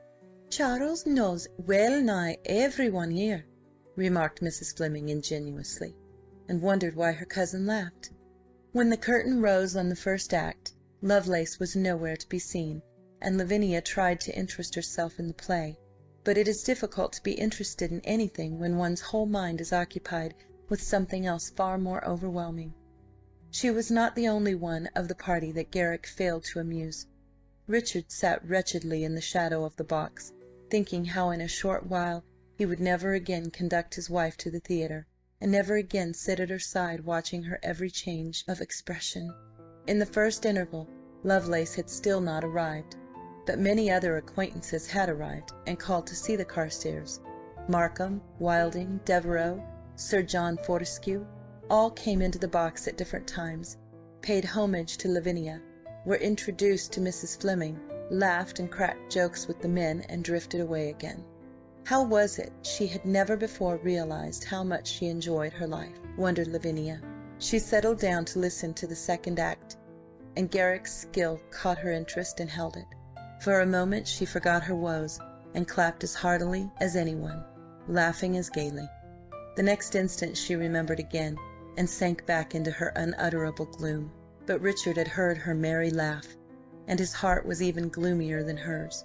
There was no help for it. Lavinia was delighted at the thought of leaving him. As the curtain fell, Mrs. Fleming suddenly demanded if it was not Tracy seated in the box over on the other side. Lavinia turned to look. In the box alone sat his Grace, seemingly unaware of her presence. "Is that not Tracy?" persisted Mrs. Fleming. "I remember his face so well." "Yes," nodded Lavinia, and waved to him. Andover rose, bowed and left his box. In a few moments he was in their own, kissing his cousin's hand. Lavinia now caught sight of Lovelace, standing on the floor of the theatre looking up at her. He too disappeared from view, and she guessed that he was coming to speak with her. He had evidently failed to perceive the Duke, who was just a little behind her in the shadow. Richard and Mr. Fleming had left the box, and only Charles Holt remained, engaging Mrs. Fleming's whole attention.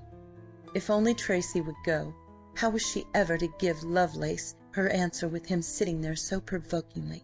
Captain Lovelace knocked at the door. Carelessly she bade him enter, and affected surprise on seeing him. His Grace looked at her through narrowed lids, and shot a swift glance at Lovelace, whose discomfiture at finding him there was palpable. Not a trace of emotion was visible on that impassive countenance, but Lavinia felt her brother's attitude to be sinister, as if he divined her wishes and was determined to frustrate them. She watched him smile on Lovelace and beg him to be seated. Whether by accident or design, she was not sure which, he had so placed the chairs that he himself was between her and the captain. Skilfully he drew Mrs. Fleming into the conversation and rearranged his stage. Lavinia found herself listening to the amiable Mr. Holt, and out of the tail of her eye observed that Lovelace had fallen a victim to her cousin. She could find no way of speaking to him, and dared not even signal, so adroitly was his Grace stage managing the scene. Lavinia was now quite certain that he was managing it. Somehow he had guessed that she had arranged to speak to Lovelace tonight, and was determined to prevent her. How he had found out she could not imagine, but she was too well acquainted with him to be surprised. He would never let her disgrace herself if he could help it. She knew that. In whatever manner he himself might behave, his sister's conduct must be above reproach. He would find some means of separating them until he could cause Lovelace to be removed. She did not in the least know how he would contrive to do this, but she never doubted that he could and would. And then she would have to stay with Richard, who did not want her. If only Tracy would go. Ah, he was rising. His Grace of Andover begged Captain Lovelace to bear him company in his box. He would brook no refusal. He bore his captive off in triumph. A minute later Mr. Fleming re-entered the box. The third act had just begun when Richard reappeared and softly took his seat. On went the play. Neither Tracy nor Lovelace came to the box during the next interval, and from her point of vantage Lavinia could see that Andrew had been introduced to the latter. She could guess how cleverly his Grace was keeping the captain by him. Lord Avon, who had only a week ago returned from Bath, came to pay his respects. He had much to tell dear Lady Lavinia. How Cholmondeley and Falmouth had dared to fight a duel in Crescent Fields, and had been arrested. How furious the beau was, but how his age was beginning to tell on him, and how it was whispered that his power was waning. All of which at any ordinary time would have interested my lady quite prodigiously, but now bored and even annoyed her. On went the play. Scrub and Boniface kept the house in a roar. All but Richard and his wife were enthralled. The incomparable Kitty failed to hold Lavinia's attention. Would Lovelace manage to speak to her in the last interval? A solicitous inquiry from Mrs. Fleming roused her, and she had perforce to smile, to own to a slight headache, and to evince some interest in the play. One more interval. Would he come? She became aware of a hand laid on her shoulder. Richard's voice, gravely courteous, sounded in her ears. "You are heated, my dear. Will you walk outside a little?" She felt a mad desire to cling to his hand, and suppressed it forcibly. She rose, hesitating. Mrs. Fleming decided the point. "The very thing! How considerate of you, Mr. Carstares. I should like to walk amongst all the people, to be sure. Here is Charles, offering to escort us. What say you, lovey?" "Oh, I shall be pleased to do what suits you best, cousin," she answered. "Then let us go, my love. Charles has an arm for each, so we may leave our husbands to chat." They went out into the broad passage and walked towards the foyer. There Lord March espied Lavinia, who was always a favourite with him, and came forward, offering his arm.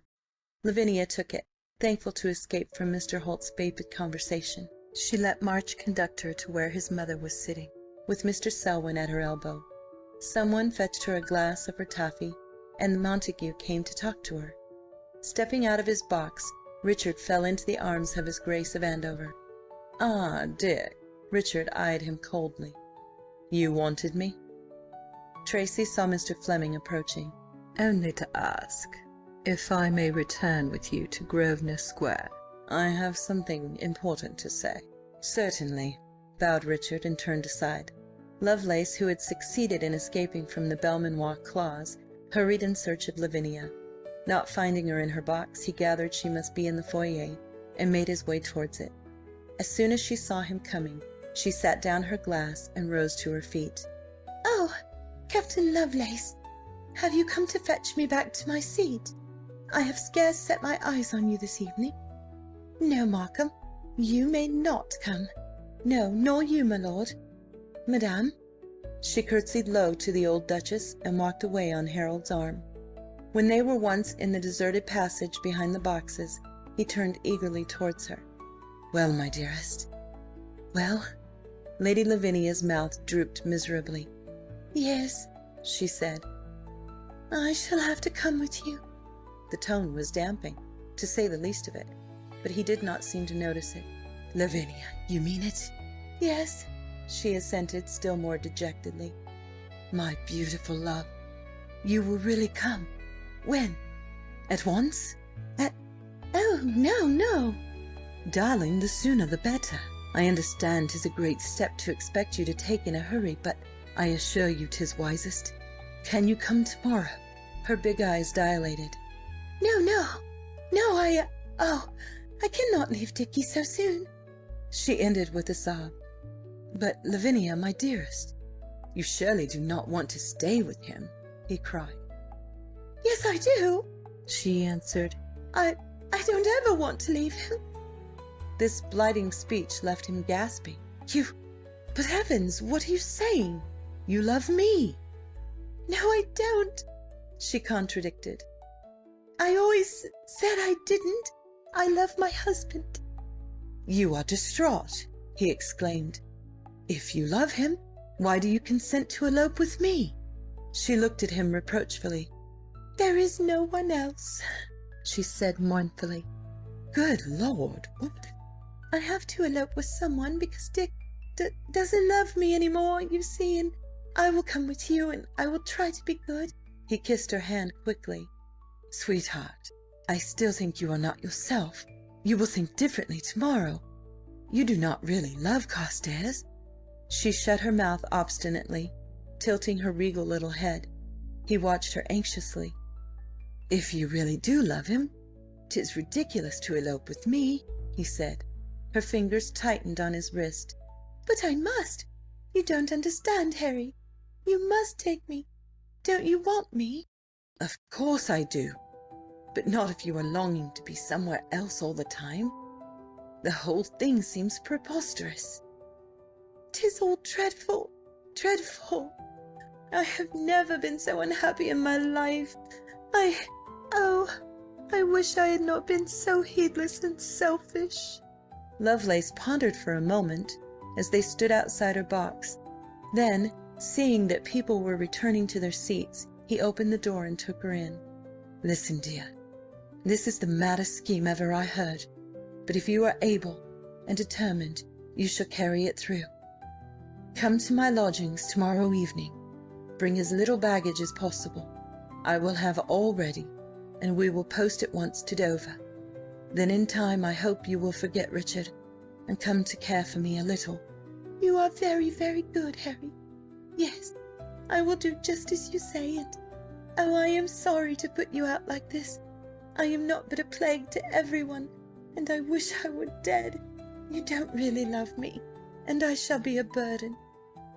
"I do indeed love you," he assured her, but within himself he could not help wishing that he had not fallen quite so passionately in love with her. "I'll leave you now, sweet, for your husband will be returning at any moment." He kissed her hands lightly. Ah, demain, fairest! How she sat through the last act, Lavinia could never afterwards imagine. She was longing to be at home, so soon to be home no longer, and quiet. Her head ached now as Richard's had ached for weeks. More than anything did she want to rest it against her husband's shoulder, so temptingly near, and to feel his sheltering arms about her. But Dick was in love with Isabella Fanshawe, and she must sit straight and stiff in her chair and smile at the proper places. At last the play was ended. The curtain descended on the bowing Archer, and the house stamped and clapped its appreciation. The curtain rose again. What? Not finished yet? Oh, no, it was but Garrick leading Mrs. Clive forward. Would they never have done? Mrs. Fleming was standing. She supposed they were going, and got up. Someone put her cloak about her shoulders. Richard, for the last time. Mr. Holt escorted her to her coach, and put her and her cousin into it. He and Mr. Fleming had their chairs, so only Richard and Tracy went with the ladies. The Flemings were staying with friends in Brook Street, just off Grosvenor Square, so that when they had put Harriet down, only a few more yards remained to be covered. Lavinia wondered dully why Tracy had elected to come with them. What did he want? Was he going to warn Dick of her intended flight? He little knew the true state of affairs. At the foot of the staircase at Wyncham House, she turned to say good night. She merely nodded to Tracy, but to Dick she extended her hand. He took it in his, kissing it, and she noticed how cold were his fingers, how burning hot his lips. Then he released her, and she went slowly up the stairs to her room. His Grace watched her through his eyeglass. When she was out of sight he turned and surveyed Richard critically. "If that is the way you kiss a woman, Lavinia has my sympathies," he remarked. Richard's lips tightened. He picked up a stand of lighted candles and ushered his Grace into the drawing-room. "I presume you did not come to tell me that?" he asked. "Your presumption is correct, Richard. I have come to open your eyes." "You are too kind." His Grace laid his hat on the table, and sat down on the arm of a chair. "I think perhaps I am.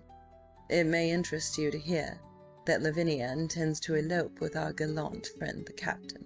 Richard bowed. "You knew it?" "Certainly." Andover looked him over. "May I ask what steps you are taking to prevent her?" "None." His Grace's expression was quite indescribable.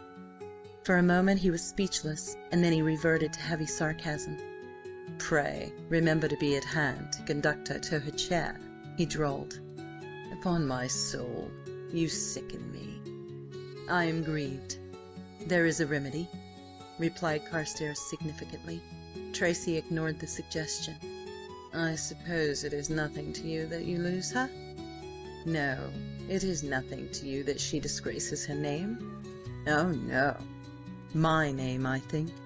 "Our name. Is it possible for her to disgrace yours?" Richard went white, and his hand flew instinctively to his sword hilt.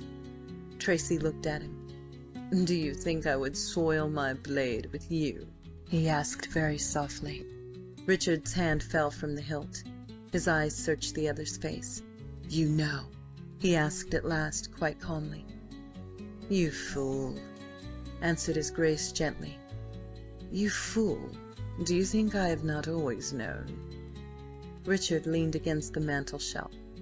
"You never thought I was innocent. You knew that night. You guessed." The Duke sneered. "Knowing both, could I suspect other than you?" he asked insultingly.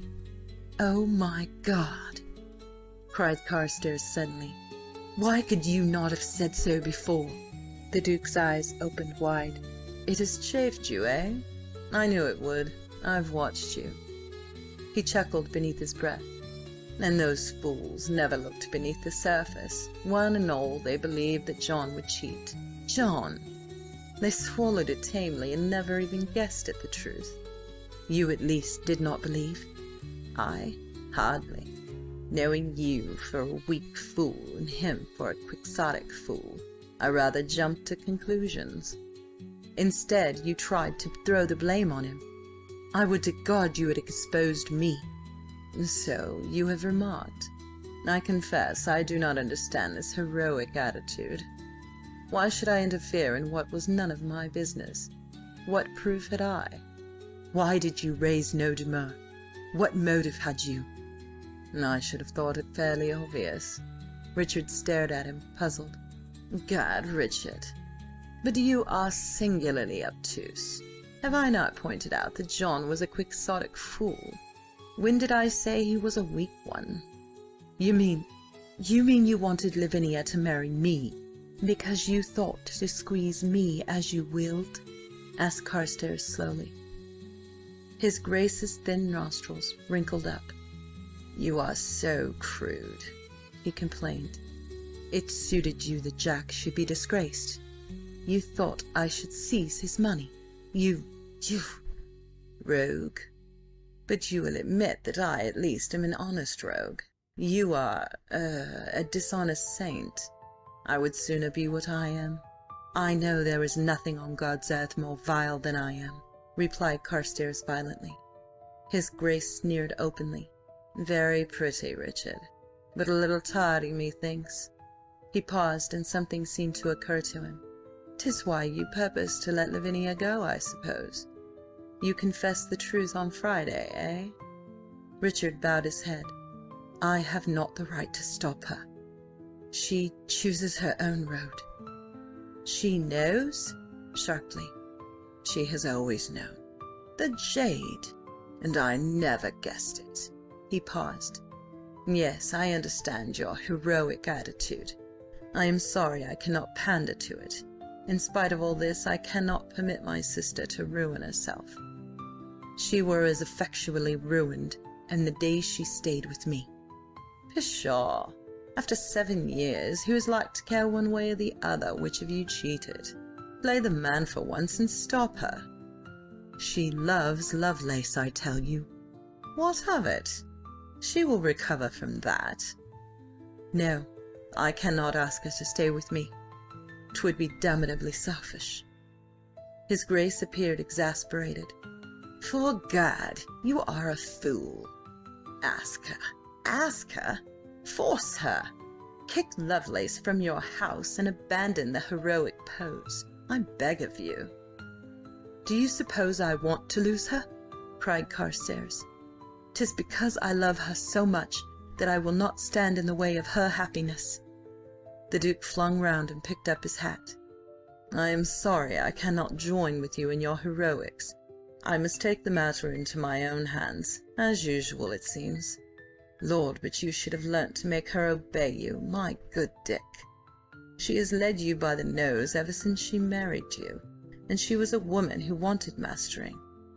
He went over to the door and opened it. "I will call upon you tomorrow, when I shall hope to find you more sane.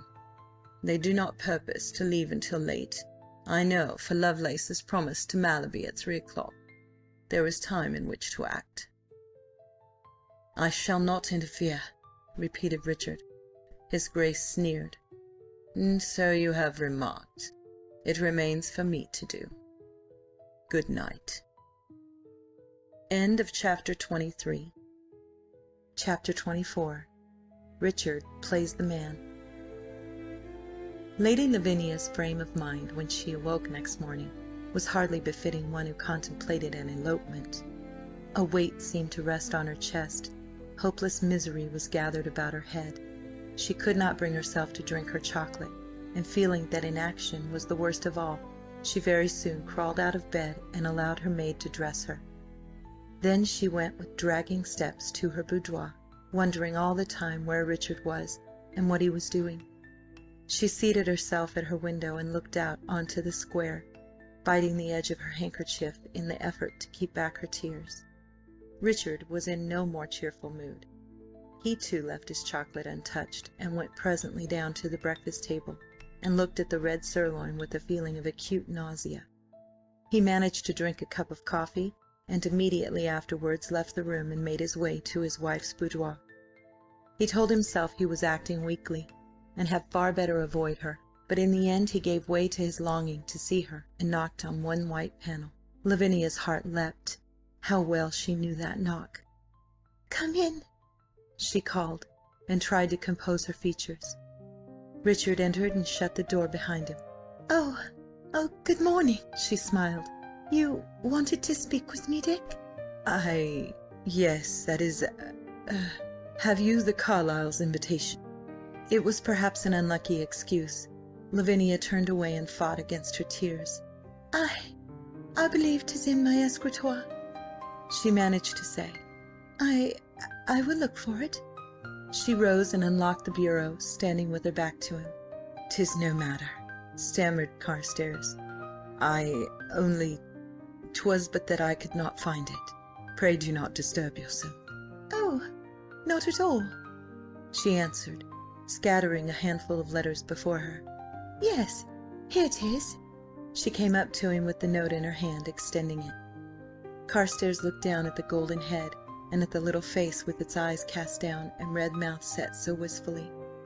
Heavens, how could he bear to live without her? Mechanically he took the letter. Lavinia turned away, and as she stepped from him something snapped in Richard's brain. The luckless invitation was flung down. "No, by God, you shall not!" he cried suddenly. Lavinia stopped, trembling. "Oh, what do you mean?" She fluttered. The mists were gone from his mind. Everything was clear now. Lavinia should not elope with Lovelace. In 2 strides he was at her side, had caught her by the shoulders and swung her to face him.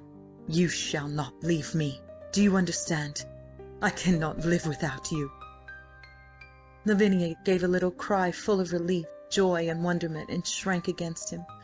"Oh, please, please forgive me. Keep me with you," she cried, and clung to the lapels of his coat. Carstares swept her right off the ground in the violence of his embrace, but she did not mind. Although the crushing was ruinous to her silks, silks were no longer uppermost in her brain.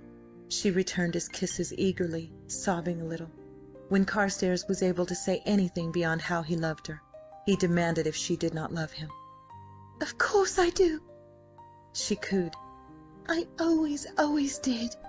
Only I was so selfish and so careless." He carried her to the sofa and sat down with her on his knee, trying to look into her face, but she had somehow contrived to hide it on his shoulder, and he did not succeed. "Then you never loved that puppy?" he asked, amazed. One hand crept up to his other shoulder. "Oh, Dickie, no. And you don't love that horrid Mrs. Fanshawe, do you?" He was still more amazed. "Mrs. Fanshawe? Great heavens, no! You never thought that, surely?"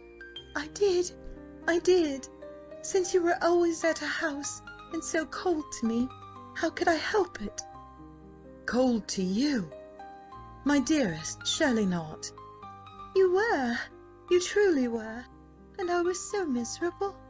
I thought I had been so unreasonable and so horrid that you had ceased to love me, and I did not know what to do, and then you told me that you were going to confess, and I lost my temper and said I would not stay with you, but I never meant it, and when you seemed to expect me to go, I did not know what to do again."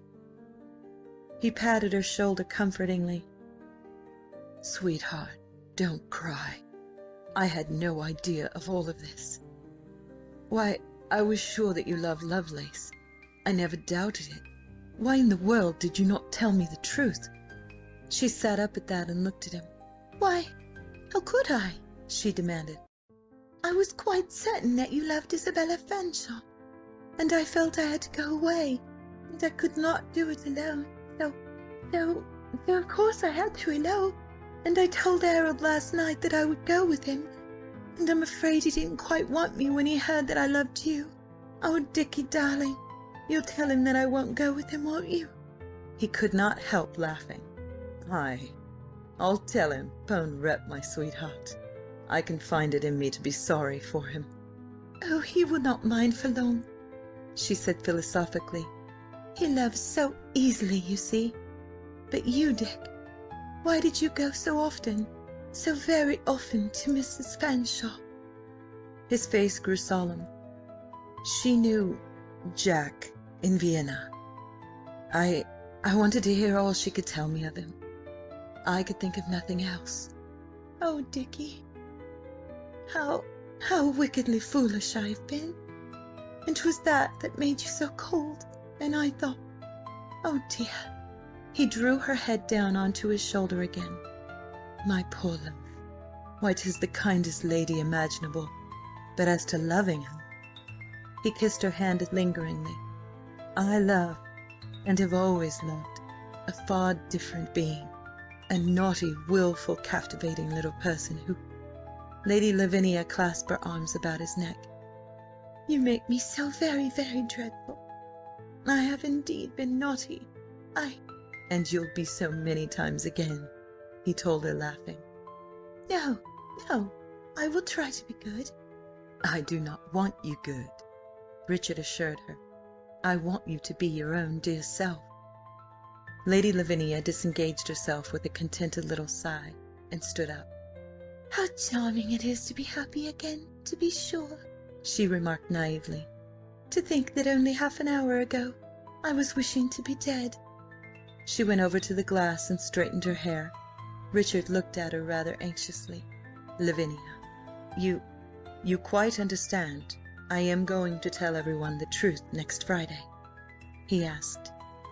"Yes, I do, of course. 'Tis dreadfully disagreeable of you, but I suppose you will do it. I do hope people will not refuse to recognise us, though." "No one would ever refuse to recognise you, dearest." She brightened. "Do you really think so? Well, perhaps after all, 'twill not be so very horrid. And you will like to have Jack again, won't you?" "Yes, I knew you would." "Oh, 'twill all be quite comfortable after a little while, I make no doubt." His Grace of Andover arose betimes, and early sallied forth into the street. He called a chair and drove to an address in the Strand, where lodged a certain Colonel Shepherd. Half an hour did he spend with the Colonel, and when he at length emerged from the house, the curl of his lip betokened satisfaction. He did not at once hail a chair, but walked alone in the direction of St. James's, entering the park in company with one Dare, who 7 years before had given a certain memorable card party.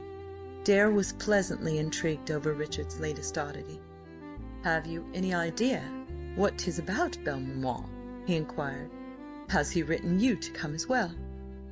"I believe I did receive some communication from Carstares, yes. I remember. Andrew brought it." "Well, what does it mean? Fortescue is bidden, and Davenant? 'Tis very curious." "My dear Dare, I am not in Richard's confidence. We shall doubtless hear all that there is to hear at the given time. Mysteries do not interest me, but 'twill be a pleasant reunion. Fortescue and Davenant, you say? Strange. I have heard that Evans and Millward have also received some invitations. It should be most entertaining." "'Tis prodigious curious," repeated Dare. "No one can imagine what 'tis all about." "Ah!" His Grace's thin lips twitched. Midway through the afternoon he repaired to Wyncham House, and was ushered into the library. Richard sat writing, but rose on seeing him, and came forward. It struck his Grace that Carstares was looking quite happy. "You seem cheerful, Richard." "I am," smiled his brother-in-law. "I am much relieved to hear it. I have seen Shepherd." "Shepherd?" interrogated Carstares. "Lovelace's colonel, my dear Richard. You may count on Captain Harold's departure on an important mission in, say, 48 hours." "You may count on Captain Harold's departure in very much less, Tracy," said Carstares, a twinkle in his eye. The Duke started forward. "She has gone," he almost hissed. "Gone?" "No, she is in the drawing-room with him." "With Lovelace? And you permit it? You stand by and watch another man say farewell to my wife?" "But I am not watching, as you see." The anger died out of his Grace's eyes. "Farewell? Do you tell me you at last came to your senses?" "We found that we both laboured under a delusion," replied Carstares pleasantly. "I am delighted to hear you say so. I hope you will for the future keep a stricter hold on Lavinia." "Do you?" "I do. I think I will not undo what I have done. Lovelace were perhaps better out of the way for a time." "Why, I have no objection to that," bowed Richard. His Grace nodded shortly and picked up his hat. "Then there remains nothing more to be done in the matter." He looked piercingly across at Carstares. "She did not love him?" Richard gave a happy little sigh. "She loves me." The heavy lids drooped again. You cannot conceive my delight. If she indeed loves you, she is safe. I thought she had not got it in her. Pray bear my respects to her." His hand was on the doorknob, when something seemed to occur to him. "I take my presence at Wyncham on Friday will not be necessary," he said cynically. Richard flushed. "It will not be necessary. Then I am sure you will excuse me, and I do not appear. I have other, more important affairs on hand. But I shall be loath to miss the heroics," he added pensively, and chuckled. "Au revoir, my good Richard." Richard bowed him out thankfully. Presently the front door opened and shut again, and looking out of the window, he saw that Captain Harold Lovelace had taken his departure. He was now awaiting Mr. Warburton, whom he had sent in search of John some days ago. He should have been here by now, he thought, but perhaps he had been detained. Richard was aching to hear news of his brother, longing to see him once more, but at the same time he was dreading the meeting. He shrank from the thought of looking into Jack's eyes, cold, even scornful. It was not possible, so he reasoned, that Jack should feel no resentment. "Mr. Warburton, sir." Carstares turned and came eagerly forward to greet the newcomer. "Well, well?" Mr. Warburton spread out deprecating hands. "Alas, Mr. Carstares!" Richard caught his arm. "What mean you? He is not dead?" "I do not know, sir." "You could not find him? Quick, tell me." "Alas, no, sir." "But the checkers, he said, surely they knew something?" "Not Mr. Carstares." Out came Mr. Warburton's snuff-box. Very deliberately he took a pinch, shaking the remains from his finger-tips.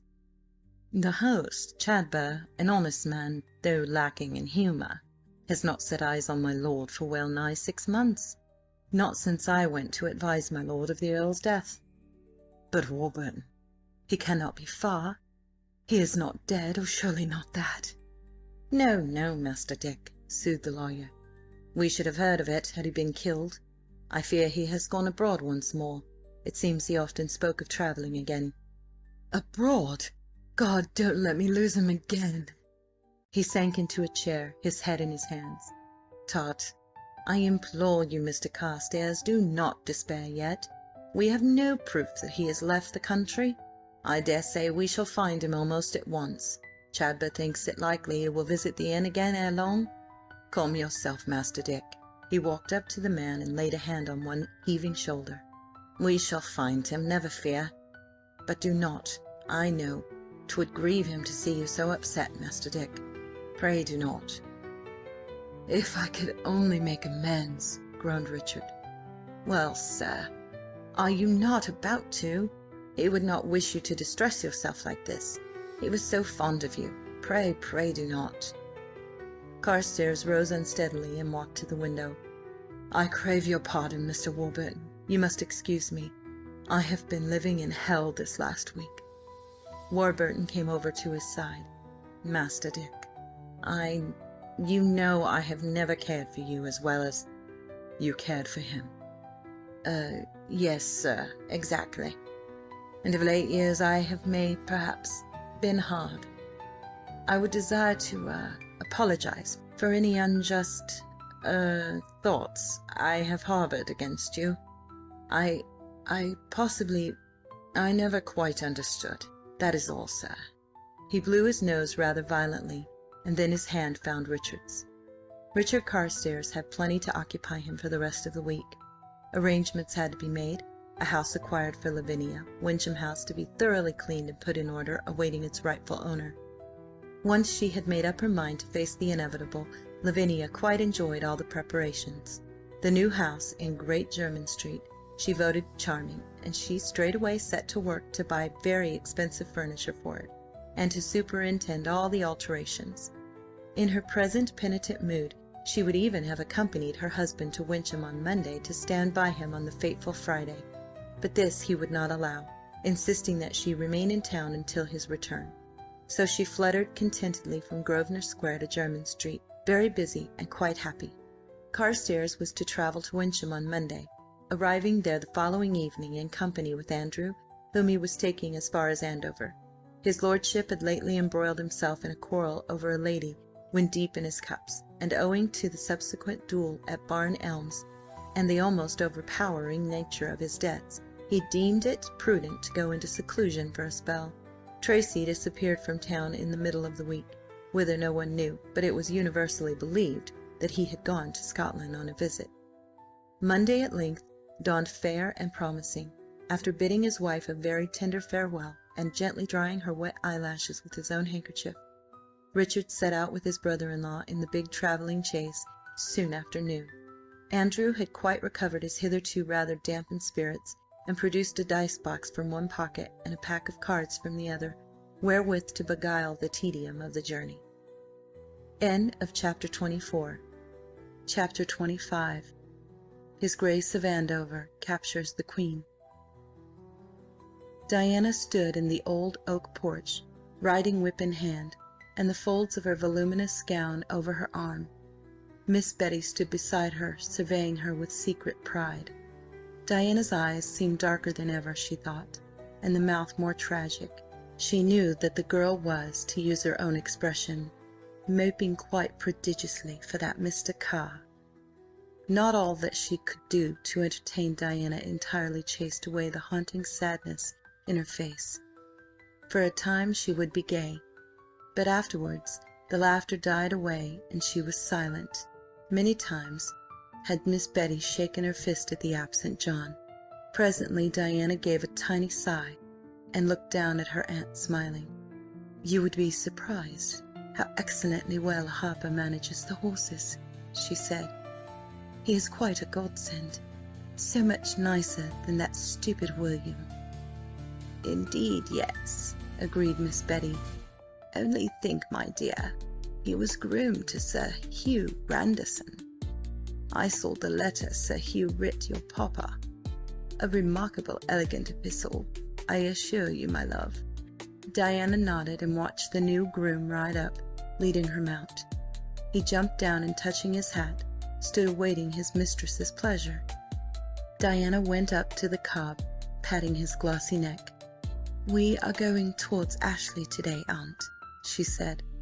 "I am so anxious to find some berries, and Harper tells me they grow in profusion not far from here."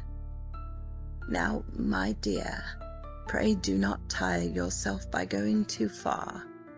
I doubt it will rain before long, and you will catch your death of cold." Diana laughed at her. "Oh, no, aunt. Why, the sky is almost cloudless, but we shall not be long, I promise you. Only as far as Crossdown Woods and back again." She gave her foot to the groom just as Mr. Beaulieu came out to watch her start. "Really, my dear, I must ride with you tomorrow," he told her. "'Tis an age since we have been out together." "Why, papa, will you not accompany me this afternoon?" cried Diana eagerly. "I should so like it." It struck her aunt that Harper awaited the answer to this question rather anxiously. She watched him, puzzled. However, when Mr. Beaulieu had refused, she could not see any change in his expression, and concluded that she must have been mistaken. So with a wave of her hand, Diana rode away, the groom following at a respectful distance. Yet somehow Miss Betty was uneasy. A presentiment of evil seemed to touch her, and when the riders had disappeared round a bend in the road, she felt an insane desire to run after them and call her niece back. She gave herself a little shake, saying that she was a fond old woman, over-anxious about Diana. Nevertheless, she laid a detaining hand on her brother's arm as he was about to go indoors. "Wait, Horace. You will ride with Di more frequently, will you not?" He looked surprised. "You are uneasy, Betty?" "Oh, uneasy. Well, yes, a little. I do not like her to go alone with a groom, and we do not know this man." "My dear, I had the very highest references from Sir Hugh Grandison, who I am sure would never recommend anyone untrustworthy. Why, you saw the letter yourself." Yes, yes, doubtless I am very stupid. But you will ride with her after today, will you not?" "Certainly, I will accompany my daughter when I can spare the time," he replied with dignity. and with that she had to be content. Diana rode leisurely along the lane beside great trees and hedges that were a blaze of riotous colour. Autumn had turned the leaves dull gold and flame, mellow brown and deepest red, with flaming orange intermingled, and touches of copper here and there where some beech tree stood. The lane was like a fairy picture, too gorgeous to be real. The trees, meeting overhead, but let the sunlight through in patches, so that the dusty road beneath was mottled with gold. The hedges retained their greenness, and where there was a gap, a vista of fields presented itself, and then they came upon a clump of berries, black and red, growing the other side of the little stream that meandered along the lane in a ditch. Diana drew up and addressed her companion. "See, Harper, there are berries. We need go no further." She changed the reins to her right hand, and made as if to spring down. "The place I spoke of, 'tis but a short way on, miss," ventured the man, keeping his seat. She paused. "But why will these not suffice?" "Well, miss, if you like, but those others were a deal finer. Seems a pity not to get some." Diana looked doubtfully along the road. "'Tis not far?" "No, miss, but another quarter of a mile, and then down the track by the wood." Still she hesitated. "I do not want to be late," she demurred. "No, miss, of course not. I only thought as how we might come back by way of Chorley Fields." "Round by the mill?" Yes, miss. Then as soon as we get past it, there is a clear stretch of turf almost up to the house." Her eye brightened. "A gallop? Very well, but let us hurry on." She touched the cob with her heel, and they trotted on briskly out of the leafy canopy along the road, with blue sky above and pasture land around. After a little while the wood came in sight, and in a minute they were riding down the track at right angles to the road. Harper was at Diana's heels, drawing nearer. Half unconsciously she quickened her pace.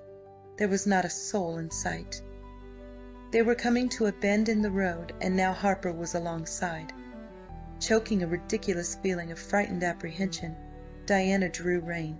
"I do not perceive those berries," she said lightly. "No, miss," was the immediate response. "They are just a step into the wood. If you care to dismount here, I can show you." Nothing could be more respectful than the man's tone. Diana shook off her nervous qualms and slipped down. Harper, already on the ground, took the cob's rein and tied both horses to a tree.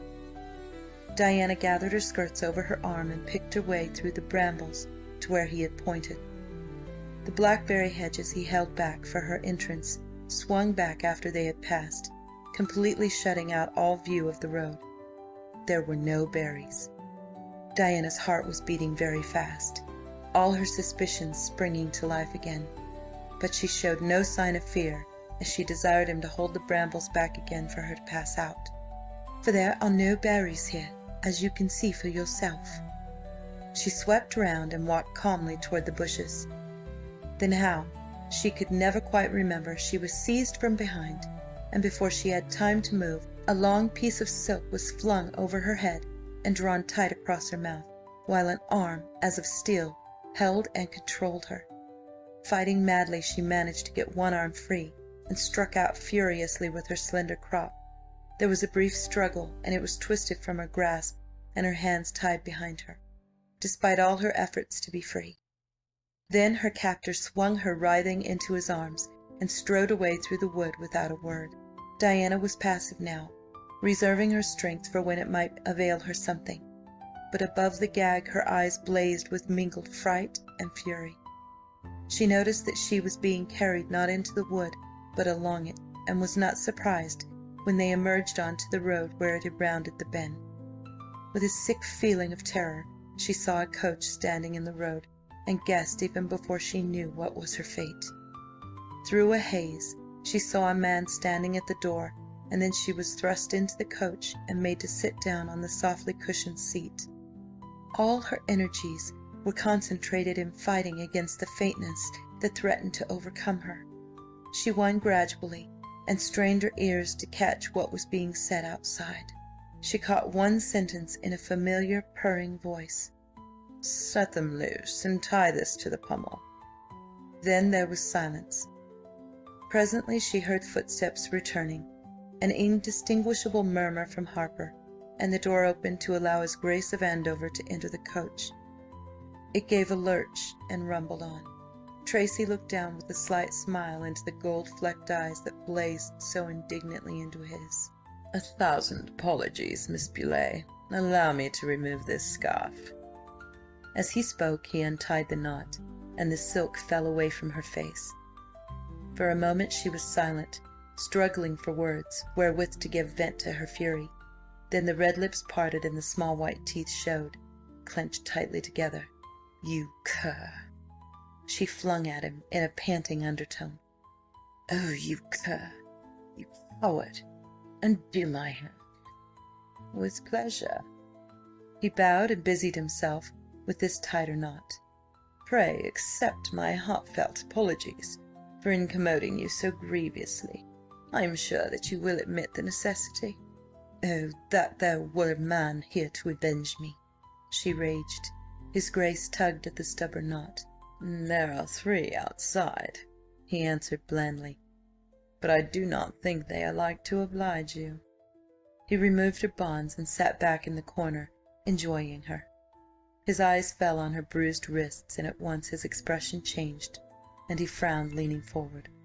"Believe me, I did not mean that," he said, and touched her hands. She flung him off. "Do not touch me." "I beg your pardon, my dear." He leaned back again nonchalantly. "Where are you taking me?" she demanded, trying to conceal the fear in her voice. "Home," replied his Grace. "Home?" Incredulously she turned to look at him, hope in her eyes. "Home," he reiterated. "Our home." The hope died out. "You are ridiculous, sir." "'Tis an art, my dear, most difficult to acquire." "Sir, Mr. Everard, whoever you are, if you have any spark of manliness in you, of chivalry, if you care for me at all, you will this instant set me down." Never had she seemed more beautiful, more desirable.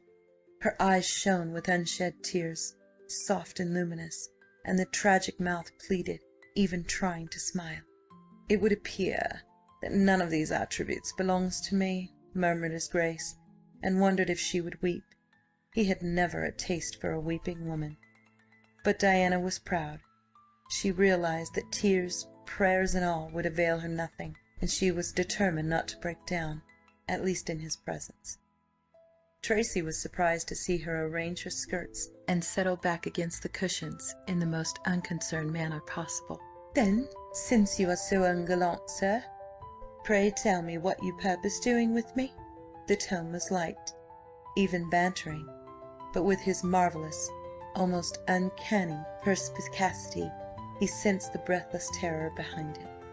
"Why, my dear, I had planned to marry you," he answered, bowing. The knuckles gleamed white on her clenched hand. "And if I refuse?" "I do not think you will refuse me, my dear."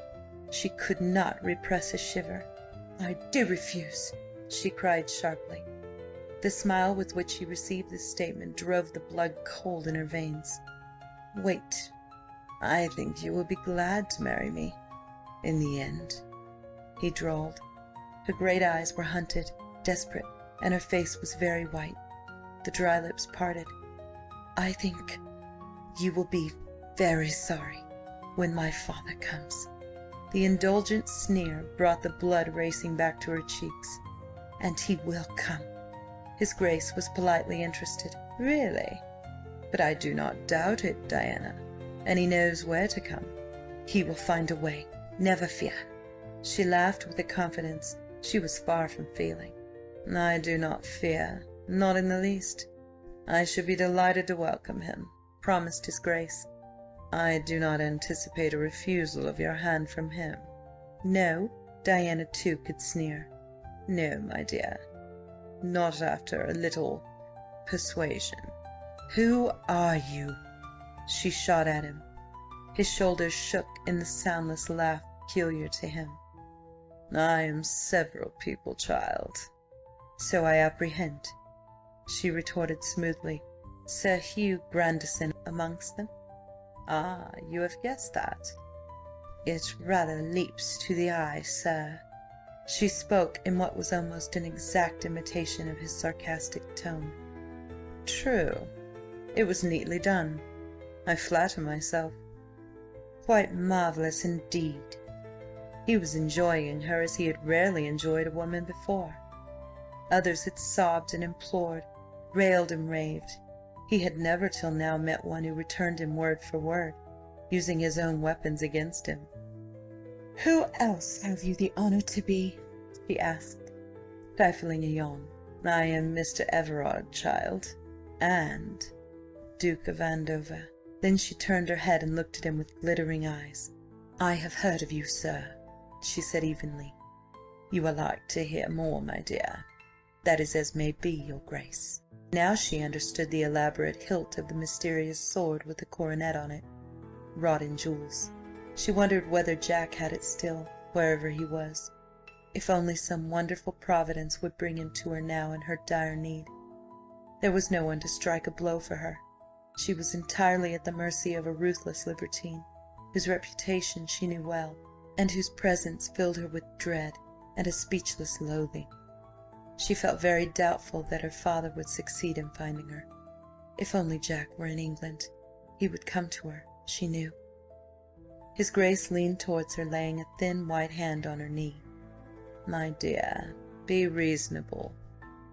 I am not such a bad bargain after all." The tenderness in his voice filled her with horror. He felt her shrink away. "Take your hand away," she commanded throbbingly. "Do not touch me." He laughed softly, and at the sound of it she controlled her terrors and dropped again to the mocking tone she had adopted. "What? Ungallant still, your grace? Pray keep your distance." The pistol holster on the wall at her side caught her attention. Instantly she looked away, hoping he had not observed her. Very little escaped his grace. "I am desolated to have to disappoint you, my dear. It is empty." She laid a careless hand on the holster, verifying his statement. "This? Oh, I had guessed it, your grace." He admired her spirit more and more. Was there ever such a girl? "My name is Tracy," he remarked. She considered it with her head tilted to one side. "I do not like your name, sir," she answered. "There was no thought of pleasing you when I was christened," he quoted lazily. "Hardly, sir," she said. "You might be my father." It was a master stroke, and for an instant his brows drew together. Then he laughed. "Merci du compliment, mademoiselle. I admire your wit." "I protest I am overwhelmed. May I ask when we are like to arrive at our destination?" "We should reach Andover soon after 8, my dear." So it was some distance he was taking her. "I suppose you had the wit to provide food for the journey?" She yawned. "You will not wish to exhibit me at an inn, I take it?" He marvelled at her indomitable courage. "We shall halt at an inn, certainly, and my servant will bring you refreshment. That will be in about an hour." "So long?" She frowned. "Then pray excuse me, and I compose myself to sleep a little. I'm like to find the journey somewhat tedious, I fear." She shifted farther into the corner, leaned her head back against the cushions and closed her eyes, thus outwitting his grace. For it is impossible to be passionate with a girl who feigns sleep when she should be struggling to escape from you. So Tracy, who, whatever else he might lack, possessed a keen sense of humour, settled himself in his corner and followed her example. So they jogged on. Arrived at length at the inn, the coach pulled up slowly. Diana opened her eyes with a great assumption of sleepiness. "Already?" she marvelled. "I trust you have slept well," said his Grace suavely. "Excellently well, I thank you, sir," was the unblushing reply. "I am relieved to hear you say so, my dear. I had thought you unable to. Your mouth kept shut so admirably. Doubtless you have schooled your jaw not to drop open when you sleep sitting up. I wish I might do the same." The triumph in his voice was thinly veiled. She found nothing to say. He rose. "With your leave, I will go to procure you some refreshment, child. Do not think me uncivil if I remind you that a servant stands without either door." "I thank you for the kind thought," she smiled, but her heart was sick within her. He disappeared, returning a few moments later with a glass of wine and some little cakes. "I deplore the scanty nature of your repast," he said, "but I do not wish to waste time. You shall be more fittingly entertained when we reach Andover." Diana drank the wine gratefully, and it seemed to put new life into her. The food almost choked her, but rather than let him see it, she broke a cake in half and started to eat, playing to gain time in which to allow her father a chance of overtaking them before it was too late. She affected to dislike the cake, and rather petulantly demanded a maid of honour. Tracy's eyes gleamed. "I fear I cannot oblige you, my dear. When we are married you can go to Richmond, and you shall have maids of honour in plenty." He relieved her of her glass, taking it from hands that trembled pitifully. The rest of the journey was as some terrible nightmare. She felt that she dared no longer feign sleep. She was terrified at what his Grace might do, and kept him at arm's length by means of her tongue and all her woman's wit. As a matter of fact, Andover had himself well in hand, and had no intention of letting his passion run away with him. But as the time went on, and the light went, some of Diana's control seemed to slip from her, and she became a little less the self-possessed woman, and a little more the trapped and frightened child. When they at last reached Andover Court, and his Grace assisted her to alight, her legs would barely carry her up the steps to the great iron-clamped door. She trembled anew as he took her hand. On the threshold he paused and bowed very lowly. "Welcome to your future home, my queen," he murmured, and led her in, past wooden-faced footmen who stared over her head, to his private room, where a table was set for two. He would have taken her in his arms then, but she evaded him and slipped wearily into a chair. "I protest," she managed to say. "I protest I am faint through want of food." Andover, looking at her white lips, believed her. He took a seat opposite. Two footmen came to wait on them, and although her very soul was shamed that they should see her there, she was thankful for their restraining presence. Chapter 25. Chapter 26. My Lord rides to frustrate his Grace. My lord yawned most prodigiously, and let fall the Spectator. His eyes roved towards the clock, and noted with disgust that the hands pointed to half after 5. He sighed and picked up the Rambler. His host and hostess were visiting some miles distant, and were not likely to be back until late, so my lord had a long dull evening in front of him, which he relished not at all. Lady O'Hara had tried to induce him to accompany them, promising that he would meet no one he knew, but he had for once been prudent, and refused steadfastly.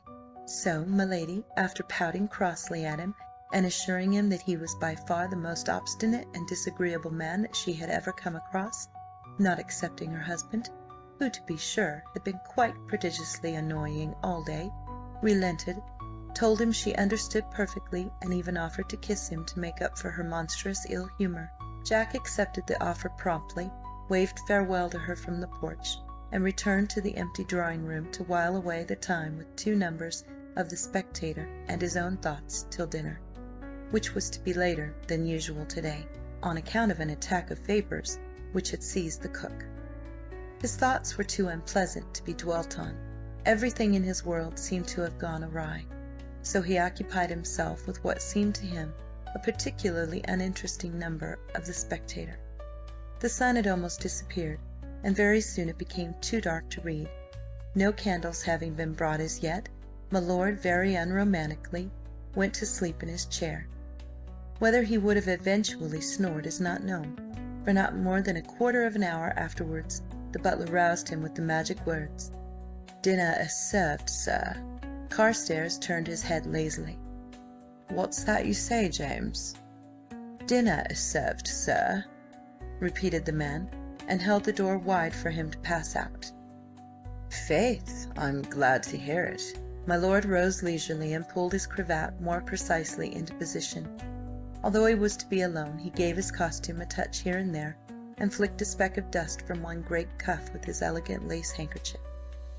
He strolled across the old panelled hall to the dining-room, and sat down at the table. The curtains were drawn across the windows, and clusters of candles in graceful silver holders were arranged on the table, shedding a warm light on to the white damask and the shining covers. The footman presented a fish, and my lord permitted a little to be put on his plate. The butler desired to know if Mr. Carr would drink claret or burgundy or ale.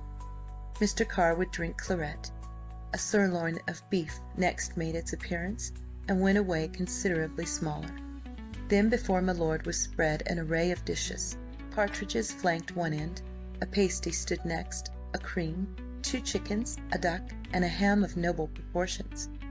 My lord went gently through. The butler desired to know if Mr. Carr would drink a glass of burgundy. He exhibited a dusty bottle. My lord considered it through his eyeglass and decided in favour. He sipped reflectively and waved the ham away. Sweetmeats appeared before him, and a soup, while plump pigeons were uncovered at his elbow. One was whipped deftly on to his plate, and as he took up his knife and fork to carve it, a great scuffling sounded without, angry voices being raised in expostulation, and, above all, a breathless, insistent appeal from Mr. Carr or Sir Miles. My lord laid down the knife and fork and came to his feet. "It appears I am demanded," he said, and went to the door. It was opened for him at once, and he stepped out into the hall to find Mr. Beaulieu trying to dodge the younger footman who was refusing to let him pass. At the sight of Carstares he stepped back respectfully. Mr. Beaulieu, hot, distraught, breathless, fell upon my lord. "Thank God you are here, sir," he cried. Carstares observed him with some surprise. Mr. Beaulieu had been so very frigid when last they had met. "I am glad to be at your service, sir." He bowed. "You have commands for me?" "We are in terrible trouble," almost moaned the other. "Betty bade me to come and find you, or failing you, Sir Miles, for none other can help us." Carstares' glance grew sharper. "Trouble? Not— But I forget my manners. We shall talk more at ease in here." He led Mr. Beaulieu into the morning-room. Beaulieu thrust a paper into his hands. "Diana went riding this afternoon, and only her horse returned, with this attached to the pommel. Read it, sir, read it." "Diana!" Carstares strode over to the light and devoured the contents of the single sheet with eager eyes. They were not long, and they were very much to the point. "Mr. Beaulieu may haply recall to mind a certain Mr. Everard, of Bath, whose addresses to Miss Beaulieu were cruelly repulsed. He regrets having now to take the matter into his own hands, and trusts to further his acquaintance with Mr. Beaulieu at some future date, when Miss Beaulieu shall, he trusts, have become Mrs. Everard." Jack crumpled the paper furiously in his hands, grinding out a startling oath. "Insolent cur!" Yes, yes, sir. But what will that avail my daughter? I have come straight to you, for my sister is convinced you know this Everard, and can tell me where to seek them." Carstares clapped a hand on his shoulder. "Never fear, Mr. Beaulieu. I pledge you my sword she shall be found this very night." "You know where he has taken her? You do? You are sure?" "Back to his earth I'll lay my life, 'tis ever his custom." He strode to the door, flung it wide, and shot clear, crisp directions at the footman. "See to it that my mare is saddled in 10 minutes, and Blue Devil harnessed to your master's curricle. Don't stand staring. Go, and send Salter to me." The footman scuttled away, pausing only to inform my lord that Salter was not in. Carstares remembered that he had given Jim leave to visit his Mary at Fittering, and crushed out another oath. He sprang up the stairs, Mr. Beaulieu following breathlessly. In his room, struggling with his boots, he put a few questions. Mr. Beaulieu related the whole tale, dwelling mournfully on the excellent references for Harper he had received from Sir Hugh Grandison. Jack hauled at his second boot. "Tracy himself, of course," he fumed, adjusting his spurs. "Pray, Mr. Carr, who is this scoundrel? Is it true that you know him?" "Andover. answered Jack from the depths of the guard rope. Damn the fellow! Where has he put my cloak? This to the absent Jim, and not the Duke. Andover? Surely not the Duke? Cried Mr. Beaulieu. I know of no other, at last. He emerged and tossed a heavy many-caped coat onto the bed. Now, sir, your attention for one moment. He was buckling on his sword as he spoke, and not looking at the other man. Tracy will live born die, Miss Beaulieu, off to the Andover court, 7 miles beyond Wyncham, to the southwest. Your horse, I take it, is not fresh. He knew Mr. Beaulieu's horse. I have ordered the curricle for you. I will ride on at once by short cuts, for there is not a moment to be lost. The Duke of Andover, interrupted Mr. Beaulieu. The Duke of Andover? Why do you think he purposes to marry my daughter? Jack gave a short, furious laugh. Ay, as he married all the others. Mr. Beaulieu winced. Sir, Pray, why should you say so? I perceive you do not know his grace. Perchance you have heard of Devil Belmanoir. Then the little man paled. Good God! Mr. Carr, 'tis not he! Carstares caught up his hat and whip. Ay, Mr. Beaulieu, 'tis indeed he. Now perhaps you appreciate the necessity for haste. Mr. Beaulieu's eyes were open at last. For God's sake, Mr. Carr, after them! 'Tis what I intend, sir. You will follow as swiftly as possible. Yes, yes, but do not wait for anything. Can you reach Andover in time? I reach Andover tonight, was the grim answer. And you, sir, you know the road. I will find out. Only go, Mr. Carr. Do not waste time, I implore you. Jack struggled into his riding coat, clapped his hat on to his head, and with his Grace of Andover's sword tucked beneath his arm, went down the stairs 3 and 4 at a time, and hurried out onto the drive, where the groom stood waiting with Jenny's bridle over his arm. Carstares cast a hasty glance at the girths and sprang up. The mare sidled and fidgeted, fretting to be gone, but was held in with a hand of iron while her master spoke to the groom. You must drive Mr. Beaulieu to Andover Court as fast as you can. It is a matter of life and death. You know the way. The amazed groom collected his wits with difficulty. Roughly, sir. That will do. Mr. Beaulieu will know. Drive your damnedest, man. Sir Miles won't mind. You understand? Jack's word was law in the O'Hara household. Yes, sir, answered the man, and touched his hat. On the word he saw the beautiful straining mare leap forward, and the next moment both horse and rider were swallowed into the gloom. Well, I'm darned, exploded the groom, and turned to fetch the curricle. Across the stretch of moorland went Jack at a gallop, Jenny speeding under him like the wind, and seeming to catch something of her master's excitement. Low over her neck he bent, holding the Duke's sword across his saddle bows with one hand, and with the other guiding her. So he covered some 3 miles. He reined in then and forced her to a canter, saving her strength for the long distance ahead of them.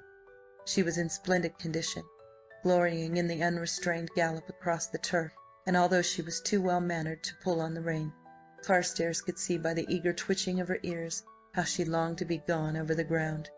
He spoke soothingly to her and guided her on to the very lane where Diana had ridden that afternoon. She fell into a long, easy stride that seemed to eat up the ground. Now they were off the lane, riding over a field to join another road leading west. A hedge cut them off, but the mare gathered her legs beneath her and soared over, alighting as gracefully as a bird and skimming on again up the road. Her responsive ears flickered as he praised her and pulled her up. Easy now, Jenny, easy. She was trembling with excitement, but she yielded to his will and trotted quietly for perhaps another half-hour. Carstares rose and fell rhythmically in the saddle, taking care to keep his spurred heels from her glossy sides. He guessed the time to be about 7 o'clock, and his brows drew together worriedly. Jenny was made of steel and lightning, but would she manage it? He had never tested her powers as he was about to now, and he dared not allow her much breathing space. Every minute was precious if he were to reach Andover before it was too late. Assuming that Tracy had captured Diana at 4 or thereabouts, he reckoned that it should take a heavy coach 4 hours or more to reach Andover. Jenny might manage it in 2.5 hours, allowing for short cuts, in which case he ought to arrive not long after the others. He was tortured by the thought of Diana at the mercy of a man of Tracy's caliber. Diana in terror, Diana despairing. Unconsciously he pressed his knees against the smooth flank, and once again Jenny fell into that long, swift stride. She seemed to glide over the ground with never a jar nor a stumble. Carstares was careful not to irk her in any way, only keeping a guiding, restraining hand on the rein, and for the rest letting her go as she willed. On and on they sped, as the time lagged by, sometimes through leafy lanes, at others over fields and rough tracks. Not for nothing had Carstares roamed this country for 2 years. Almost every path was familiar to him. He never took a wrong turn, never swerved, never hesitated. On and on, past sleeping villages and lonely homesteads, skirting woods, riding up hill and down dale, never slackening his hold on the rein, never taking his eyes off the road before him, except now and then to throw a glance to the side on the lookout for some hidden bypath. After the first hour, a dull pain in his shoulder reminded him of his wound. Still troublesome, he set his teeth and pressed on still faster. The mare caught her foot on a loose stone and stumbled. His hand held her together, the muscles standing out like ribbed steel. His voice encouraged her, and he made her walk again. This time she did not fret against the restraint. He shifted the sword under his bridle hand, and passed the right down her steaming neck, crooning to her softly beneath his breath. She answered with a low, throbbing whinny. She could not understand why he desired her to gallop on, braving unknown terrors in the dark. All she could know was that it was his wish. It seemed also that he was pleased with her. She would have cantered on again, but he made her walk for perhaps another 5 minutes, until they were come to a stretch of common he knew well. It was getting late, and he pressed her with his knee, adjuring her to do her best, and urging her to gallop, leaning right forward, the better to pierce the darkness ahead. A gorse bush loomed before them, and Jenny shied at it, redoubling her pace. With hand and voice he soothed her, and on they sped. He judged the time to be now about 8:30, and knew that they must make the remaining miles in an hour. Even now the coach might have arrived, and beyond that he dared not think. Another half-hour crept by, and he could feel the mare's breath coming short and fast, and reined in again, this time to a canter.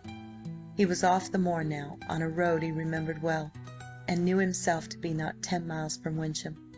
5 more miles as the crow flies. He knew he must give Jenny another rest, and pulled up, dismounting and going to her head. Her legs were trembling, and the sweat rolled off her satin skin. She dropped her nose into his hand sobbingly. He rubbed her ears and patted her, and she lipped his cheek lovingly, breathing more easily.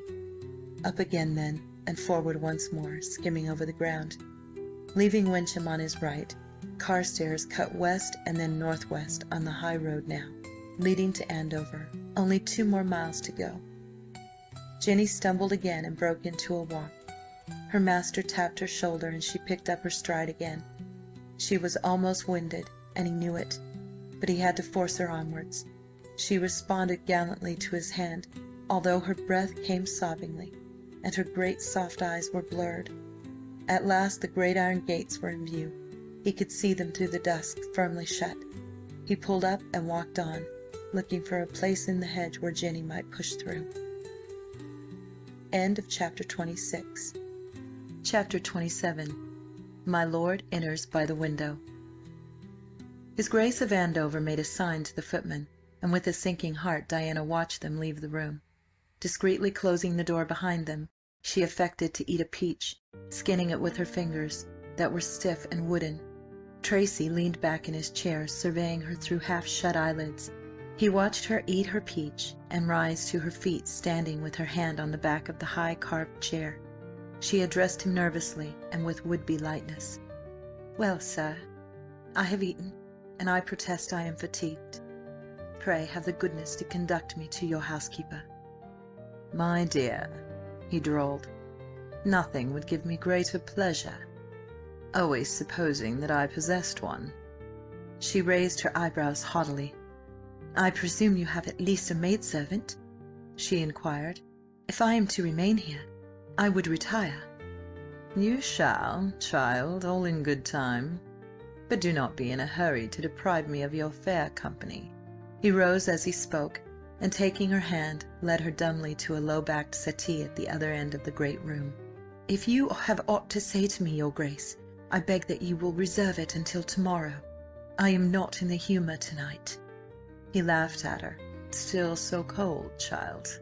"I am not like to be different, sir." His eyes glinted. "You think so? I shall show you that you are wrong, my dear. You may loathe me, you may love me, but I think you will lose something of that icy indifference. Allow me to point out to you that there is a couch behind you." "I perceive it, sir." "Then be seated." "It is not worth the while, sir. I am not staying." He advanced one step towards her with that in his face that made her sink hurriedly onto the couch. He nodded, smiling. "You are wise, Diana." "Why so free with my name, sir?" This with icy sweetness. Tracy flung himself down beside her, his arm over the back of the settee, and the fingers of his drooping hand just touching her shoulder. It was all the girl could do to keep from screaming. She felt trapped and helpless, and her nerve was in pieces. "Nay, sweet, an end to this quibbling. Bethink you it is worth your while to anger me?" She sat rigid and silent. "I love you. You shudder. One day you will not do that." "You call this love, your Grace?" she cried out between scorn and misery. "Something near it," he answered imperturbably. "God help you, then!" She shivered, thinking of one other who had loved her so differently. "Belike he will," was the pleasant rejoinder. "But we wander from the point. It is this. You shall retire to your chamber at once, armed with the key, and you will swear to marry me tomorrow." Very white, she made as if to rise. The thin fingers closed over her shoulders, forcing her to remain. "No, my dear. Sit still." Her self-control was slipping away from her. She struggled to be free of that hateful hand. "Oh, you brute! You brute! Let me go!" "When you've given me your answer, sweetheart." "It is no!" she cried. "1,000 times no!" "Think." "I have thought. I would rather die than wed you." "Very possibly. But death will not be your lot, my pretty one," purred the sinister voice in her ear. "Think carefully before you answer. Were it not better to marry me with all honour than to—" "You devil!" she panted, and looked wildly round for some means of escape. The long window was open, she knew, for the curtain blew out into the room, but his Grace was between it and her. "You begin to think better of it, child. Remember, tomorrow will be too late. This is your chance, now. In truth," he took a pinch of snuff, "in truth, it matters not to me whether you will be a bride or no." With a sudden movement, she wrenched herself free and darted to the window. In a flash he was up and had caught her as she reached it, swinging her round to face him. "Not so fast, my dear. You do not escape me so." His arm was about her waist, drawing her irresistibly towards him. Sick with fear, she struck madly at the face bent close to hers. "Let me go! How dare you insult me so? Oh, for God's sake, let me go!" He was pressing her against him, one hand holding her wrists behind her in a grip of iron, his other arm about her shoulders. "For my sake I shall keep you," he smiled, and looked gloatingly down at her beautiful, agonized countenance, with its wonderful eyes gazing imploringly at him, and the sensitive mouth a-quiver. For one instant he held her so, and then swiftly bent his head and pressed his lips to hers. She could neither struggle nor cry out. A deadly faintness assailed her, and she could scarcely breathe. "By God, it is too late," he swore. "You had best give in, my lord. Naught can avail you now." And then the unexpected happened. Even as in her last desperate effort to free herself she moaned the name of him whom she deemed hundreds of miles away across the sea, a crisp voice vibrating with a species of cold fury sounded directly behind them. "You delude yourself, Belmanoir," it said with deadly quiet. With an oath, Tracy released the girl and wheeled to face the intruder. Framed by the dark curtains, drawn sword in hand, murder in his blue eyes, stood my lord. Tracy's snarl died slowly as he stared, and a look of blank amazement took its place. Diana, almost unable to believe her eyes, dizzy with the suddenness of it all, stumbled blindly towards him, crying, "Thank God! Thank God! Oh, He caught her in his arms, drawing her gently to the couch. "Dear heart, you never doubted I should come?" "I thought you in France," she sobbed, and sank down amongst the cushions. Carstares turned to meet his grace. Tracy had recovered from the first shock of surprise, and was eyeing him through his quizzing glass. "This is an unexpected pleasure, my lord," he drawled with easy insolence. Diana started at the mode of address and looked up at Carstares, bewildered. "I perceive your sword in the corner behind you, your grace," snapped Jack, and flung over to the door, twisting the key round in the lock and slipping it into his breeches pocket. To Diana he was as a stranger, with no laugh in the glittering blue eyes, and none of the almost finicking politeness that usually characterized his bearing. He was very white, with lips set in a hard straight line, and his nostrils slightly expanded. His grace shrugged a careless refusal. "My dear Carstares, why should I fight you?" he inquired, seemingly not in the least annoyed by the other's intrusion. "I had anticipated that answer, your grace, so I brought this." As he spoke, Jack drove the sword he held into the wood floor, where it stayed, quivering. Nonchalantly, Tracy took it in his hand and glanced at the hilt. His fingers tightened on it convulsingly, and he shot a piercing glance at Jack. "I am entirely at your service," he said very smoothly, and laid the sword on the table. Some of the glare died out of my lord's eyes, and a little triumphant smile curved the corners of his mouth. Quickly he divested himself of his fine velvet coat, his waistcoat and his scabbard, and pulled off the heavy riding boots, caked with mud. He proceeded to tuck up his ruffles, awaiting his grace's convenience. As one in a dream, Diana saw the table pushed back, the paces measured, and heard the ring of steel against steel. My lord opened the attack after a few moments' cautious circling, lunging swiftly and recovering, even as the Duke countered and delivered a lightning riposte. My lord parried gracefully in tierce, and chuckled softly to himself.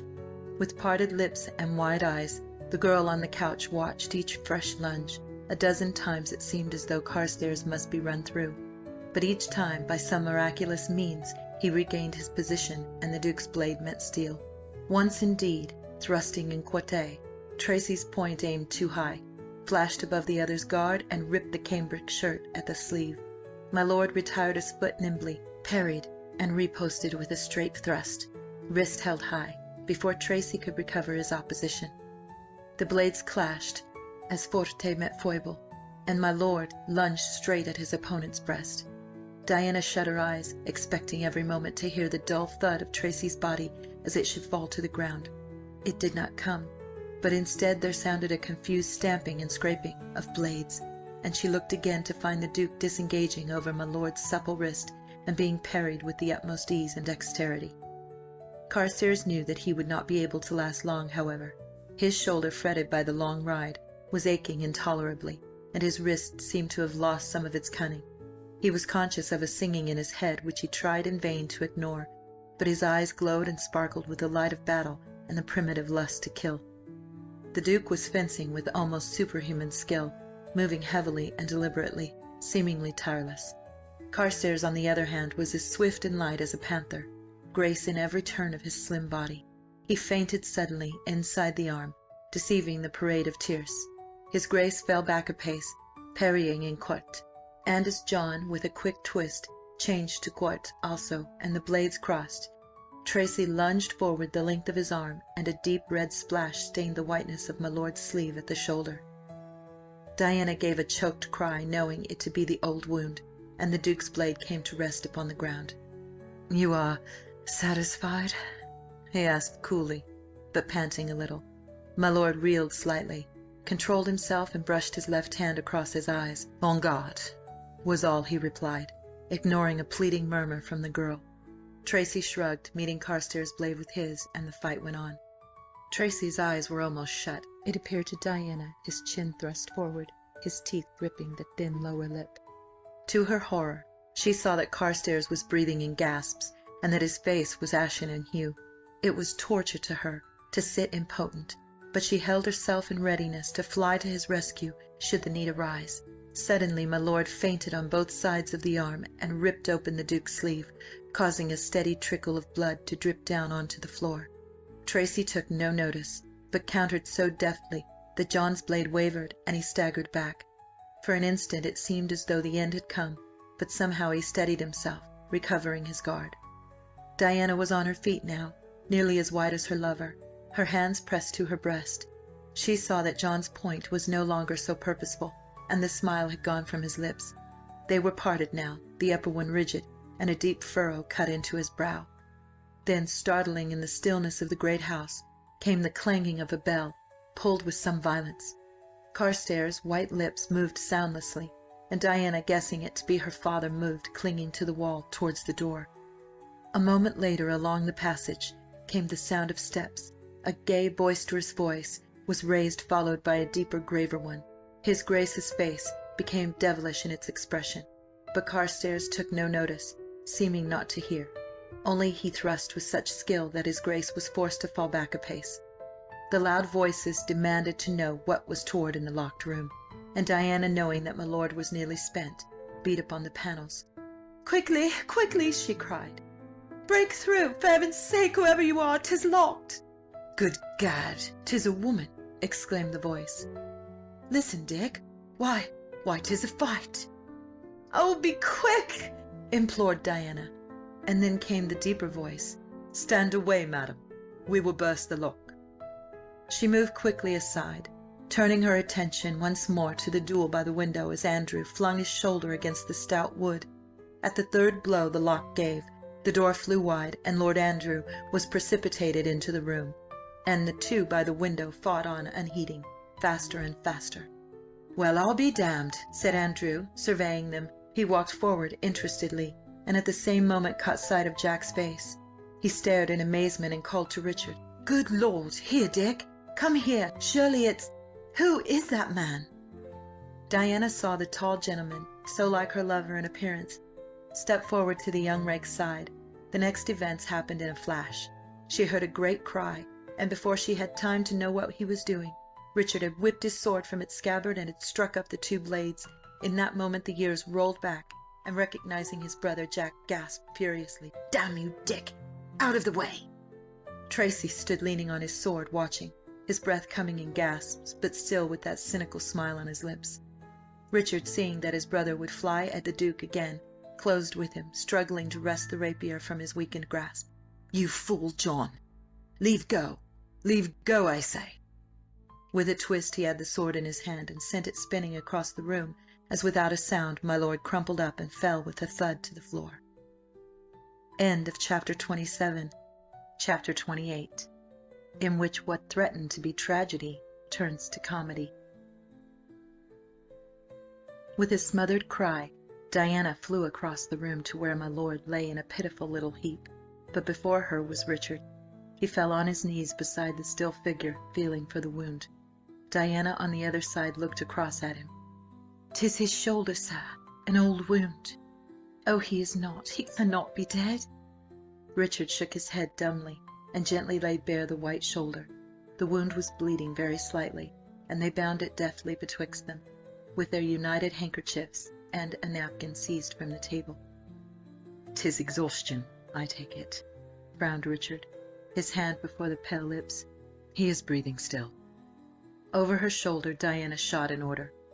"One of you men, please, fetch water and cognac." "At once, madame," responded Andrew promptly, and hurried out. She bent once more over my lord, gazing anxiously into his face. "He will live? You are sure? He must have rid all the way from Maltby for me." She caught her breath on a sob, pressing one lifeless hand to her lips. "For you, madam?" Richard looked in inquiry. She blushed. "Yes, I—" "I see," said Richard gravely. She nodded. "Yes, and the Duke caught me and brought me here, and then he came and saved me." The air blowing in from the window stirred the ruffles of my lord's shirt and blew a strand of her dark hair across Diana's face. She caught it back and stared at Richard with a puzzled air. "Pardon me, sir, but you are so like him." "I am his brother," answered Richard shortly. Her eyes grew round with surprise. "His brother, sir? I never knew Mr. Carr had a brother." "Mr. who?" asked Richard. "Carr. It is not his name, is it? I heard the Duke call him Carstares, and my lord." "He is the Earl of Wyncham," answered Richard, stretching out a hand to relieve Andrew of the jug of water he was proffering. "Good gracious!" gasped Diana.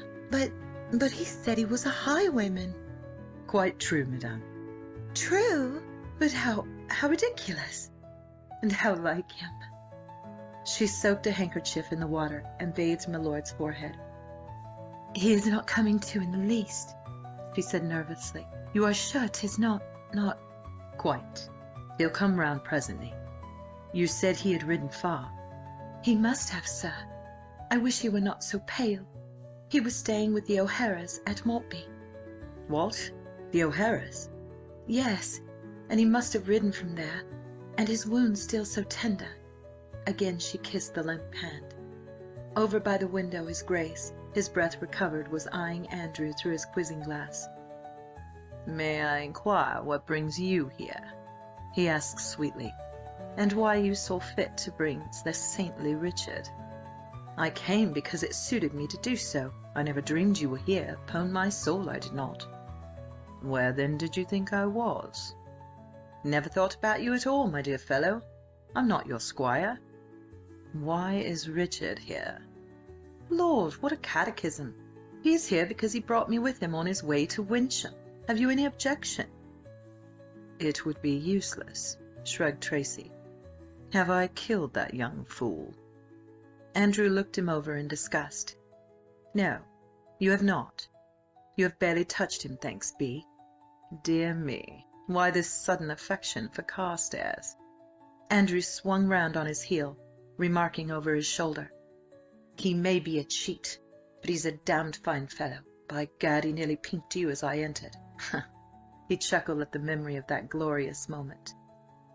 "He nearly pinked me a dozen times," replied Tracy, binding his arm round more tightly. "He fights like 10 devils." But he was fatigued. He followed Andrew across the room and stood looking down at his unconscious foe. Diana's eyes challenged him.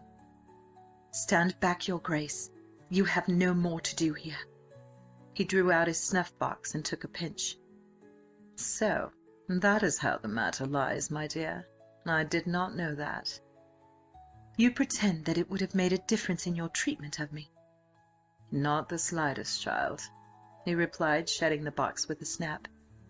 "It has merely come as a slight surprise to me. It seems he has the luck this round." He walked away again as another great bell peal sounded through the house. Andrew, pouring cognac into a glass, paused with the bottle held in mid-air. "Thunder and turf! We are like to be a party. Who now?" He set the glass down and lounged out of the room, bottle in hand. They heard him give an astonished cry and a loud laugh, and the next moment O'Hara strode into the room, booted and spurred and enveloped in a heavy surcoat. He came swiftly upon the little group about my lord, and went down on one knee beside him. His eyes seemed to take in everyone at a glance. Then he looked across at Richard. "Is he alive?" Richard nodded, not meeting the hard, anxious gaze. O'Hara bent over his friend. "He has been wounded?" Diana answered this. "Only slightly, Sir Miles, but 'twas his shoulder again. He was tired after the ride. Mr. Carstares thinks he has fainted from exhaustion." O'Hara very gently slipped one arm beneath my lord's shoulders and the other under his knees, rising with them as easily as if he were carrying a baby. He walked over to the couch, lowering his burden onto the cushions that Diana placed to receive him. "He will be easier there," he said, and looked across at her. "You're safe, child?" Quite. He came just in time and fought for me." She dabbed openly at her eyes. I love him so, Sir Miles.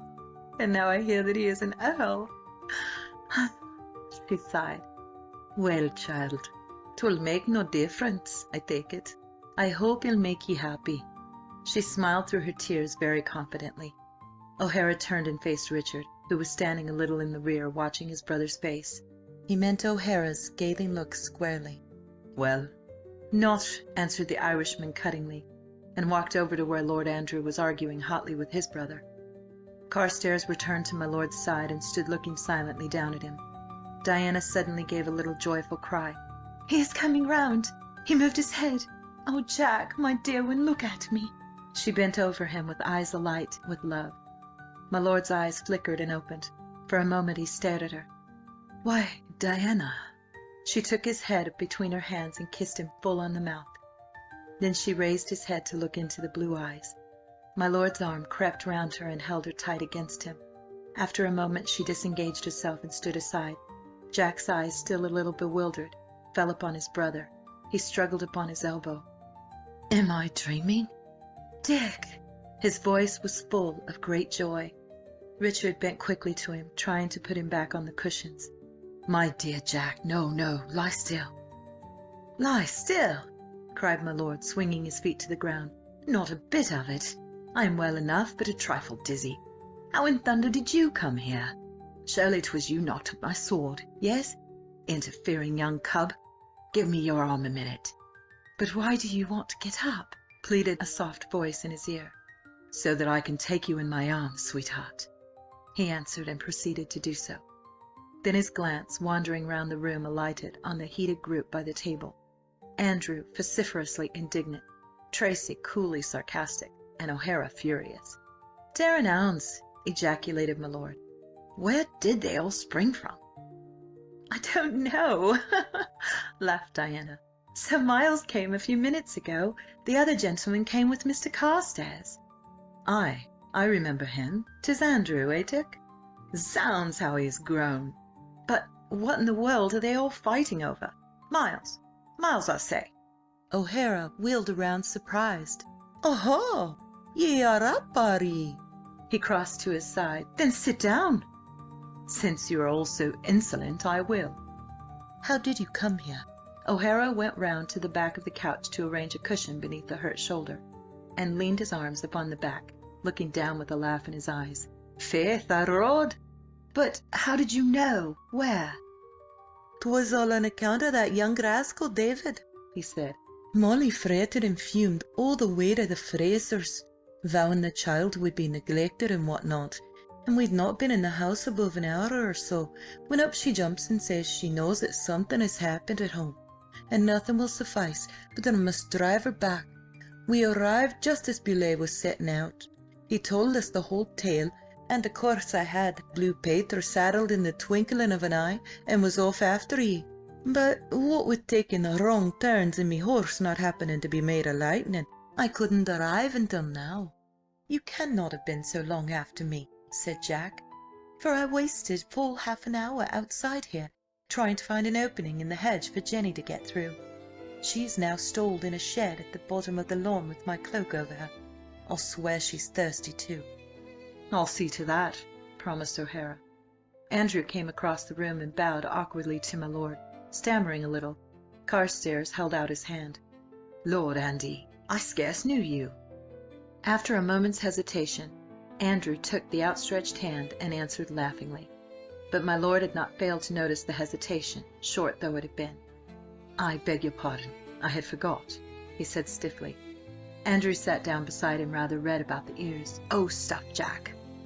I'm a clumsy fool, but I did not mean that. Richard stepped forward into the full light of the candles.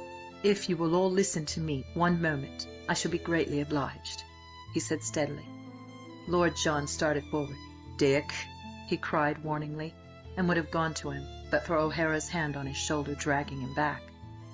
On now, be easy, growled Miles. Let the man say it. Hold your tongue, O'Hara. Dick, wait 1 moment. I want to speak to you. Richard never glanced at him. I am about to tell you something that should have been told 7 years ago.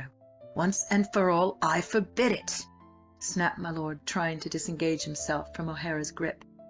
Miles leant over him. "See here, me boy, if ye don't keep a still tongue in your head, it's meself that'll be gagging ye, and that's that." My lord swore at him. Diana laid a gentle hand on his arm. "Please, John, please be still. Why should not Mr. Carstares speak?" "You don't know what he would do," fumed Jack. "In fact, Miss Beaulieu, Sir Miles and Andrew are completely in the dark," drawled the Duke. "Shall I tell the tale, Richard?" "Thank you. I shall not require your assistance," was the cold rejoinder. "But I must ask you to be quiet, John." "I will not. You must not—" "That will do," decided O'Hara, and placed a relentless hand over his mouth. "Go on, Carstares." "For the sake of Miss Beaulieu, I will tell you that 7 years ago my brother and I went to a card party. I cheated. He took the blame. He has borne it ever since because I was too much of a coward to confess. That is all I have to say." "'Twas for that you wanted to see me on Friday," shot out O'Hara. Richard nodded dully. "Yes, I was going to tell you then." I'm glad you had decided to play the man's part for once." With a furious oath, Jack wrenched himself free and rounded on his friend. "You take too much upon yourself, O'Hara." He rose unsteadily and walked to Richard's side. "Dick has told you much, but not all. None of you know the reasons we had for acting as we did, but you know him well enough to believe that it needed very strong reasons to induce him to allow me to take the blame. If anyone has aught to say in the matter, I shall be glad if he will say it to me now." His eyes flashed menacingly as they swept the company and rested for an instant on O'Hara's unyielding countenance. Then he turned and held out his hand to his brother with his own peculiarly wistful smile.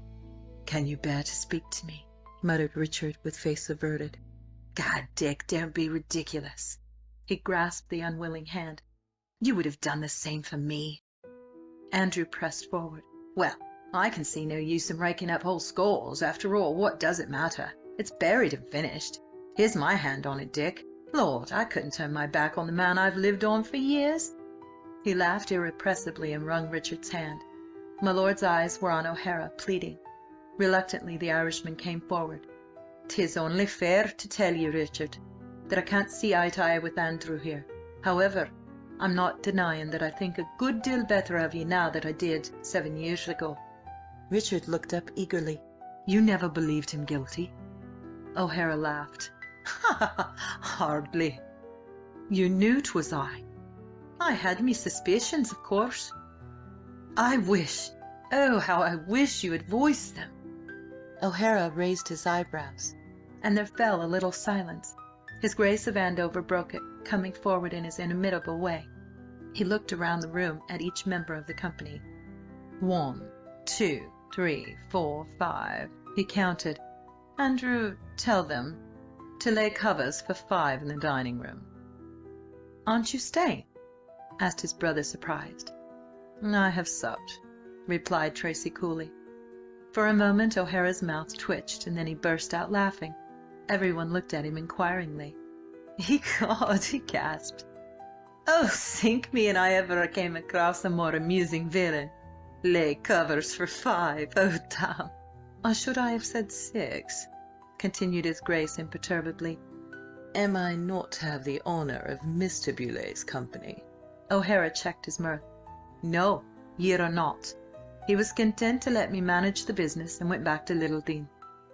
"I am sorry," bowed his Grace and turned to my lord, who with his arm about Diana's waist was watching him arrogantly. "I see how the land lies," he remarked. "I congratulate you, John. I cannot help wishing that I had finished you that day in the road. Permit me to say that you fence rather creditably." My lord bowed stiffly. "Of course," continued his Grace smoothly, "you also wish you had disposed of me. I sympathise. But however much you may inwardly despise and loathe me, you cannot show it, unless you choose to make yourself and me the talk of town, not forgetting Mistress Diana. Also, I abhor bad tragedy. So I trust you will remain here tonight as my guest. Andrew, pray do not omit to order bedchambers to be prepared. Afterwards you need never come near me again, In fact, I hope that you will not." My lord could not entirely repress a smile. "I thank you, your Grace, for your hospitality, which I fear—" He glanced down at Diana's tired face. "I shall be compelled to accept. As to the rest, I agree, like you. I dislike bad tragedy." Diana gave a tiny laugh. "You are all so stiff," she said. "I shall go to bed." "I will take you to the stairs, then," said Jack promptly, and led her forward. She stopped as they were about to pass his Grace and faced him.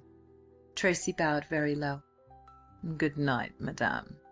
Carstares will know which room I had assigned to you. You will find a servant there." "Thank you," she said steadily. "I shall try to forget the happenings of this day, your Grace. I see the truth in what you say. We cannot afford to let the world see that we are at enmity, lest it should talk. And I confess it freely. I find it less hard to forgive you the insults of today, since they brought Jack to me, and I had not been in such dire straits, I might never have seen him again." "In fact," bowed his Grace, "everything has been for the best." "I would not say that, sir," she replied, and went out. For a moment there was silence in the room. No one quite knew what to say. As usual, it was Tracy who came to the rescue, breaking an uncomfortable pause. "I suggest that we adjourn to the dining room," he said. "I gather we may have to wait some time before his lordship reappears. O'Hara, after you." "One moment," replied Miles. "Jack's mare is in a shed somewhere. I said I would see to her." "Andrew," called his Grace, "when you have finished superintending the laying of the supper, give orders concerning Carstares' mare." A casual assent came from outside, and immediately afterwards Lord Andrew's voice was heard shouting instructions to someone, evidently some way off. On the whole, the supper party passed off quite smoothly. His Grace was smilingly urbane, Andrew boisterous and amusing, and O'Hara bent on keeping the conversation up. Richard sat rather silent, but my lord, already deliriously happy, soon let fall his amour and joined in the talk, anxious to hear all the news of town for the last 6 years. O'Hara was several times hard put to it to keep from laughing out loud at his thoughts. The humour of the situation struck him forcibly. After fighting as grimly as these men fought, and after all that had transpired, that they should both sit down to supper as they were doing appealed to him strongly. He had quite thought that my lord would incline to tragedy and refuse to stay an instant longer in the Duke's house. It was not until midnight, when everyone else had gone to bed, that the brothers came face to face alone. The dining room was very quiet now, and the table bore a dissipated look with the remains of a supper left on it. My lord stood absently playing with the long-handled punch-spoon, idly stirring the golden dregs at the bottom of the bowl. The candles shed their light full on his face, and Richard, standing opposite in the shadow, had ample opportunity of studying it. It seemed to him that he could not look long enough. Unconsciously his eyes devoured every detail of the loved countenance and watched each movement of the slender hand. He found John subtly changed, but quite how he could not define. He had not aged much, and he was still the same laughter-loving Jack of the old days, with just that intangible difference. O'Hara had felt it too, a slight impenetrability, a reserve. It was my lord who broke the uncomfortable silence, as if he felt the other's eyes upon him. He looked up with his appealing, whimsical smile. "Devil take it, Dick. We're as shy as 2 schoolboys." Richard did not smile, and his brother came round the table to his side. "There's naught to be said betwixt us two, Dick. 'Twould be so damned unnecessary after all. We always shared in one another's scrapes." He stood a moment with his hand on Richard's shoulder. Then Richard turned to him. "What you must think of me," he burst out. "My God, when I realise— I know, believe me, Dick, I know just what you must have felt. But pray forget it. It's over now, and buried." There was another long silence. Lord John withdrew his hand at last and perched on the edge of the table, smiling across at Richard. "I'd well nigh forgot that you were a middle-aged papa, a son." "Aye, John, after you." "I protest I am flattered. Lord, to think of you with a boy of your own. he laughed, twirling his eyeglass. At last Richard smiled. "To think of you, an uncle," he retorted, and suddenly all vestige of stiffness had fled. Next morning Richard went on to Wyncham and Diana. Jack and O'Hara travelled back to Sussex. Jack would not go home yet.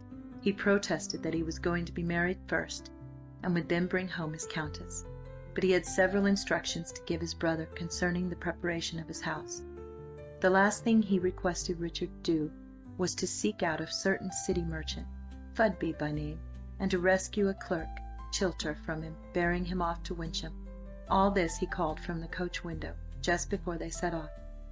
Richard led Jenny, whom he was to ride home, up to the door of the vehicle, and expostulated. "But what in thunder am I to do with the man?" "Give him to Warburton," advised Jack flippantly. "I know he needs a clerk. He always did." "But perhaps he will not desire to come." "You do as I tell you," laughed his brother. "I shall expect to find him at Wyncham when I arrive. Au revoir." He drew his head in, and the coach rumbled off. End of chapter 28. Chapter 29. Lady O'Hara is triumphant. After spending a restless night, starting at every sound, and hearing the hours strike slowly away, Lady O'Hara arose, not a whit refreshed, and considerably more ill at ease than she had been before. During the night she had imagined all sorts of impossible horrors to have befallen her husband, and if when the reassuring daylight had come, the horrors had somewhat dispersed, enough remained to cause her an anxious morning, as she alternated between the hall window and the gate. No less worried was Jim Salter. He had returned from Fittering last night to find his master and Sir Miles gone, Lady O'Hara in a state of frightened bewilderment, and the house in a whirl. No one, least of all poor Molly, seemed to know exactly where the two men had gone. All she knew was that they had come back upon a scene of turmoil, with Mr. Beaulieu in the midst of a small crowd of excited servants. Her husband had elbowed his way through, and into his ears had Mr. Beaulieu poured his story. Then O'Hara seemed to catch the excitement, and she had been hurried into the house with the hasty explanation that Jack was off after Devil, who had caught Diana, and he must to the rescue. 10 minutes after, she had an alarming vision of him galloping off down the drive, his sword at his side, and pistols in the saddle holsters. The poor little lady had sent an imploring cry after him, checked almost before it had left her lips. Afterwards she had wished it had never been uttered, and rather hoped that it had escaped O'Hara's ears. Salter arrived not half an hour later, and his feelings when told that his beloved master had ridden off in search of a fight may be more easily imagined than described. He was all for setting out in his wake, but her ladyship strongly vetoed the plan, declaring that Sir Miles would be rescue enough, and she was not going to be left entirely without protectors. Jim was far too respectful to point out that there were 5 able-bodied men, not counting himself, in the house. But as his master had left no instructions for him, he capitulated. He proved naught but a Job's comforter next day, for when my lady pessimistically premised that both Carstares and her husband were undoubtedly hurt, he did not, as she expected he would, strive to reassure her, but gave a gloomy assent, whereupon she cast an indignant glance in his direction and turned her back. At 4 in the afternoon they were both in the hall, anxiously watching the drive. "To be sure, 'tis monstrous late," remarked Molly with wide, apprehensive eyes. "Yes, my lady." If naught were amiss, they should have been back by now, surely." "Yes, indeed, my lady." Lady O'Hara stamped her foot. "Don't say yes," she cried. Jim was startled. "I beg pardon, my lady." "You are not to say yes. After all, they may have gone a long way. They may be tired. Jenny may have gone lame. Anything may have happened." "Yes, I mean certainly, your ladyship," hastily amended Jim. "In fact, I should not be surprised, and they were not at all hurt." He shook his head despondently, but luckily for him the lady failed to notice it, and continued with airy cheerfulness. "For my husband has often told me what an excellent swordsman Mr. Carstares is, and—" "Your ladyship forgets his wound," What she might have been constrained to reply to this is not known, for at that moment came the sound of coach wheels on the gravel. With one accord she and Salter flew to the door, and between them wrenched it open, just as a gentleman's travelling coach, postillioned by men in gold and black, and emblazoned with the Wyncham arms, drew up at the door. My lady was down the steps in the twinkling of an eye, almost before one of the grooms had opened the door to offer an arm to my lord. Carstares sprang lightly out, followed by O'Hara, seemingly none the worse for wear. Molly ran straight into her husband's arms, regardless of the servants hugging him. Jim Salter hurried up to my lord. "You're not hurt, sir?" he cried. Carstares handed him his hat and cloak. "Not to speak of, Jim, but Everard well nigh finished me for all that." He laughed at Jim's face of horror, and turned to Molly, who, having satisfied herself that her husband was quite uninjured and had never once been in danger of his life, had come towards him, full of solicitude for his shoulder. "Oh, my dear Jack, Miles tells me you have hurt your poor shoulder again, and pray what has been done for it? I dare swear not one of you great men had the wit to summon a doctor, as indeed you should have, for—" "Whisht now, as thought," adjured her husband. "'Tis but a clean scratch after all. Take him into the house and give him something to drink. I'll swear 'tis what he needs most."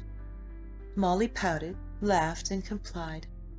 Over the ale, Jack related the whole escapade up to the moment when he had parted from Diana at Littledean. Then O'Hara took up the tale with a delightful chuckle. "Sure, Molly, you never saw anything to equal poor old Beaulieu when his daughter had told him Jack's name. Faith, he didn't know what to do at all.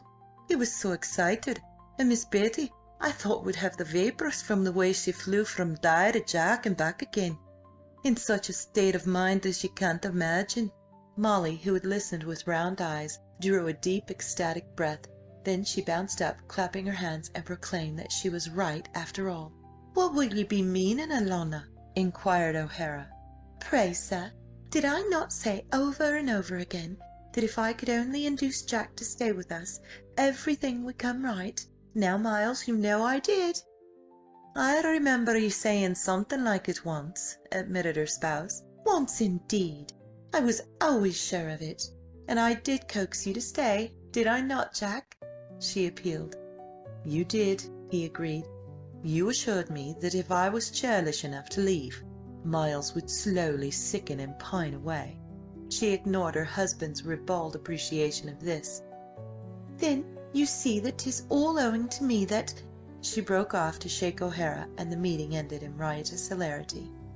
When he went to change his clothes, Carstares found Jim already in his room awaiting him. He hailed him gaily and sat down before his dressing table. "I require a very festive costume tonight, Jim. Rose velvet and cream brocade, I think." "Very good, your lordship," was the prim reply. Jack slewed round. "What's that?" "I understand your lordship is an earl," said poor Jim. "Now, who was the tactless idiot who told you that? I had intended to break the news myself. I suppose now you know my story?" "Yes, sir. My lord. I suppose you won't be requiring my services any longer?" "In heaven's name, why not? Do you wish to leave me?" "Wish to? No, sir, my lord. I thought you'd maybe want a smarter valet, and not me." My lord turned back to the mirror and withdrew the pin from his cravat. "Don't be a fool." This cryptic remark seemed to greatly reassure Jim. "You mean it, sir?" "Of course I do. I should be lost without you after all this time.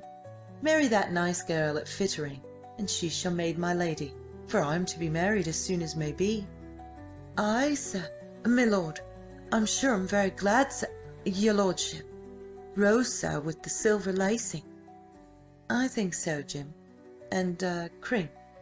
Very pale cream waistcoat, broidered in with rose. There is one, I know." "Yes, sir, your lordship." My lord eyed him despondently. Jim." "Yes, your lordship. I'm sorry, but I cannot endure it." "I beg pardon, my lord." I can't have you call me your lordship after every second word. I really cannot." "Why, sir, may I still call you sir?" "I would much rather you did." "Aye, sir, thank you." In the middle of tying the bow to his master's wig, Jim paused, and in the mirror Jack saw his face fall. "What's amiss now? And what have you done with my patches?" "In that little box, sir. Yes, that one. I was just thinking, here's the haresfoot, sir, that I shall never be able to see ye hold up a coach now."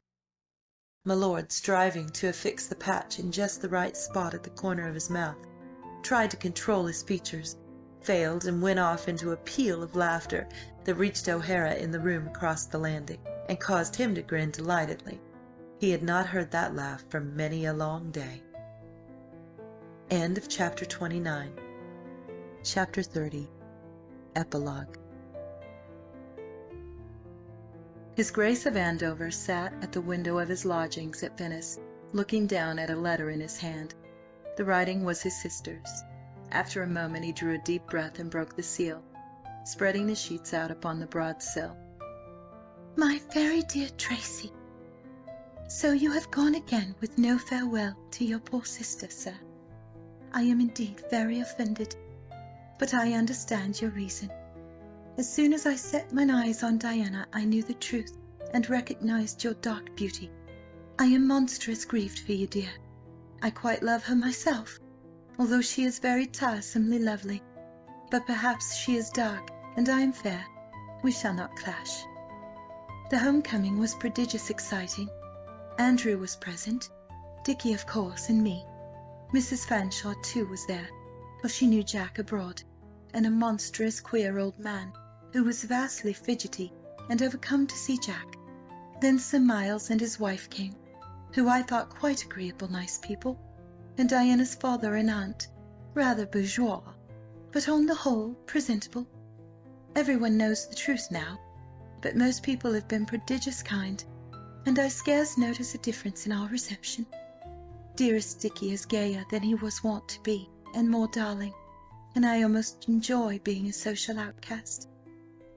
When Diana is properly gowned, as should suit her position, but I grieve to say that she prefers to dress plainly, she will make a prodigious elegant countess.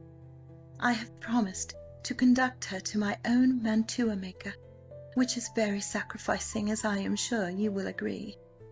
I know London will go crazy about her, and indeed those who have already seen her, which is Avon and Falmouth, are positively foolish.